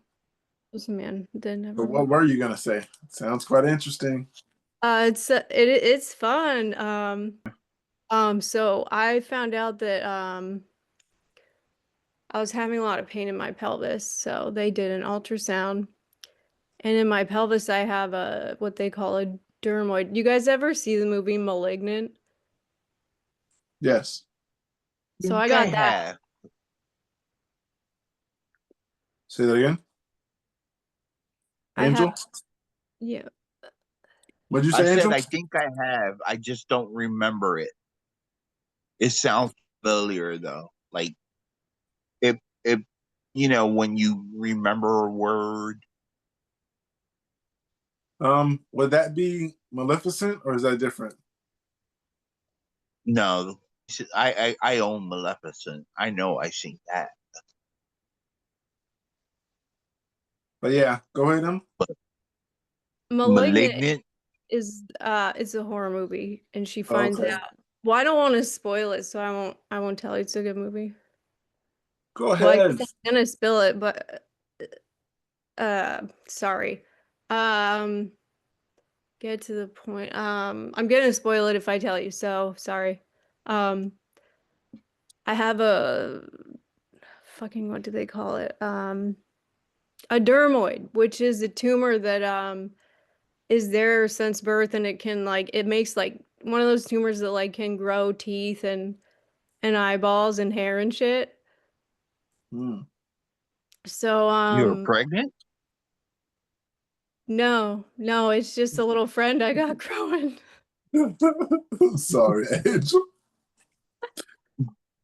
I kind of like it because I'm like, oh, I'm never alone. But also, I found out that it can like cause your immune system to attack your brain.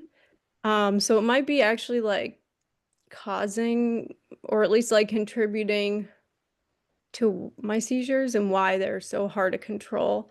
Because I looked at my x-ray and you can actually like see the teeth in there. It's fucking wild. Yeah. Yeah. So it's like now I gotta get that figured out on top of everything else, but I don't know. I'm it's a dangerous to get it removed, but if I don't, that means I controlling seizures is gonna be hard. Mm-hmm. But I don't want to lose my little hairy teeth friend either. Yeah. One day you'll have a baby and it'll be that. Yeah, but I already have one and it's that, and I get to keep it forever. Yeah. I get my teeth out though. You said you have a kid? No, I don't have a kid. No, I Oh. meant my friend who my little Wait scary. till you have a kid. Oh, man. I don't know about you, but they're a joy for people.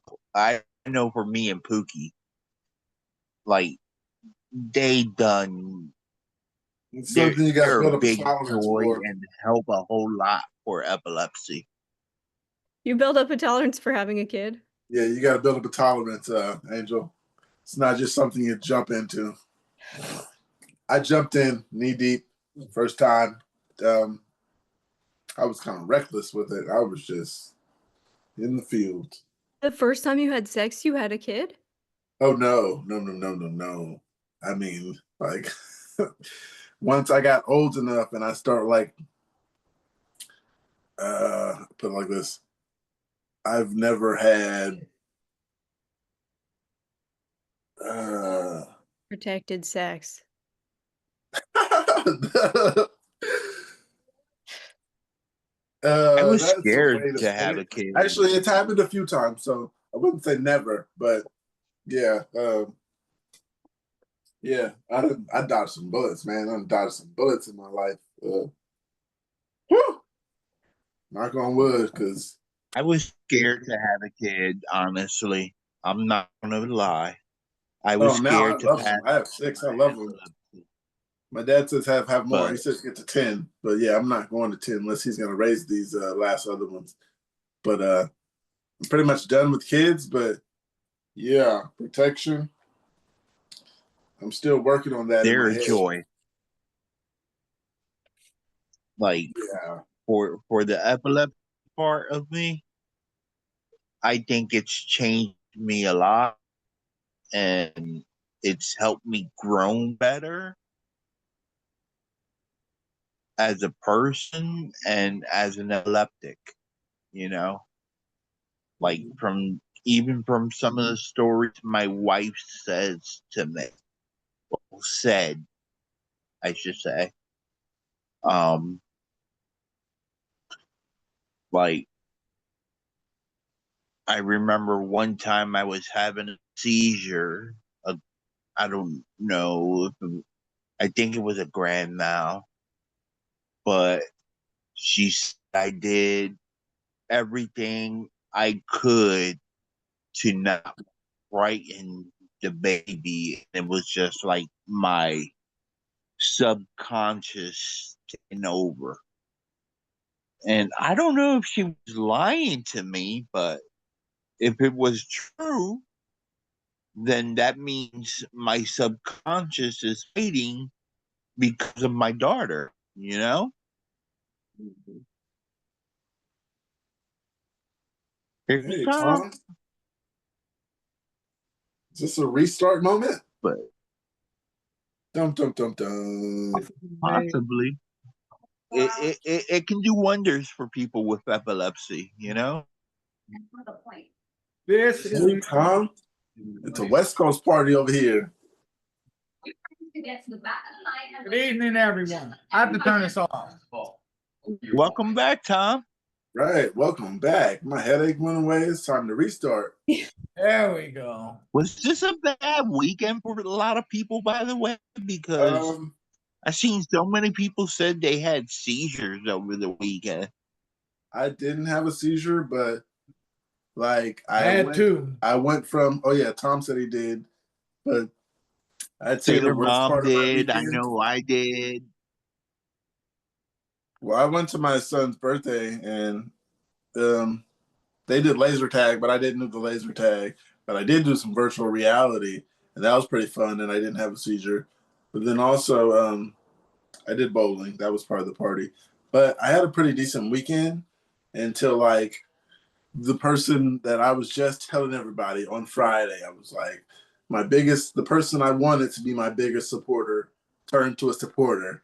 And I felt really good about it. And I was just like, basically, it's my dad. I was like, I feel really good. Like, this is the person I wanted the most to support me is my mom and my dad. And my dad, he didn't want me to do it at first. Told me don't do it and all this and that. Find other ways to make money, And take care now of my he kids, and so on. But yeah, he became a supporter. And he was just like, "Do what you're doing. I like what you're doing. You just do what you're doing."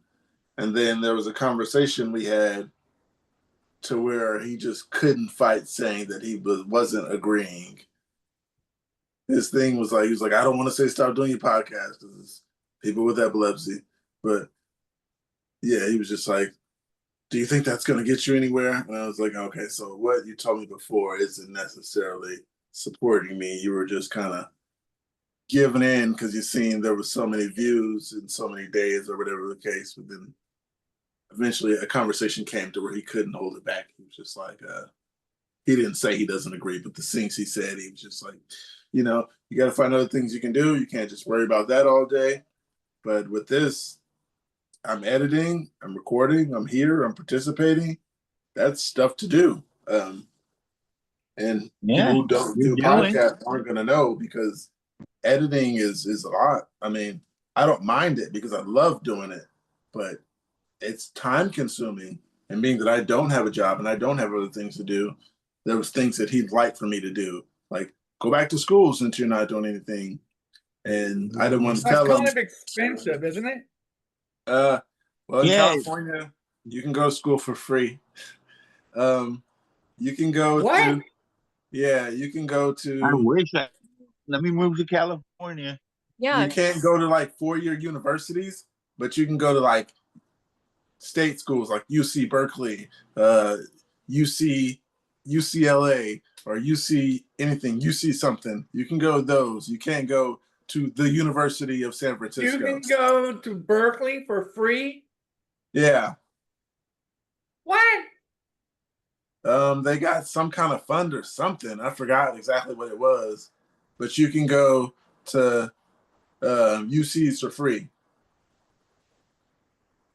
Is this just for courses? Like, I know there's some you can just do like free courses, or do you mean like full on?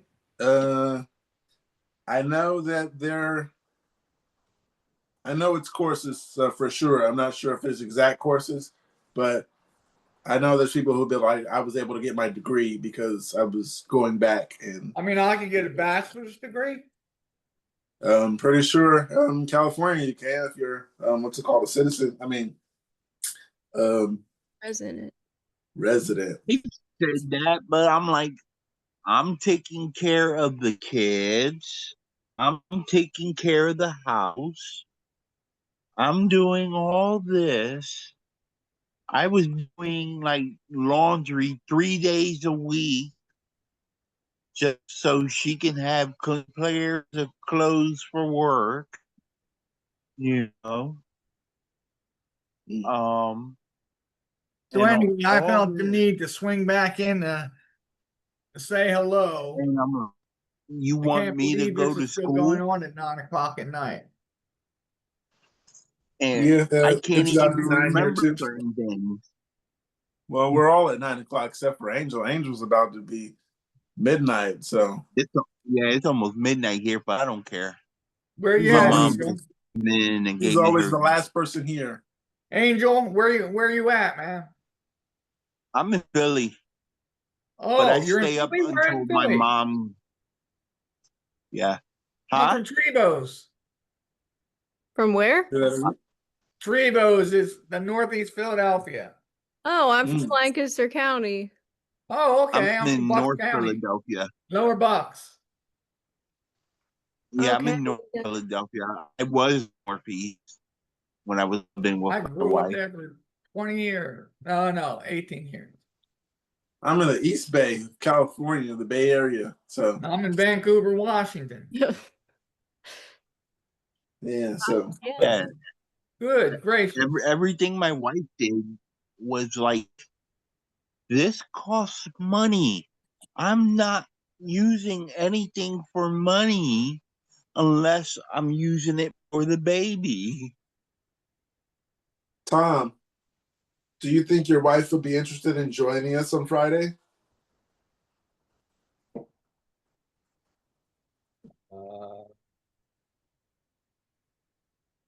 I don't know. I thought Probably you were looking, not. Probably not. I thought you were looking at her. Was I looking at? No, right now she's at the gym. Oh yeah, how you were looking away? I thought you were looking at her, waiting for her to answer. No, she's at the gym. Okay, yeah, He's I free got now. someone. So. Why? What's going on? What are you thinking? Oh, I got someone else who's gonna bring their dad, and he's gonna explain to me, what's it called, the genetic part of epilepsy. He was here earlier, Brandon, and I asked him could she bring her significant other, and she said he might want to join, but I was just gonna ask people around, anybody want to bring somebody, and so we got a few other people coming, and Is your dad going to be there? my dad. Yeah. Yeah. You're talking about how he thinks it's a good thing that you're doing. I think he was kind of saying that, and then there came a conversation where he had to really let it out. Not that supportive. I just wanted to be supportive in that Okay. moment. I Yesterday, support you, but I don't want to do this. Yesterday, I was talking to a couple people, and they said they might pop on this evening. Okay. And did we have any more people on that? Any new faces? No, today we didn't Not have any new today. faces. We had some regulars. Everybody was regular, but it was a good. It was good from the start. It was some fun chats today. Yeah. I'm sorry I had to run. It's all right. Yeah, You're we here now. know. I'm surprised my daughter didn't call me today. Yeah, Angel, Usually, divorce sucks. It always comes down to money. yeah. And this is my second one. My first one went. Religion doesn't. My religious beliefs doesn't want me to divorce, but at the same time, my sister wants it to happen because she doesn't want my wife to 302 me. What? What's 302? 302. They force you into a psych ward and then they can take custody of like all the property and stuff and change it to their name and stuff. Force you into a psych ward? Yeah. How do you go about doing that? She will have to prove it with the medicines and stuff. But I haven't been around the house since she picked me December. She had a meltdown. And she actually admitted it at the court hearing that she had postpartum psychosis and she had a meltdown and everything. And which is bullshit because she told me about the postpartum psychosis of when they gave her free testing from her old job, but all she's ever done was like look to Facebook for help. Whereas I actually went and got therapy. I'm sorry to hear you're going through that. Haven't been married yet. I've been what's it called? Don't get married. Don't get married. Don't get married. Why? Well, because of the divorce thing. Well, hey, not. Well, I'm me not and getting Kate were married. telling I'm you divorced. don't get I got an married. awesome marriage. I couldn't have a better marriage. Kate's going through the same process. Not everyone's as bad.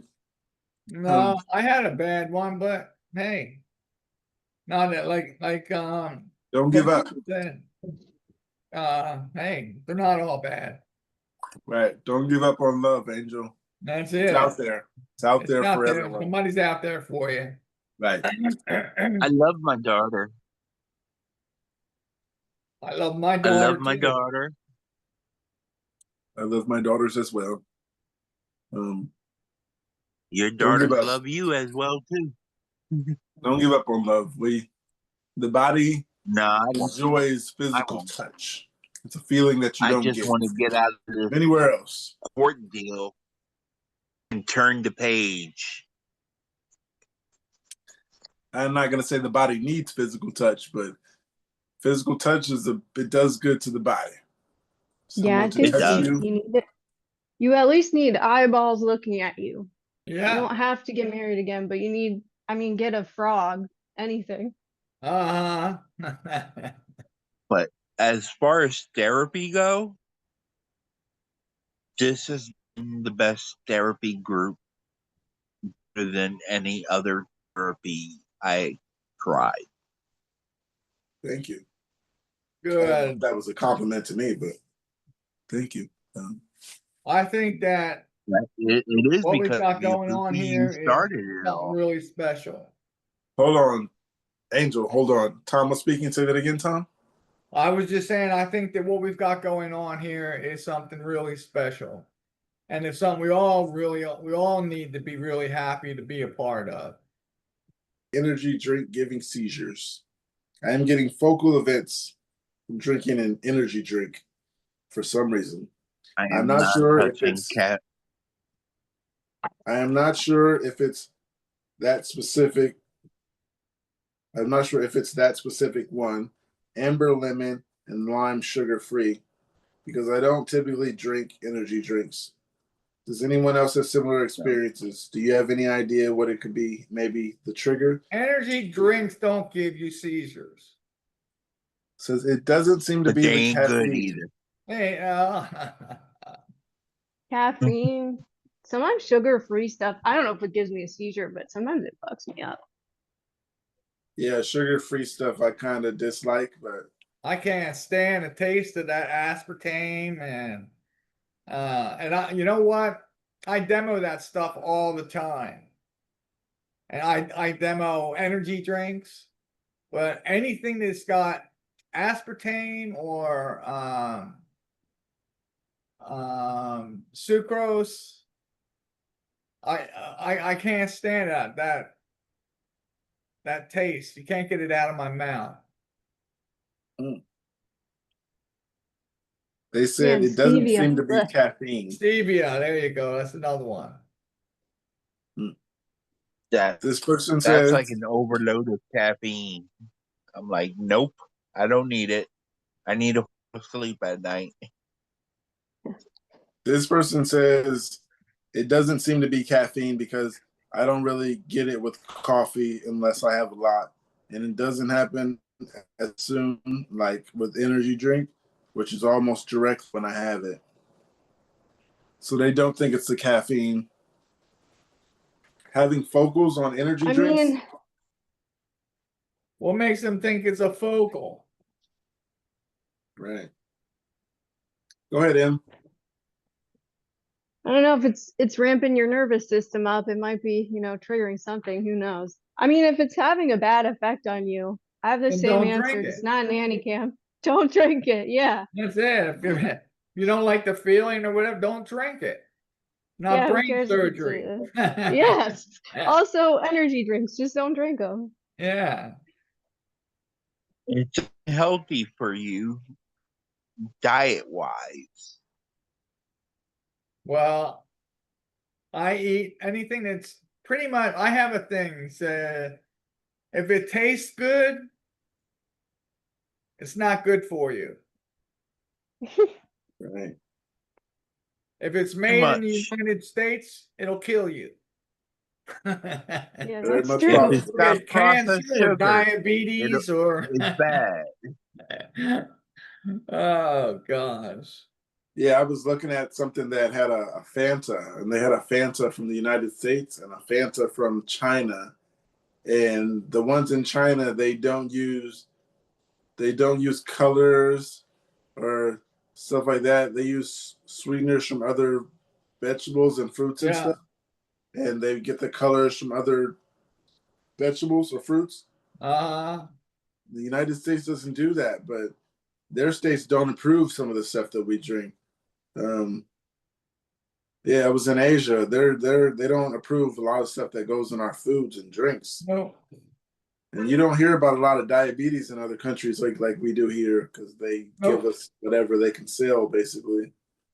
That's what I'm saying. Most of the stuff in the United States will cause cancer or you'll end up with diabetes. Yeah. Right. Yeah, diabetes. They use color dyes instead of like what they do in China and stuff. Mm-hmm. And And it's it's all sad because processed sugar. I weigh about 173 pounds. 5'11". In high school, I weighed 165 pounds. And I'm 64 years old. I eat anything and everything I want. I don't know what a diet is. Besides my epilepsy, I've got good health. Me too, fairly. But This is not technically a diet, Tom, although it is. Mediterranean diet. You're eating from stuff from basically the Mediterranean area. that makes The only sense. thing you will Mediterranean have diet. to cut the only thing you will have to cut down is maybe on red meat. But it'll increase the amount of fish you eat, which is great I don't like because fish. that helps the memory. And chicken's always good. I live on chicken. Right. You Chicken know, thighs. I and don't then have the the chicken breast. vegetables and everything. You got pastas for starch, and it's helped me a lot for my NAS. I think it's helped me for my diabetes too. I didn't know you had diabetes, Angel. I'm not at the point of have to inject myself. When I was checked, I was like at 6.8, and then I've been falling down slowly once I started this diet. Okay. And then I already had the bad liver, so It's I like I'm got sticking away from alcohol. I'm sticking away from processed sugar or as much as I can. all right. I got something here. It says, "Stupid to be scared of." I am doing something relatively simple tomorrow, holding a garage sale as part of a community one that is already set up. I am scared to handle the money or make price decisions because of the number of seizures I have been having and my general memory cognition problems. Any inspiration or words of anything helpful? Wait. She's afraid to handle the Give it to money somebody else. because of the seizures that she has. I am scared to handle the money or make price decisions because of the number of seizures I have been having and my Oh, general. okay. I got it. She doesn't, because her memory, she doesn't feel confident in making change. Okay, yeah, makes sense. Okay. Ask somebody else to do it. That's simple. I say fight through it. Try it. Don't be scared. Yeah, just end up with more money than you started. Right. And just use the calculator on your phone.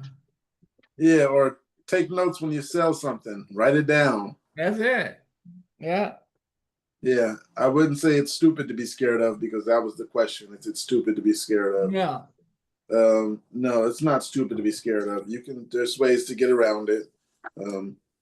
Write something down, maybe have somebody there. If you can't have anybody there, just write it down.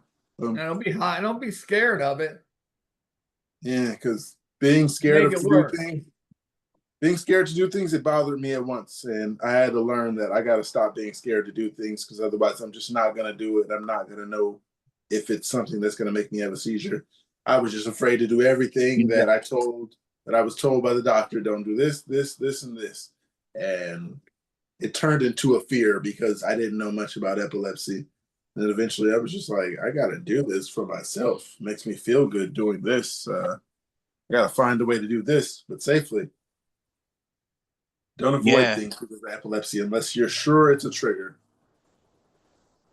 It's the opposite. It's family members telling me, don't do this, don't do this, don't do this. I'm like, you know what? I'm going to do this. Right. That's exactly how my family is. It's don't do this, don't do that. And it's usually like, I'm not going to be around. I'm just going to go do it when I'm not around you. That's why I left when I was 18. I'm just going to leave. I'm a big boy, boys and girls, go away. I'm always telling the my only partner thing I that. don't do is take a shower in the house while nobody's home. That was something I was going to ask. Now I think I read this somewhere else where people are constantly afraid of having seizures. I mean, that's on their mind all the time. They're afraid to do things. They're afraid. I mean, sure, I know I'm going to have a seizure. Okay, it's going to happen, but I don't live my life in fear of having a seizure. And are any of you in that boat? Ask the question again. I'm sorry. Is anybody in fear of having a seizure? Yeah. No.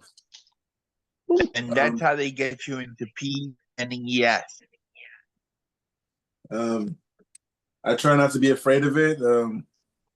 I know the worst it can do is make me have a seizure. Well, that's not the worst because you can actually die. Let me run back on that. But yeah, like I said, if you let things like that get to you, then you're not going to do things and you might not going to live a life.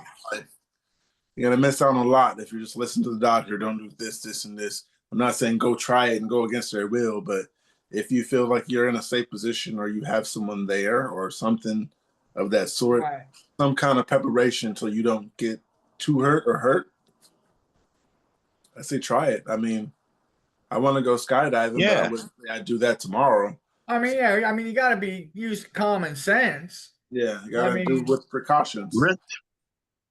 you know, my wife didn't Risk want me taking the factor. bus for a while. At first, you know, after we first got married, I was working at Meyer and Frank, and she's like, Tom, I don't feel comfortable with you going out catching a bus. I said, what? She says, you could be standing at a bus stop, have a seizure, and walk out into traffic. I said, honey, I could be walking out to the mailbox and get struck by lightning. Your point? He just loves you. So it's like, I honey, I said, I once can't live was that at way. work and lightning hit the generator at work.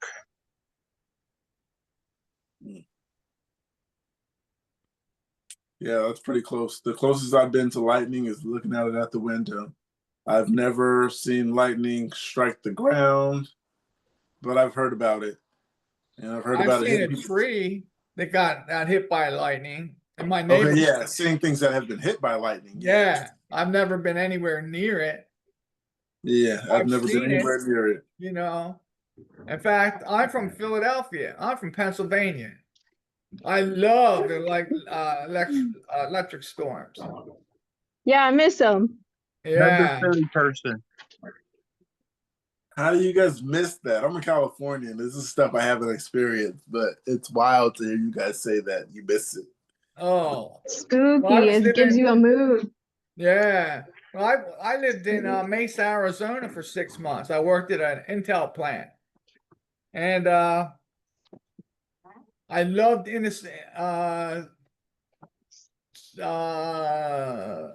guess it was the early to late spring. We'd have these electrical storms, and I can remember laying in on the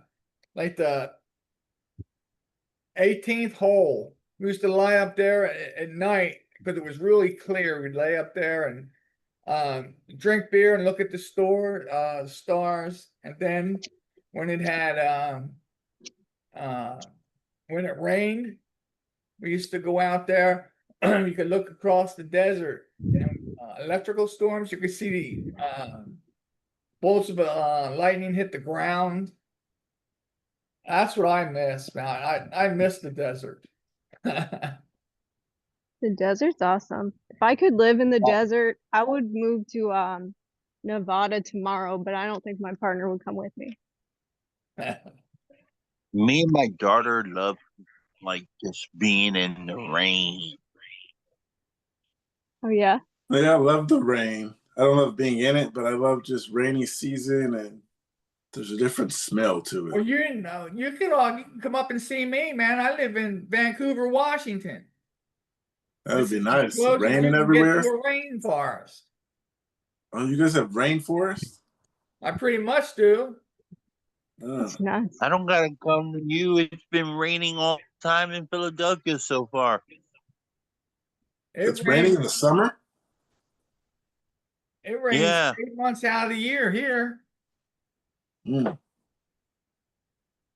had an earthquake a couple days ago, and I swear to God, every time right before an earthquake, I get a cluster of seizures. And I was feeling weird, and then I felt it come right through the room. It was pretty wild. What day was this? You're in California? Yeah. Oh, where at? Yeah, I'm on the border of Oakland and Piedmont, which just means that Okay. it's you know the area? Yeah. And my wife's from Concord. Oh, okay. Yeah. She's real was real close. Hey, I know. You guys know where Concord is. Yep, I live there. I'm on the border of where M is at. So. And Oh, you are? Yeah, I'm at the edge of Hayward in Oakland. And my son and daughter-in-law, granddaughter live in Concord. Oh, nice, nice. Angel, that is a nice ring. It's my wedding ring. Can I have it? I'm just kidding. Here's my wedding ring. I'm thinking to do once the divorce is settled with it. and I got it in And a we pawn turned it shop. into a bullet. Nice. I got married at the Justice of Peace and got my wedding ring at pawn shop. Got Where'd you married get by a married? woman. Say that again, Em? Where'd you get married? Where'd you get married?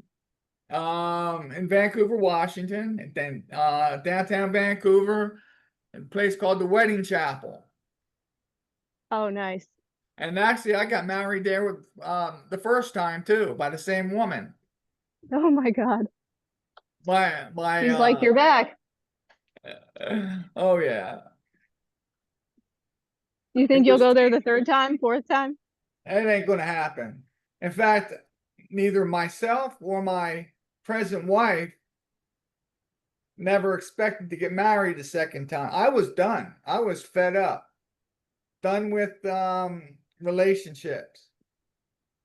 But we actually met in a bar and have been inseparable ever since. That was 23 years ago. 24 years ago. I'm in relationships. I don't think I'll ever get married again. Well, you never know, but maybe you won't. Maybe you don't want to be. Yeah, I don't think Angel wants to be married anymore. Marriage was a bad experience for you, it sounds like. Traumatizing, huh? Yeah, with this wife. Yeah. Yeah, it sounds like you're going through it, man. I'm a happy she man. I'll say started out that. good. I'm a happy man. She started Happy out married great. man. And then They usually do. I was gonna say that, but I was like, maybe that's his life. I'll just stick back. But yeah, they all start great, and then yeah. Well, this They one's just- That should be this a one's been reason for great. divorce. and Well, that's then- awesome, Tom. Right. I want to be married 50 plus years or 20 or whatever the case. I'm gonna get married. I So thought this was my forever woman. don't we all? I wanna get divorced like 4 times, but I really like my partner, so probably not. Maybe I'll do it while I'm still with him. He'll understand. He knows it's a goal. Get married and divorced. They get married and divorced. That's Yeah. a goal. Maybe he'll be the reason you Yeah, divorce just the like- other guys. Yeah, maybe throw some women in there, It just sounds like fancy, like I have the money to do that even though I don't. Yeah, that's what you could lose is money. Well, I don't have any money, so You can lose maybe your I could mind gain also. some money. Well, you know what they say? They say I get already married. lost my mind. Get married. No, marry for money, not for love. Yeah. Yeah, Angel, that's what you should do next. Yeah. Find I'm yourself a married woman for with love. money. Marry her, then divorce her, and take half what she's got. Fuck yeah. Do I'm it. married for love, and Oh man. I lost my mind. Be like, you can take the cash, I'll I take dig the the house. beautiful daughter out of Once you it. take the house, once I'll you have a take the house house at if your it's age, paid for. yeah, you have a house that's paid for. If it's Anybody paid will for, take yeah. you. You can tell a female, I got a house we can go back to, and I own it. How about that? Yeah, just The make sure you deed can pay is the under taxes both on of it. our names, but I don't care about it as long as the kids got somewhere to live. Right. Yeah, There but you go. get a good lawyer because you might care about it later is my only advice. My daughter's only 4, so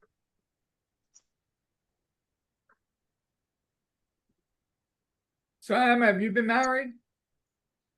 Yeah, I've been married. Kids? No kids. No, I got a dog. A dog. I got a Okay, dog okay. and I got my little person that's growing in me that's not a kid, but you missed that part of the conversation. Yeah. Okay. Something here says What am I missing, huh? Anything Oh. important? I'm No, I got a putting it little in the tumor with chat. teeth. I'm sorry? Were you asking me, or am I You. just? Yeah, I found out I got this little tumor with teeth and shit, and it might be causing my seizures. We don't know. We have to find out, but I don't want to get rid of it. So, You don't want to get rid of a tumor? I mean, if it's not causing my seizures, not really. I mean, it's like having a friend with me all the time. I wouldn't want to get yanked Oh, out of somebody. you have good conversations? Are you like Um, Krang from the Teenage Mutant Ninja Turtles? yeah. Where's this tumor located? It's in my pelvis. So it's not bothering you? Yeah, I think it is. I think this is maybe TMI, but I think some of the teeth escaped because I got an x-ray and it looks like they went on vacation around my body. Mm. And I still want I to put keep a that little motherfucker. She said it I has put a teeth and picture of my hair. daughter in the chat. That was her 4th birthday last month. Oh, nice. I got some said, what words of support are best? Worse, best or worse for after a seizure? I'm a 21-year-old female. I have a partner, 22-year-old trans female, male trans female, 22. Partner who's had epilepsy since she's been 14. She's had 4 out of 6 in all seizures with me present. They're tonic-clonic grand mal every time without warning, and they always end up in a 911 call. I've taken a lot of time to learn how to properly take care of her while they're happening. CPR, if that, hopefully doesn't ever have to come in handy, and how to care for her. But after there's one thing I still don't know what to say to her after. I know obviously not to explain what she did or how she looked because she isn't present at all during or after them. But maybe from other epileptics, what do you need to hear? I love you. Everything will be Yeah. all right. It's all right. It's all good. Yeah. What do you need? Yeah, what do you need? It'll be all right. Everything will be all right. Calm down. Yeah. You want something to drink? Stay right there. Yeah. You're all right. I always Calm need down, something to I'm drink right after here. I have a seizure. Yeah. Yeah, the calm down. I'm right here. You're all right. You're all right. Calm me down. Once I'm calm, you can pretty much tell me anything. Do you want a hug? Yeah, there you go. You want a Yeah. hug? Come here. Yeah, sometimes just getting Just getting I'm a hugging hug, you. yeah. If I'm in the ER, it's like I'm not calming down. I want to get out of there. I can then calm down and rest. Yeah, I don't ever. Actually, let's see. I think the ambulance have tried to calm me down a few times. I think actually I've tried to hop out one time too. But I think for some reason it's always the opposite. Like you always would think the guy paramedics are going to be the ones that are mean, but I've had 2 female paramedics and they were the only ones that were actually really mean, and they were yelling at me like calm down, all this and that. Stay still, I'm trying to put the IV in, or want to strap me down and all that stuff. I don't know if it's like an ego thing once they get in a position of kind of power, I guess. Power has a power trip. Yeah. Yeah. Yeah, and you can't do anything, and they're probably like sick of dealing with people all day, so they take their chance when they can. Right. It's like once my uncle, when I told him, he was like, maybe they're just because they're mad because you had a seizure and they think maybe you're just not out of your seizure yet. They're talking to you like that. And I was like, that still doesn't make sense. You talk to me and I'm not out of a seizure. You talk to me like that. But it's even worse when I thought about it. Like, they don't even know what's going on. And they don't know if I'm out of the seizure. Once I thought about it, I was like, yeah, they don't know if I'm out of seizure and they're talking to me like that. But I don't know who to report them to. Because once I got to the emergency room, I forgot what's the name on the ambulance. Yeah. And these days, there's so many different companies. There's not just ambulance. Right. There's Yeah. yeah. That's all I was going to say would be to report it to the company. But yeah, like I said, the only way to find out is go through the emergency room. Ask them to look it up. Yeah. Yeah. Who brought Yeah. me in here? Who was it that brought Have you in? someone with you if you can. Ask them if you can record what's happening. That sometimes helps. Yeah. We have Ann. She does that. Records all of her, and it works for her. It works. She throws the information in their face like, you did say this. Fuck yeah. Love her. Come on. What does Ann do? She's an advocate for everything that we need her to advocate for. The girl's been around the block a few times. Yeah, she advocates for marijuana, mushrooms, psychedelics, Ann's my hero. Epilepsy, pretty much. She's an advocate, just advocating for us to be advocated. And we're the for. same age. Nice. And it's funny because the way she talks reminds me of it just takes me back 40 years. To brassier ladies. Em, did you say you were 22? Yeah, sure.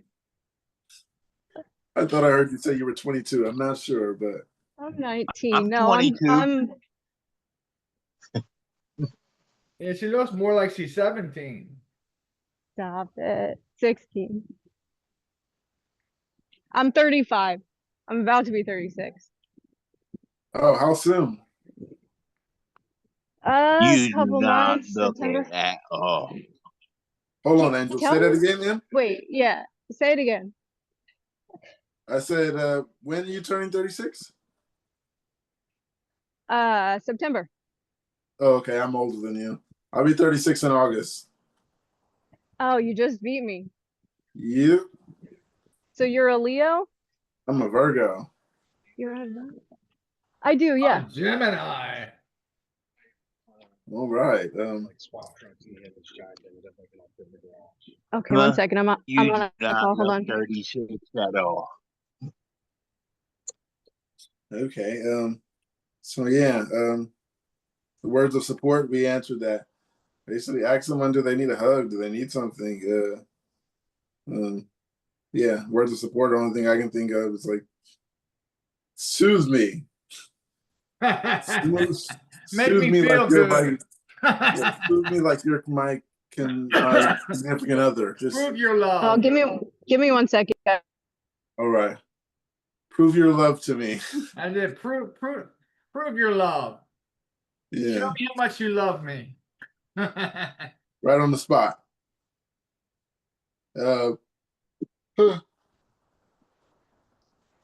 So what said? I know.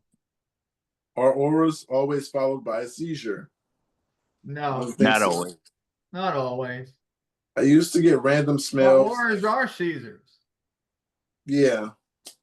I used to get random smells like burnt flies. If you ever used an electric fly swatter, then you know what I mean. No. Burnt flies, bleach, etc. I didn't have seizures after that, though. I've stopped experiencing that 90% of the time since starting taking the Lamictal. I've always assumed that auras only happen right before a seizure. Am I wrong? You're 100% wrong. Auras are seizures. Someone told you that in the comments. Auras are seizures. You're wrong. And if it happens, I usually prepare. I mean, I haven't really had an aura, but I guess I've had like a weird vibe, like, but nothing ever happened. So I'm not sure if that was an aura or not. But if I ever get an aura, I'm just gonna sit down and prepare for a tonic. Yeah. Yeah. Just Sit down. and make sure, that's what I do anyway. It's like if I'm sitting here at the computer, I'll get up, 3 steps to my left, lie down on the couch. 10 minutes later, I'm back up over here at the computer. Well, yeah, been there. We got someone that says, "What made you switch neurologists?" You got a piece of paper? Yeah. Yeah. So I've asked my We're neurologist. gonna be here till 3 That's it. a.m. This is gonna be a good one. So I've asked my neurologist. So I've asked my neurologist to switch my meds again because I've been taking the Motrigine for the past 8 months and I still been unable to sleep normally and develop some tremors. Immediately, they suggested putting me on Keppra again, which did not work either. Should not work either first time because of the mood swings. Should I find a new neurologist? I feel like he isn't listening to me, and I'm open to trying new meds, but they keep pushing the Motrigine or Keppra as if it's the only 2 options. But maybe I'm not being realistic. Anyone have stories of what caused you to switch neurologists? I never switched because I was young. I was a kid. But then once I got used to that guy, I felt like I told him a lot to keep up with my life and like know things about me.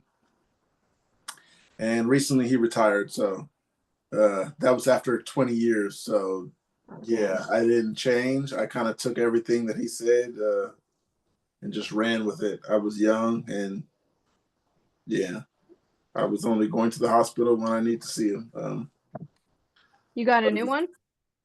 Nope, I am neurologist-less. I gotta help you out.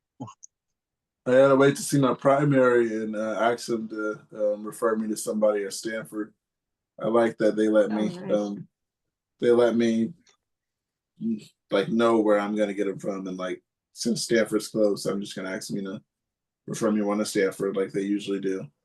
And Are you on Medi-Cal? yes, I am. And The you late can get a great referral Medi-Cal. out? Yeah. Huh? You can get a referral out like to Yeah. like Stanford. I like Stanford. But yeah, I guess like if you like, oh, I like the Kaiser over here in Redwood City, or I like the what's it called? There's another one, a few other ones, but yeah, I like Stanford. They're pretty much on top of it with most of the things that I've dealt with there. And the thing I like about them is they don't let you leave until they find the problem. They're not just going to tell you this and that and then let you go. They're going to keep holding you and say, no, that's not what's going on. We think it's this. Test you for that. And then they're like, oh, no, it's not that. We're going to keep testing. You just stay right here. They're not going to let you leave without knowing what's wrong. I like that. Yeah. They should all be like that. I'll tell you what. And I thought I've been with Kaiser for over 20 years. And I love Kaiser. They jump through hoops for me, but they don't offer stuff. If I ask, they'll do it. But yeah. With me, they'd be like, did you hit your head? And I'd be like, I don't know, but I got a headache. Okay, we'll give you an MRI and a CT and see what's going on. I don't gotta wait months. I can go to the emergency room right now and say, I think I hit my head and I have epilepsy. Can you check me out? You got Medi-Cal? What? Right then and there. Nice. I'm moving down to San Francisco. Yeah, so wait, you said what about San Francisco? I said I'm moving down to San Francisco. Oh. Well, if you I do, would, but Tracy doesn't I'll want tell to you where move not back to to go. California. Say that again. Tracy doesn't move to California? I said I would. I'd go back to California. I mean, I would move to California, but Tracy won't go back to California. Yeah, you got a good one. Stick there. I got a good one, so no, I'm good. I'm good. but her kids are down there. Oh, nice. And he's going to build an in-law place on his property, whether he knows it or not. So You're just gonna go back there with some planks of wood. I have to make sure I got a place to lay my head. Right. Yeah. He's a good kid. Yeah. And what were you saying? If he moves down to San Francisco? I'll tell you what neurologist not to get. Oh, okay. I missed that. She said she'll tell you what neurologist not to get. Oh, okay. Mine, let me see. May, June, July 1st, I've got a neurologist appointment. It's a new guy, and I think he's retiring in about 30 to 45 days. I'm just going there so I can get my my prescription changed. I'm trying to get off the Capra. Okay. He already has me. What do we call that stuff? Caprage? No, XOR. Excopri. Excopri.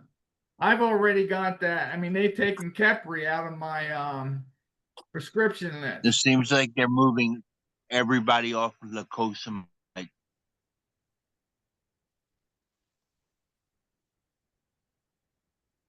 Yeah. So what made you switch neurologist didn't go for me because I didn't switch. Angel, you ever switch neurologist?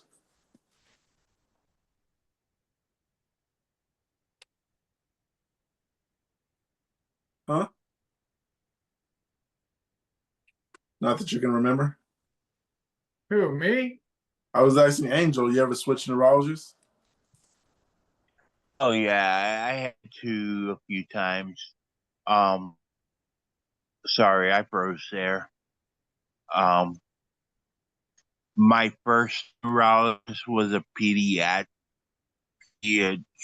neurologist at a children's hospital. So I could only stay there while I was a child.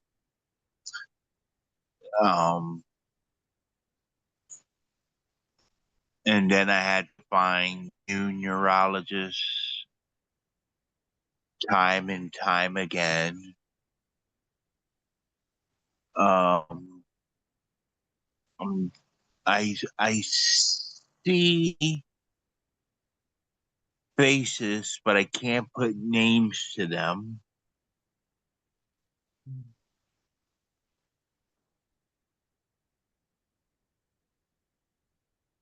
And I probably got reports somewhere in this house somewhere. Maybe, if they're not lost.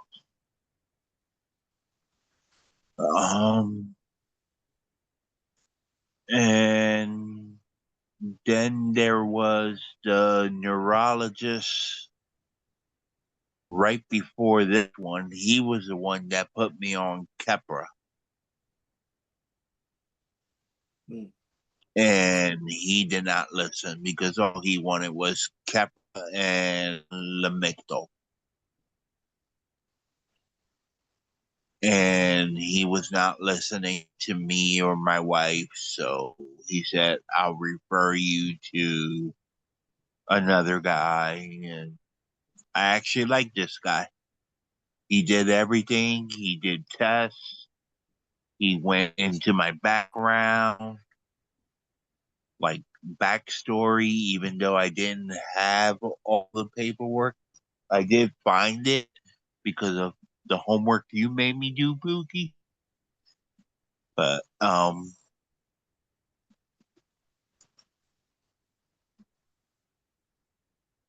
when you're it was referring to just like homework, you got to remind me. I probably said do a few things and I can't remember. it was the past drugs we've been on, the past medication. Oh, and okay, I went yeah, I remember looking that. for I remember that one. And I was like, all right, let me see what I can find. and I found everything from 1997 to 2001, which is basically my teen years, my children years. And I'm missing, I think, everything from there till 2015. But I know I've been through some because I had to be renewed on Depakote and stuff like that. I think I was on gabapentin at one point.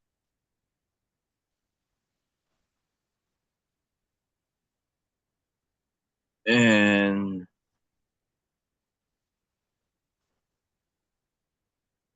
it's just like I can see the faces, but I can't find the reports. All right, everybody. And Night night. all right, Tom. Night, Tom. Night. Until next time. Bye. Friday. I might have to work on Friday. Oh, you didn't get fired? That's a good thing. Oh no. Actually, I haven't. Nice. No. Not yet. That's a good thing, Nice. Tom. All right. All right. You have a good day, and I will see you guys Friday, if so. Possibly. All right. Wait a minute. Wait. Yeah, I just found out I'm not working tomorrow because she just texted me a little while ago. Tom, we're not going to need you tomorrow. Well, nice. They're giving you a little break. Tom, I need you one more second. I need you in this last one. I found something for you in particular because I need the answer to this. It says vagus nerve stimulation. Has anyone got the VNS for epilepsy and also has dysautonomia? Curious? Said dysautonomia. Yeah, I think that's what it says. Dysautonomia. Curious about any experiences. I've read that it is contradicted. Contradictory? Contraindicated? Contraindicated. Okay, sorry. What the heck is that? Yeah, it lost me. Anyway, I've read that it is contraindicated, but I am also aware of some new research using VNS to help autonomia, whatever. You got it. It's a hard word. I have both epilepsy and dysautonomia, POTS, basically. Thanks for any feedback. You don't have both, Tom, so I'm not sure you can even answer that. But yeah. Yeah, so never mind, Tom. What do they want to know about the VNS?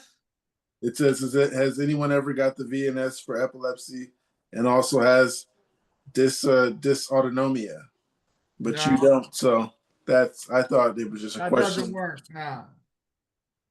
Yeah, it was just a question. I didn't read the question. Where are you reading that from? From Epilepsy. In Epilepsy? Yeah. What's the date? 7 days ago. Oh, okay. There's another one. There's another one though. New stuff. I just look at new stuff. This one says, is it ethosuximide? Stopped my seizures. My partner and I are wanting to start a family, which means I have to stop taking ethosuximide due to the possible birth defects that can occur. My doctor suggested getting the vagus nerve stimulator. Does anyone have a similar story? What is your experience like trying to decide to have kids or not? Never mind, Tom. That's another one you can't relate to. Yeah, that's a little out of my I don't think Tom can give birth. Nah, I You think, sure? I think I'll pass on that one. Haven't tried. I haven't tried. I don't think I'm going to even put, that's not even in my wheelhouse. Gotcha. Not my bucket list. Right. All right. Well, it was nice, you guys, and I'm gonna go too. All righty. You guys have a All great night. right. And I'll shoot you guys a DM from time to time. All right. I'm I'll see you always on. Friday. I will see you I'll Friday. do what I We'll be can. here another 10 hours on Friday, and that's longer than the average work Yeah, shift. I will see you. On Fridays, I'll be. See, I usually get off about 7, so I'm home. I'll get home about 7:30. All right. I'll see you then. All righty then. Their mom will probably be here. Yeah, she will. She's dealing with some stuff right now. But you guys have a great night. And she had a big seizure for the weekend too. Hey guys. Huh? Hey, I just wanted to say thank you for hanging out because my partner's gone and I start to not be able to tell if somebody is outside on the balcony when mine start. And doing all this shit alone has really been difficult, so it's been really helpful to hang out all day. Yeah, we can keep hanging out. I No thought problem. you guys maybe wanted to go to bed. Yeah. Just send me a DM whenever. On Facebook. Huh? Like on Facebook? Or Oh, Facebook. I meant Reddit, but yeah. No, yeah. All right. Yeah, I mean, I Hey, can stay on if you want him. There's plenty more. Of course, how's there's so much Tuna? more to go through. But I know Angel, it's coming up on 1 o'clock, huh? I don't care. Shh, don't tell me I'll that. just be sleeping in. All right then. I can do maybe like about 30 more minutes. I'm getting pretty But sleepy, which is good. Yeah, Pookie, same here. have you heard from Tuna? Have not. I hope he's okay. I I'll hope text he's him. I'll okay. text him. So I got something here. It says, weird question. Numbness. Hello, I am an epileptic in remission for over a decade, but lately I've had some unique experiences. I posted before and after smelling brownies in the middle of the night. Unfortunately, I moved countries before I was able to see a neurologist. Now, over the past few weeks, something bizarre has been happening. My whole mouth and lips keep going numb. I thought at first maybe an allergic reaction, but now it's happening when I have yet to eat, like dentist level numb. Has that ever happened to anyone? My lips and tongue, and no. This is the same thing when Reese said maybe her tongue was paralyzing on one side, or that other question. That's someone said that. I get that as an aura sometimes, like, but just on one part of my mouth. I don't know if it's really an aura just from biting my tongue every night, you know. I But can't remember how many times I bit my tongue, so Yeah, me either. that tingling Um, though.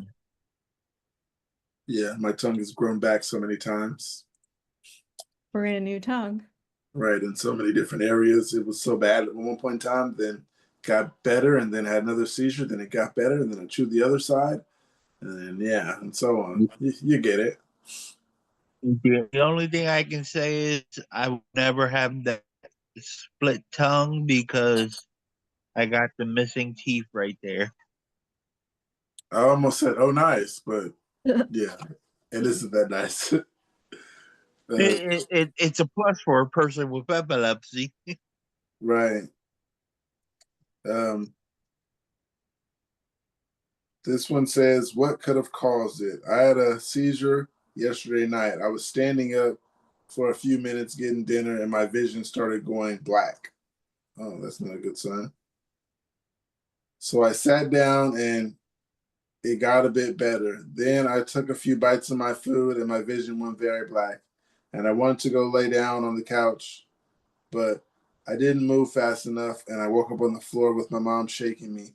She said I started snoring, and then my head hit the counter. Then I fell to the floor, and my arms started twitching, and she rolled me over and had to yell at me and shake me to get me to come back. I went to the hospital after that, and the blood work and brain CT scan came back normal. The only thing is I can think of is I got I got less than an hour of sleep that day. I've lost 10 pounds this month from accidentally under eating, and the past 2 days I hadn't eaten much, but I was hydrated. I've been a little stressed this week, and I had taken an edible 4 hours before that. But I use weed regularly, and this is tested and legal, so it's not laced in. I wasn't high at the time of the seizure because I had already worn off. It had already worn off. But otherwise, I'm completely healthy and exercise regularly. Drink lots of water, sleep well usually, and I'm good. I'm at a good weight despite accidentally losing 10 pounds. Under eating after a traumatic wreck. My family has no epilepsy, no history of seizures or epilepsy, and it really just came out of nowhere. The doctors didn't really give me an answer, and I have to see neurology whenever I get an appointment, which will take a few months probably. I did used to get black vision randomly, but sitting would fix it, and it was caused by trazodone. And is it busprone? Buspirone?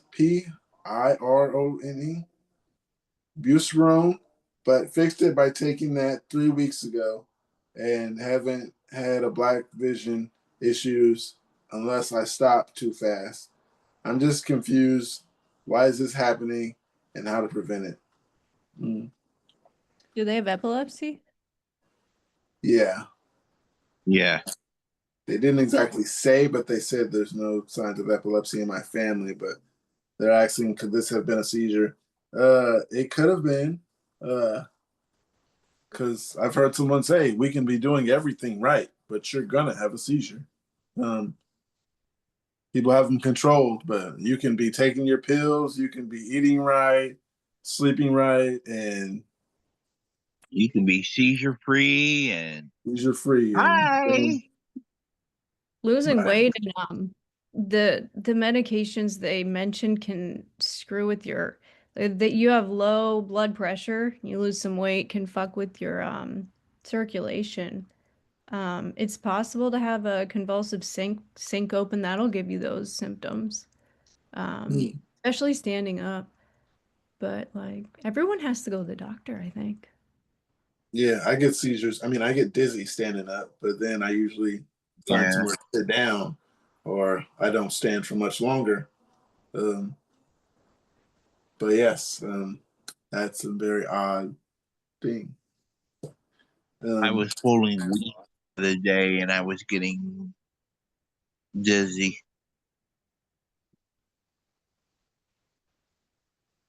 Yeah, that's rough. Oh yeah, and they said they were eating, which also all your blood goes to your stomach. If they don't have epilepsy, that would be my first thought, but I don't know.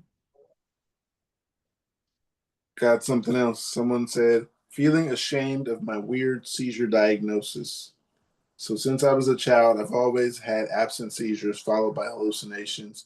When I was little, I thought they were ghosts, and throughout elementary and high school, I barely slept at all because of how bad the hallucinations were. In ninth grade, that's when I started to drink to just forget about the hallucinations. By 10th and 11th, I was failing a lot of classes or just barely passing. At 16, I had my first MRI and EEG in my brain. My brain looked normal, in quotes, looked normal.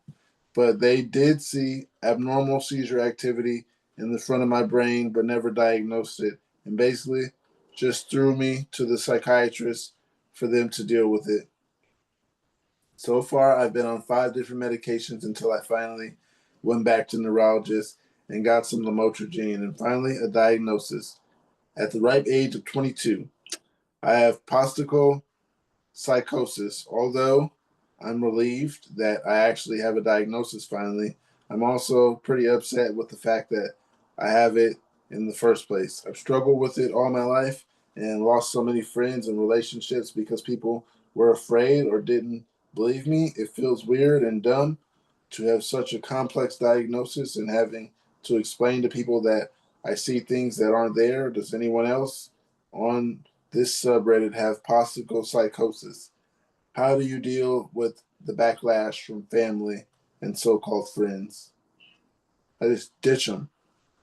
I don't get the backlash.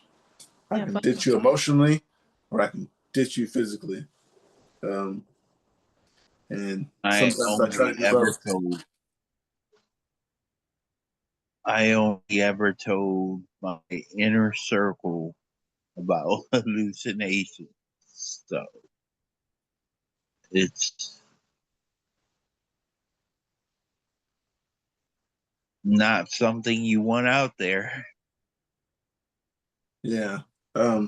Yeah. Since having it as a kid, that sucks because, like you said, you have to tell people that you're seeing things that aren't there.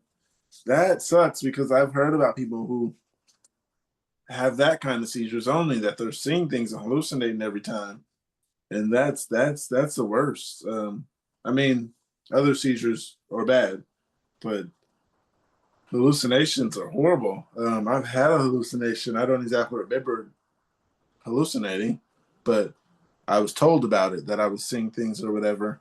And I just put the story together when I tell people that this and this was happening. I was saying this, but I wasn't there. I don't remember this. Um, you guys ever had some hallucinating?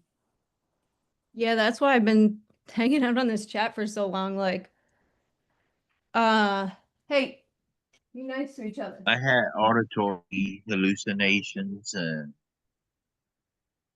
once I realized it, I called my cousin up like I'm hallucinating. He's like, "Oh shit, not that again!" And he's like, I'm coming to pick you up. I got to get you out of there." Right. That's nice. Yeah, like I can't tell. I know nobody's out on the balcony. Like I know it, but it's like my brain just can't figure it out. It's like trying to figure out faces afterwards. And then I abruptly stopped my Lamictal after a really terrible neurologist appointment. And I just kept seeing the fucking cat out the side of my vision. It's weird because it's like I know it's not true, but it's still like it makes me paranoid. You can't Gotcha. tell doctors, and you can't tell.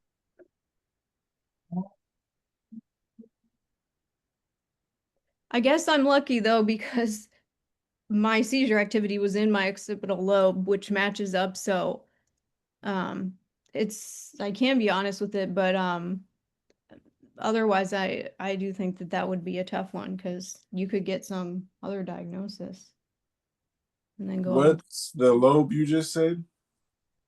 The occipital lobe. Where's that? It's in the back of your head, and mine was on my left side, and I see stuff out of my right eye. Hmm. You got me thinking now. I'm sitting here wondering what I can see out of my peripheral, but yours is something that just pops there and you can't see. Yeah, I got a mirror next to me, so I do see a few things every time I move. But yeah. I see things, and I'm like, "There's nothing there." Most of the time when I see things, it's like my hair dangling in my peripheral or something. Uh, yeah, I haven't had a hallucination in about 20 years, but that was bad. But also, actually, I've had a hallucination. Um, it's gonna sound weird, but this was fun because it was on mushrooms, so that was a different hallucination. And then I was laughing about it with people I was comfortable being around. So that was that. But yeah, hallucinating is not fun. If you're not on mushrooms, if there's just some random things jumping around, I guess that could bother your mental health. Yeah, I was ready to. I kept telling my partner, I'm like, I'm ready to check myself into a psych ward right now. Um, But my therapist was like, well, you don't believe that it's like, because I don't believe it's real and it's not happening all the time. She's like, no. And I was a bit disappointed because I just wanted to go get it fixed, you know? I'm like, I know it's not there. I know it's not there. Yeah, and it looks But I different than like regular. I think some people really see like something that's real, but mine's like, I know the blue dots and blobs aren't there. I know somebody's not on the, but it's hard to convince yourself of that. Right. It is the sometimes hard to convince auditory yourself one. of things that aren't really there. Yeah. That's like at my stepdad's house. When I'm at his house, like I'll always hear things, but I'm like, I know no one's in his house because he's in the living room and I'm in the room. Like something I'm hearing, it's not him, but yeah, it's always something. He has hardwood floors, so I just be like, Man. I don't know. This sound only happens when someone's stepping on this part of the hardwood floor, but there's never no one there, so I just quit checking eventually. Like Yeah. at first, I I was like, "Oh do my goodness, remember what is something when this?" I was. Say that again. I said I do remember something. I was younger. There, I was staying at my grandmom's house. It was the third floor, and it was like late at night. I was young, and all I remember was like the shadow that ran straight into my uncle's room. It was a closed door, and I said, "Fuck it, I'm going to sleep." I feel you, but yeah, guys, Angel, it's 1 o'clock, and I'm over here yawning, and I don't know how you're Yeah, not yawning, but Em, I hope that balcony is safe for you, and I hope you have a great night. some rest, Duke. Oh no, I'm definitely not going to be able to, but I will try. I'm going to put on something nice and boring and lay here. Actually, I will be able to because I got some weed tonight. Oh, fuck yeah. Run some Teddy Panda grass. Oh no, that's not going to help. Just lay in bed and stare. Laying in bed and smoke, I definitely fall asleep. Later, alligators.